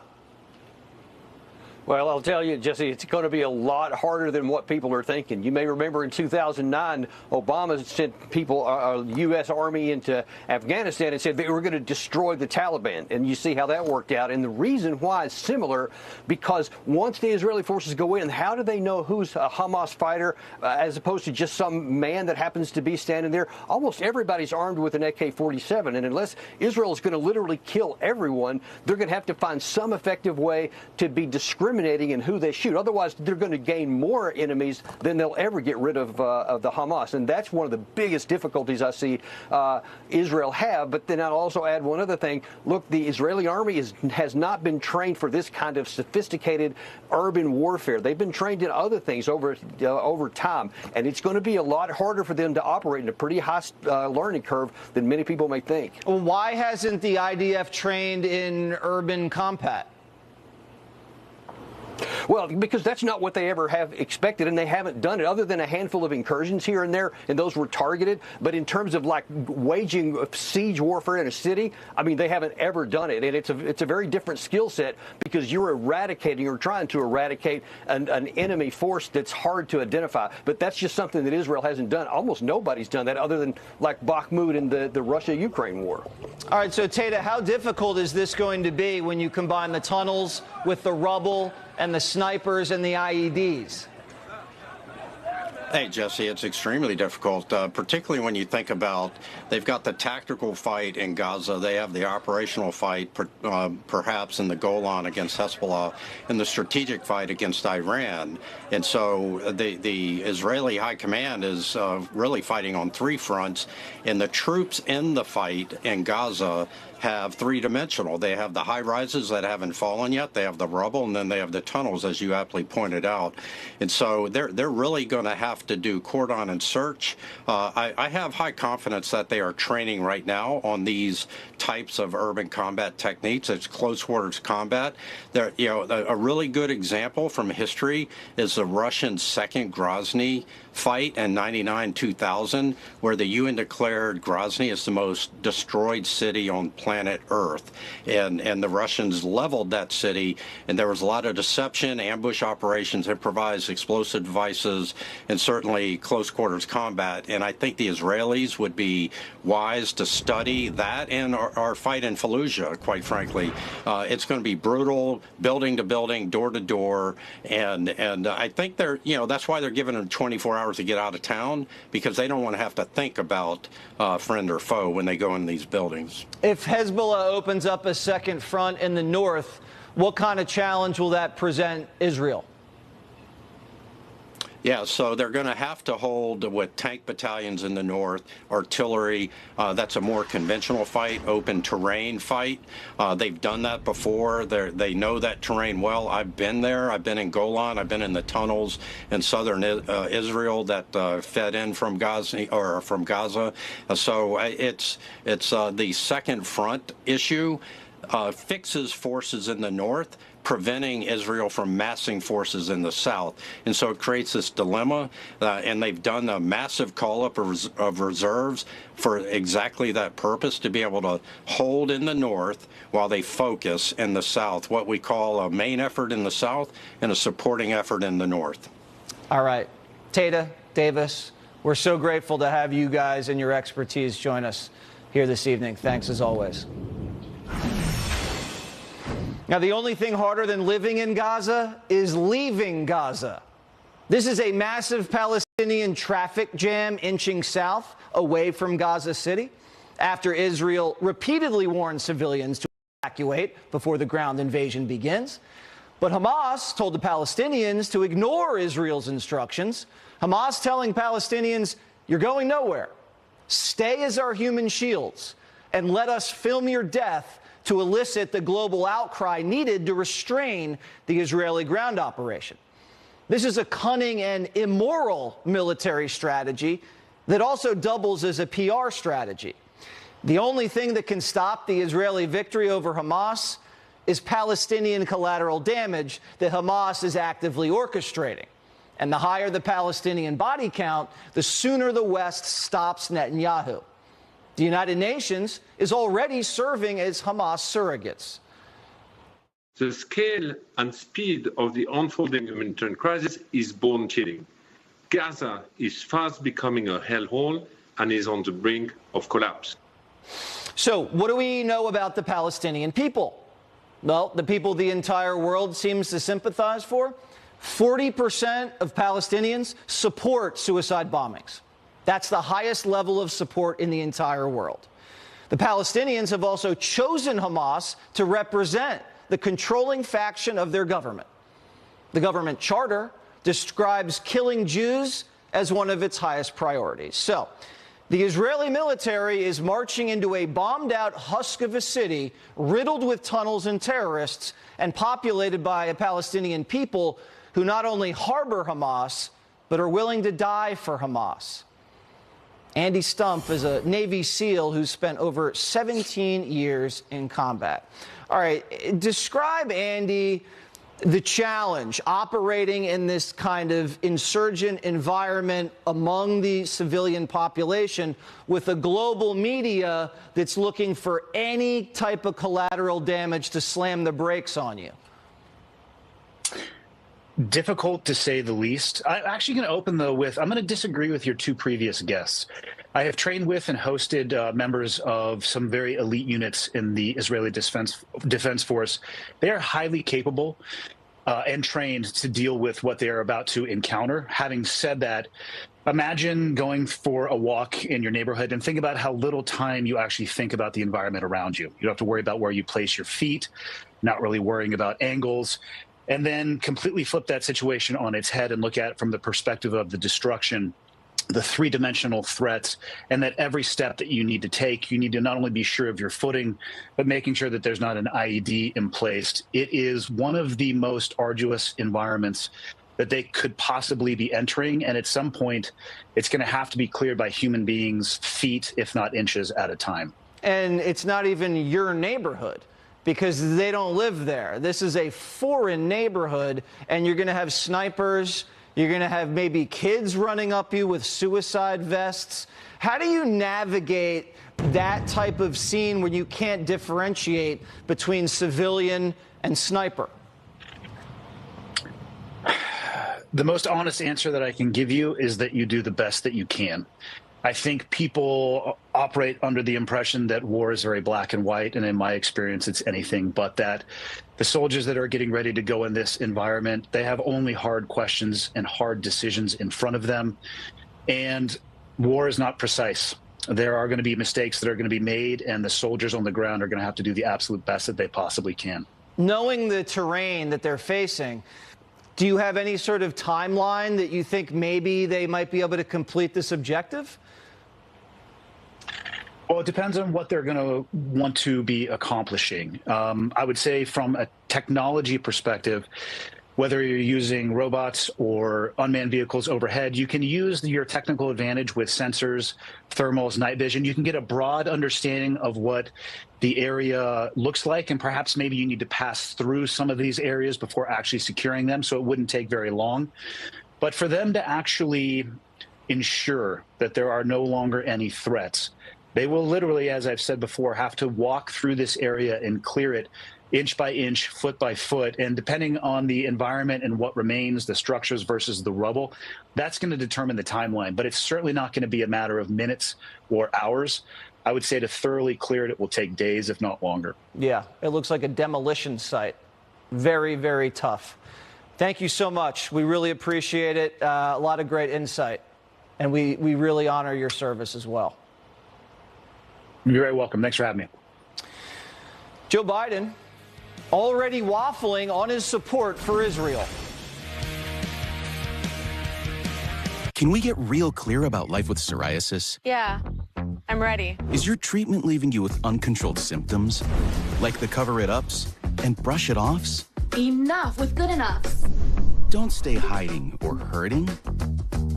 When your lotions and creams don't do enough to help treat the inflammation beneath the skin causing plaques and pain, it's time to get real about psoriasis so your dermatologist can help you get clear. Make the appointment and ask about Real Clear Skin. I saw what you've been posting. Hitler was right. I didn't teach you that. You hide behind your screen and you're spewing all this hatred. You got something you want to say? Get out of the truck and say it to their faces.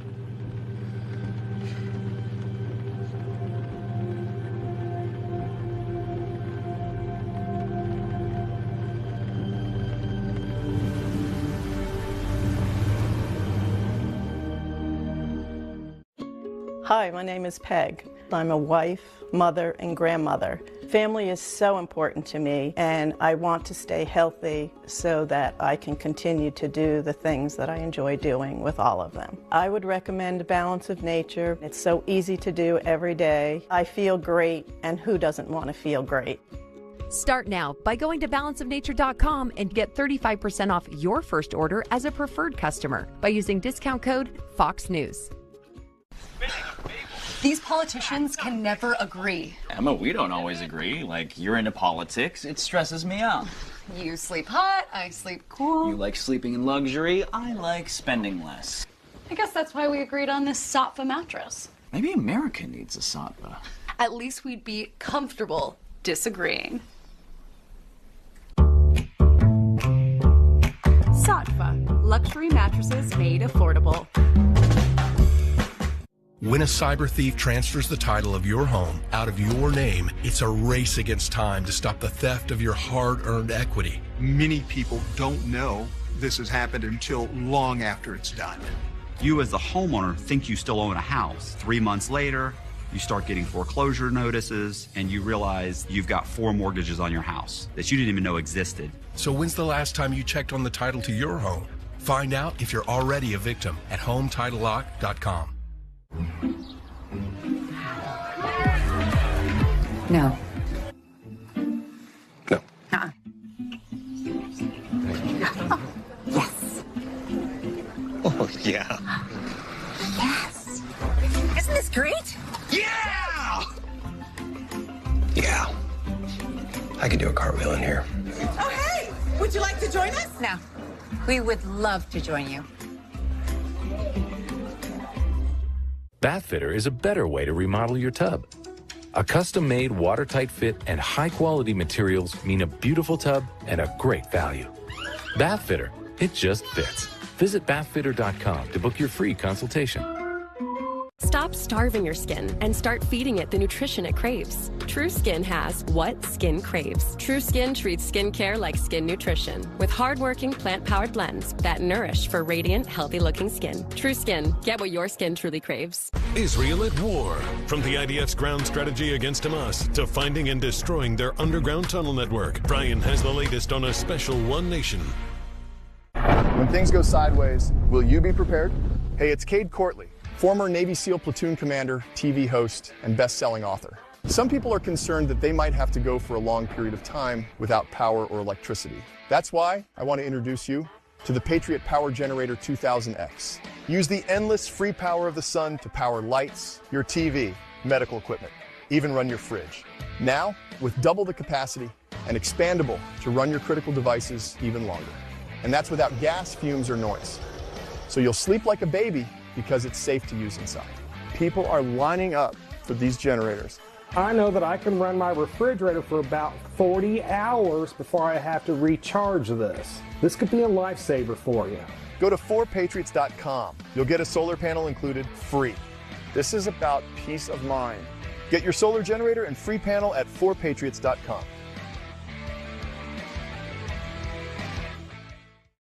Is this what doing your laundry looks like? Wouldn't you love it if it looked like this instead? How much easier is this? One strip, one load. That's why we made True Earth Eco Strips laundry detergent to help make America's second most hated chore a little bit easier. Meet True Earth, the better way to do your laundry. At Mountain Bow, we care about every detail. Mountain Bow jeans are made with dynamic stretch for ultimate flexibility and a comfortable fit. Flexible, comfortable, the perfect pair of jeans. Find your pair at mountainbow.com.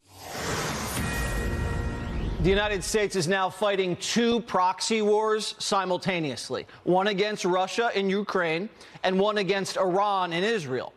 On top of that, we have a fresh Mideast hostage crisis and the potential for Hezbollah to open a two-front war in the north, which could bring in other Arab powers.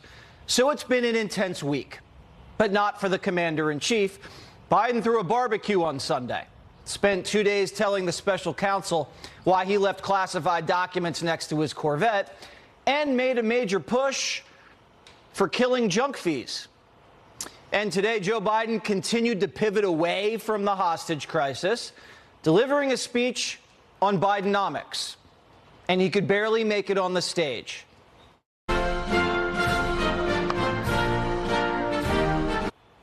Fox is reporting that the president is keeping Israel on a very short leash. Biden has been pressuring Israel to delay their ground offensive against Hamas.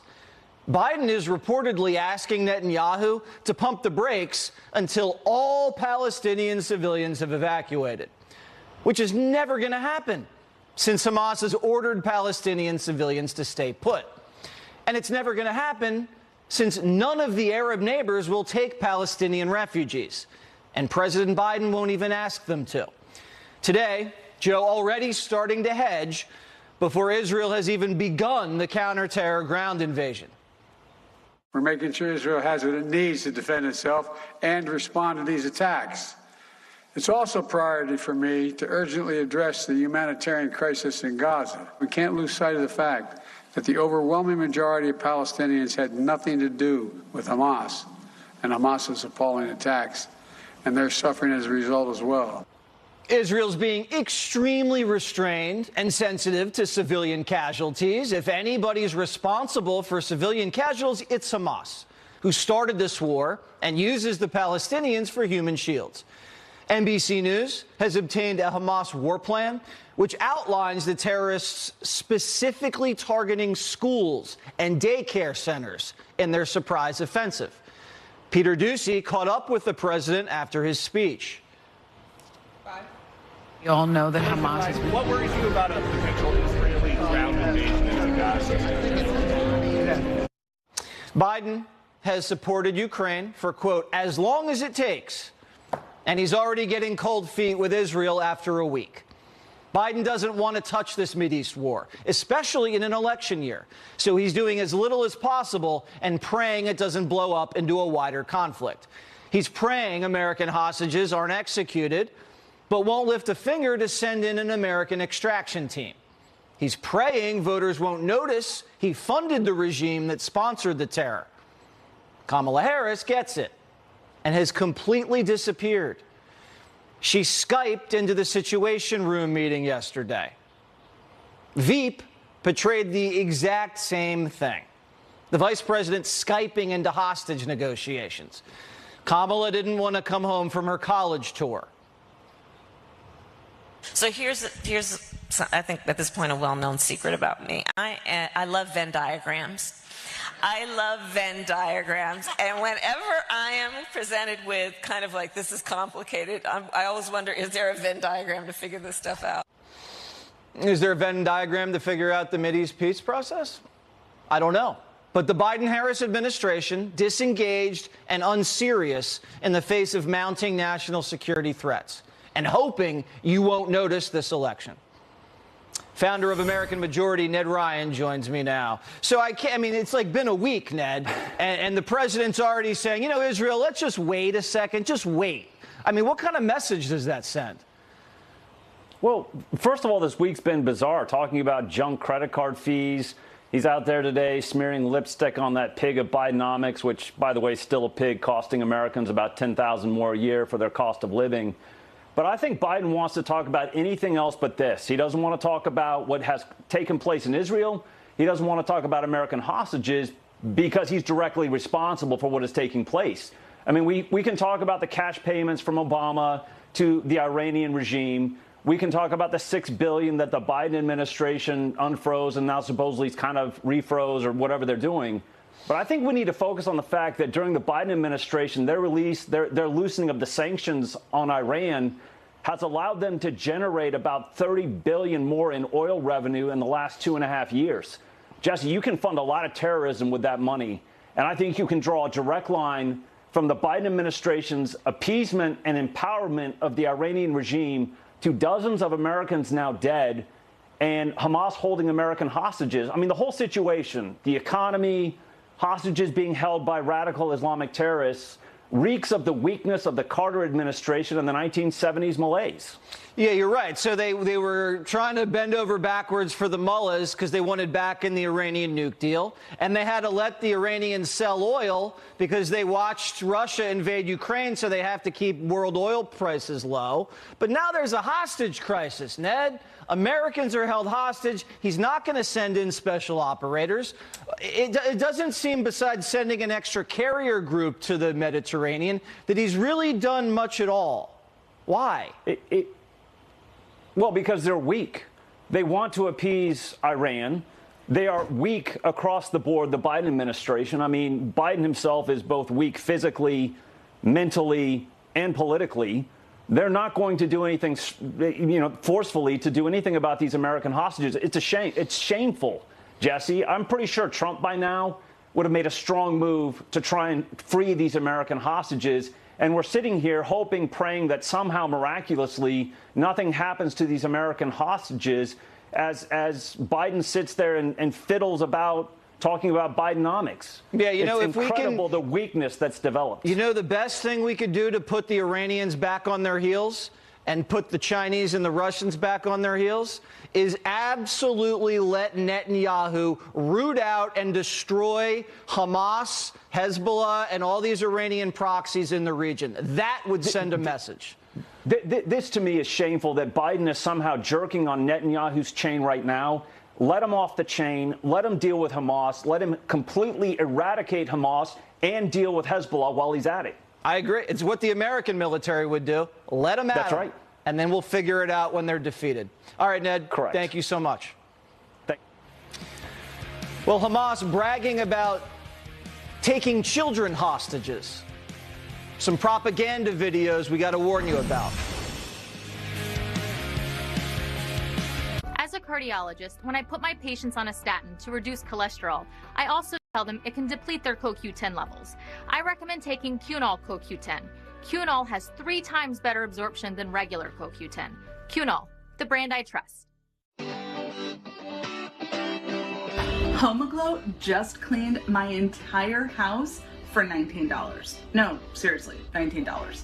They showed up right on time and did my dishes, my laundry, they even cleaned my windows. You just pick a date, pick a cleaner, and enjoy a spotless house for $19.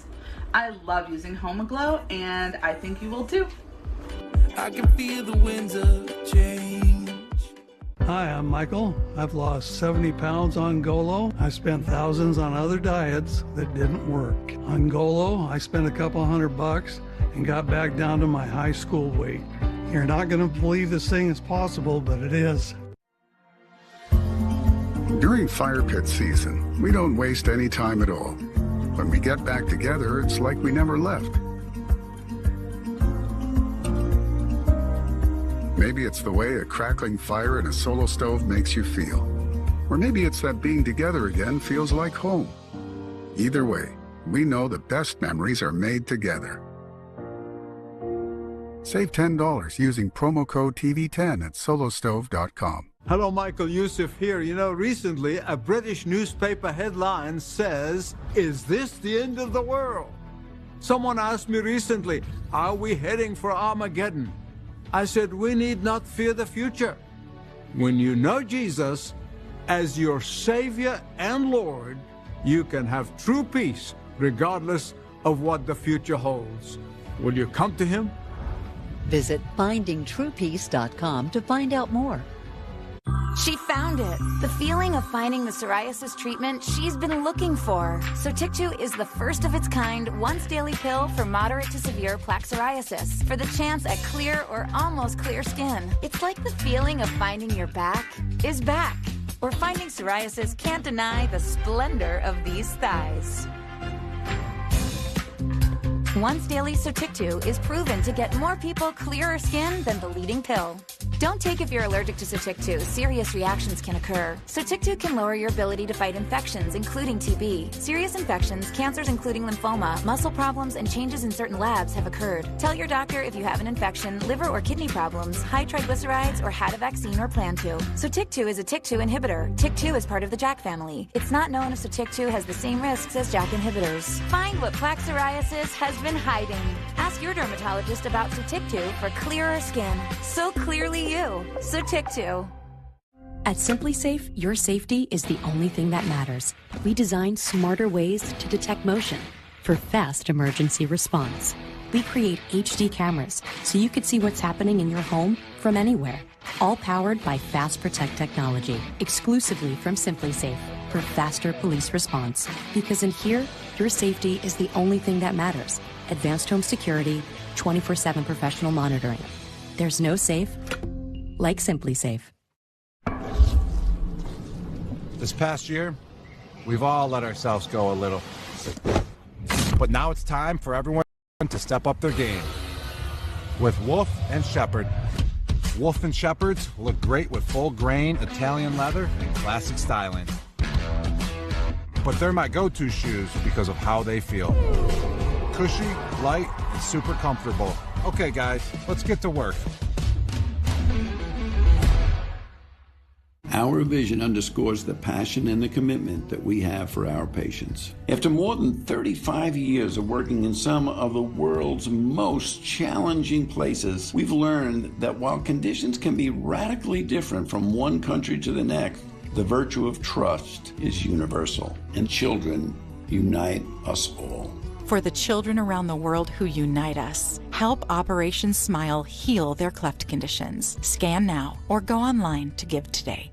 You keep dog food in the fridge? It's not dog food, it's fresh pet. Real meat, real veggies. For a dog? For Hank. Whatever her name is, it's just wrong. Mom? You're so lucky you're single. Meet Earth Breeze, a revolutionary laundry detergent that magically dissolves in any wash. There's no wasteful plastic jug, and it's water-free because you already have water. The future of laundry detergent has arrived. Learn more at earthbreeze.com. Hamas terrorists have taken Americans hostage in Gaza, and the clock is ticking. Water, food, and electricity have been shut off. Israel is showering the scene with artillery. The ground invasion already underway. What's President Biden's plan to resolve the hostage crisis? I spoke with the family members of all those Americans who are still unaccounted for on a Zoom call for about an hour and 10, 15 minutes. They're going through agony, not knowing what the status of their sons, daughters, husbands, wives, children are. You know, it's gut-wrenching. I assured them my personal commitment to do everything possible to return every missing American to their families. We're working round the clock to secure the release. Biden's not doing everything he can because he's already ruled out deploying American special operators. So this is either going to end with dead American hostages or a massive ransom payment, which will only encourage more kidnappings. Hamas has just announced that 13 hostages have already perished. The window is quickly closing for extractions or negotiations. The terror group releasing video of Israeli children held captive. An excruciating moment to witness for Jewish families. We're not going to show you that bit of terrorist propaganda, though. Biden has his hands dirty, since this is fresh off his $6 billion ransom payment to the Iranians and his lopsided prisoner swaps with Russia and the Taliban. The Biden administration has funded the Iranian regime and the Palestinians and is now watching these dangerous policies play out in deadly fashion. Former Secretary of State Mike Pompeo joins me now. All right, Secretary, why is the president ruling out sending in American special forces to search and rescue these hostages? Well, it makes no sense, Jesse, to rule that out. I mean, it's just, I can't figure out for the life of me why you would say that. Even were it the case that it were your intention not to do so, why would you tell the bad guys that there was no one going to come knock on the door in the middle of the night and slit their throats and rescue the Americans? That makes absolutely no sense. It must give them great comfort and assistance. Look, it's hard. These operations are difficult. We may not know enough to know where to send them and how to get them in, but we should be moving heaven and earth alongside our Israeli partners to identify where these Americans are, where the other hostages are, and then using every element of American power to get them home. So you have a hostage crisis, which the Trump administration and you were involved in very successfully. But at the same time, you could have Hezbollah start shelling the Israelis from the north. Maybe Syria gets excited. You never know what the Iranians could do. I know we have carrier groups there. What is the strategic calculation that the administration is grappling with here? Jesse, what they've got to do is they've got to fundamentally reconcile how they're going to explain to the American people that they're turning their Iran policy 180 degrees. Right? You've talked about this earlier on the show. You and I have talked about this before. They priced these hostages. There were 6 hostages a month ago. We paid $1 billion a piece, and now there are double that many held by the Iranians. They've got to stop the appeasement. They've got to make clear to the Iranians that there will be a cost imposed on them, not on their proxies, not on some knucklehead that's sitting in the desert someplace, but on the Iranian regime itself. They have to demonstrate that if the Iranians take actions against Americans, there will be a real price to pay. And that is hard for an administration that has refused to even acknowledge that in the end, this was an Iranian operation that killed more than 24 Americans. Are you concerned with this blowing up into some global pro-Palestinian? We've already seen attacks around the world. Do you think that the Biden administration has a handle on how big this could blow? You know, I'm worried that they don't. I must say, I worry that they are actually worrying about that too much. They've already started to try and limit the capacity of Israelis to do what they need to do.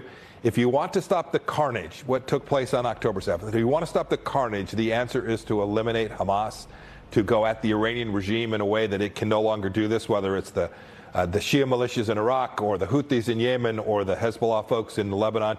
You have to go at the source of the problem, which is the Iranians. And, you know, I am convinced that if we do that, and we do that with seriousness, we can convince large parts of the Muslim world that it is in their best interest too. Make no mistake about it.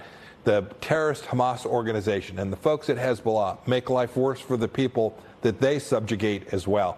We have to make that argument. We have to deliver American power, and we have to permit Israel to have the time and the space that it needs to do what they ought to do and what duty requires them to do to keep the Israeli people safe. Well said, Secretary. Thanks as always. We always love having you on Prime Time. Well, Israel has a secret weapon. We'll tell you what that is. This isn't just freight. These aren't just shipments. They're promises. Promises of all shapes and sizes. Each with a time and a place they've been promised to be. A promise is everything to Old Dominion because it means everything to you.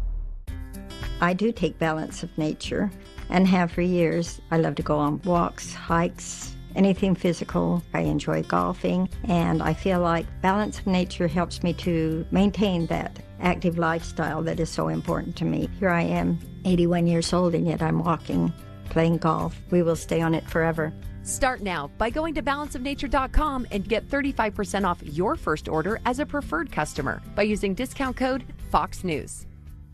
Pretzel fanatics are freaking out. Give your taste buds a twist. We at Pretzels.com freshly bake over 45 varieties of chef-crafted gourmet pretzels in the heart of Pennsylvania. Get a new twist for someone you love or yourself at Pretzels.com. The FBI calls it house stealing, the latest scam where a cyber thief transfers the title of your home out of your name and steals your hard-earned equity. It's roughly 60 to 90 days for that person to even figure out that they're the victim of this crime. You start getting foreclosure notices and you realize you've got 4 mortgages on your house that you didn't even know existed. Unfortunately, it's on you to protect yourself. You might already be a victim. Check your title status now at HomeTitleLock.com. I'm Franklin Graham. The world is searching for peace, and it seems to elude our leaders. And maybe you wish you could have peace. Maybe your life is in turmoil, and you don't know where to go or what to do, but you can have peace. And that's through the Prince of Peace. That's the Lord Jesus Christ, God's Son, who came to this earth to take our sins, where he died and shed his blood on a cross. And on the third day, God raised his Son to life. And you can have peace not only now, but for eternity, by putting your faith and trust in God's Son, Jesus Christ. If you've never done that, pray this prayer with me right now. Just say, God, I'm a sinner. I'm sorry. Forgive me. I believe Jesus is your Son. I want to trust him as my Savior and follow him as my Lord from this day forward. Amen. If you prayed that prayer, call that number that's on the screen. We have someone like to pray with you and speak with you. Do that right now. God bless you. At Grainger, we're for the ones who pay attention to every little detail. We're the same way, offering access to product experts to help you quickly and easily find what you need. Call, click Grainger.com, or just stop by. Grainger, for the ones who get it done.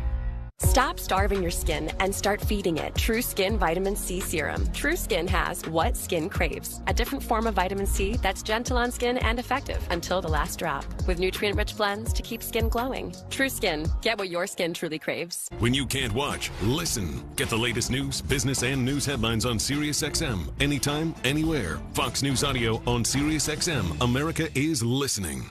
Israel at war as they prepare for a ground invasion of Gaza. We have continuing live coverage tonight right here. Don't miss it on Hannity. Meet Earth Breeze, a revolutionary laundry detergent that magically dissolves in any wash. There's no wasteful plastic jug, and it's water-free because you already have water. Just throw a pre-measured sheet into any washing machine, watch it dissolve in hot or cold water, and your laundry comes out fresh and clean every time. Join the millions of Americans who switched to Earth Breeze and stopped buying wasteful plastic jugs that just end up in a landfill. The future of laundry detergent is here. Learn more at earthbreeze.com. Hi, I'm Alejandro, and I started Mod & Bow to make the world's most comfortable, best-fitting pair of jeans. My family started making denim back in 1982, and today we make Mod & Bow jeans in that very same facility I visited growing up. Our signature Mod & Bow jeans have dynamic stretch to provide flexibility and a comfortable fit, and we handcraft every pair with the care and quality you can only get from a true family business. At Mod & Bow, you might say denim runs in our genes. Hey, Emma. We need a mattress, right? Yeah? I've been doing a little research. Little? The Safa Classic has 2 layers of springs that contour to your body. Nice, but... It has a 3-inch Euro pillow top, Dan. Oh, and it's half the price of retail. But I just wanted to know about dinner. Look at this premium quality. And it's half the price of retail stores. Fox News alert. Israel has just begun the first stage of a brutal ground war. They have the advantage in manpower and artillery, but Israeli airstrikes are turning the Strip into a demolition site. This gives the advantage to the terrorists. Hamas will use mountains of rubble to mount snipers and hide IEDs. But Primetime discovered Israel's secret weapon. They call it the Teddy Bear. The Teddy Bear is a military bulldozer designed for urban combat. They say it's nearly indestructible. The souped-up armored bulldozer can deflect RPGs and even sports a mounted machine gun. The bulletproof Teddy Bear leads with a metal blade that detonates mines. It can bust through buildings and obviously clear more rubble than your traditional caterpillar. Israel also has the Panda. It's like the Teddy Bear, but it's remote-controlled. Remote-controlled armored bulldozers will be the tip of the spear, clearing the way for Israeli tanks and heavy artillery. It's a game-changer. But Hamas is strapped with your typical insurgent arsenal, inexpensive drones that can kamikaze right into IDF tanks. Hamas drones have an expansive range.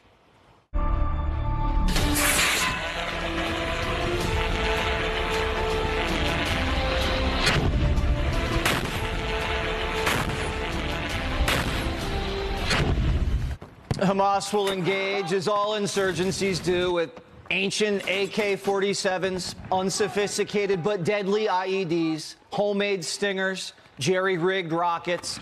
They'll be fighting on their home turf, deploying snipers, even suicide bombers, using the Palestinian civilian population as human shields, and hiding in rubble and burrowing below ground into their tunnels. But Israel has the training, the equipment, and the manpower, and a taste for vengeance. The ground offensive starting right now. Bill Roggio is a senior fellow at the Foundation for Defense of Democracies and editor of FDD's Long War Journal. And Jonathan Gilliam is a retired Navy SEAL and former FBI agent. All right, Bill, tell me about the panda and her good friend, the teddy bear. Yes, Jesse, these are certainly tools that the Israelis will use in their efforts to clear the highly densely urban terrain in Gaza.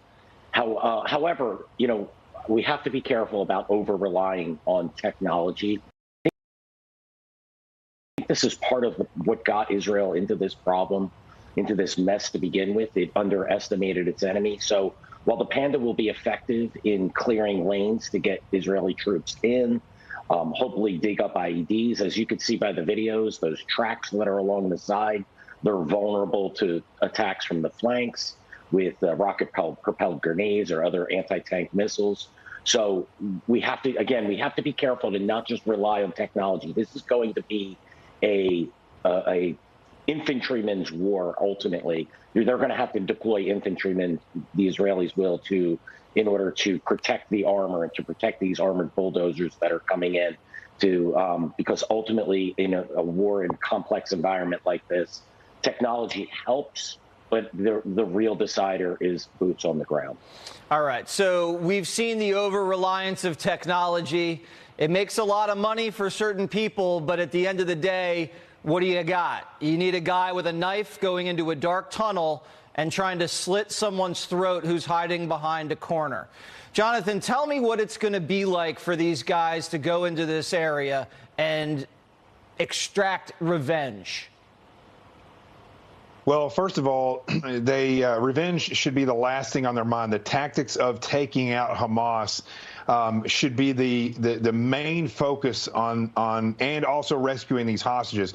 But here's one thing. I love the fact that we started out talking about technology and how we've become over-reliant on that, because as you watch those videos of the Hamas attackers, if you look back over 20 years ago when Afghan and Iraq war started, the tactics on their side were very rudimentary, but they had over 20 years to watch what we do in the field, what we do in the urban areas. So their tactics have changed. And this is really where the key to warfare is now, is not just technology, but how has your enemy advanced? How have they grown? And what have they learned about you? And so as Israel goes in and works into these tunnels, works into these urban areas, they cannot just rely on technology. They have to look at how the enemy has evolved, and they have to change their tactics now to make sure that they are focused on properly engaging the enemy to take them out.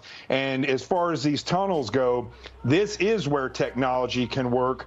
And if they know that they have people out of there, they can just use a bunker buster. But if this is where hostages are at, or if they do have civilians in that area, they're going to have to be very careful as they enter into those areas, because a tunnel is a very fluid operating environment. And so they have to, I hope they've practiced these things. I hope they understand that once you enter there, you have to clear it when you're in there, and you have to clear it out. And it's just a very precarious place. Yeah, the tunnel war is going to be decisive. Bill, real quick, while I have you, are the Hamas fighters able to operate through a joystick some of these kamikaze drones from the tunnels? They should be able to if they properly set up their communications. They'll have to have antennas. These are things that the Israelis should be looking for. I agree with Jonathan. There are elements of technology that will help the Israelis, drones on their end to keep observation of the battlefield, in addition to bunker busters, thermobaric weapons to blow up those tunnels. Again, if there's hostages in there, that's an issue. But yes, they should be able to, if they've practiced this, if they've thought this through, they should be able to guide these weapons via the tunnels. All right. Bill, Jonathan, great analysis. We love having you guys on. Thank you. Thank you. Thank you. Well, Radical Islam's Day of Rage. That's next.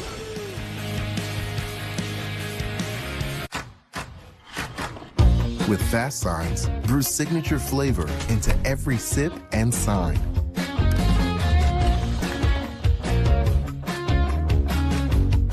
Fast signs, make your statement.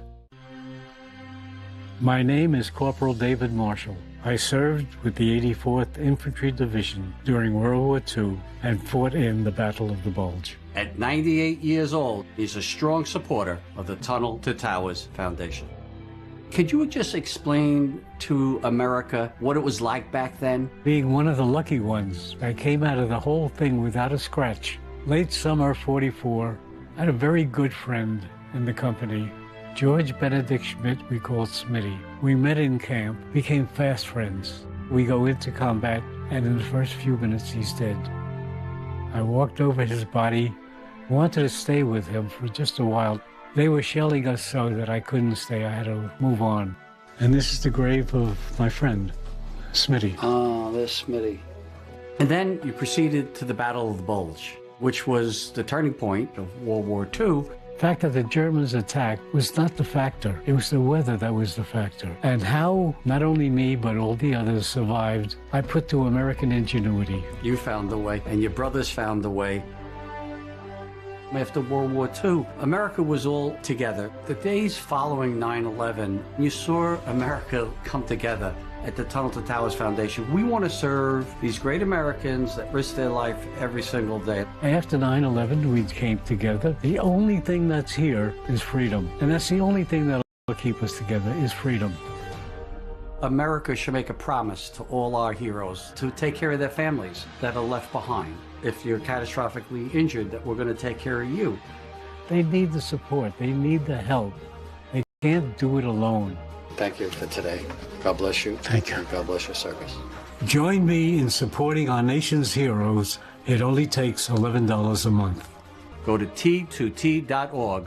Thank you, and God bless America. I went to Angie and typed in pool, water heater, cleaners, garage, interior painting, exterior painting. For whatever project you need, there's an option. Oh, I have another project. Let me try this. Get started at Angie.com today. One of my favorite supplements is Cunol Turmeric. Turmeric helps with healthy joints and inflammation support, and Cunol has the #1 doctor recommended form of turmeric. Cunol, the brand I trust.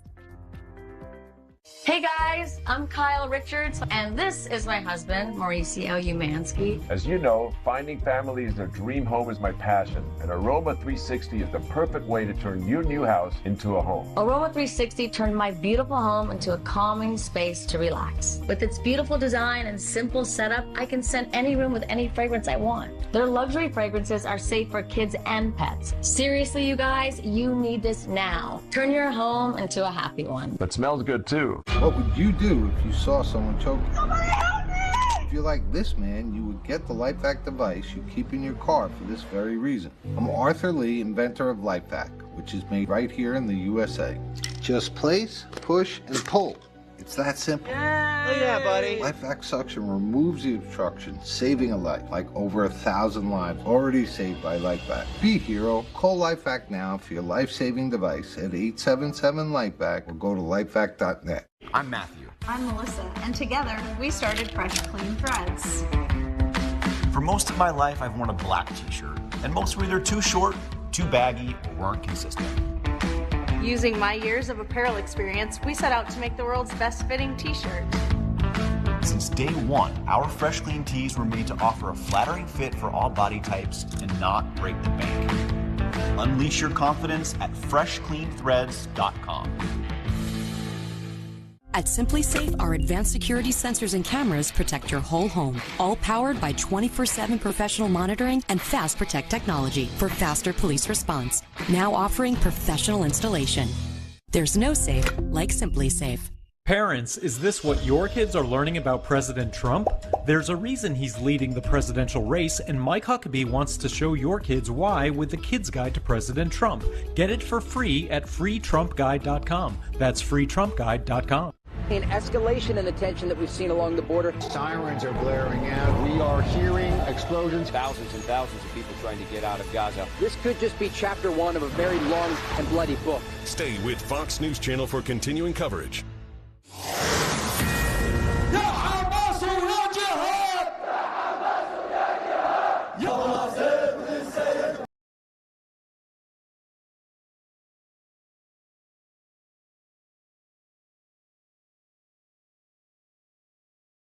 Luckily, the man survived. In France, a man screaming Allah Akbar plunged a knife into several people, savagely murdering a teacher. The French government has already blamed Islamic terrorism for the attack. And how long until this spills over into our country? Border Patrol just apprehended 2 Lebanese nationals yesterday. We don't want Brownsville to become Beirut. Cities across the U.S. are on edge as pro-Palestinian supporters are disrupting everyday life, like in Chicago, where they rampaged through a town hall meeting.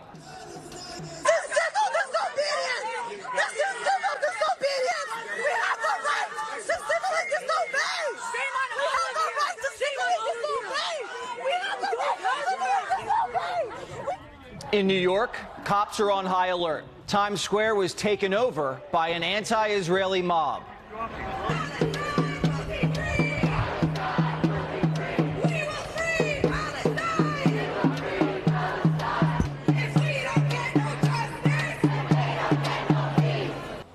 Communities spent all day bracing for the worst. Parents decided to keep kids home from school over threats of violence, including my next guest, who is a former Israeli soldier. Mother, model, and former member of IDF, Esti Ginsburg, joins me now.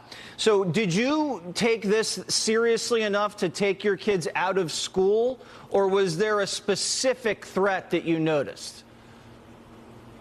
No, I just decided to be cautious. You know, I grew up in Israel, and we've been surrounded by this kind of stuff for my entire life, and I've never been one to be overly scared or overly cautious, but after seeing how ruthless and cruel Hamas can be, I just decided that it's not worth me being brave on the expense of my kids. And it's sad to know that, in a sense, I let them win and I let the fear take over me, but we've seen through the reports that are coming out every day another report, every day another story, another survivor, another gruesome video, that these people are ruthless and they will stop at nothing. How concerned are you when you see these videos of these people in Times Square backing Hamas atrocities? You've seen it in Chicago and California. How does that make you feel? It makes me feel angry because I know that when these people are defending the Hamas, they're essentially defending the actions that they did. They're defending a terrorist organization that beheads babies, that cuts babies out of pregnant women's bodies, that kills parents in front of their kids. And these people that are taken to the streets and protesting, they're essentially supporting these, I can't even say animals, but these people that are doing these horrendous things. So it's really scary to me because it's not about a political argument. It's not about Israel or Palestine or anything. It's about humanity. It is. And it's about people who have compassion in their heart. If they see videos of a 9-month-old baby that's kidnapped in Gaza without its parents. Exactly. It's humanity. How can you... And this is a Fox News Alert this Friday night. Welcome to Hannity. We have 3 major breaking news stories at this hour. Chaotic protests breaking out all across the world today after one former Hamas leader called for an International Day of Jihad. Our very own Sarah Carter was in Times Square covering what was a massive protest there. By the way, things are still going on in New York City. Earlier today, things got tense where she was. Here is a quick preview. Do you care about the babies that were beheaded? No, the babies they were never beheaded. That was a made-up story. How do you know? True. It's show me the pictures now. So what about show me the pictures? You're a lying full of. You're full of. Just go to X and the Prime Minister of Israel's account, and you'll see the pictures. Plus, this is huge news. House Republicans, they're one step closer to finding their next speaker after nominating Ohio Congressman Jim Jordan during today's conference meeting. And it is now time for Republicans to come together, get a new speaker. With the new war breaking out in the Middle East and our closest ally there, Israel, involved, this is not a time for Republicans to be weak. They need to be united. They need to put aside their infighting, and they need to move forward and reopen the People's House. Jim Jordan would make a great speaker. We'll have more on all of that coming up later. But first, tonight. Another Fox News alert. It is 9 p.m. on the East Coast. It is 6 p.m. on the West Coast. It is 4 a.m. in Gaza. As you can see, live pictures now of what is going on there. Earlier today, Israeli Defense Forces confirmed to Fox News they have, in fact, entered Gaza for localized raids. And they have begun the process of now clearing out Hamas so that they can no longer use Hamas at Gaza as a launching ground to bomb nearby Israeli cities. Last night, right here on this program, Israel continued their retaliatory airstrikes against targeted Hamas locations in Gaza. We have reports now indicating they struck at least 750 Hamas military targets just overnight. Last night, most of that happened during the 2 hours we were on the air. And as we reported last night, Israel issued a warning to civilians in northern Gaza and to the UN, giving them 24 hours to evacuate, and that window has now officially passed.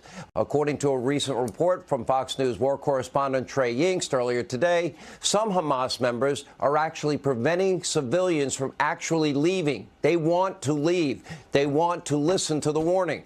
But yet Hamas wants them to be human shields. Why? Do they think that will protect them?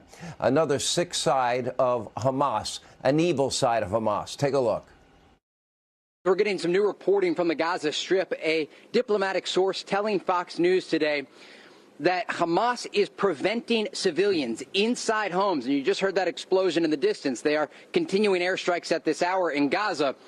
But this source telling Fox News that Hamas is preventing civilians from leaving their homes after they announced that there will be an airstrike there. The Israelis have a way of informing civilians, telling them to leave, and then destroying homes that are linked to Hamas or have some sort of relevant target for the Israelis. And a source inside Gaza confirming that information to us. And now, with estimates now putting the total number of Palestinian refugees at over 1 million, the question is, where do they go? Egypt is facing mounting pressure to open its borders to civilian refugees. So far, they have refused. So why won't they open their borders, at least to women and children, maybe seeking refuge? Well, you do have to remember one thing, and that is, as we have been showing you this week, children in Palestine, they are radicalized from birth. They are indoctrinated as young children to have hatred of, quote, the Jews from the earliest stages of life. They are taught to hate and, quote, kill Jews. Here's a reminder of their disturbing programming. These are cartoons for children, shows for children. إنه القدس إلنا تعلمت حب الوطن والأرض تعلمت إنه إلنا أرض أخذت بالقوة لا تسترد إلا بالقوة. يا أغسطين اشرح لنا إيش استفاد من الموقف هذا والتربية بيننا وبين أعدائنا. لأنه اليهود أطفالهم بعلموهم على الشراسة والدمار والقتل والطخ. تقذف بيدها الصغيرة وجوه الدمار الحقيرة رآها العدو كره طفولتها كره بطولتها صوب البندقية وأطلق الرصاصة. Well, we've come a long way from Bugs Bunny and Tweety Bird. Here is what needs to happen with Israel as of tonight. Gaza can no longer be used as a launching ground for Hamas to fire rockets into neighboring, very near, very geographically close Israeli cities. Israel must end this as a staging ground for Hamas, as Gaza is so close to Israel geographically. What happens next is there will be Full-on war, conflict, shootings, bombings, exchanges. People on both sides are going to die. Sadly, innocent people will die. Our prayers tonight are with the Israelis that now have to defend once again their homeland and the innocent, human beings that are used as shields so that Hamas could, well, try and protect their own lives, being the cowards that they really are. Because you know what? But all of this could stop. All of it could end right now. If Hamas, the terror group, would lay down their weapons, lay down their arms, stop using human shields. But don't hold your breath. Why would you expect a terrorist group with such vile hatred in their hearts to ever have any empathy, any awareness of the carnage that they are causing? This is a group that is founded in their principle, their charter, with the idea that Israel must be destroyed. They use hospitals as human shields, along with schools. And now, according to reports, they plan on using Israeli civilian hostages as human shields. They're already using Palestinian civilians trying to leave as human shields. Why? Just to advance their radical ideology. If Hamas laid down their arms today, nobody would die. Nobody needs to die. The inevitable, senseless loss of life, it could all be prevented. Israel could enter Gaza. They can prevent future attacks from happening on their country. But if Israel were to lay down their arms, as some on the radical left have called for, well, it would be not just a ceasefire. Israel would cease to exist. The brutal Hamas terrorists, who have no regard for human life, or Hezbollah to the other side of Israel, would completely destroy Israel. They have said so. They have plotted. They have planned. They have schemed to do so. And meanwhile, today, Iran's foreign minister warned Israel of new fronts opening up in the war if they don't stop their retaliatory strikes, meaning defend themselves, which Iran is now referring to as war crimes. That's a bit of a joke, a sick joke. Now, these strikes wouldn't have been necessary if Hamas hadn't killed 1,300 plus Israelis and didn't rape and burn and behead even little babies and women, while apparently carrying ISIS flags as they commit these brutal, violent, repulsive acts. Now, the comments from Iran's foreign minister came during a visit to Lebanon, in which he met with the head of the Iranian-backed terrorist group Hezbollah, which has been firing rockets into Israel all week. And earlier today, Hezbollah claimed credit for attacks on Israel's military posts along the Lebanon border. And in a desperate and frankly pathetic attempt to swing public approval, Hamas is now claiming 13 hostages were killed by Israeli airstrikes. But take everything they say with a grain of salt. These are terrorists. They are killers. They are liars. Their words are worthless. But the gullible mob and the media, they might eventually start going along with it and stop advancing their propaganda, like they did during today's day of jihad. Somehow, over the course of the last 24 hours, 48 hours, outlets, they stopped calling it what Hamas meant it to be. Hamas wanted it to be a day of jihad. And then all these news outlets said, well, no, this is a day of rage instead of the day of jihad. Now, jihad, by the way, which means holy war. Now, as angry and violent protests are breaking out all across the world, now protests in the United States have gone on all week, with some of the worst pro-Palestinian, pro-Hamas protests taking place across our college campuses. How repugnant it is to watch Ivy League institutions like Yale and Harvard. Look at Harvard. Take a look at that gut-wrenching video of two Jewish women confronting protesters at the University of Washington. This young girl and it pretty much says it all. It's inexplicable. They want to kill us. They want to destroy us. They want to murder us. Listen. They want our people dead. They want us killed. And so part of it.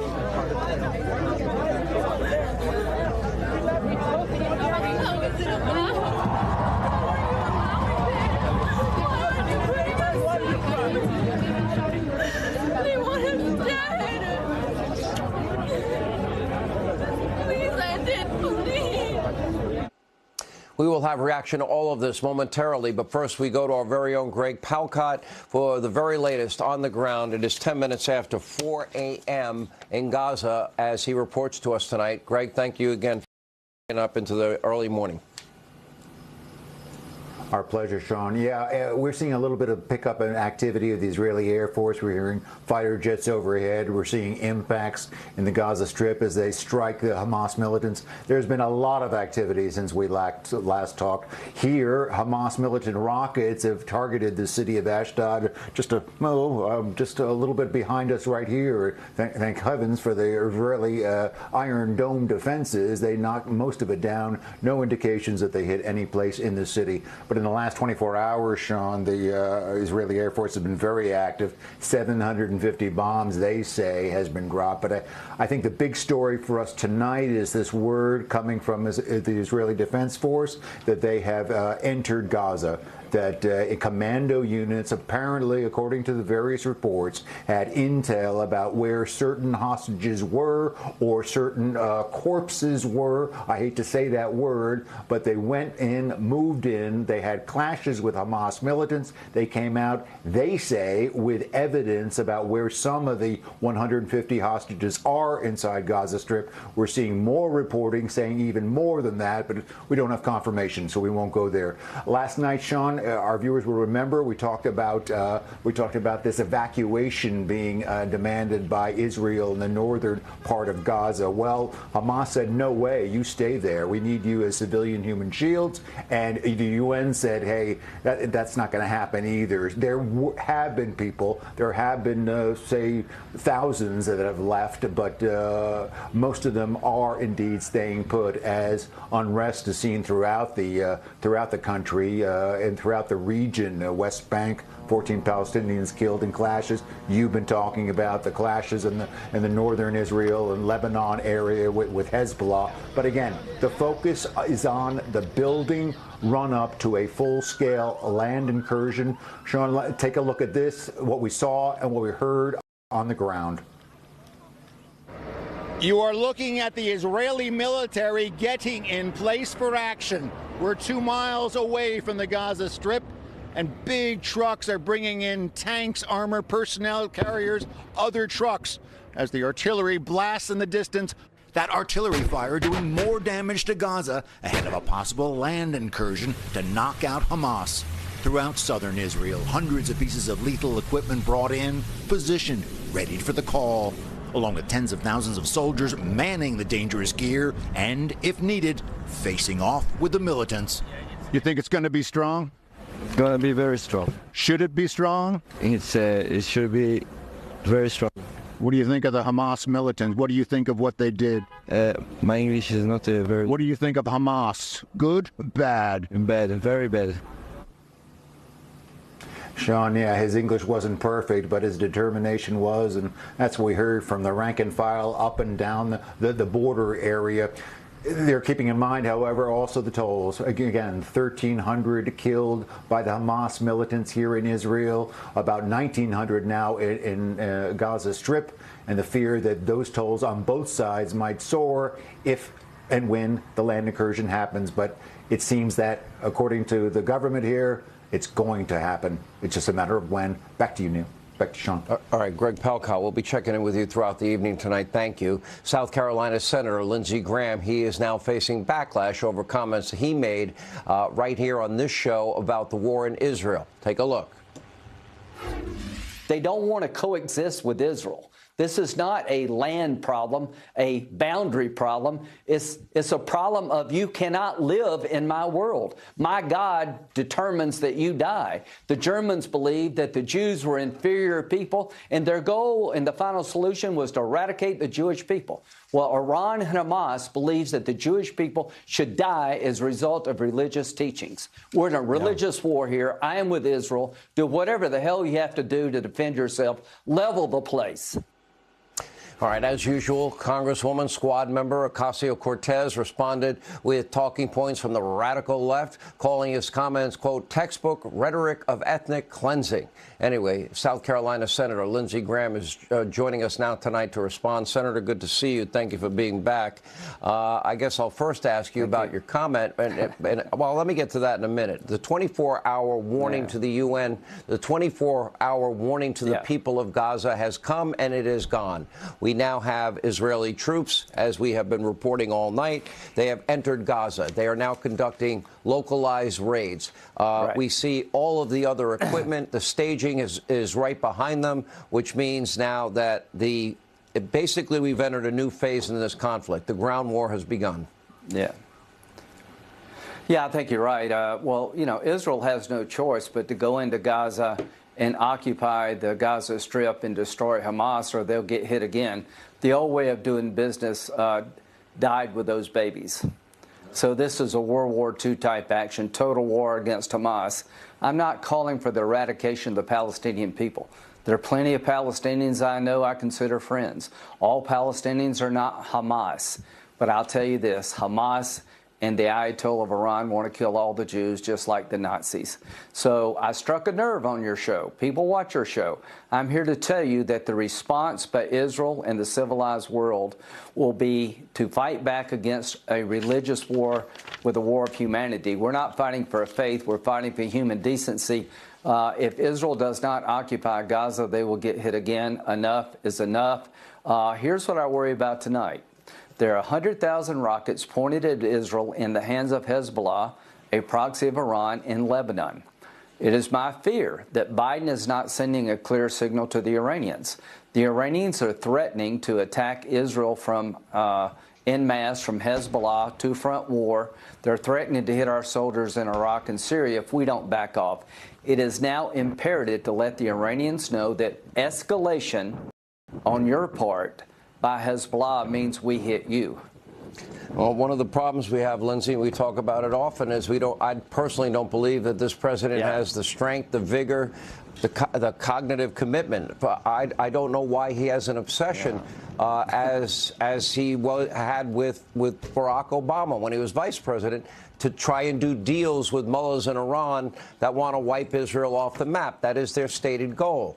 Why he was going to give them $6 billion. Why he has allowed the free flow of oil out of Iran, you know, in terms of $100 billion deals that they're doing, that has enriched their war effort. They're the #1 state sponsor of terror. It makes no sense to me.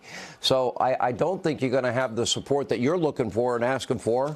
As the Prime Minister of Israel has said, we are at war. We didn't start this war. We didn't want this war, but we will win this war. And if it's a two-front war, I still believe Israel will win this war. And it is more of a moral imperative that they have the munitions to do it themselves. Yeah. So here's some good news. We had a bipartisan meeting today on the phone of senators. A massive aid package will be flowing into Israel, armaments and medical equipment to deal with the upcoming Lindsay, if I may interrupt you, by the way, Gaza. What people are seeing on the live big picture there, that is Gaza, and airstrikes are happening as we speak. Didn't mean to interrupt you, Senator. No, that's okay. I mean, what they're doing is they're basically, you know, hitting the beaches. It's not a beach, but they're opening up lanes to go into Gaza and destroy Hamas. Here's where Iran is very dangerous. If they activated Hezbollah tonight to attack Israel from the north with 100,000 rockets, Israel would have a problem on their hands. So I don't know what President Biden will do, but I will introduce an authorization to use force against Iran. 27 Americans have died as a result of this operation backed by Iran. There is no Hamas without Iran if Israel gets attacked by Hezbollah. I know the Israelis will hit Hezbollah hard. Then we're in a situation where Israel will need our help. So President Biden, please communicate as strongly as you can that an escalation in the north, Hamas attacking Israel on the second front, the killing of hostages, will result in going to the great Satan, which is not America, but Iran. Please let the Iranians know they escalate this war at their own peril. Please let them know that to avoid this war from getting bigger. Let me ask you what role America should play, because I know the appetite in this country for long, protracted conflict, the high cost. I've been very disappointed in the case of Europe not protecting their own continent with Ukraine and not paying their fair share.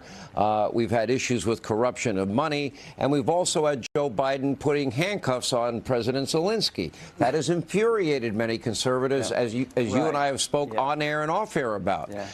Now you've got a case where if Iran tries to work with Hezbollah and tries this two-front war, and they'll be firing rockets from the north, that now becomes a much bigger challenge. Now the question is, we know, according to Hamas and Hezbollah, that a lot of the planning, a lot of the scheming, a lot of the weaponry came directly from Iran. The Iranian Revolutionary Guard was involved, according to the Wall Street Journal and other publications. It's well known. The only people seeming to deny that are in the Biden administration. So, assuming, as the #1 state sponsor of terror, they are involved up to their eyeballs, here is my question. And that is, there are two targets that I see in Iran that could devastate them. One would be the stopping of their oil production. That would be probably resulting in an attack, a direct attack on their refineries. The second, far more complicated and difficult military strategy, which has been in place for years, everybody's talked about it, taking out their nuclear sites. It's a country with big geographical area. They are surrounding the entire country. They are spread out, and they're buried deep into the ground, which would require, in all likelihood, bunker buster bombs from America. Do you think Joe Biden's capable of stepping up and helping on that level? And should America step up to that level? So I think we should have an aid package to Israel to give them a qualitative military edge over all their enemies, including Iran. Here's what I think America should do quickly. Send weapons and medical support and supplies to Israel. Tell the Iranians, if you escalate the war, you've already killed 27 Americans, you will be taking us on as well as Israel, and be ready to attack Iranian oil refineries, which is the heart and soul of the war machine. $700 million a year to Hezbollah comes from Iran that we know of. There is no Hamas without Iranian help. The Chinese are the biggest purchasers of Iranian oil. Tell the Chinese to stand down, put Iran on notice. Escalation means an attack on you. And to all those who worry about war, the best way to avoid war is to make sure you win the one you're in and deter future aggression. We have lost deterrence on Biden's watch. Donald Trump had Iran in a box, had Russia scared. We've lost all that in 2 years. This operation, Sean, took 2 years to plan. We have to quickly come to Israel's aid with weapons and medical supplies. We have to be ready to join Israel to strike Iran if they try to destroy the state of Israel. Let me ask you this. Opening up a second front. I heard comments from former President George W. Bush, and I thought they had a lot of wisdom behind them. He thought that any military incursion is now Israel, as we now know, now that they've entered Gaza and they have troops on the ground. One situation we have to avoid, that they have to avoid, is what happened to our troops in Iraq.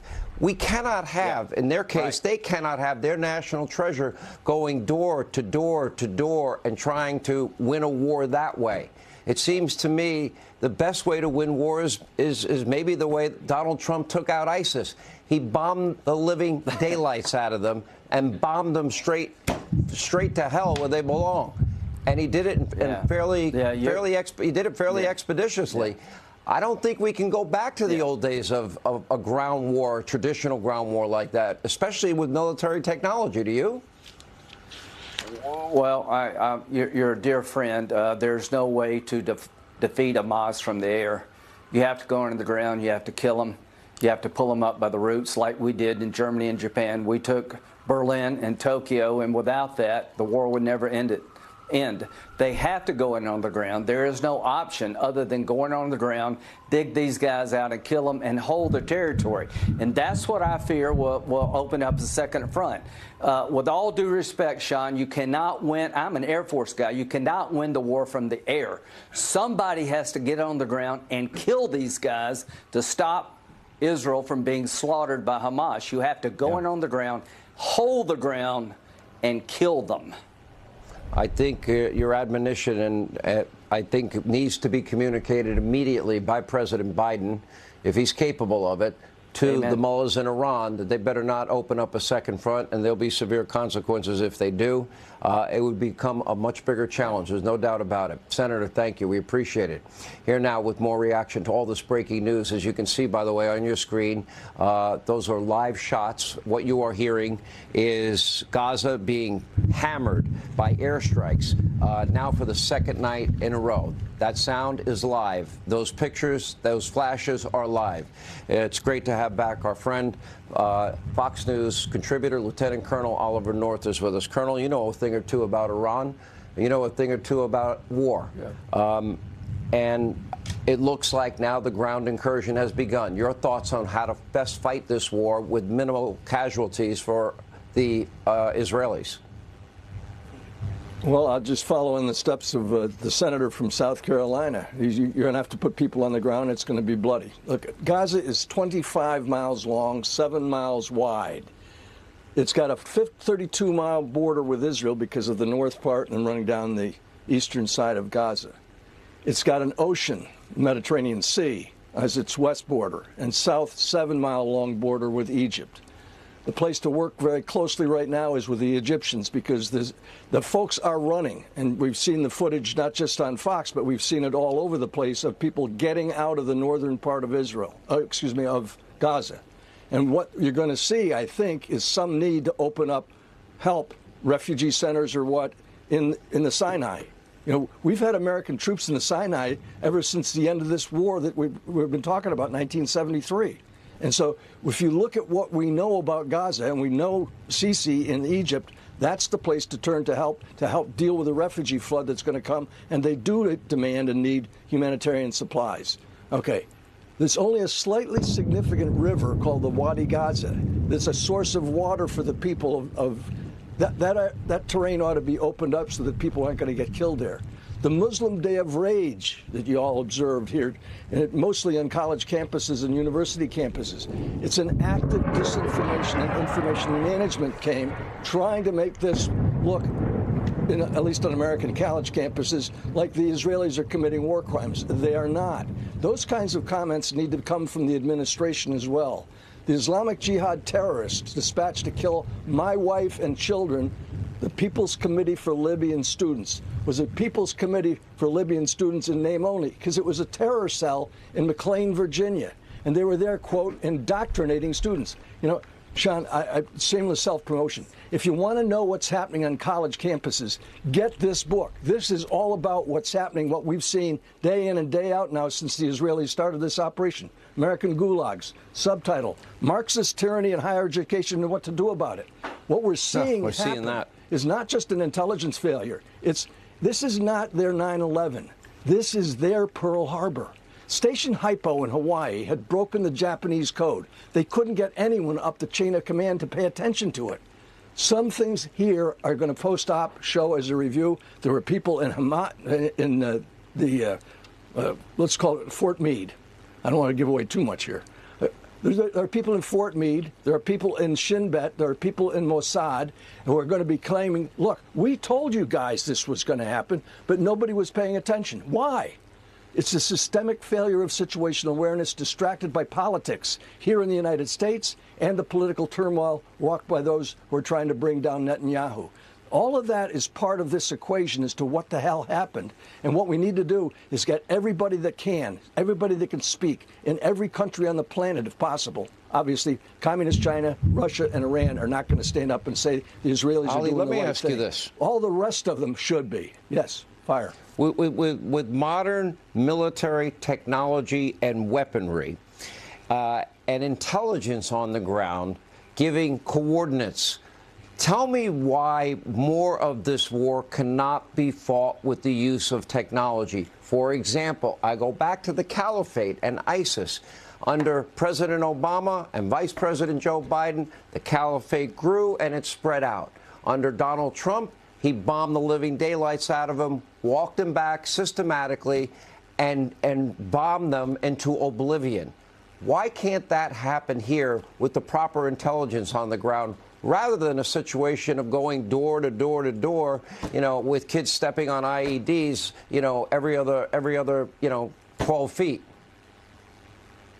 Well, you are going to have to put people on the ground. Somebody's going to have to knock down the door and go in and save the hospital.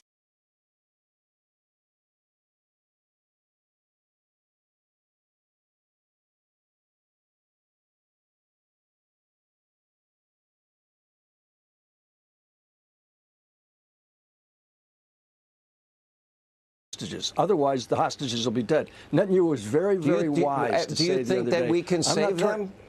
Do you think that's possible? Because I want to have hope. I believe that there's always hope. But I'm not that optimistic. These are evil people. Well, of course they are. But you may remember that back a few years ago when I was just a kid, I used to be in the hostage rescue business. Okay? I know. Very first hostage was a U.S. Army Brigadier General in Italy. And the very last one that I brought out was the guy who was running the hospital in Beirut. What I'm suggesting to you is that there's a lot of things that other people aren't looking at right now. Some of our intelligence people were distracted by, goodness gracious, what are the Chinese doing? What the Chinese are doing is using their Confucius centers in the United States to spread propaganda and disinformation and misinformation. What I'm suggesting is this isn't all, just like you said it yourself. In World War II, we turned on the spigot. Everything we could possibly do was designed to bring Hitler to heel and finish Tojo in Japan because, you know, the Italians had already given up. Look at the reality of it is young men are going to die in this thing. Very brave young men. I know some of them. I know some guys who've won the equivalent of our Medal of Honor who serve in the Israeli military. They're remarkable people. And what I'm suggesting to you is we've got a military technological edge on them. There are guys picking up their telephones right now in Hamas who can't dial out. There are people going up on their internet to send a signal to somebody who can't reach them. All of that and a whole lot more is coming down once this whole ground operation gets going. And it's going to get going. And you just look at the numbers of troops that they've gotten and all of the armor that they've lined up ready to go. And the fact that we now know that there's operations ongoing today that started gaining information every step they go. And we've got people up on the top watching very carefully. All right, Sean, Colonel God bless you, buddy. Keep covering this great. Appreciate you. What you are watching and what you are seeing, this is the sights, this is the sounds, this is live.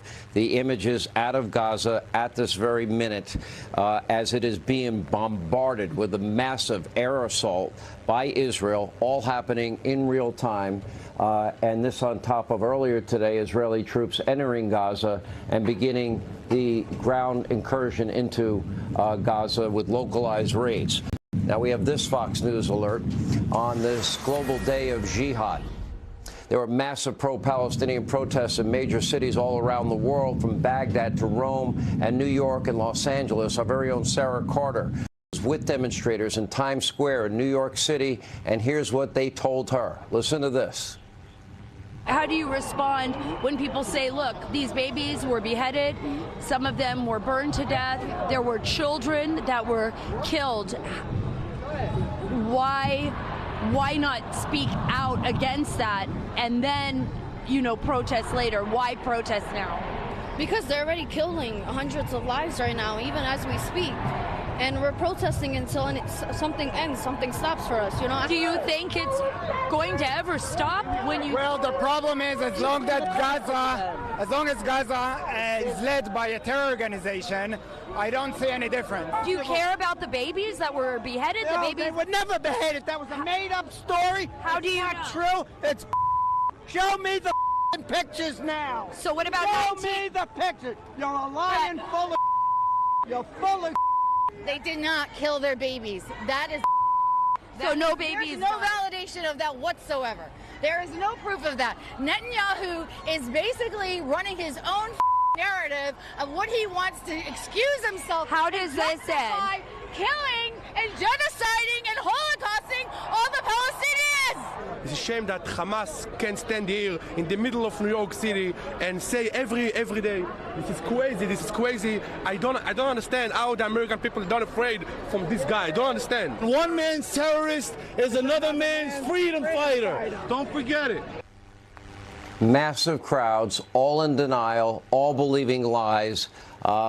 It should shock your conscience. Now remember, this all comes at a time when virulent anti-Semitism has seen a very, very ugly resurgence, not just here in the United States, but around the globe, around the world. Sarah Carter, she was in the middle of all of that, joins us now with more. Sarah, I'll be honest, in spite of all of the evidence to the contrary, the massive size of the crowd that you have been in all day, it is shocking to see people that ignorant, that much in denial, that actually, you know, really are supporting the terrorist attacks against Israel. And they support it with a passion. That's absolutely. Good. Yeah, that's absolutely true, Sean. We've been out here all day. There have been thousands of pro-Palestinian supporters on the streets here in New York City. In fact, they marched all the way to the consulate, and there are still hundreds on the streets right now, as you can see behind me. The tensions have been extraordinarily high today. Thankfully, there hasn't been any violence, but that's not to say, Sean, that law enforcement here, the NYPD, hasn't been very concerned about that happening. They've been doing yeoman's work, and they have been targeted with all kinds of foul language, as you can imagine, every time they try to move people out of the way. One of the bigger issues, Sean, that for me personally, that has happened right here, one of the bigger issues for me is I've covered the war. I spent 8 years in Afghanistan covering the war. You know that, back and forth in the region. I was in Iraq. I saw the atrocities of war. I saw what hate did to those countries and those communities, and we're starting to see it here in the United States.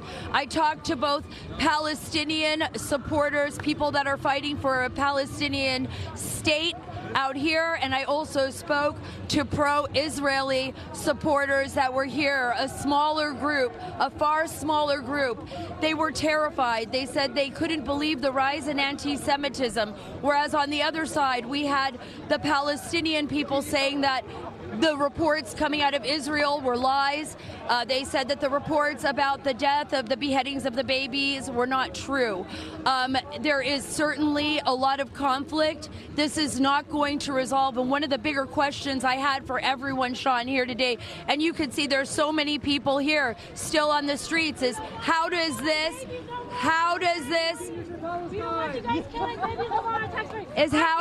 all...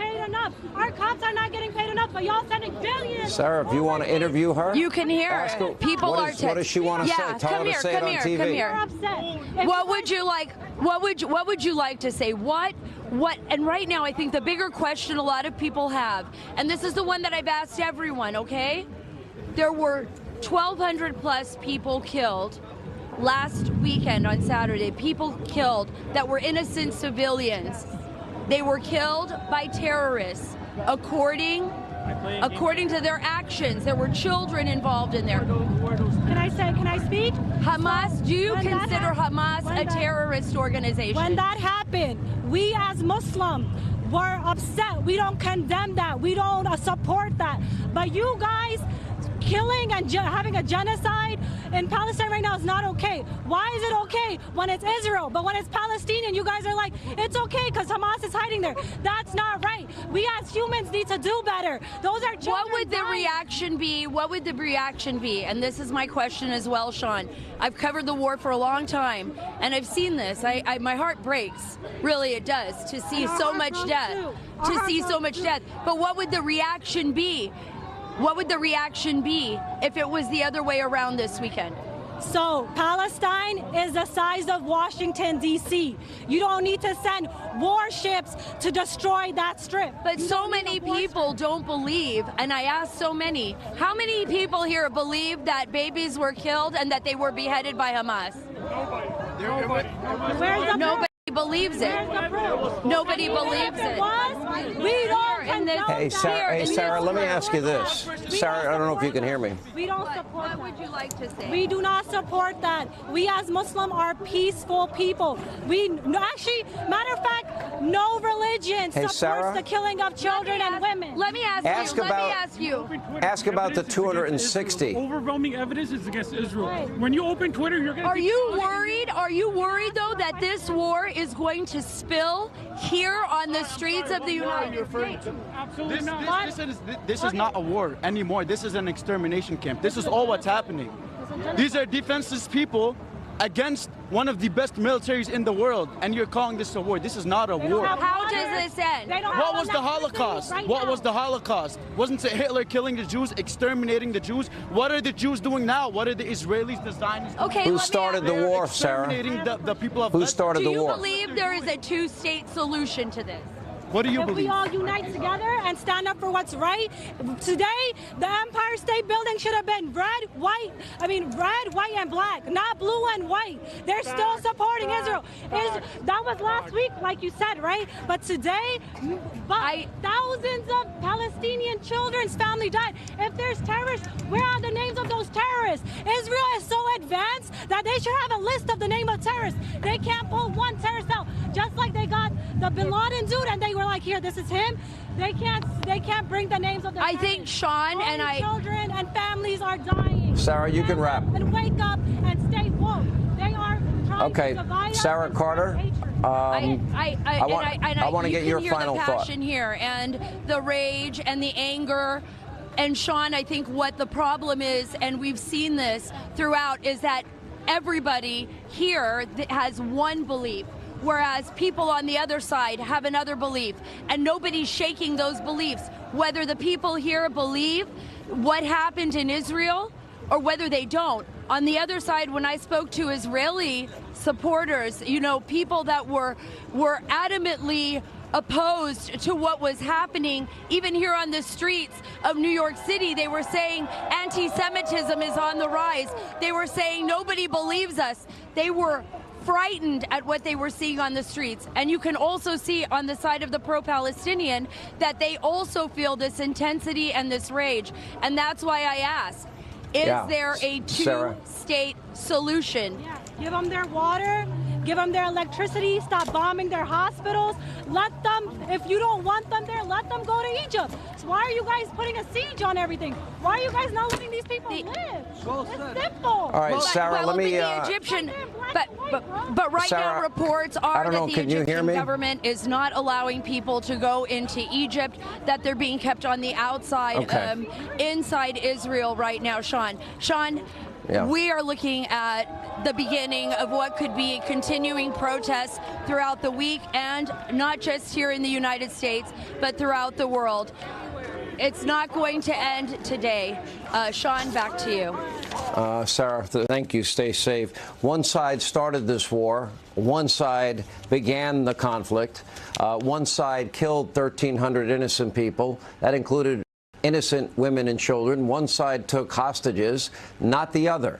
And the other side is now defending itself. To see such a large crowd, such as we're seeing not just in New York, but also in other cities and all around the world, for that matter, is just an utter state of denial of the truth of what happened. We have the evidence. We have the videos. We have the still pictures. We have it all. And in spite of it, so many locked into their ideology, they cling to it like it's manna from heaven. It's unbelievable. But anyway, we're also watching live images of a massive bombardment. You can hear it, you can see it in that shot right there. That is Gaza. It is 4:43 a.m. in the morning Gaza time, and the massive bombardment into Gaza by Israeli troops. Earlier today, Israeli troops entering Gaza, beginning the ground incursion with localized raids.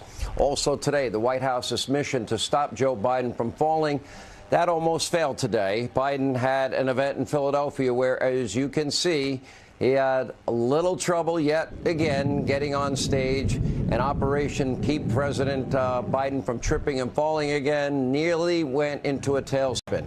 Anyway, here with reaction to all of tonight's events. Again, you can hear those are the sights and sounds of live bombing of Gaza. You can hear Israeli fighter jets flying in between some of these strikes. It's very loud, and it is very real. It is happening right now as we are on the air. The host of Tommy Lahren is fearless. On Outkick, Tommy Lahren, Fox News contributor Charlie Hurt. Let me get you, Tommy, we'll start with you and get your reaction to first of all, how massive that New York City protest has been all day. And the idea that they truly just denied the reality, the evidence of what it is that the terror group Hamas, did to Israel to start this. Why are they in such denial? Well, first of all, let me say, Sean, I am very happy to be in Nashville, Tennessee tonight and not in New York City or any major city across the United States. But I would say this. There's a lot of people that are mystified and because they live under a propaganda regime. And unfortunately, a lot of Americans have fallen victim to that propaganda that the terrorists are so great at putting out. But what I would like to see from these individuals that are passionate, and they have a right to be, in the streets talking about free Palestine, talking about the plight of the Palestinian people, I would like to hear them say, Sean, free Palestine from Hamas. That's what I would like to hear. If you care about the Palestinian people and you care about their struggle and you care about their humanity, you should want the Palestinian people to separate themselves from Hamas, to be out of Hamas's control. That should be what they're advocating for. That should be what they're fighting for. That's not what I heard tonight. I'm hoping that we hear more of those people on the Palestinian side saying that, echoing that sentiment, because that's the way that they're truly going to get the liberation that they say that they want. Get rid of the terrorist groups and start actually embracing humanity. You're right about one thing, too, Tommy. I mean, Sarah Carter, God bless her. She is a phenomenal reporter. She's been a war correspondent. Not an easy assignment tonight. And I can tell everybody at home that she does have people around her, thank God. And we pray for her safety. Let me get your thoughts on all of this. Charlie Hurt, the utter denial, but not just the denial, Charlie, the sheer magnitude, the numbers of people that live in denial and are defending what is nothing but pure terrorism.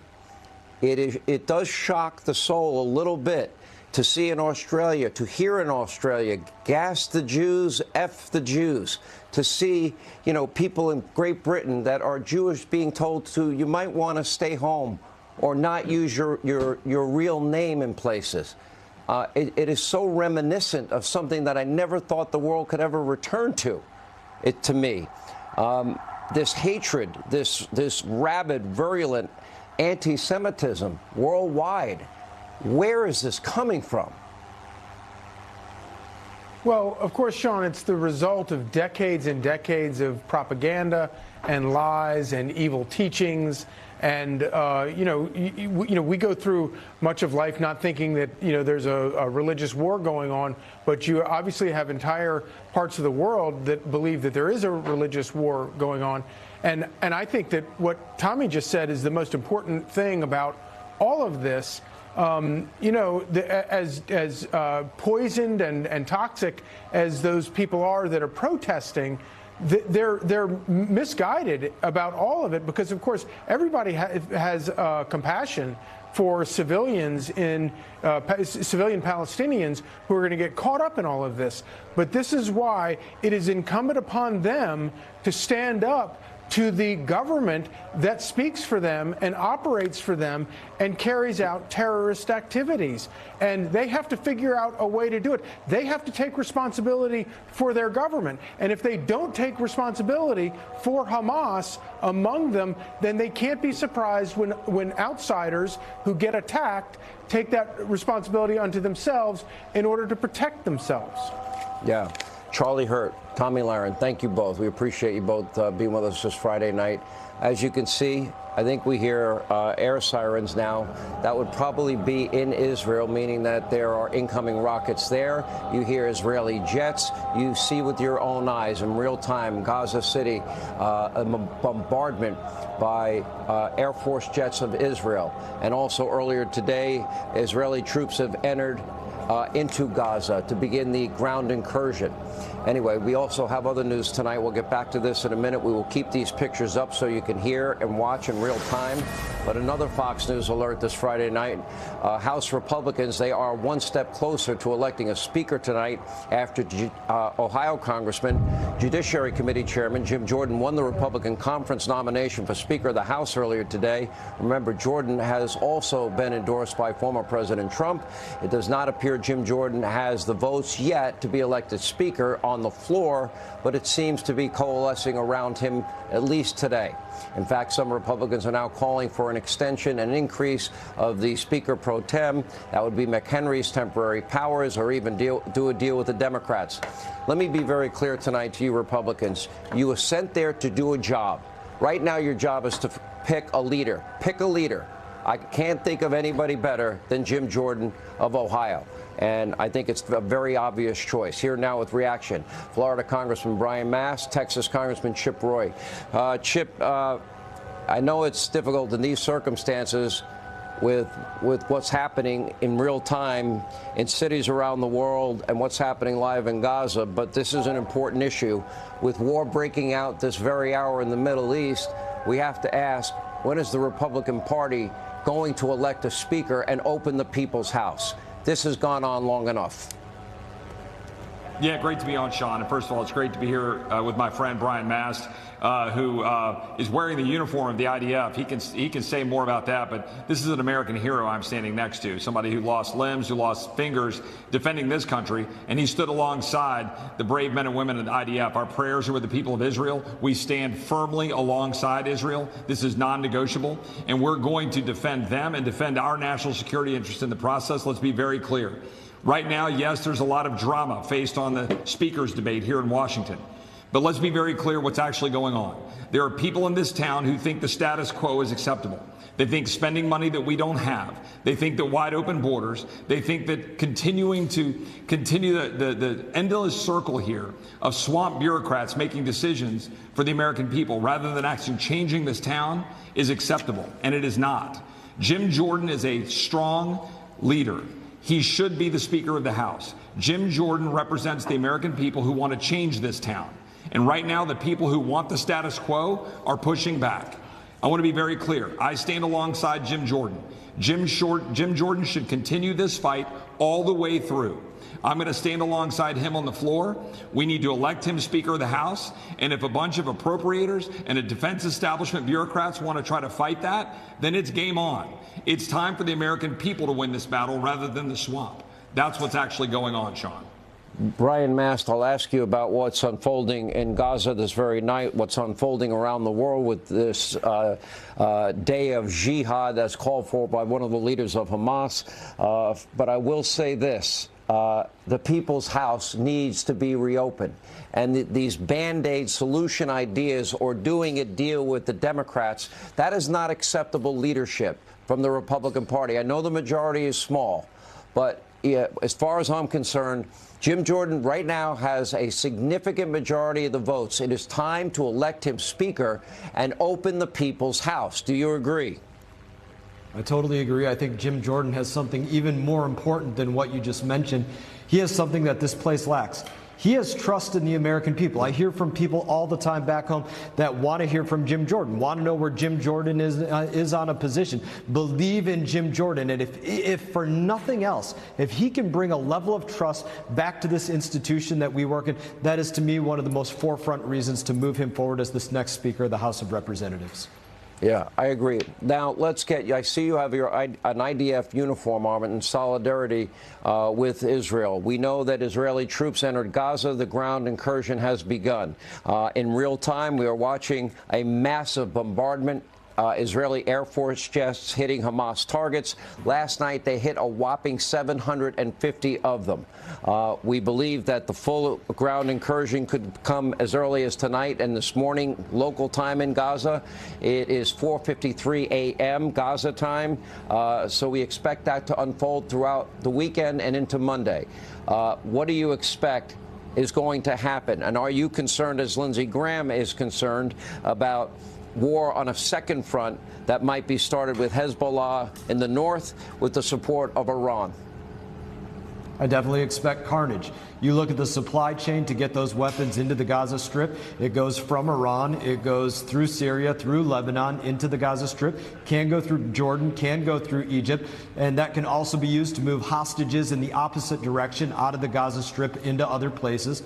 There should be every expectation that American fighters are sent to pick up American hostages and give retribution for American deaths. So yes, this can spill over into other places simply because those are the places that this fight has stemmed from. So very real risk. Yeah. Give you the last word on this, Chip Roy. Well, look, first of all, we stand completely alongside Israel. The fact that we don't have a speaker doesn't change that fact. In fact, the fact that we're fighting for a speaker here that will stand up for the American values the world wants us to stand up for is exactly what we're expected to do. We need to change this town. We need to stop spending money we don't have. We need to secure the border of the United States, and we need to deliver a strong message that we will stand alongside Israel with a resolute and strong America. And the person to do that is Jim Jordan. And any of my colleagues who stand in the way of that, that's on them. I stand with Jim. Chip Roy, Brian Mast, thank you both. If you're just joining us, Israeli troops earlier today entering Gaza, conducting the beginning of what is a ground incursion. At this hour, we are watching a massive air bombardment into Gaza by Israel. More Hannity, more details right after this quick break, and one more hour to go.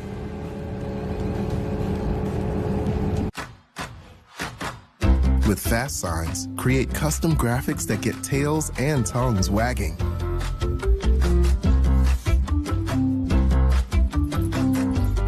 Fast Signs. Make your statement. My name is Linda, and I'm 76 years old. I always wanted to take a nap after lunch, and I just couldn't hold my eyes open. And since I've been taking Balance of Nature, I've been able to relieve myself of this slump and get on with my day. I want to keep living my life with energy, and Balance of Nature helps me do that. Start now by going to balanceofnature.com and get 35% off your first order as a preferred customer by using discount code Fox News.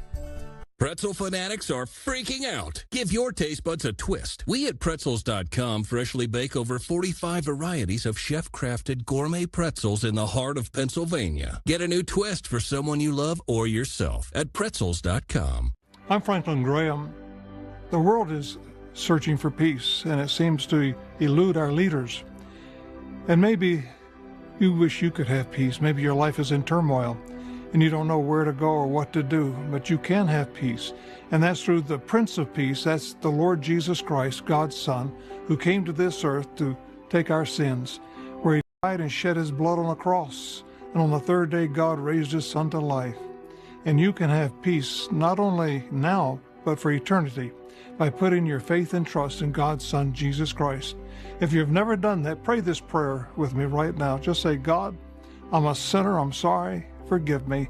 I believe Jesus is your Son.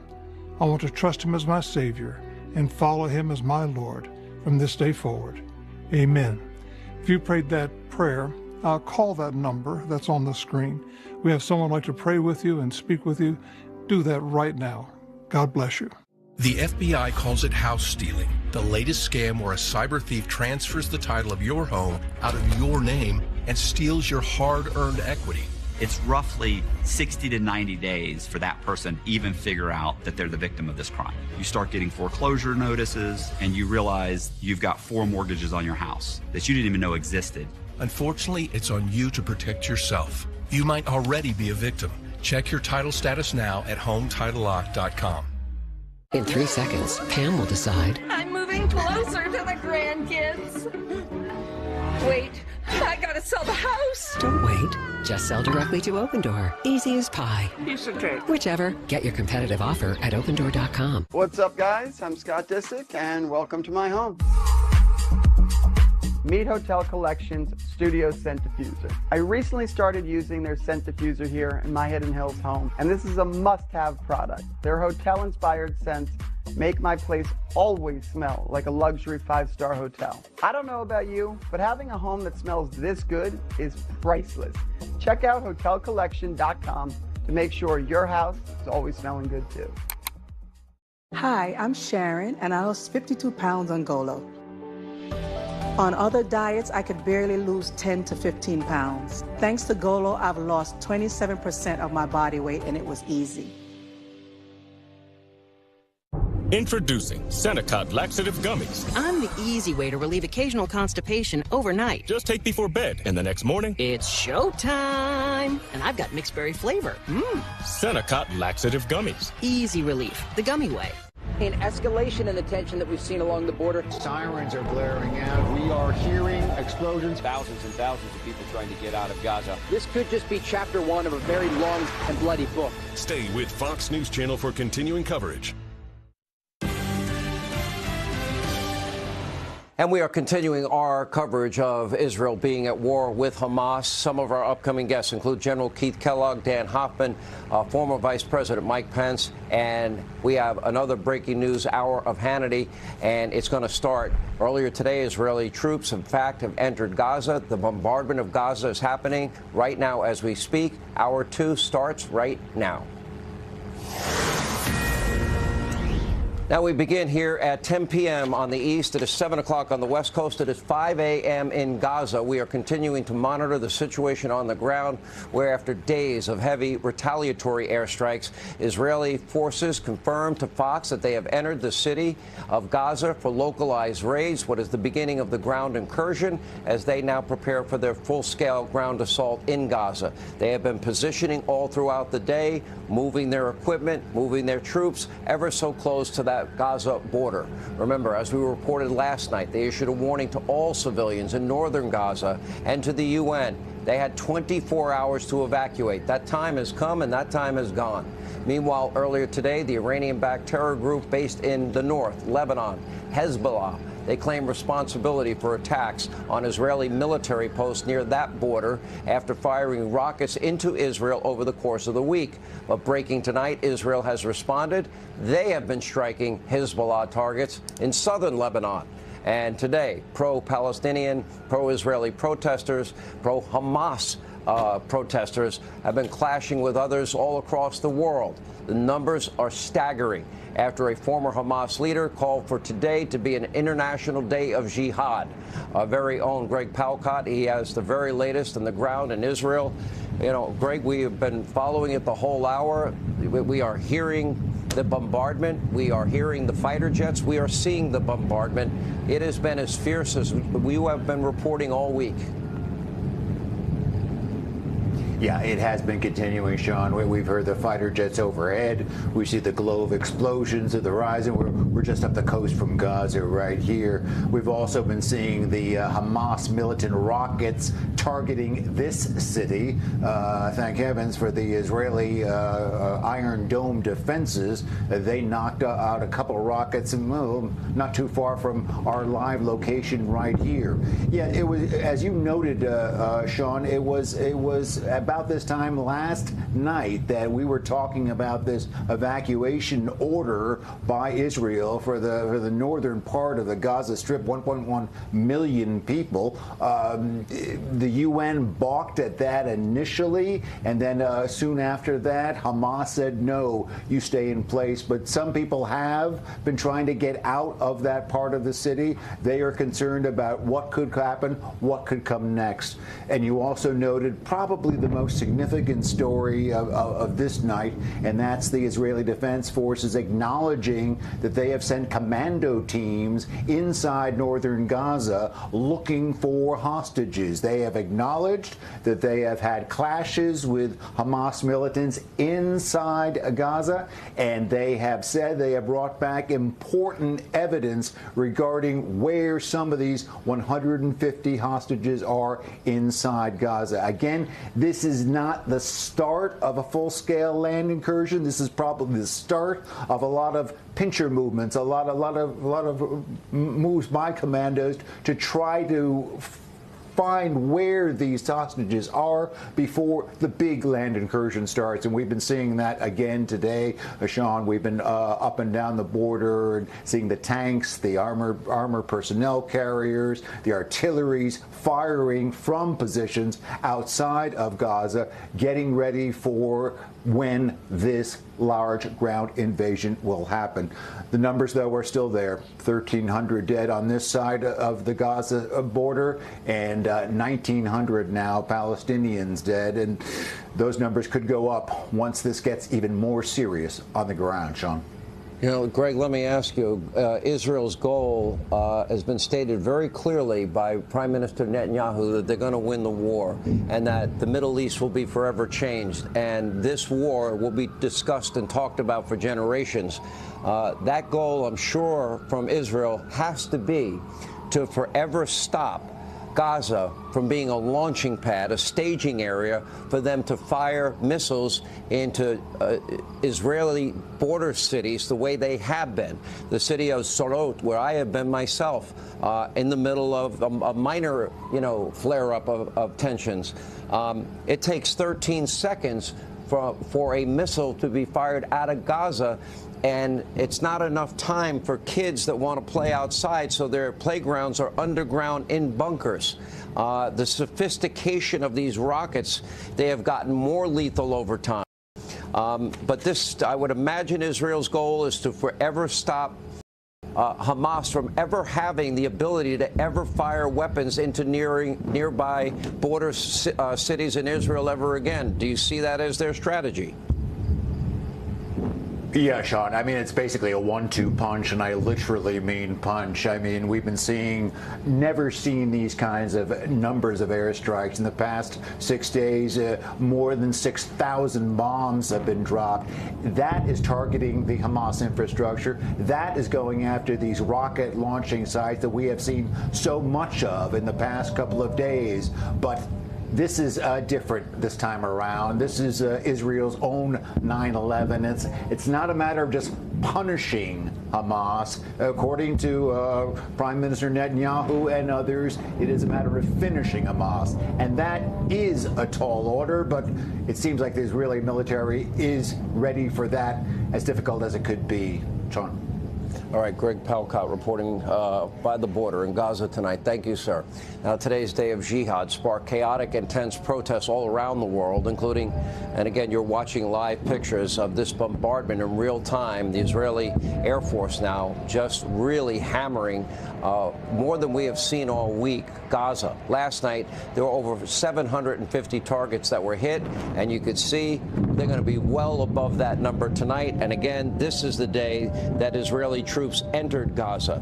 But anyway, we have these large-scale demonstrations all over the world, larger than I ever imagined they can be. Times Square, our very own Sarah Carter, who was at the protest in Times Square, is still there with a crowd. You had a very spirited discussion the last time. You know, there's two things that strike me, Sarah. One thing is the sheer how large this crowd is. The second thing that strikes me, the utter denial of any responsibility of what Hamas has done, in spite of all the evidence that you tried to present to them. It is overwhelming. It is incontrovertible. We had 260 peaceful young people at a concert in the desert. They were slaughtered. We have evidence, pictures of their dead bodies. We have images of Hamas, quote, soldiers that are involved in their jihad, proud that they killed these innocent young people. We have images of them holding up some of the dead bodies, images of them shooting dead Israelis, yet again, they're dead, or kicking them in the head. But none of this reality seems to seep into the minds of any of the people, and it is a massive crowd there all day. Why is that? Is it just they want to live in denial? Well, that's absolutely true, Sean. I spent the day out here talking to anti-Israeli protesters, people who came out here in protest of Israel and what is happening in Gaza.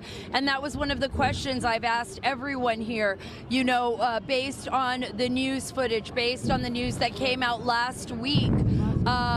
Do you believe the information that you're seeing in the news? And they emphatically, almost every single person that I interviewed said no. Now, earlier in the day, there were thousands of people in the streets, thousands of anti-Israeli protesters. Right now, there's hundreds. They're still out here in the streets. They're scattered throughout. I'm on 42nd and Broadway. I want you to take a listen to what some of the people had to say earlier today. Listen to this. Do you condemn those attacks? I mean, it was unprovoked because they've been attacking us for 70 years. So it's been going on for, you know, decades. Do you believe babies died and people were murdered and girls were raped? I think that war is always a travesty. But it wasn't a war. They came over a fence line into innocent civilians' homes. You put a cat in the corner. You cannot be upset about her reaction. You put our people in a corner. Apartheid, racism, genocide, 75 years. What do you expect from us? You need to wipe Hamas. That's what you need to do. Wipe Hamas out. They're burning children. You need to see the videos. They're actually burning children, burning them alive. Also, the beheadings have been falsely claimed. They've already proven that, like, there was no beheadings done by Hamas, and that all of that is false. Well, it was already been proven. After this, I just don't think that Israel can ever exist in peace. If there's Palestine next, do I think Palestinians deserve their own state?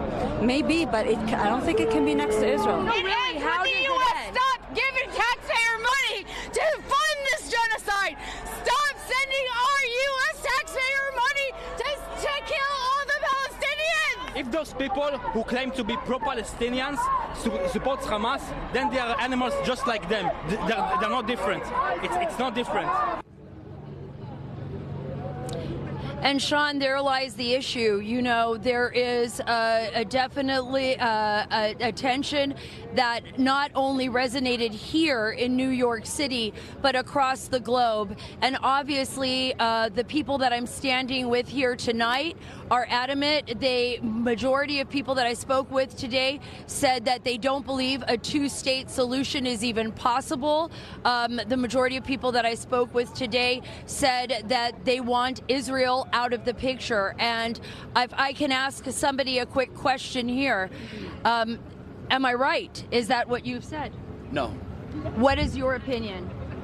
Palestinian Authority already agreed to the state solution for over 20 years now. But what happened last week?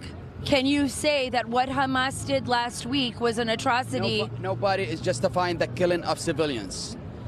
But from your coverages, there is injustice to the Palestinians. You just one-sided. You made up a story, a fake story about the 40 babies, right? There were, and there is evidence that babies were murdered and that children were taken. And even today, sir, there was a video with Hamas showing Israeli children that they kidnapped from those kibbutz and those villages along the Gaza Strip. Okay, so here's the thing. My question is, how the fake story that you made up out of thin air about the 40 beheaded babies, and it was nothing to back it up. Even the IDF, the Israeli army, right? They couldn't back it up. There is evidence now that there were some babies that were beheaded. I mean, but the fact that children died, is that enough to condemn Hamas? We are against and were kidnapped. We are against killing civilians, right? On both sides. Now, on the Palestinian side, we have over 2,500 dead. 700 of them are children under the age of 15, right? Right. We have. Let me say this. Gaza. The children are always the innocent victims in war, right?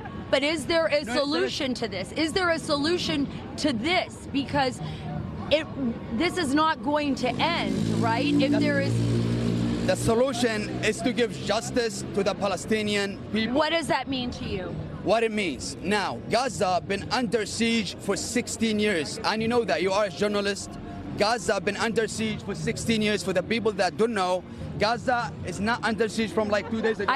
But I know, but the problem is that people feel that we are not addressing what happened last week. No. And that is the issue, the 1,200 that were killed, because those were families and children. And I understand where you are coming from. Sean, I will. I have to wrap it up right now. I will give you 1 second. Just tell me what. Okay. First, nobody's justifying killing innocent people on either side. Great. Now, we have over 1,500 buildings. Sean, as you can see, I'm sorry. I know we're on a time limit here. As you can see, there's a lot of tension here in New York City. The police have been amazing at controlling the crowds. The people here have remained peaceful, though, for the most part, despite all the tension. And I can tell you this, law enforcement, federal, state, and local are very concerned. Back to you, Sean. Sarah, great job. Get home safely. We really appreciate incredibly courageous reporting. And as you can see, we have been hearing and all night tonight, the sights and sounds. You just heard it there. A massive Israeli bombardment of Gaza. Last night it was 750 Hamas targets. Tonight, when all is said and done, it will be much higher. We've been on for 2 hours every night this week, and in these hours, 4 and 5 a.m. Gaza time, it seems to be the most active. You see what's been happening all day, also an advancement. Israeli troops entered Gaza earlier today.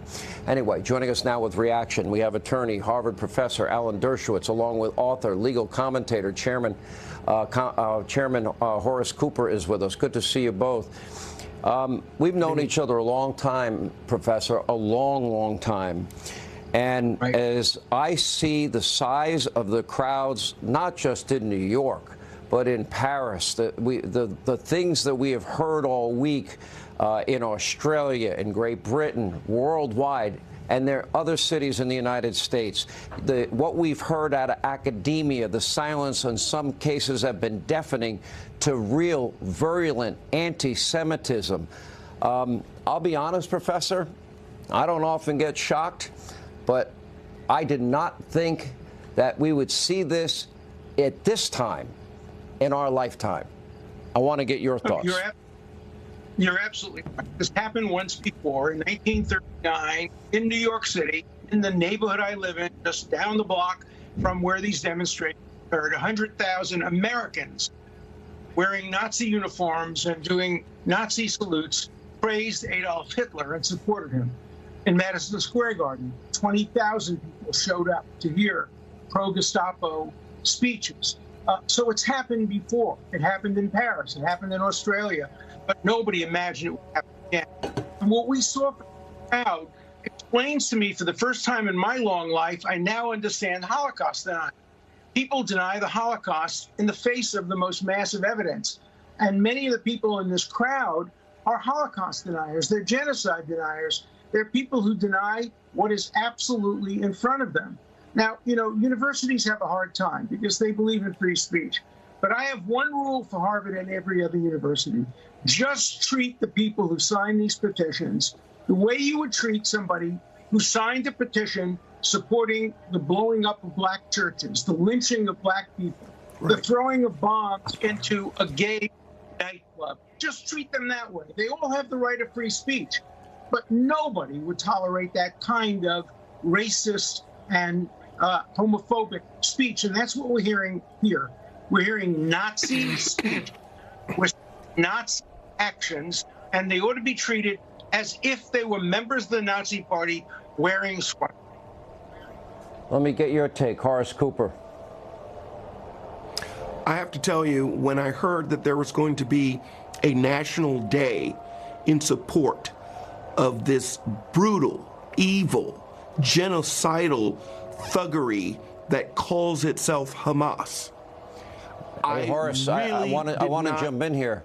They have called today a day of jihad, an international day of jihad. Jihad meaning holy war. I want to be very clear on that. This is not the day of rage. For some reason, the media has decided to just, you know, shift the actual words that were used by the Hamas. I interrupted you. I apologize. Well, I just want to say I am astonished to see that there's this level of hate that exists right within the midst of us. Like the professor, I believe that if you support the burning, the gassing, the beheading of people because of their religion, you are a Nazi, and I don't want to work with you. I don't want to do business with people who want to do business with you. I don't want to have any association. You may have the right to advocate the evil views that you advocate, but you should not expect to be welcomed in society. Law firms should not welcome you. Corporate America should not welcome you. I'm particularly dismayed that there are folks who claim they're trying to look out for marginalized. Taking a baby and cutting its head off, if that's not marginalized, I don't know what it is. This behavior should never, ever be condoned. How do you explain the overwhelming, incontrovertible evidence, Professor, of Hamas killing 1,300 people? Now, if you extrapolate out, I've been saying this all week, 1,300 people, you base on the population a little over 9 million people in Israel. If we were to extrapolate out the percentage and what that would mean if America lost the same amount of people, proportionally based on our population, we're talking about 38,000 Americans in a day. On 9/11, we lost 2,977. We lost fewer than that, over 2,000 in Pearl Harbor. But this would be the equivalent of losing 38,000 Americans in one single day. And you just heard Sarah Carter interviewing these protesters. And they simply deny what video footage exists, what images exist, what evidence exists. How do you explain that denial? Well, I think the one thing you have to make clear is once we were attacked at Pearl Harbor, Franklin Delano said we want an all-out war and we will only accept unconditional surrender. Winston Churchill said the same thing. Netanyahu said the same thing. Unconditional surrender, all-out. What we did to Berlin after the war, what we did to Tokyo after the war, Israel has the absolute right to do to Gaza City. Now, Israel has done something no other country before has ever done.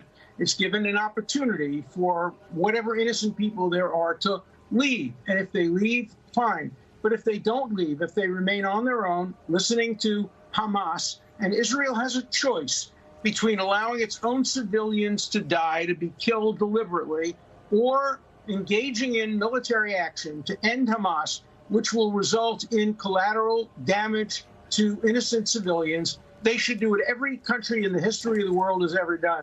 Prefer your civilians, your innocent civilians, over the human shields that Hamas is using to permit it to kill your innocent civilians. So all-out war, Israel ought to behave the way the United States did in Berlin and in Tokyo, and ought to accept nothing but total surrender and the end of Hamas. And if there is collateral damage, the fault for that is exclusively on Hamas, who it's telling its people to stay and remain human shields.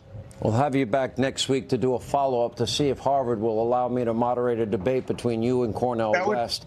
I tend to think they will say no, Professor, and that would be very gutless and cowardly of them. Professor, thank you. Horace, thank you tonight. Also breaking tonight, an alleged terrorist attack in France on the proclaimed International Day of Jihad called for by Hamas leaders, after reports say that a knife-wielding attacker shouting Allahu Akbar before killing a teacher in a French school. And it doesn't stop there. Earlier today in Beijing, a disturbing video showing an employee at an Israeli embassy being repeatedly stabbed, with reports saying a foreign suspect has now been detained. Anyway, we have been watching all night. Earlier today, Israeli troops entering Gaza, beginning what is the ground incursion. We have been watching the sights and sounds in Gaza tonight. Massive bombardment of Israeli air power into Gaza. You can hear it. You can see the flashes. It has been going on for the last hour and 23 minutes since we have come on the air. Here with reaction, retired Army Lieutenant General, Keith Kellogg, former CIA station chief, Fox News contributor Dan Hoffman, Israeli Special Operations veteran Aaron Cohn. General Kellogg, let me begin with you. We're watching this massive bombardment. We saw earlier today Israeli troops enter Gaza. Let's talk about last night. It was 75 specific Hamas military targets that were struck, or at least targeted, and tonight far more than that. As you can see, this bombardment, it has been ongoing for quite some time now. Tell us militarily what the strategy, what do you believe the Israeli strategy is by this massive show of force tonight? Well, thanks, Sean, for having me. Look, they're doing exactly what they should be doing, which is hit them with artillery and hit them with air. Look, the hardest fight you can get into if you're an infantryman or a ground soldier is a city fight. When you go building to building, house to house, floor to floor, it's a tough fight. It's a fight that really will maximize the use of your infantry on the ground. The preference is you use a lot of artillery. The preference is you use air, just to actually rebelize the city. But we've done that before. We did it in 1945 when we destroyed the city of Dresden in Germany. We did it with Nagasaki. We did it with Hiroshima. In the Civil War, we sent Ulysses S. Grant, sent Sherman to the sea, and he burned the city of Atlanta down. This is what they have to do. You don't want to expend your infantry in a city fight unless you really have to.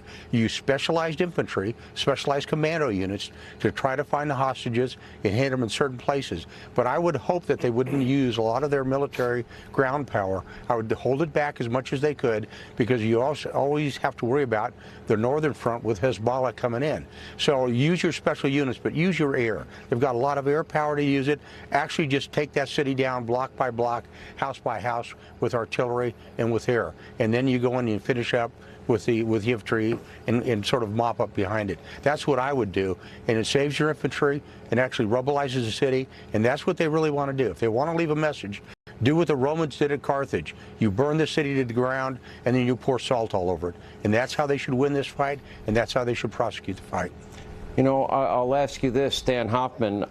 You know, Sarah Carter was asking people at this New York protest tonight at Times Square, you know, well, what is the solution?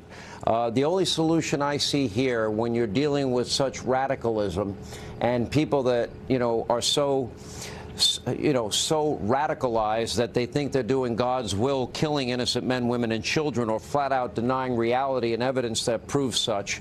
The only solution in that case is to defeat and destroy the terrorists. I've got to imagine that in light of the advancement of military technology, that has got to be the key component. You know, a massive ground incursion, you know, just reeks of the potential of a long, protracted conflict and war. And I would imagine military technology has advanced to the point that we have better options than that. Do you agree? Well, I think it's very difficult to do that, to sweep through Gaza without a ground force and accomplish the mission of destroying Hamas. And make no mistake, that's exactly what Israel has to do. It's going to be extraordinarily challenging, and I think intelligence is at a premium, because Israel's got to distinguish among enemy combatants, civilians. They've got to look for those hostages, and they've got to avoid fratricidal friendly fire. It's an extraordinary challenge, but I frankly don't think there's another option there. Did we not learn anything from the defeat of ISIS, the caliphate? We watched it grow under Obama and Biden. It just grew and spread and spread and spread like a cancer. And in comes Donald Trump. And it really wasn't covered much. But he literally, as they had grown out, he was taking them out using superior military technology, precision strikes, targeted strikes against their location. Sure, you absolutely need the intelligence on the ground to do that. However, I guess what I'm saying is I don't really want to return to the days of brave men and women having to go door to door, stepping over IEDs every other, step, in the hopes that they can go into every home and one by one clear the place out. That seems like an impossible task.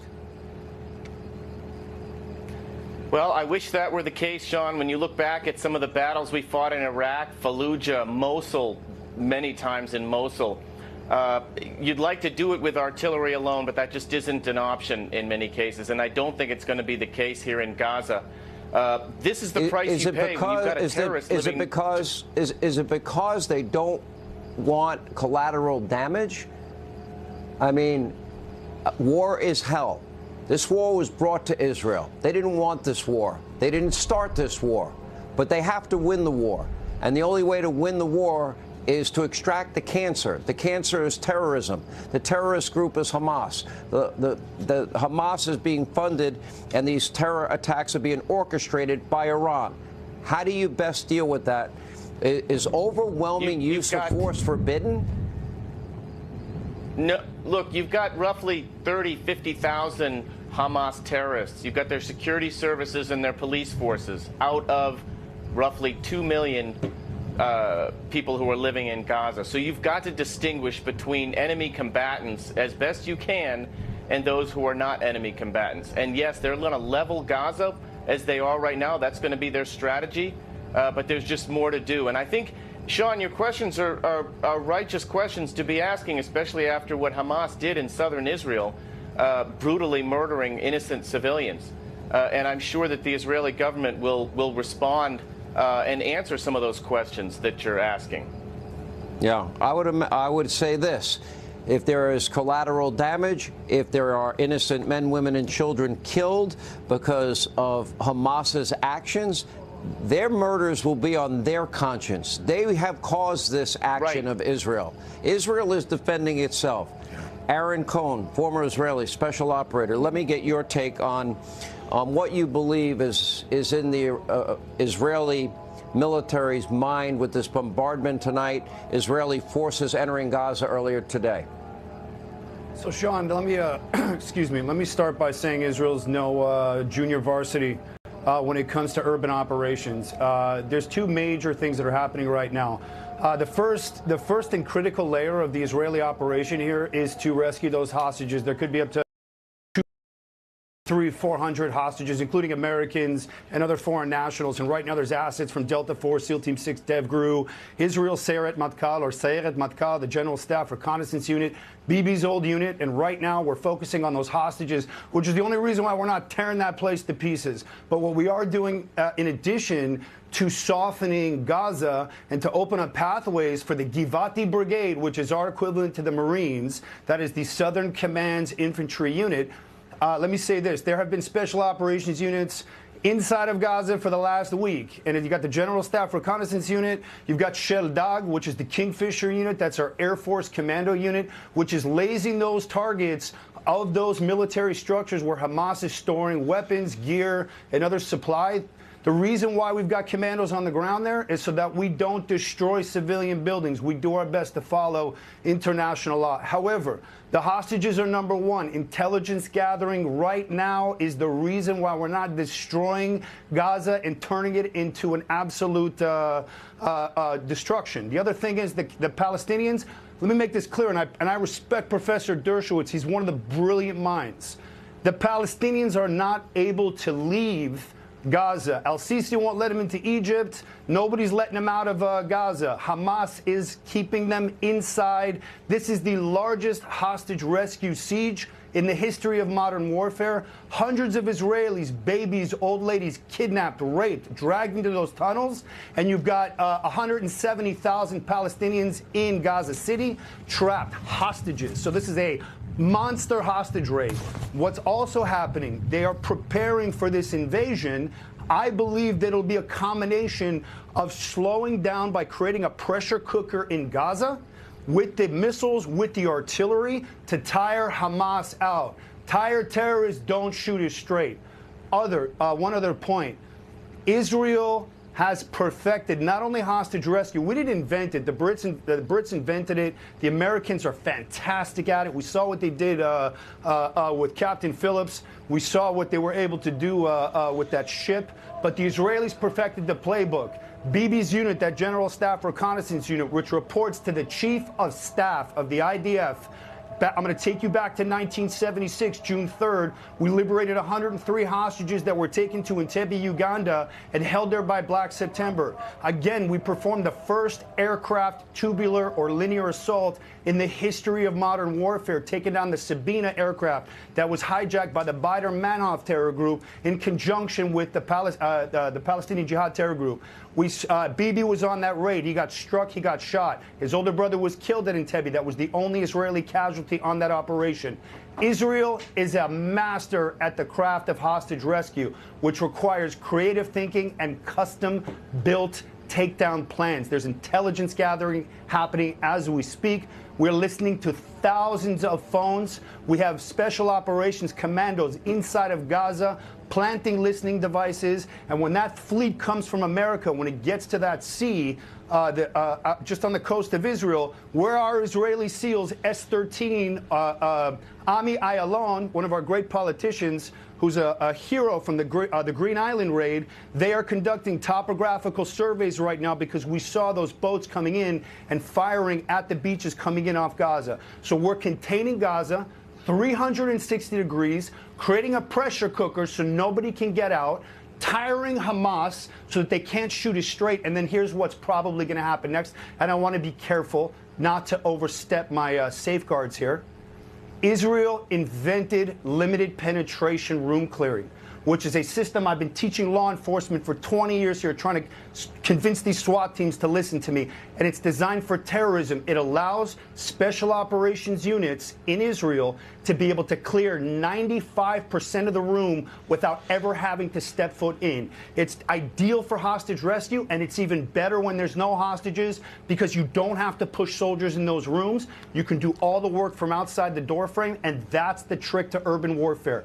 Cover. Lots of cover. So we've got hostages, we've got intelligence gathering, we've got the Givati Brigade in the south, we've got the famed Golani Infantry Brigade in the north, 48, 56, 67, 73, and they carried Lebanon for 10 years and gave it to Hezbollah. And they're a nasty group of fighters up there, and they're very capable of controlling Lebanon and Syria. And they've already killed dozens of Hezbollah fighters. This is from my friends who are now in high-level positions. This is a pressure cooker. It's going to be deadly. It's going to be dangerous. The only reason why Palestinians are not allowed out of Gaza, El-Sisi won't open the back door, and Hamas won't open the front door to that back door, the other side of that door. Israel has done everything they can. But if you paw at the bear too long, you're now about to see Israel do what it does best. Creative thinking under pressure. With a high level of stress, Israel is kicking the rust off right now, guys. To everybody, to my other guests. We've gone through this once every 10 years. We were attacked from multiple fronts in 73. Israelis are used to it. The reservists, they're going to knock off the rust, and you're about to see a serious operation unfold that has been methodic. Listen, there was intelligence failures. Those leaders of those intelligence agencies who failed, they will be replaced, but now's not the time to look inwards. Israelis come together. We're a culture of warriors. We fight together. We do reserves together. Where you served in the military dictates the quality of the work that you get afterwards. It's part of our lineage. It's Seret Matkal, Bibi's unit, is the Harvard. We've got the Israeli National Police Counter-Terrorist Unit, one of the top 3 units in the world. Your American Delta Force, GSG-9, the SAS, everybody comes to Israel to learn from us. So what you're about to see, again, is Israel at its finest, so stand by. I will agree with you in this front, Aaron, and I hope you're right. I hope the superior military tactics and professionalism of the IDF can accomplish everything that you outlined and mentioned. tonight, including the hostage rescue. I will Sean, tell you this. We don't have a choice. But I will say this. The question was brought out to these demonstrators tonight. Is there a solution? Is there a solution? Yeah, there is a solution. They started a war. Israel will fight the war that they didn't want to fight. They will win the war. They will defeat and destroy the terrorists. That I will tell all of you tonight. That is how this is going to ultimately end. Israel will win, and Hamas will lose, and Gaza will never be the same. That's how I predict this ends. Aaron, thank you. We also appreciate you, General Keith Kellogg, being with us. Dan, always good to see you, my friend. All right, joining us now is 2024 Republican presidential candidate, former Vice President Mike Pence is with us. Mr. Vice President, I want to ask you right off the top here, you know, a lot of this, if we go back to the Iraq War, which you are very, very familiar, and you think of those moments, and you think of Fallujah, and you think of Mosul, and you think of some of the toughest moments, when you think of the reboot of the conflict, because mistakes were made early. Right. Military technology has become way more sophisticated. It has advanced to levels where wars can be fought by people in American cities pushing buttons and with pinpoint accuracy hitting targets, hitting, you know, the head of a pin, for crying out loud, which is how sophisticated it is. My question to you, when you marry this new technology, military technology and ingenuity, to these conflicts, how does it change the look of war? Does it take away some of the component of risk, going door to door, stepping over IEDs in the process? Well, first, let me just say, I think it's extremely important that we speak with one voice as a nation, that America stands with Israel, and that we will stand with Israel tonight. We will stand with Israel when this ground assault begins, and we will stand with Israel every day through the hard fighting and loss that will occur until they achieve an outright victory. They have no choice in this moment but to crush Hamas. I mean, you and I both know we lived through these years. 2005, the Bush administration decided to turn Gaza over to Hamas. It's been a catastrophic failure.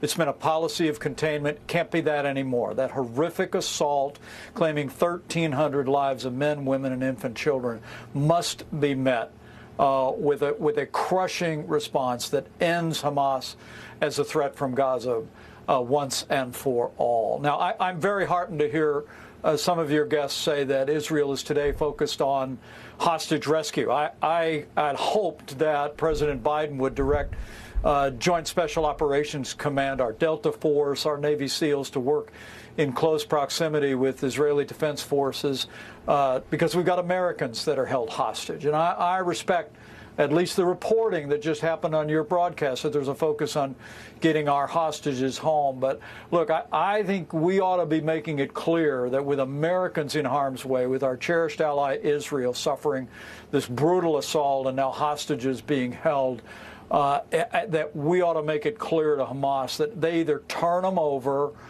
or we're coming in, and we're coming in hard. I mean, I have no doubt the IDF's hostage rescue personnel, special forces, are the top of their game. But we're the best in the world, and there are Americans involved. One other thing I would say to you, Sean, is, you know, we heard one of your guests a moment ago talk about the border to Egypt is closed. That is totally unacceptable. If I was president of the United States, I'd be on the phone with President El-Sisi, and I would be saying, open your border. Let's start with women and children. And send us the bill. We'll set up the refugee camps. But the very idea that Egypt, for whom we supply military support and components, but for whom we have partnered in taking down terrorist elements in Sinai during our administration, would be shutting their door in this dire hour is utterly unacceptable. And lastly, if I was president, you know, the USS Eisenhower battle group, I think, just pushed off yesterday. I would end any debate about that at the Pentagon or the White House. I would direct them to the Eastern Mediterranean, have them pull alongside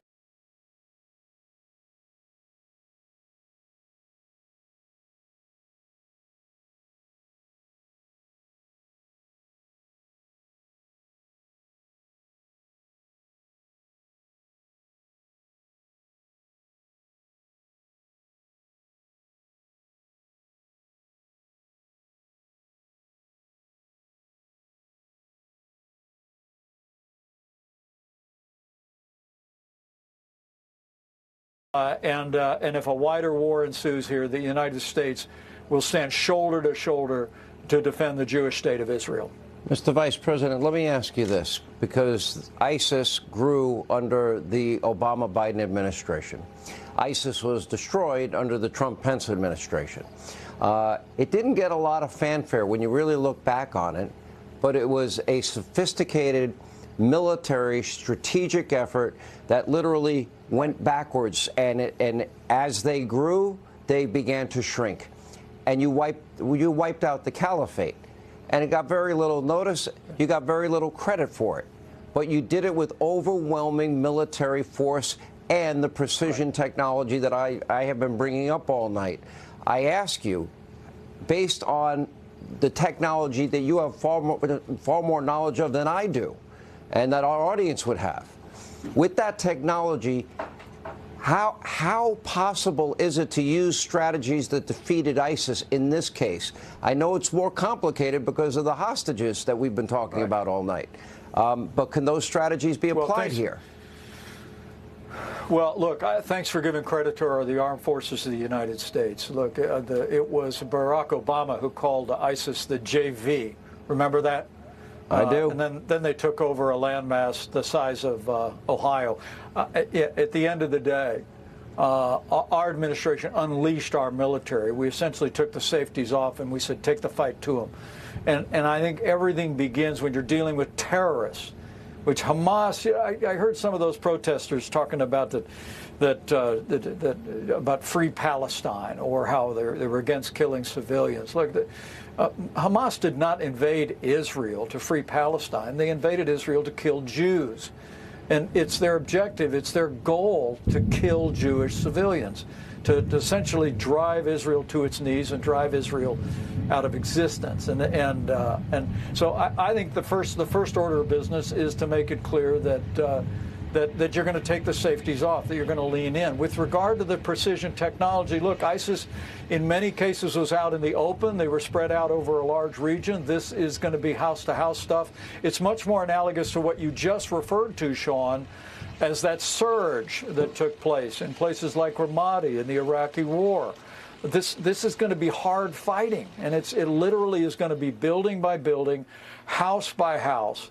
And it's one of the reasons why I think it's absolutely imperative that Palestinians living in Gaza take to heart those leaflets, take to heart the warnings, get out of those areas, because Israel's going to have to move in.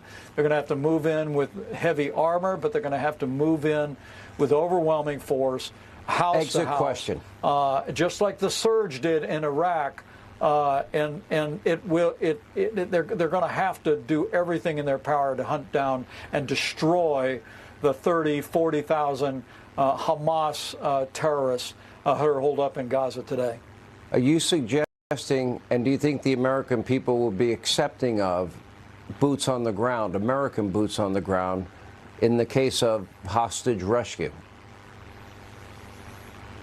Well, look, it's what our Delta Force and Navy SEAL do better than anybody in the world, and we're talking about Americans here, right, Sean?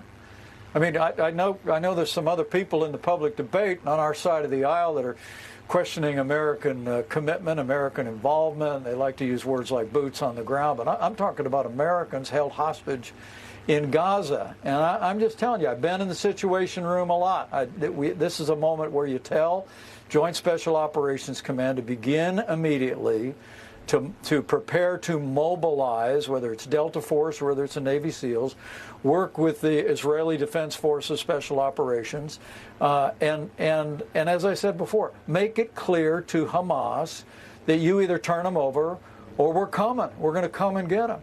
And we're going to bring them out. We're better at that than anybody in the world, and I think we need to be prepared to do it. But at the end of the day, look, this is a moment where there are tragic days ahead, and I just want to prepare the American people for the fact that when we say America stands with Israel, we have to be prepared to stand today, tomorrow, and every day until they achieve outright victory and destroy Hamas once and for all, and I will. Mr. Vice President, thank you for being with us tonight. We appreciate it. As you are watching, this is in real time. Gaza being bombarded, a massive air offensive by Israel into Gaza, the largest we have seen all week. On top of the earlier news today, Israeli troops entering Gaza. It's no secret the UN has historically been anti-American, anti-Semitic, quite frankly, an organization not helpful or supportive of Israel. But get this, the UN is so out of touch with reality that they refuse to label Hamas or Hezbollah terrorist organizations, which they are. Al-Qaeda, the Taliban, ISIS have all been blacklisted by the UN, but apparently Iran-backed militants that want to wipe Israel off the map, commit some of the worst atrocities we've ever seen, they get a free pass. Here with reaction, former Israeli ambassador to the UN, Danny Cannon, California Congressman Darrell Issa. Congressman, I begin with you. Why do we pay the bulk of money for an organization that has historically been anti-Semitic and anti-American? You know, Hannity, that's a huge question, and the right answer is we pay too much in too many places. The basic existence of the UN, good idea. The various pockets that we continue to pay, ridiculous. And it's one of the areas where Trump pulled back on some of the most offensive, and this administration has put the money back in with and without Congress's approval. Yeah. Mike Waltz, Congressman Florida, your thoughts? Well, Congressman Issa is absolutely right. Whether it was the UN Relief Agency, where its teachers, its students, and others were praising Hamas martyrs, Hamas's martyrs, justifying rocket attacks. President Trump defunded it. Also defunded UNESCO for its anti-Israel bias. Biden restored it to the tune of hundreds of millions of dollars. We recently voted to defund it again, on top of the fact that under Trump, they tried to at least get Hamas sanctioned and labeled. No one voted for it, not even the UK and France. But the biggest thing that I watched, Sean, under President Trump, because of his maximum pressure campaign on Iran, we can't forget the head of the snake here, Hezbollah, Hamas, the militias in Iraq, the Iranian-backed ones, were all complaining that they were running out of money. Their coffers were dried up. They couldn't afford to pay their fighters. That was all under President Trump. Now they're flush with cash, and they're unleashing hell upon Israel and the entire world. We've got to get back to those maximum pressure policies. This is why we got to get Trump back in the White House. By the way, those sounds you hear, the sights you see, that is Gaza in real time being bombarded with Israeli air power. On this day, that Israeli troops have now entered Gaza. That's what we have been showing all night. Let me now ask one exit question of Darrell Issa. You know, a lot of people say, well, what is the solution? To me, there's only one solution, and that is the total, complete defeat, destruction of Hamas. And if Hezbollah wants to begin a conflict in the north, then the complete destruction of them as well. And if you want to know what the solution is, Israeli victory. Anything short of that would be a failure to me. Well, you're absolutely right. But, Sean, when you say Hamas, you say Hezbollah, what you really need to say again and again, the way Bibi Netanyahu and President Trump said it, you've got to go after Iran. You've got to go back to sanctioning them. You know, we're all focusing on the $6 billion, but there's about $50 billion that's been documented in sanctions that are not being enforced that Iran has gotten in the way of money. That money has flowed to Hezbollah, to Hamas, and it has flowed directly and indirectly into the kind of programs that are going to lead to a nuclear weapon. Danny, I see only one solution, and that is Israeli victory over terrorism after this brutal terror attack last weekend. Absolutely. What we have seen, the atrocities, we haven't seen it since the days of the Holocaust. And with all due respect to the UN, Sean, we don't really care about the UN right now. We care about defeating the enemy, and we will do it. I want to share with you something which was highly classified until a few hours ago. That's a document that the Hamas terrorists carried with them.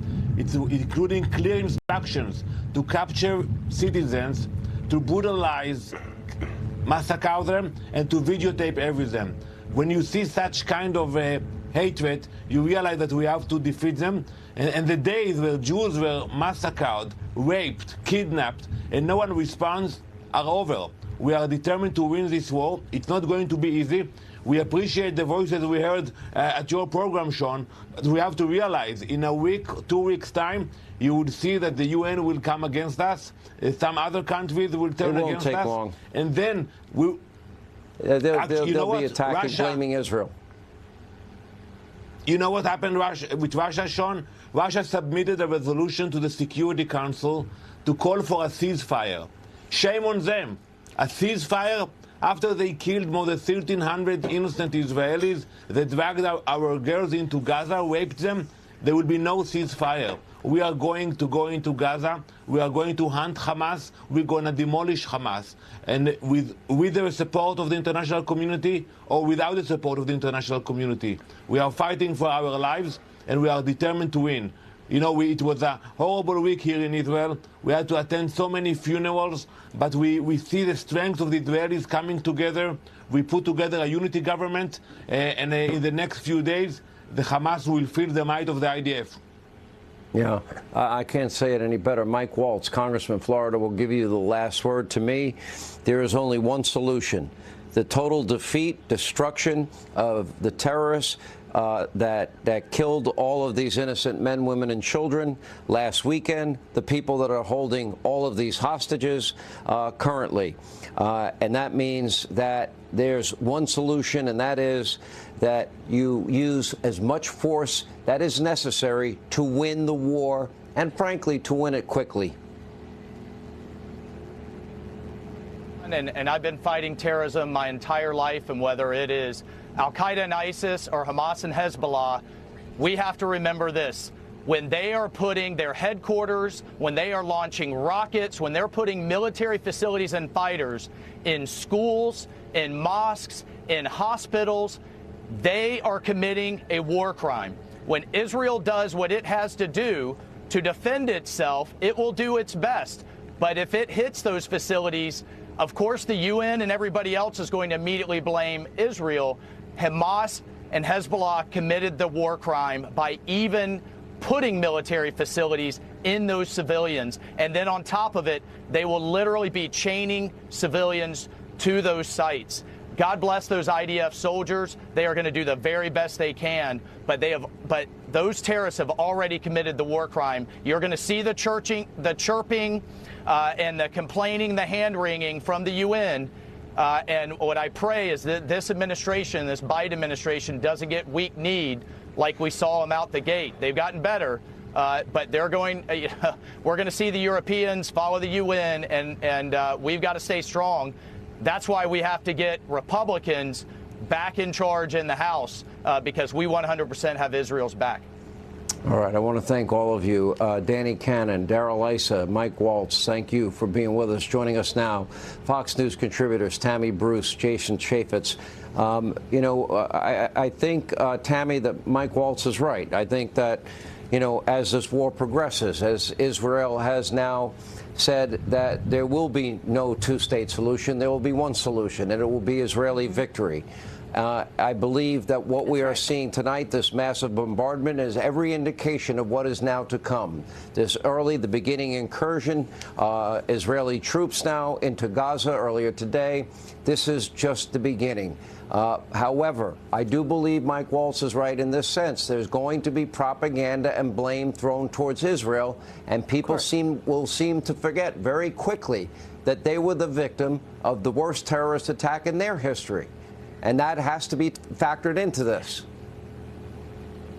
Well, it does. And Israel will be speaking up on its behalf. Those of us who understand, which is the vast majority of humanity on this planet, that what happened was obscene and was the beginning of what they wanted to be as a genocide, that we understand this. And people have to be reminded. Remember, there's a reason why we have the phrase never forget. because that's also been the case with the Holocaust itself, is that there's still efforts to try to make people believe that never occurred. We understand these things now. We understand what the UN is. We understand what certain nations are. We've seen it played out by Hamas, the most savage, inhuman, not just inhumane, inhuman behavior. It is possible. It happens. It is psychotic. And you've got tens of thousands of people willing to do this. This is what humanity is up against.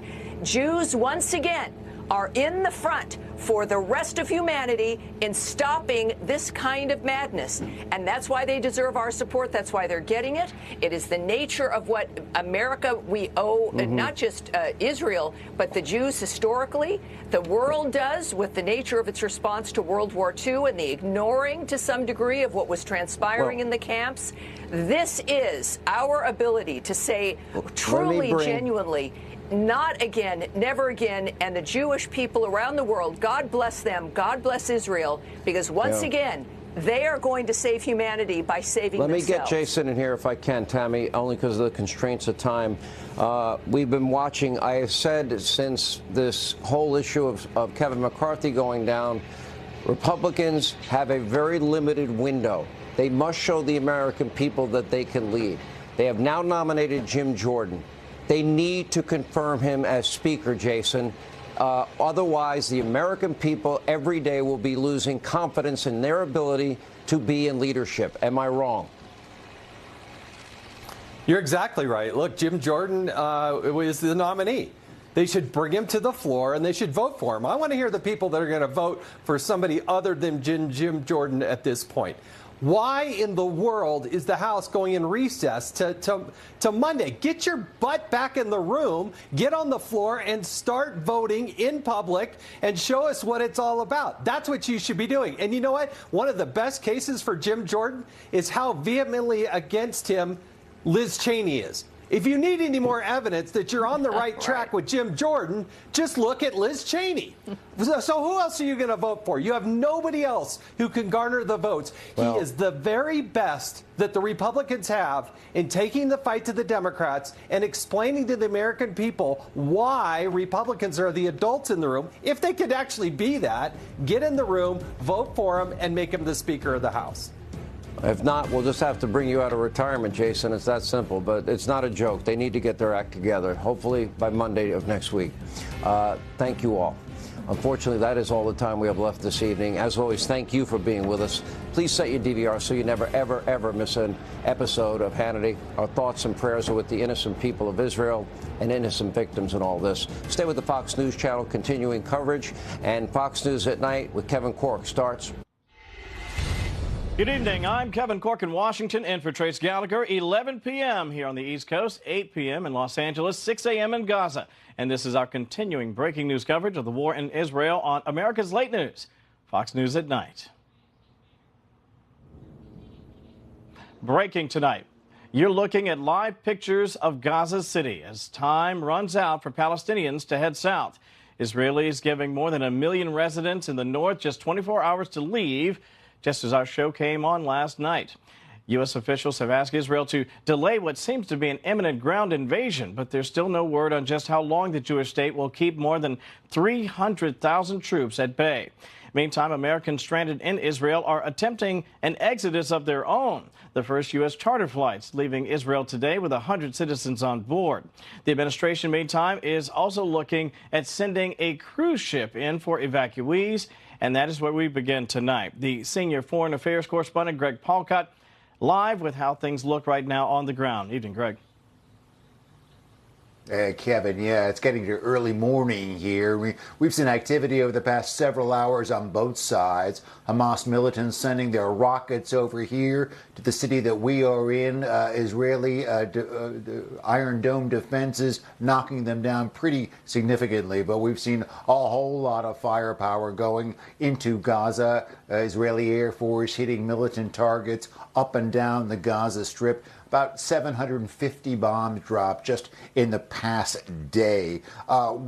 There's two major stories that we're following tonight. One is a report that Israeli defense forces have actually entered Gaza in a very limited form. Commando groups following intelligence where hostages, remember there's 150 hostages inside Gaza, where those hostages could be. They've been backed up by tanks, they've been clashing with Hamas militants, and they have come back, according to the Israeli Defense Forces, with good information, evidence about where these hostages could be. The second big story, you mentioned it, Kevin, this evacuation order by Israel, the 1.1 million Palestinians living in the northern side of Gaza. Initially, they had put a 24-hour deadline on that, but I think even Israel realized that was too much to bite off. The UN has been warning about this, and Hamas says, no, you stay. But a lot of civilians have decided to leave because they fear for the worst as there's unrest all throughout the region, really. West Bank, there have been Palestinians killed in clashes up in near Lebanon and in northern Israel. The Hezbollah has been skirmishing with Israeli forces. But again, Kevin, the focus remains on the possibility of a massive ground incursion by the Israeli forces. Take a look at what we saw and what we heard on Friday. You are looking at the Israeli military getting in place for action. We're 2 miles away from the Gaza Strip, and big trucks are bringing in tanks, armor, personnel carriers, other trucks, as the artillery blasts in the distance. That artillery fire doing more damage to Gaza ahead of a possible land incursion to knock out Hamas. Throughout southern Israel, hundreds of pieces of lethal equipment brought in, positioned, ready for the call, along with tens of thousands of soldiers manning the dangerous gear and, if needed, facing off with the militants. You think it's going to be strong? It's going to be very strong. Should it be strong? It should be very strong. What do you think of the Hamas militants? What do you think of what they did? My English is not very... What do you think of Hamas? Good? Bad? Bad, very bad. His English might not be perfect, Kevin, but his determination is strong. We heard that from a lot of rank-and-file soldiers, but we do have to remember what those numbers are. 1,300 dead in Israel from the Hamas bloodbath, and then over in Gaza Strip, some 1,900 Palestinians killed. And with the ground invasion coming up, looking like it is looming, those numbers could soar. Back to you. Greg, as always, stay safe. We appreciate you spending time with us here tonight. We'll get back to you as news breaks. Let's bring in Cameron Hamilton, former Navy SEAL who trained Israeli IDF Special Forces, and retired Lieutenant Colonel Daniel Davis, host of The Deep Dive on YouTube and a senior fellow and military expert at Defense Priorities. I want to begin with you, Cameron. I just think this is one of those circumstances that calls for real clarity. When people talk about what's happening, I think sometimes we get lost in the weeds on, well, one side against the other. People try to sort of have some moral equivalency. There really isn't in this circumstance. Yeah, first off, Kevin, thank you for having me. I think you've identified it very clearly. With the contrast between the Israelis and Hamas, it couldn't be more apparent. It couldn't be more palpable with what you see. Their tactics are very much at the expense of human life, and the Israelis take great efforts and great pains so as to preserve human life. We see that in their tactics, we see that in their planning, and so the benevolence of that nation and some of the bravery those soldiers engage in is just remarkable, and it deserves our full-fledged support. And I wish the international community would stand with them more consistently in times like this, because as we know, they've experienced it quite a bit in the past, and they will probably continue to experience it more in the future. Colonel, let me bring you in on the conversation. I think Cameron made a great point. He talked about this idea that I really feel like the international community has to step in there and show more consistency. What say you? Well, you know, I think that the international community is really, I think, really wrapped around making sure that innocent people don't get hurt.